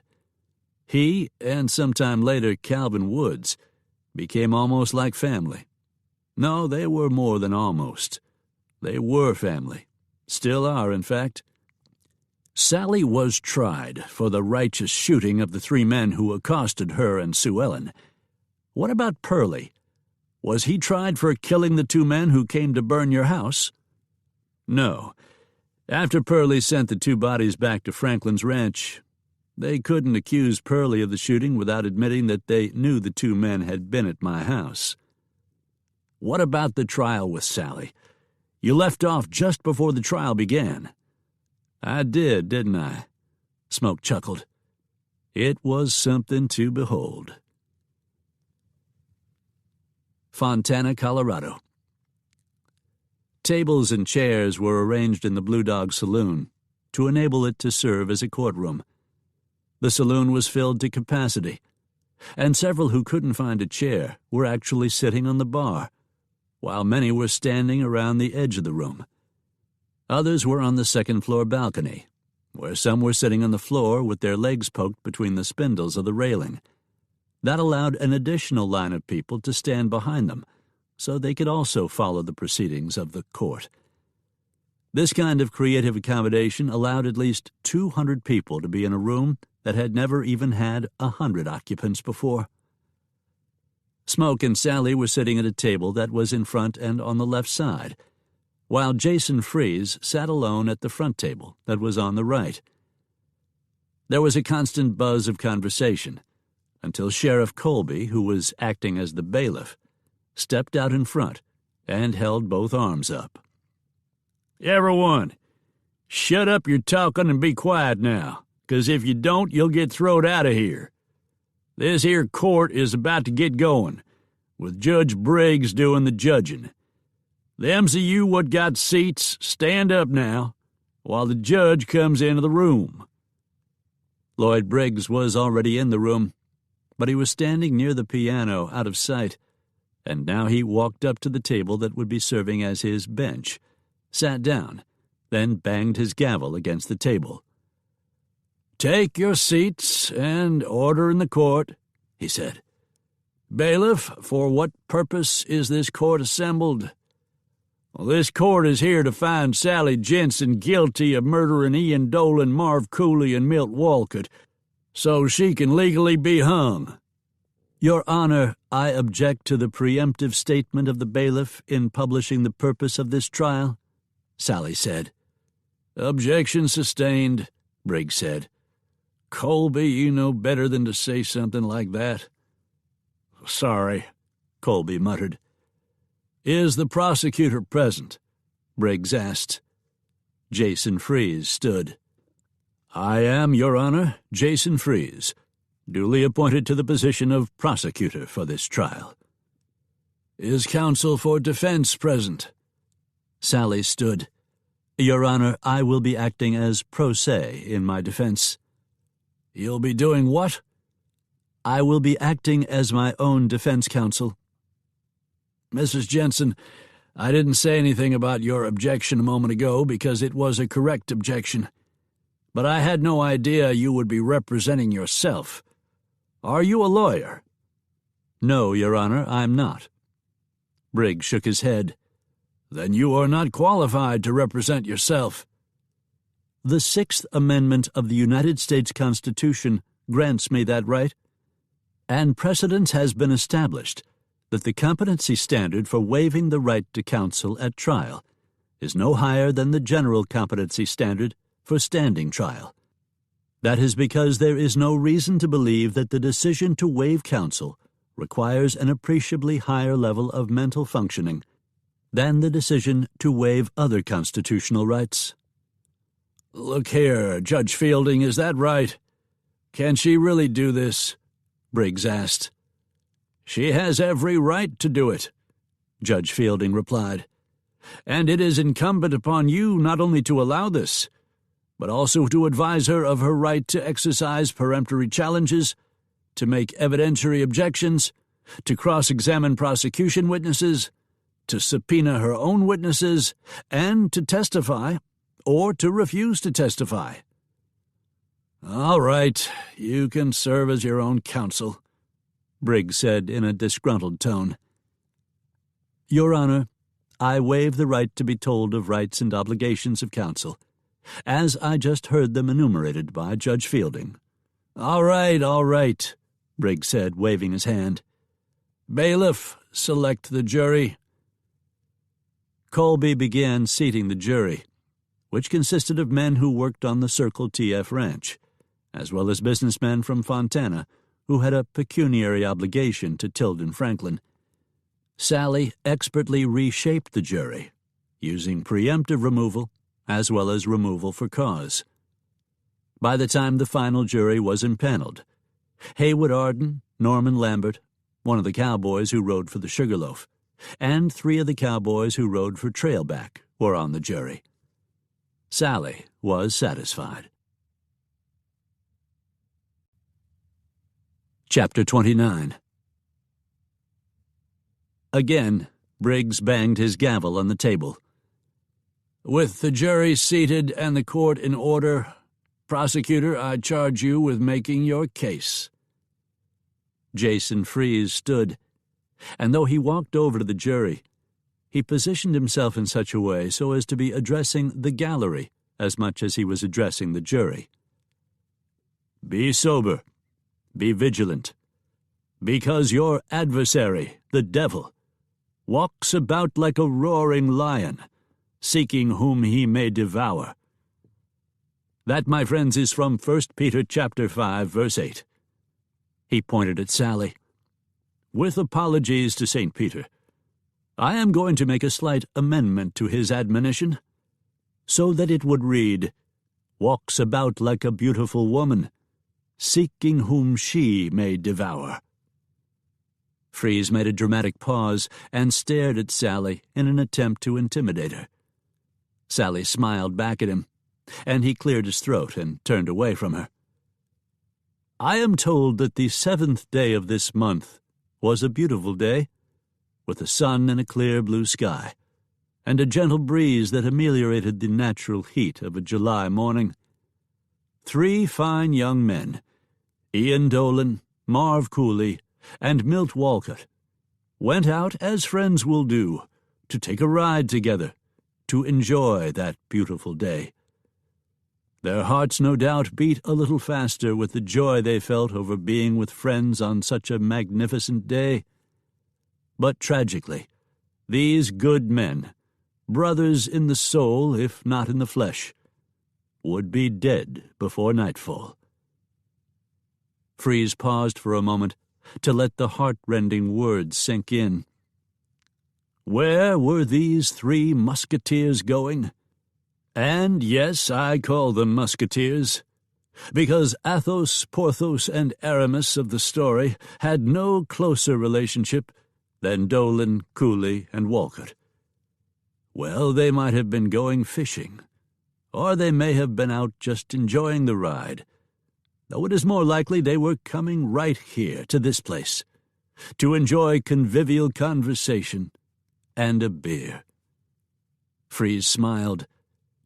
You have heard the old adage that some see half a glass of water and will say that it is half empty, and some will see it is half full. But it was said by friends of Ian Dolan that given such a choice to make, he would pour out the half-full or half-empty glass of water and fill it with beer. The gallery laughed. The smile left Freeze's face, and again he assumed a demeanor of sadness before continuing. But woefully, as it turned out, our 3 musketeers encountered Sally Jenson on the road. How did they handle this encounter? Well, they were young, virile men who had unexpectedly come in contact with a beautiful young woman. And not just one beautiful young woman, but 2 beautiful young women, as Sue Ellen Malone was riding in the buckboard with Sally Jenson. I have no doubt but that they behaved in a flirtatious manner. I am sure that they, as young men are wont to do, made what may have been considered a few ribald, perhaps even untoward remarks. This is the nature of young men, and young women have traditionally treated such an advance in 2 ways. Either they have participated in the flirtatious behavior, or they have told the man in no uncertain terms that they don't appreciate such talk. Freeze paused for a long moment. Then he pointed at Sally and said in a rather loud voice, As a rule, they do not, as this woman did, kill someone in retaliation for an innocent flirtation. Freeze stood for a long moment to allow his last damning comment to resonate, and then he took his seat. Counsel for defense, Judge Briggs said. Sally got to her feet and walked over to address the jury. I don't know if you have ever seen a woman lawyer before. Well, there are a few.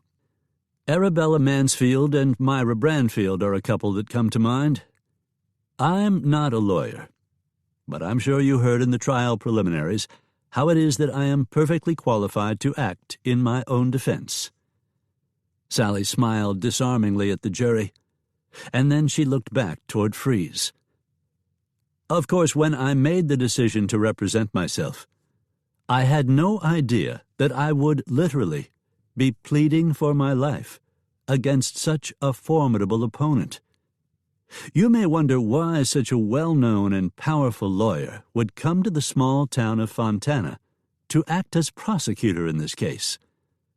The answer is, he was brought here by a citizen who, though he has no standing, paid an exorbitant fee to Mr. Freeze to prosecute this case. What do I mean by standing? Well, standing is a legal term used in connection with any court trial, and to establish that standing, one must meet the requirement of Article 3 of the United States Constitution. Mr. Franklin does not meet that requirement. The law is very clear. It is not enough merely to be a citizen concerned about the case. A party must actually suffer some injury to have standing. Mr. Franklin does not have standing. The lawyer he bought cannot legally act as prosecutor in this case. "Objection, Your Honor," Freeze called out. "I am offering my service to the court pro bono. The fact that I have a non-court-related pecuniary relationship with Mr. Franklin has no bearing on this case." "Objection sustained. Mr. Freeze may continue as prosecuting attorney," Briggs said. "Mrs. Jenson, you may continue with your opening remarks." Sally smiled at Freeze and nodded her head ever so slightly before turning back to the jury. "That's all right. Spirited women have stood up to such men before. Powerful men like Jason Freeze, or in the case of Tilden Franklin." She paused for a long moment, then added, "evil men." There was a gasp from the gallery, but no outbreak. "Your Honor, this concludes my opening. I will give a more thorough defense during the course of the trial." "Very well, you may be seated. Mr. Prosecutor, call your first witness." Freeze called a series of witnesses, men who had known Dolan, Cooley, and Walcott at the Circle TF Ranch. "They was good old boys, if you ask me," Drake said. Drake's comments were typical. But after cross-examining several of the witnesses and finding her cross-examination non-productive, Sally passed on any further cross-examination until Jack Slade took the stand. Pearlie had reminded her about Slade the very day he came to work for Franklin. "Slade is as bad as they come, Miss Sally," Pearlie had told her. "He's a cattle thief, a bank robber, and a gunman. He's sold his gun all over Colorado, Wyoming, Idaho. To tell you the truth, I don't know how it is that he ain't been hung long before now." Sally kept that conversation in mind as Freeze examined his witness. Slade was wearing a dark jacket and a white shirt with a dark red cravat. He had a nervous habit of running his finger over his well-trimmed mustache as he was listening to the questions. "Mr. Slade, I'll ask you as I have asked all the others. How well did you know these three men?"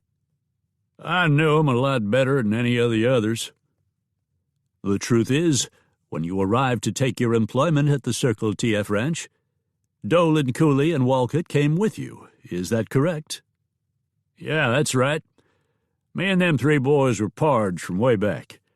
We done lots of jobs together afore we come here to take on this here job for Mr. Franklin. We was just real good friends, we was."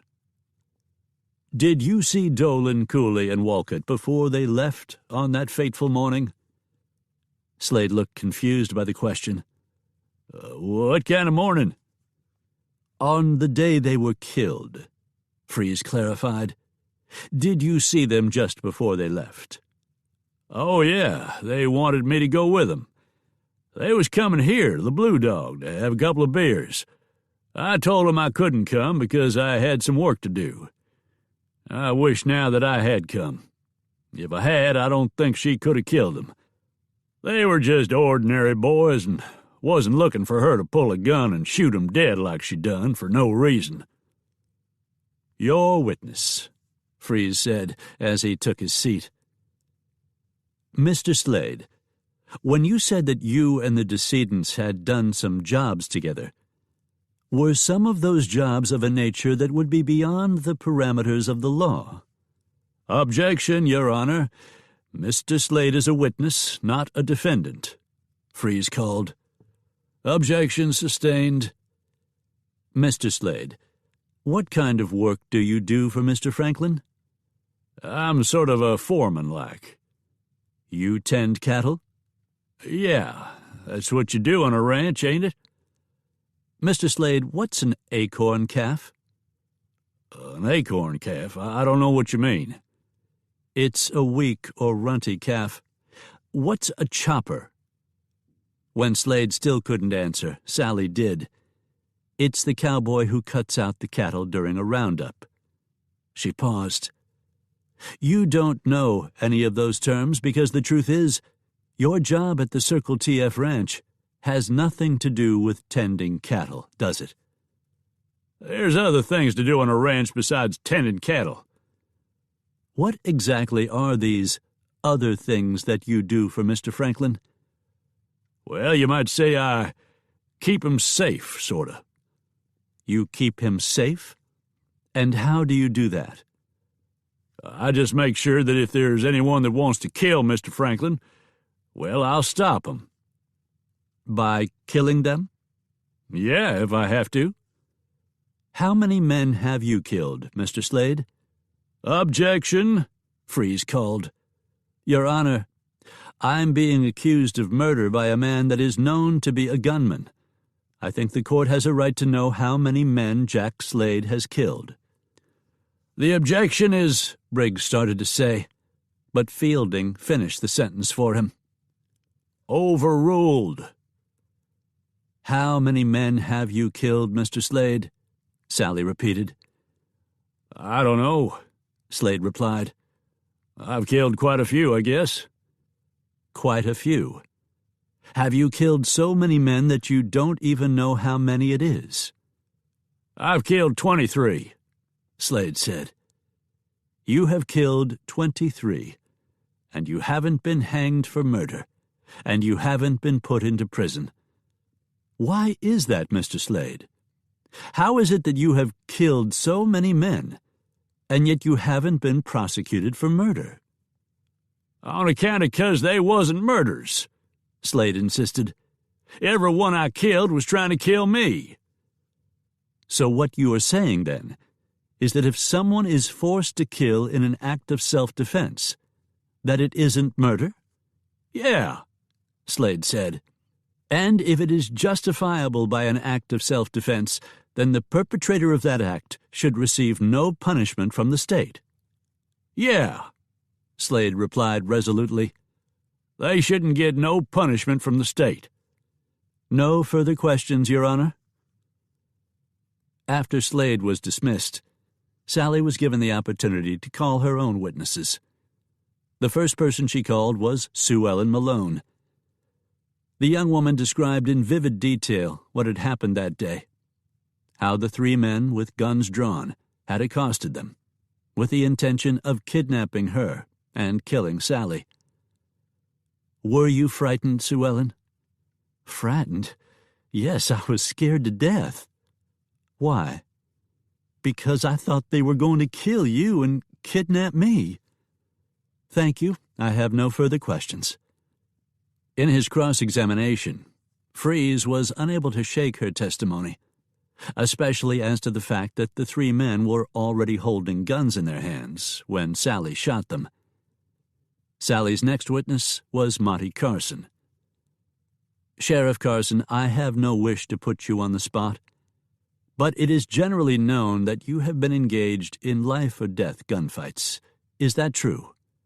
It is, Carson replied. If you are put into a position where you must use your gun against someone who is armed, and who has every intention of using that gun against you, how do you deal with the natural inclination against killing another human being? You have but one choice if you want to come out of that encounter alive, Carson said solemnly. You must set aside any compunctions you have about shooting another person, because in these situations it becomes a case of kill or be killed. Sally's next witness was Louis Longmont. Like Carson, Louis Longmont had a reputation of having used his gun in self-defense.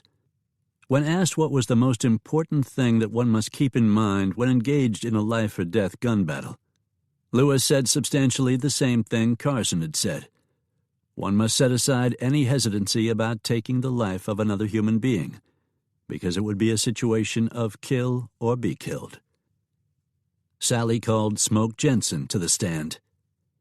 "May I call you Smoke, Mr. Jenson?" Sally asked with a smile. "Yeah, sure. That's better than some of the things you've called me," Smoke replied. The gallery laughed out loud, and Briggs had to use his gavel to restore order. "Smoke, just so that everyone knows, what is our relationship?" "We are married," Smoke said. "You are my wife." "I'm not your first wife, am I?" "No, I was married before." "And her name was Nicole?" "Yes." "What happened to Nicole?" "Some gunmen came to the house and killed her," Smoke said quietly, somberly. "And what action have you taken so that such a thing won't happen to me?" Smoke smiled. "I've taught you to shoot." "Based upon what you know of my acumen with a handheld firearm, do you believe that if I had my hand on a pistol, and that pistol was hidden beneath the folds of my dress, I could raise that pistol and shoot 3 men who already had their guns in hand?" "Oh yeah, they wouldn't be expecting it. You could do that real easy." "So your knowledge of my ability would allow you to substantiate the story told by Sue Ellen?" "Yes, without a doubt." "Your witness, Mr. Freeze?" Under questioning by Freeze, Smoke went into some detail as to how he had trained Sally to shoot, and insisted again that she had the capability of dealing with the 3 men she had encountered, exactly as Sue Ellen had testified. Freeze, realizing too late that he had hurt his own case by this line of questioning, dismissed the witness. Sally then took the stand, subjecting herself to cross-examination. And as Sue Ellen had before, Sally did not deviate from her testimony. "Jack Slade admitted that he has killed men," Sally told the jury in summation. "He insists that they were not murders, because the shootings were in self-defense. And indeed, those killings that we know about must have been in self-defense, because otherwise he would have been hanged or would be in prison now. But he is here with us. Anyone who kills another person in self-defense is not guilty of murder, because such a killing is justifiable homicide. I would like to call to your attention the fact that in this case, there was only one factual witness. By that I mean that there was only one person besides me who actually saw what happened. You might say that my testimony was self-serving, but you can't say that of Sue Ellen's. She is under no peril from this trial. And yet Sue Ellen Malone's testimony and my own were exactly the same. Prosecution could produce no witness who, by actual observation, could contradict our testimony. You must find me not guilty." Freeze, perhaps realizing that he had no sustainable case, made an appeal to the jury that was long on histrionics and short on fact. It was more than just short on fact. He had no facts at all. Despite the 6 Franklin people on the jury found Sally innocent. Chapter 30. Johnny Kincaid, the foreman of the Circle TF Ranch, was a legitimate cowhand. He knew that Franklin wasn't always honest in his dealings, and he knew that Jack Slade and the men with him were all gunmen, though he wasn't exactly sure why Franklin had need of such people.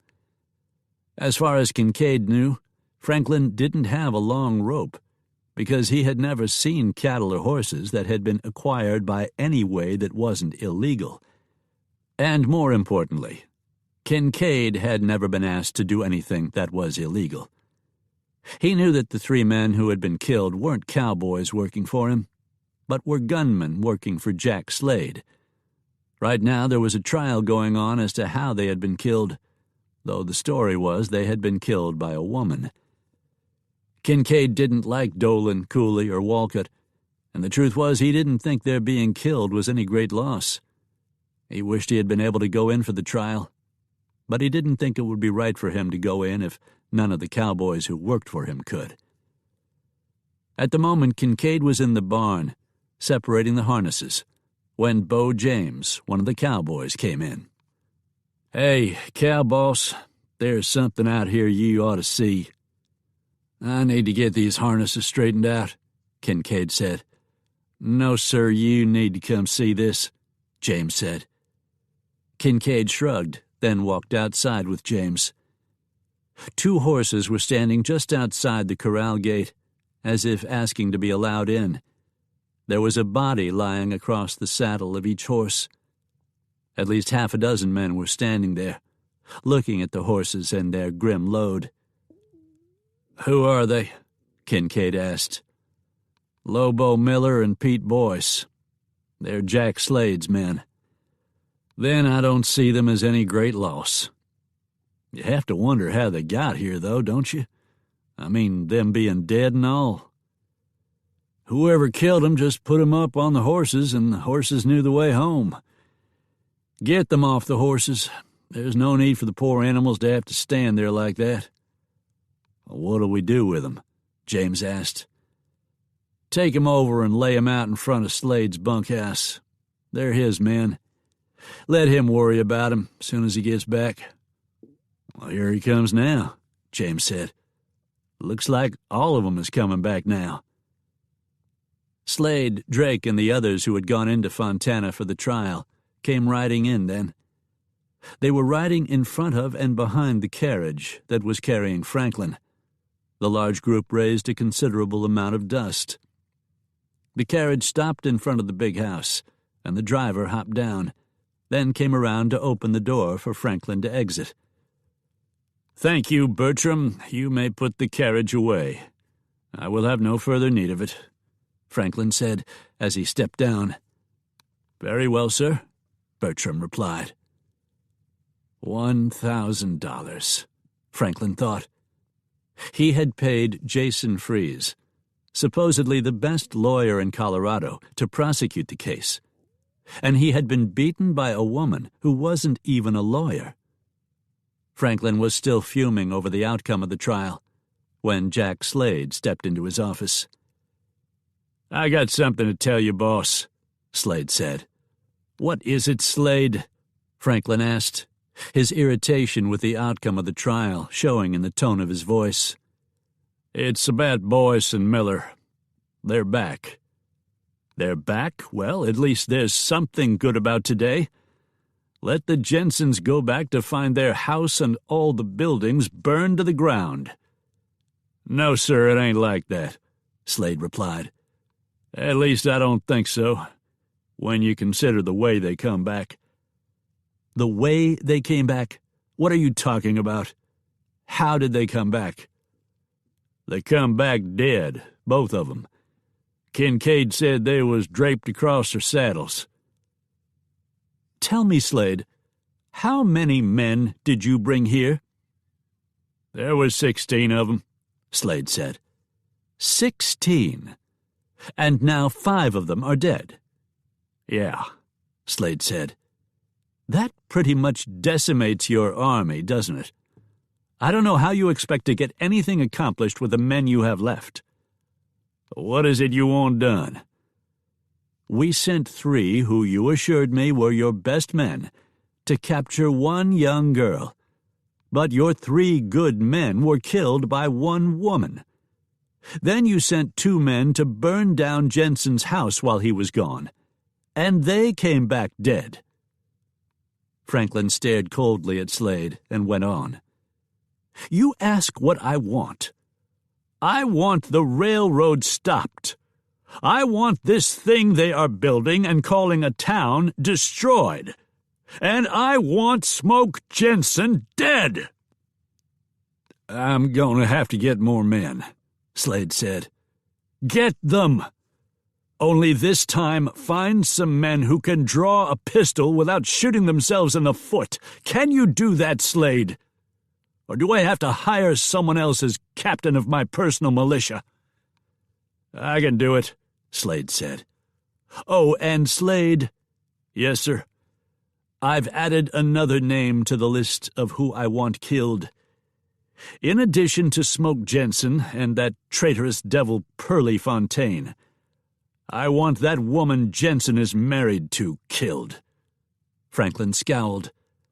I had some thoughts about taking her for myself, but now I'd rather she was disposed of. You can consider it done, Slade said. You mean like I could consider it done that the Malone girl was kidnapped? No, I'll be getting some more men, some really good men this time. Get Boyce and Miller buried, Franklin said. All right. I'll take him into town this afternoon and bury him next to Ian Marvin Milt. Franklin made a dismissive wave of his hand. I don't care where you put the incompetent fools. I've added another name to the list of who I want killed. In addition to Smoke Jenson and that traitorous devil Pearlie Fontaine, I want that woman Jenson is married to killed. Franklin scowled. I had some thoughts about taking her for myself, but now I'd rather she was disposed of. Big Rock, Colorado. When the other Sugarloaf hands returned to the ranch, they brought the news that Sally had been found not guilty in the trial, and said that she and Smoke were going to Big Rock this evening to celebrate that victory with their friends. Pearlie saddled a horse and headed for the new settlement, leaving the three hands there with strict orders to keep their guns handy and their eyes open all the time. Once he'd explained about the two men who had showed up to try to burn down the place, they understood and promised they would remain vigilant. Louis Longmont closed his saloon for business so he could hold the celebration. Pearlie found Smoke there, drew him aside, and told him what had happened. Smoke's jaw tightened in anger. So Jack Slade had some of his gun wolves try to burn down my house, did he? And on Tilden Franklin's orders, no doubt. Smoke, ain't it just about time for a bunch of the honest folks around here to strap on guns and clean out that rat's nest at the Circle TF? Actually, it's plumb past time. I can't argue with you, Pearlie. That's exactly what I would have done a few years ago. Smoke sighed. But we just handed Franklin another defeat today, and we did it by legal means in a courtroom. That's what Sally wants for Colorado. That's what a lot of people want. We've got to give that a chance to happen. The law's all well and good, but there comes a time when a fella's got to stomp his own snakes. I know that, Smoke said, and I'm not just about to forget it either. Monty Carson was there at Longmont's for the celebration, and so were Hogjaw Lambert, Tim Murchison, and every other man or woman who had come to Big Rock to start a business. Fred Malone was there because he was building a bank here, but that wasn't the only reason. He was also there because Sally had kept Sue Ellen from being kidnapped, and he was sure that had kept her from being killed. Because Louis Longmont had closed the saloon for business, Sue Ellen was also allowed to come to the celebration. If I ever need a lawyer, I know exactly who to come to, Fred Malone said. Oh, but Mr. Malone, I'm not a lawyer, Sally said. You couldn't prove that by me, little lady. I've never heard any lawyer do a better job, and you sure put that pompous ass from Denver in his place. If you aren't a lawyer, where did you learn all that? Judge Fielding was kind enough to lend me some of the books from his law library. I'm glad you didn't get hung. Sally laughed and put her hand to her throat. Mr. Malone, I concur. I'm glad I didn't get hung as well. Yes, well, as far as I'm concerned, that's the second time you've saved Sue Ellen. Because there's no doubt in my mind that if Franklin had been able to get rid of you, that would have emboldened him enough to make another try to get her." "I doubt that he's given up on that idea," Smoke said. "If I were you, I would keep a close eye on her." "I won't let her go anywhere alone. I'll keep her locked up all the time." "Papa, that would be the same as keeping me in jail," Sue Ellen complained when she heard Malone's remarks. "Miss Sue Ellen, any time you want to go somewhere, I'll take you," Pearlie offered. Sue Ellen smiled coquettishly at Pearlie. "Well, Pearlie, I just may take you up on that." Chapter 31. On board the Leopoldina, at sea. Hemingford laughed. "I've always heard it said that if anyone acts as their own lawyer, they have a fool for a client. Clearly that wasn't true in Sally's case. Jason Freeze had not lost a case in the previous 5 years," Smoke said. "I think when he left town, he was... what's the term that's used for soldiers from the Great War? Oh, yes, shell-shocked. I think Freeze was shell-shocked." "Well, it's easy to see why, isn't it? I mean, a lawyer with a reputation like Freeze's getting beaten by someone without a law degree had to be about the most disheartening thing that could possibly have happened to him. I'm sure he considered Sally a lifelong enemy." Smoke shook his head.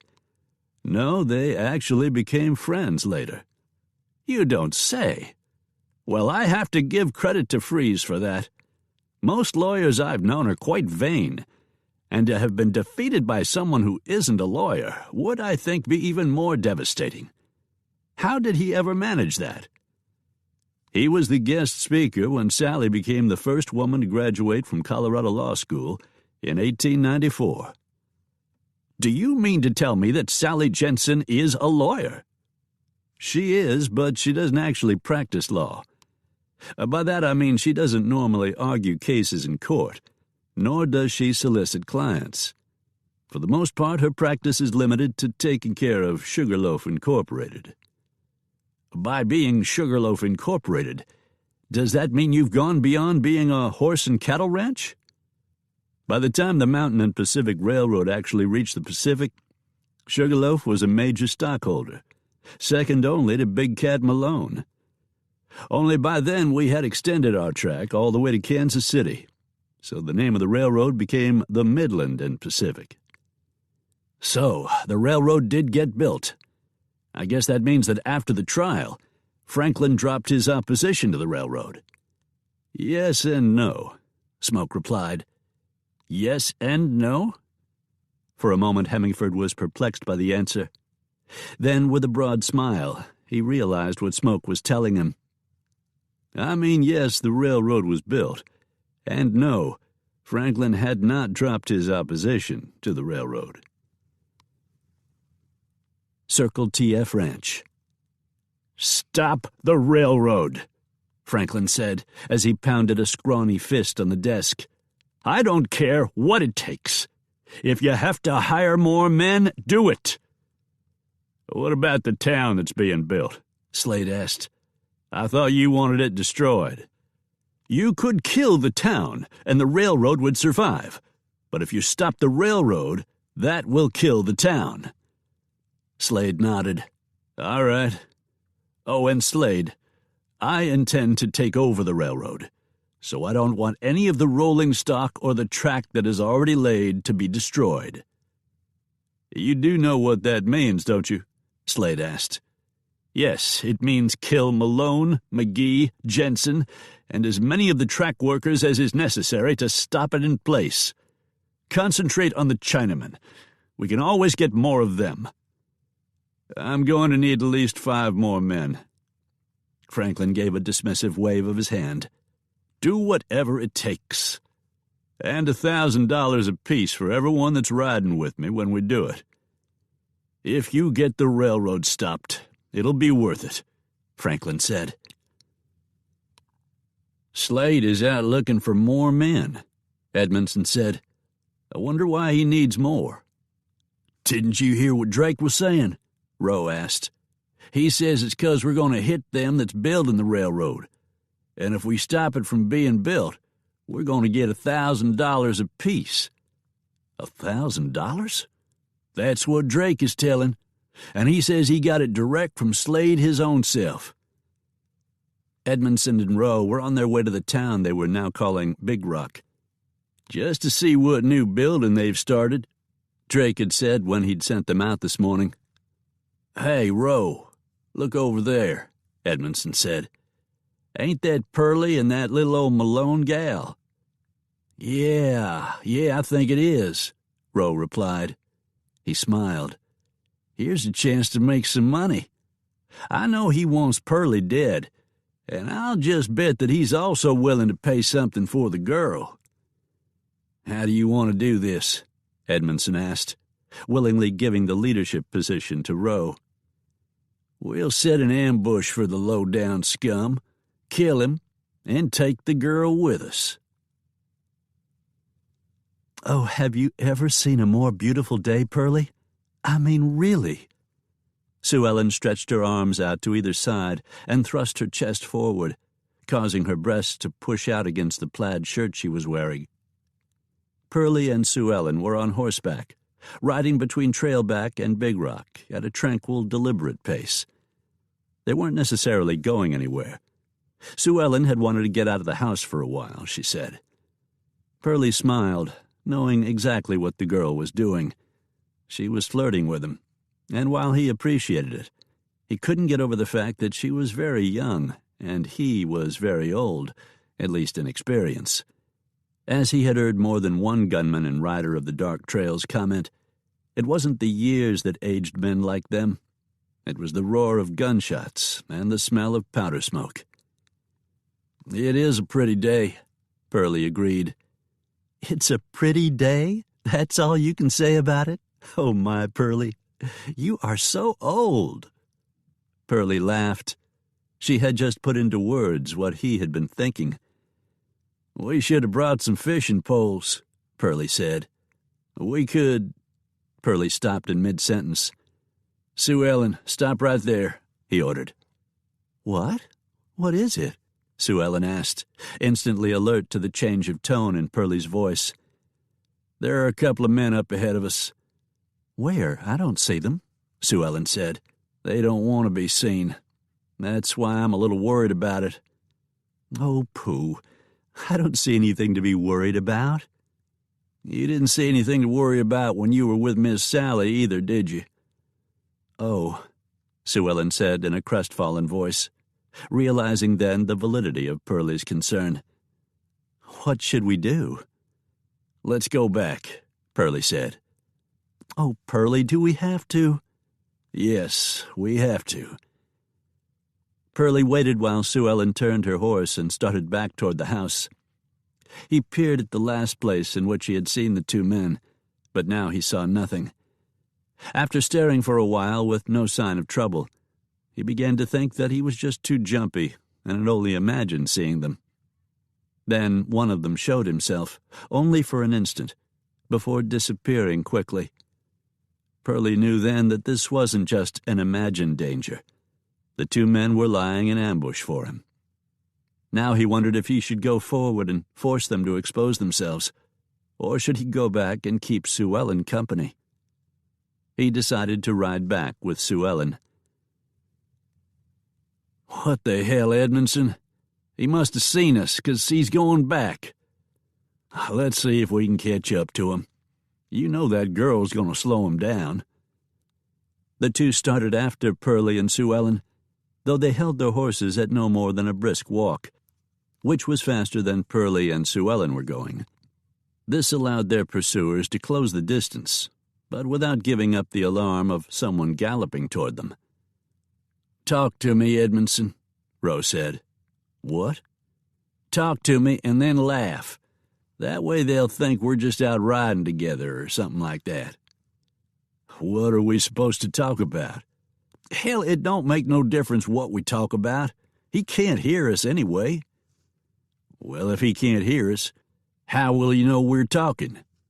Laugh, Rowe said. Edmondson laughed. "Look," Sue Ellen said, "they must not be after us. They're just riding along, talking to each other." Pearlie glanced back at them. From all appearances, they seemed to be no more than a couple of casual riders. And as Sue Ellen had pointed out, they were having a conversation, because one of them had just laughed. "They're not after us," Sue Ellen said. "If they were, they surely wouldn't be laughing about it." "Yeah, I guess you're right," Pearlie said. "All right, if you want to, we can ride down to the creek, like we started to." Sue Ellen turned around, and the two of them resumed their leisurely ride. The two men were still coming toward them. "You said you wanted a fishing pole," Sue Ellen said. She smiled. "Well, guess what? There's already a fishing pole there. I keep one there." Pearlie wasn't certain when he realized there was something wrong. He didn't see anything exactly, but he just had a feeling about it. "Sue Ellen, go back to the house."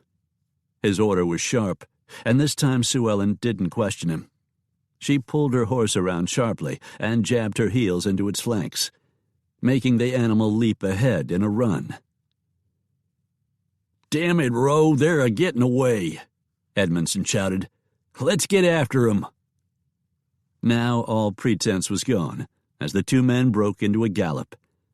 After pulling their pistols, they began shooting at Pearlie and Sue Ellen. Clouds of smoke spurted from their guns and were whipped behind them by the wind of their passage. Pearlie dropped behind Sue Ellen and used his own body as a shield. Then, when they were inside of the Malone house, Pearlie shouted at her, "Keep going. Go all the way to the house and get inside." With that, Pearlie stopped, then turned around to face the two men who were chasing them. He pulled his pistol and fired at them. "What the hell? Now he's shooting at us," Rose said as a bullet passed by so close he could hear it pop. "I'm getting out of here." Roe turned his horse and started galloping away in the opposite direction. "Roe, you yellow dog!" Edmondson shouted. Then, looking back around, he saw Pearlie coming after him. The pursuer had suddenly become the pursued, so he turned and galloped after Roe. Pearlie kept after them for a short while, throwing a few more rounds in their direction. They weren't aimed shots. He was just trying to hurry the varmints on their way, and it worked. By the time he got back to Sue Ellen, he saw that she had stopped her own retreat and was waiting for him, despite the orders he had given her. He was about to reprimand her for that when, with a huge smile, she greeted him. "You charged both of them. That's the bravest thing I've ever seen." "Yeah, well, Pearlie struggled to find words. His anger evaporated in his relief that Sue Ellen was all right. "Let's get on back to the house. We'll go fishing some other day." Chapter 32. Smoke was talking to Frank McGee as they watched the track layers at work. 6 men pulled a rail off the flat car. 2 men grabbed the front end of the rail, 2 more men the middle, and 2 more men the back end of the rail. Then, moving quickly, they positioned the rail, then went back for another as the Gandy dancers drove in the spikes. "From here on, we should be able to lay at least 5 miles of track a day," McGee said. "We could have this railroad completed pretty soon now, especially since we have a straight shot to Big Rock and won't have to go through Fontana."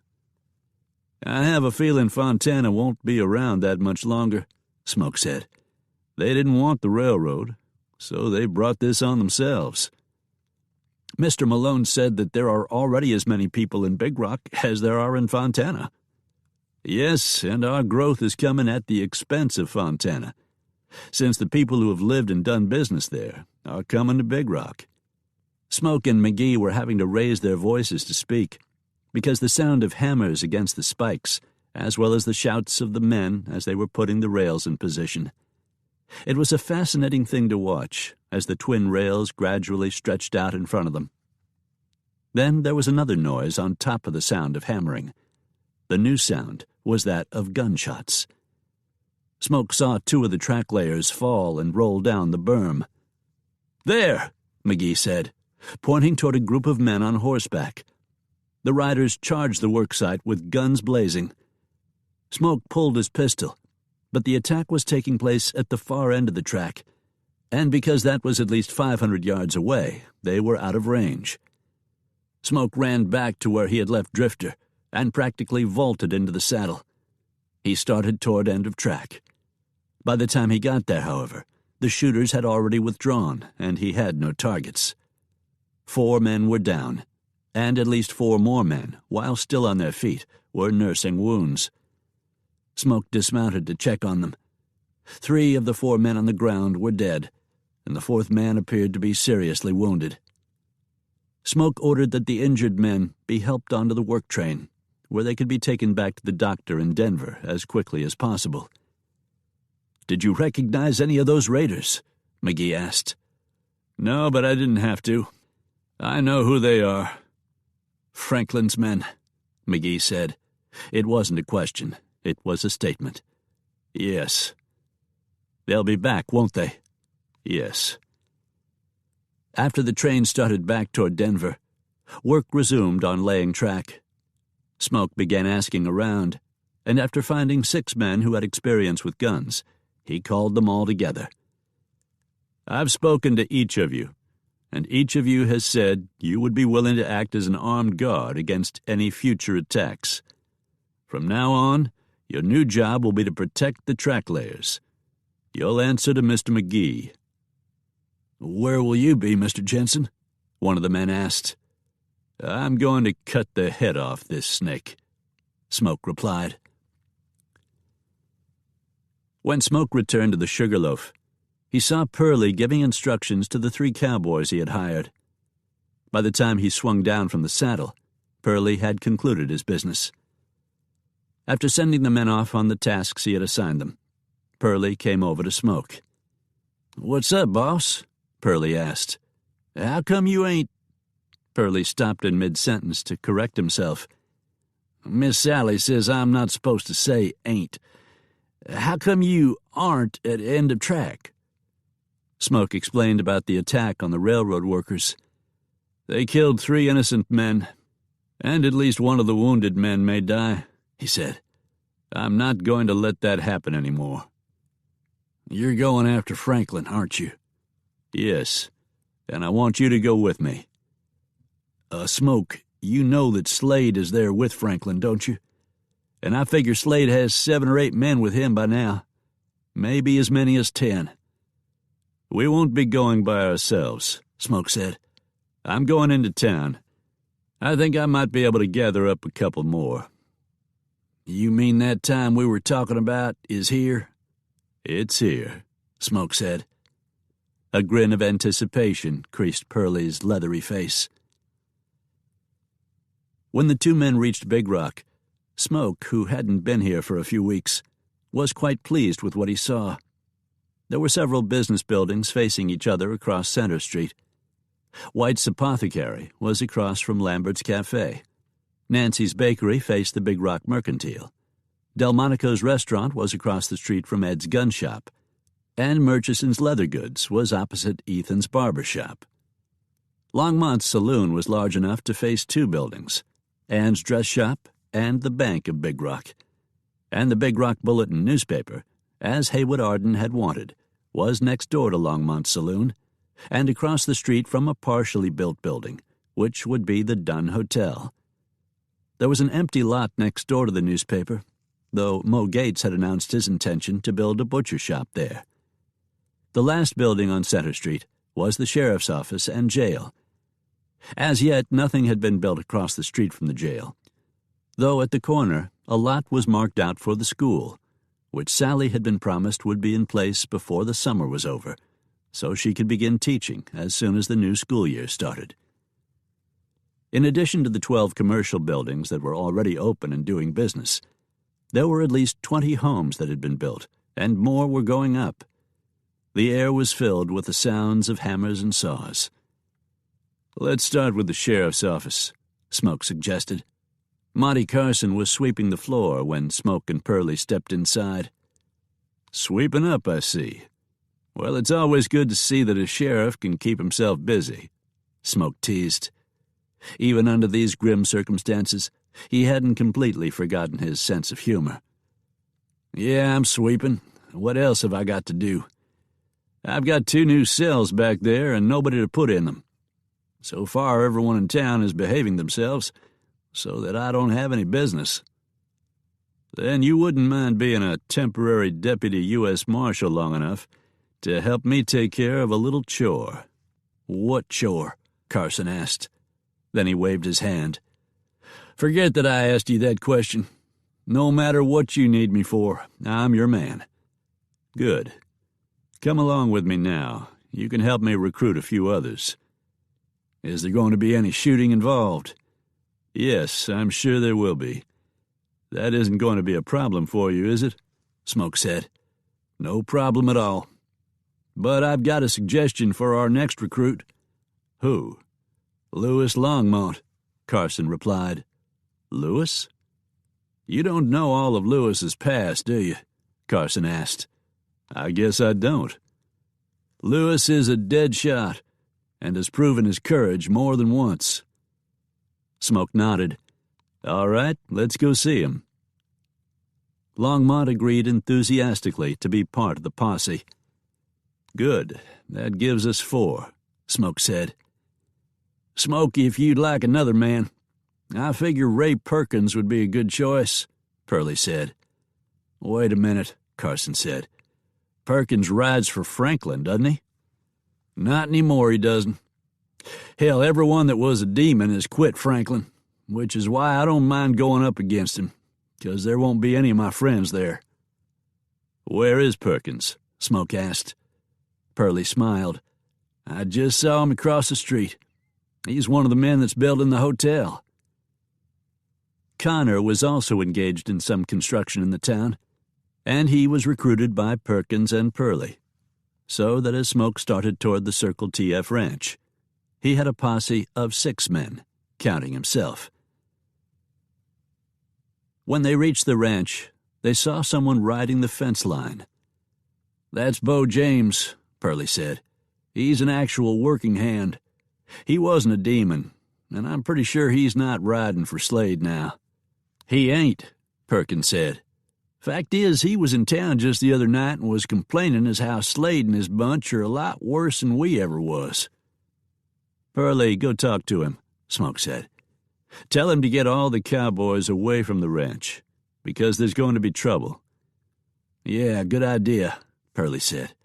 "I wouldn't want any of the regular men to get hurt." By now, Bo James had seen the 6 approaching men, and letting curiosity take hold of him, he started riding toward them.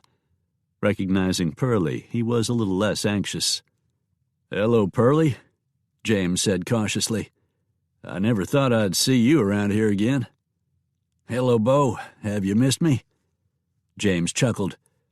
"When I compare you and the demons to those dirt piles that's riding with Slade, yeah, I do miss you. All the riders for the brand miss you." "How many are riding for the brand?" "There's only 5 of us actually riding for the brand, but Slade has 8 with him." "8 with him or 8 counting him?" "8 counting him. What's this all about, Pearlie?" "I need you to go tell Johnny Kincaid to take all the actual cowboys somewhere else for a while." "Why?" "Because we're going to clean out Slade and the men with him." "Pearlie, you sure you want to do this? Slade is he's a killer. There's no other way of putting it." "Just have Kincaid get you and the others to someplace safe." "All right. And, Bo, when they're all gone, come tell me." James nodded, then turned his horse and spurred back toward the ranch compound. Johnny Kincaid, the actual foreman of the Circle TF, was in the ranch office, talking with Franklin. "I've got Bo James out riding fence. Bill Hanlon is working on the hay mower, and Dooley is working on harness. The thing is, Mr. Franklin, all this is just busy work. We need to get some cattle to market, or we're going to run out of grazing land for them." "That's not your worry, Kincaid," Franklin said with a dismissive wave of his hands. "I've got other things to do that are more important now." "You mean like stopping the railroad from being built?" "What I do with the railroad is none of your business," Franklin snapped. "Why are you concerned? I'm paying you and the men, aren't I?" "Yes, but you're paying those lazy slobs who work for Slade a lot more." "This conversation is over, Kincaid. And if you want to keep your job, I would suggest that you not bring this subject up again." "Yes, sir," Kincaid said. As Kincaid was leaving the ranch office, he saw Bo James come riding up. "I thought I had you riding fence line," Kincaid called. "Did you find a break that needs to be repaired?" "Where are the others?" James asked. "They're in the barn and the machine shed. Why do you ask that?" "We've got to get out of here, Kincaid." "Get out of here? What do you mean? What are you talking about?" James made a face and said, "I've got a hunch it's about to become plumb unhealthy around here, Johnny." Chapter 33. Smoke and the others had dismounted, and Pearlie, at Smoke's request, drew the layout of the ranch in a bare patch of dirt. "This is the bunkhouse where the demon stayed, and I figure Slade and his men are there now. If we come this way," he pointed out a position on the dirt map he had drawn, "we can get all the way up to the barn before anyone could see us." "Here comes Bo James," Connor said. "He's not alone," Carson said. "That's all right," Pearlie said. "That's just Kincaid and the others. It looks like Bo got their attention, sure enough." When the riders approached, Kincaid dismounted and walked up to Smoke and his companions. "Is it true, what James is saying? You've come to take care of Slade and the others?" "That's right," Smoke said. "Past time, I'd say." "What about Franklin?" "Him too," Smoke said. "Some men attacked Rail's End this morning, and 3 of the workers were killed. If they did it because Franklin sent them, then we intend to arrest him for murder." "How many men attacked you?" "There were 4 of them." "So that's where they went," Kincaid said. "That's where who went?" "Drake, Cummings, Edmondson, and Rowe. They left last night, and when they came back in this morning, they were all giddy about something. After they talked to Slade, he went in to talk to Franklin about something. There's no doubt in my mind but that it was about killing the track workers." "Now you can see why we called you away. I don't want anyone who is innocent to be hurt." Kincaid nodded. "Believe me, Mr. Jenson, there's nobody left at that ranch who is innocent."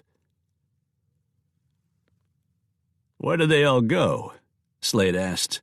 "I don't know, but there's not a one of them that's still here. Kincaid, Bo James, every damn one of them is gone," Stryker said. As Slade and Stryker stood out by the corral talking, they saw Cummings galloping toward them. "What the hell's wrong with Cummings?" Slade asked, as he and Stryker turned their attention toward the man, who was coming toward them at a gallop.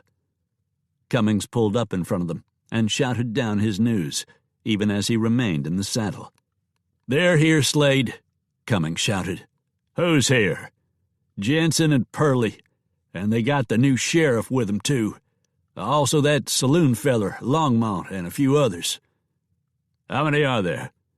"Well, sir, I counted 6 of them." Slade smiled. "We've got 'em outnumbered. Get yourself a fresh horse, Cummings, then lead us to 'em. Boys, we've got 'em," he said. "Stryker, you get my horse saddled. I'm going to talk to Franklin." When Slade stepped into the ranch office a moment later, he saw Franklin standing at the window, looking out at all the commotion. "What's going on?" Franklin asked. "Jenson is leading a posse toward us. They'll be here within a half an hour, unless we stop them." "Do you think you will be able to stop them?" Franklin asked anxiously. Slade's smile was confident and without humor. "They're dead meat," he said, "and this is finally going to be over." He stepped out of the office. Franklin stood in the window and watched Slade and his men gallop off.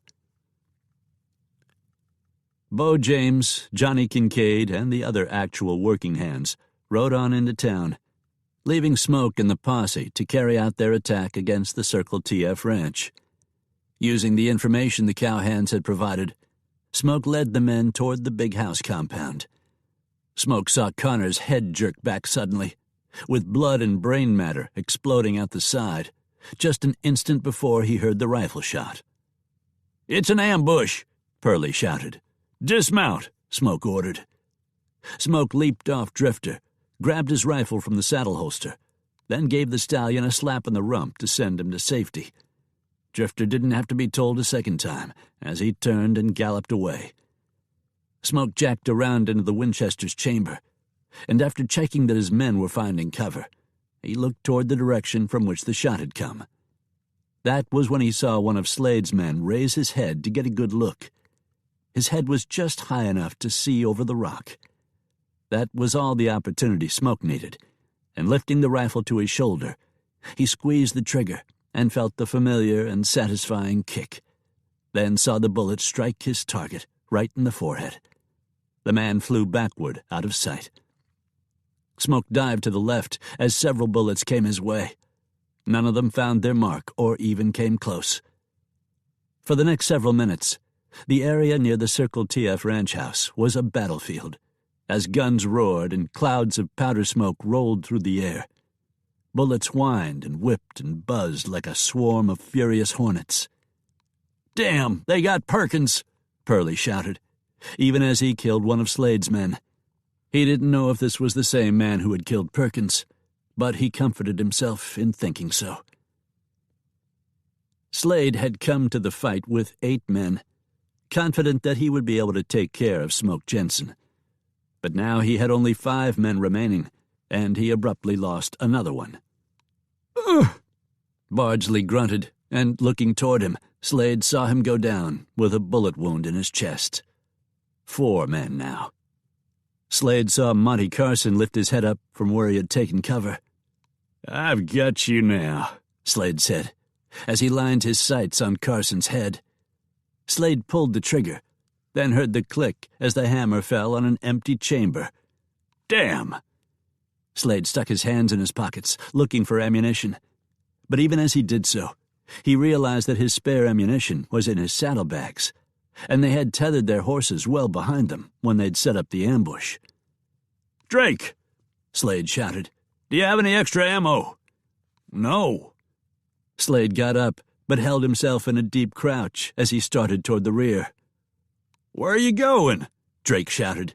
"After ammo." "Slade, this ain't turning out right," Drake said. "Maybe we'd better get out of here." "We're gonna stay," Slade said. "Keep shooting. I'll bring more bullets back." When Slade was far enough away, he was able to stand up and run faster. When he reached his horse, he stuck his hand down in one of the saddlebags to pull out another box of .44-40. Then, just as he turned to start back, he saw Drake go down. That left only 2 men. Only 2 men against at least 4. He shoved the ammunition back in the saddlebag, pulled himself onto the horse as quickly as he could, and galloped away. "Stryker!" Cummings shouted. "Stryker! Slade is running away!" "What?" "Slade, he just climbed onto his horse and galloped off. The lily-livered snake is running away."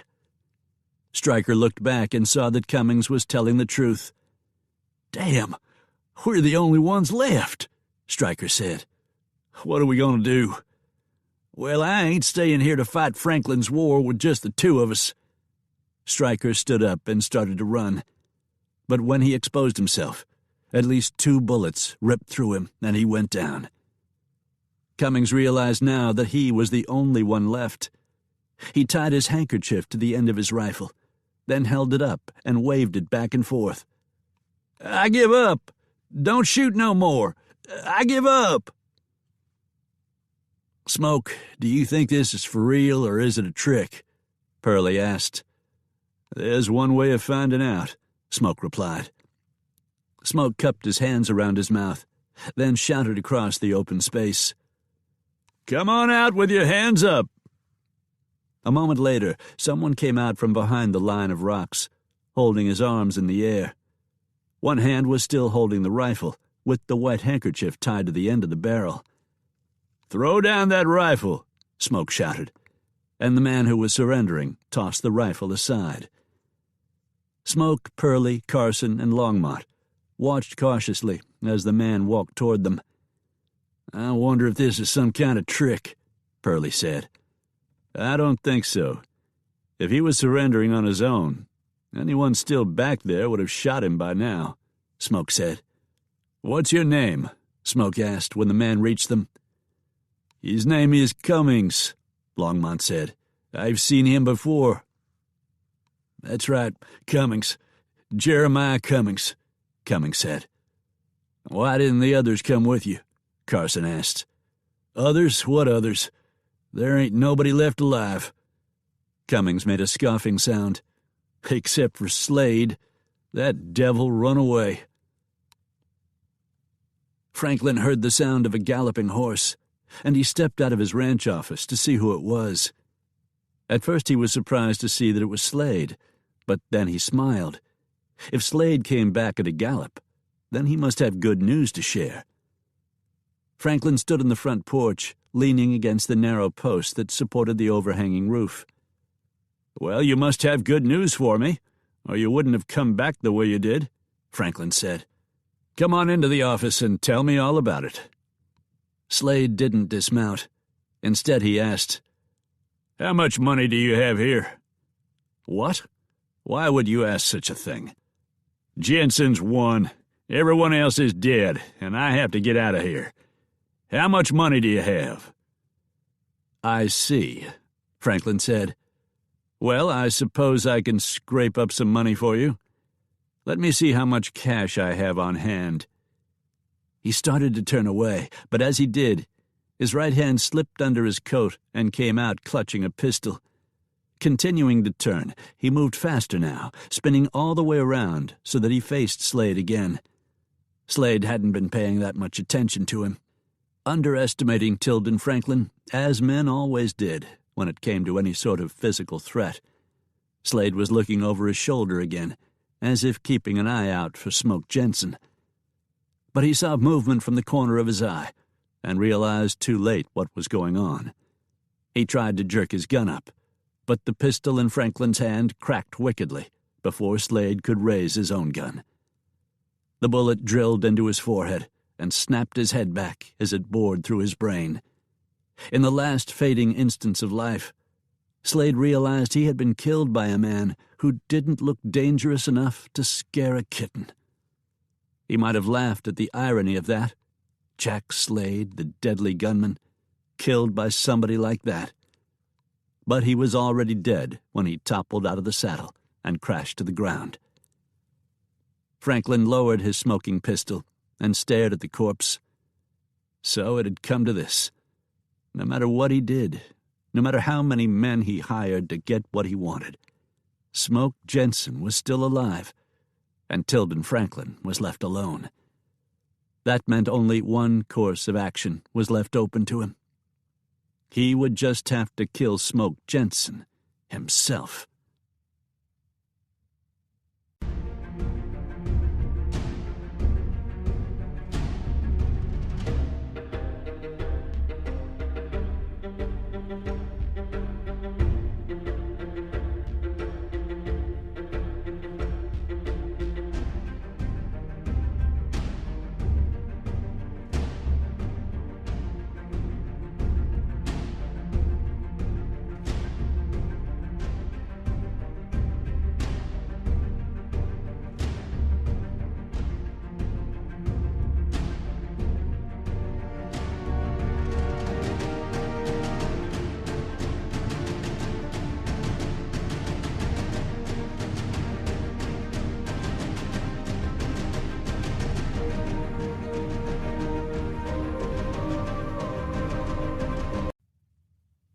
Chapter 34. Because they had not had time to tether their horses, It took Smoke and the others a few minutes to round them up. Fortunately, they had not gone far, possibly because Drifter went only far enough away to get out of danger, and the other horses stayed with him. When they reached the place where the outlaws had made their ambush, they saw 6 bodies. "Are there any more?" Smoke asked. "No, this is all that's left. Except for Slade, of course," Cummings said. Slade and Tilden Franklin. "Marty, why don't you take this gentleman to jail?" Smoke suggested. "We'll help put the bodies up on their horses, and you can take them into town." "Which town? Fontana or Big Rock? Remember, we don't have a mortician in Big Rock. We don't even have a cemetery there." "We don't need a mortician, and these 6 can be the first occupants of our new cemetery," Smoke said. After the outlaws' bodies were draped across their saddles, Carson handcuffed Cummings and got him mounted. "Pearlie, let's you and I go visit Slade and Franklin," Smoke suggested. Smoke and Pearlie heard the crack of a single shot as they approached the Circle TF ranch house. They glanced at each other. Pearlie said, "What do you reckon that was about?" "One good way to find out," Smoke said. He nudged Drifter into a slightly faster pace. They came in sight of the house and saw a riderless horse dancing around skittishly. A man lay on the ground near the animal, unmoving. Another man, smaller, leaner, wearing a dark suit, went to the horse and grabbed its reins. "Dadgummit, that's Franklin," Pearlie exclaimed. "That means the other fella must be—" "Jack Slade," Smoke finished as Pearlie's stunned voice trailed away. "They must have had a falling out. Looks like Slade made the mistake of not taking Franklin seriously enough." "Yeah, but now what's he— Blasted Smoke, that loco devil's got Slade's rifle." Pearlie reached for his own Winchester. "I'll take care of that before he starts throwing lead at us." Smoke held out a hand. "This is between me and Franklin, Pearlie. His men tried to burn down my house. Even worse, they tried to kill Sally, and when they failed, he tried to get the law to do it for him." Smoke drew in a deep breath. "And his greed came close to ruining these parts for a lot of people. We're going to settle this ourselves." "Smoke, don't you go to underestimating him the way Slade did." Smoke shook his head, said, "No chance of that," and started Drifter forward again. He watched as Franklin awkwardly worked the lever on Slade's Winchester. The man lifted the rifle to his shoulder and tried to aim it, but the barrel waved around wildly. The rifle cracked. Smoke heard the bullet sing high overhead. "That's all, Franklin," he called. "Drop the rifle. I'll take you back to Big Rock and Sheriff Carson can arrest you. You'll answer for your crimes in a court of law." Franklin lowered the rifle, but didn't toss it aside. "I'm the law around here," he shrieked at Smoke. "I have an empire here, Jenson, don't you know that? It's mine to rule." He laughed. "Big Rock? There's no Big Rock. In a year it'll be gone, just a figment of your imagination. And Fontana will still be the center of my holdings." Smoke shook his head as Drifter kept walking, and the distance between him and Franklin continued to close. "Fontana's the one that will be a ghost town, if there's anything left at all," Smoke said. "It's a new day, and you might as well accept that. Save your life, what's left of it." Franklin sneered. "Mine to rule," he said again, "and I'll rule it with that pretty wife of yours at my side. She'll be mine too, Jenson, and she'll be in my bed while you're cold in the ground." Smoke's jaw tightened. He was close enough now he could have blasted a handful of slugs through Franklin before the man could lift that rifle. But he wasn't going to do that.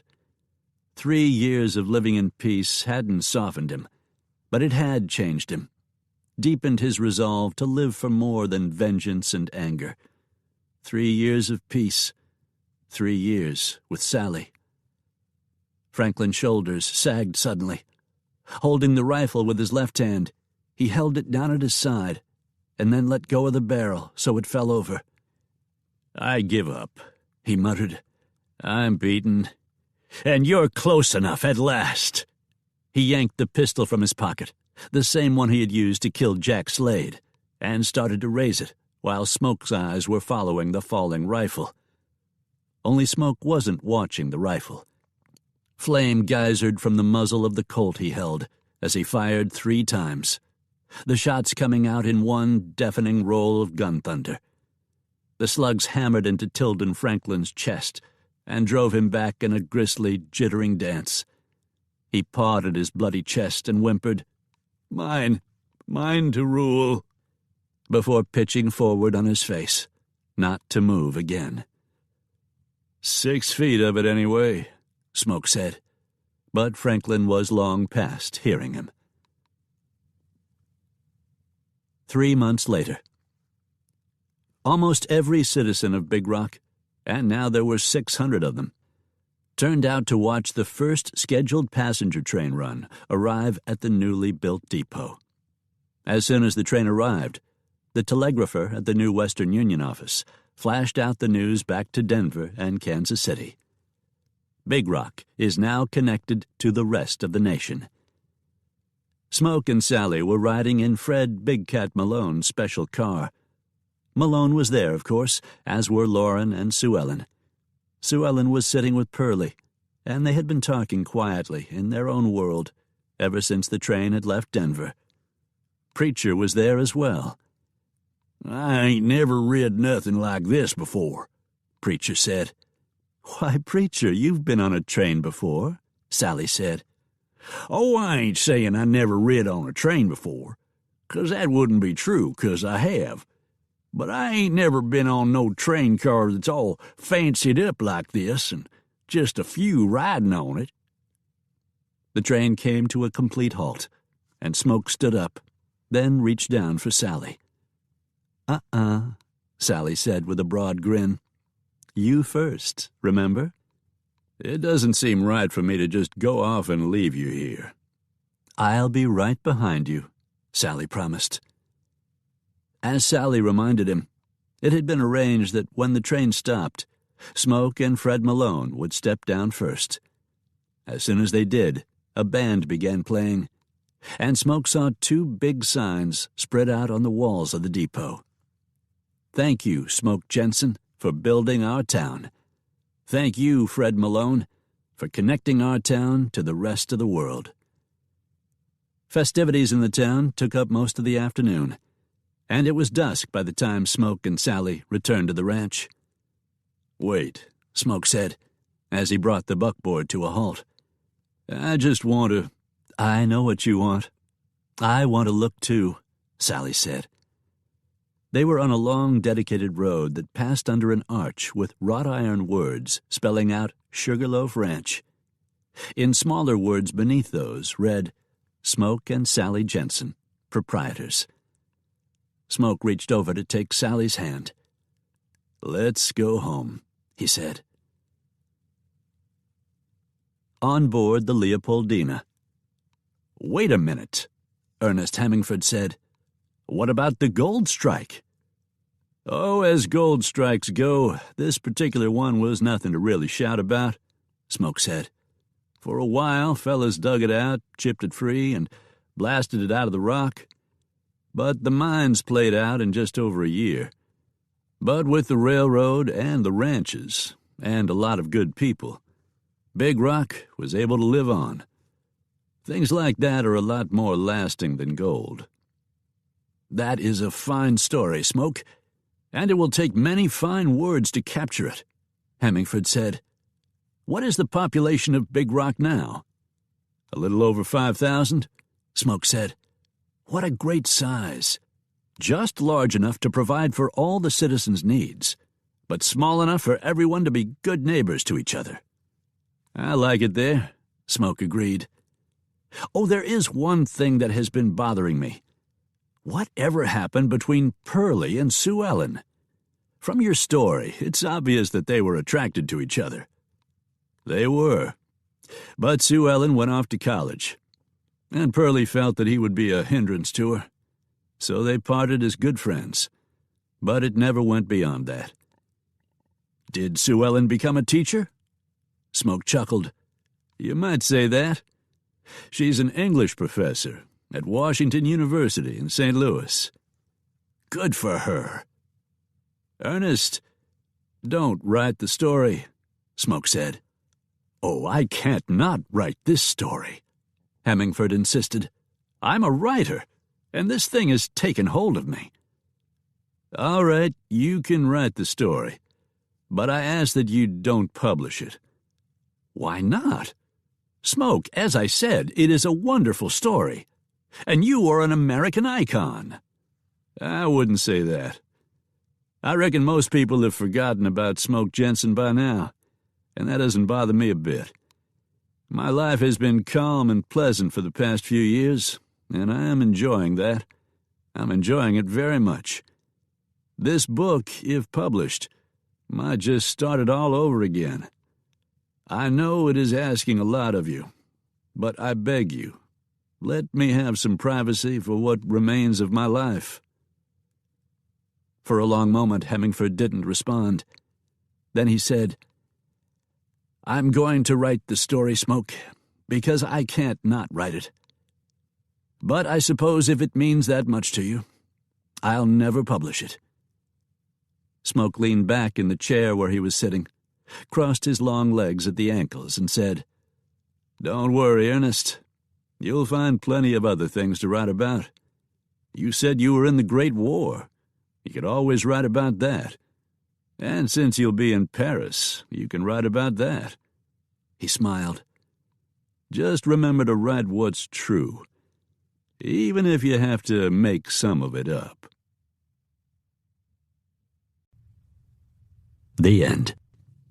This book was read for you by Jack Garrett, a member of SAG-AFTRA. We hope you have enjoyed this production of Outlaw Country by William W. Johnstone and J.A. Johnstone. Recorded books are available wherever audiobooks are sold. Thank you for being a Recorded Books reader.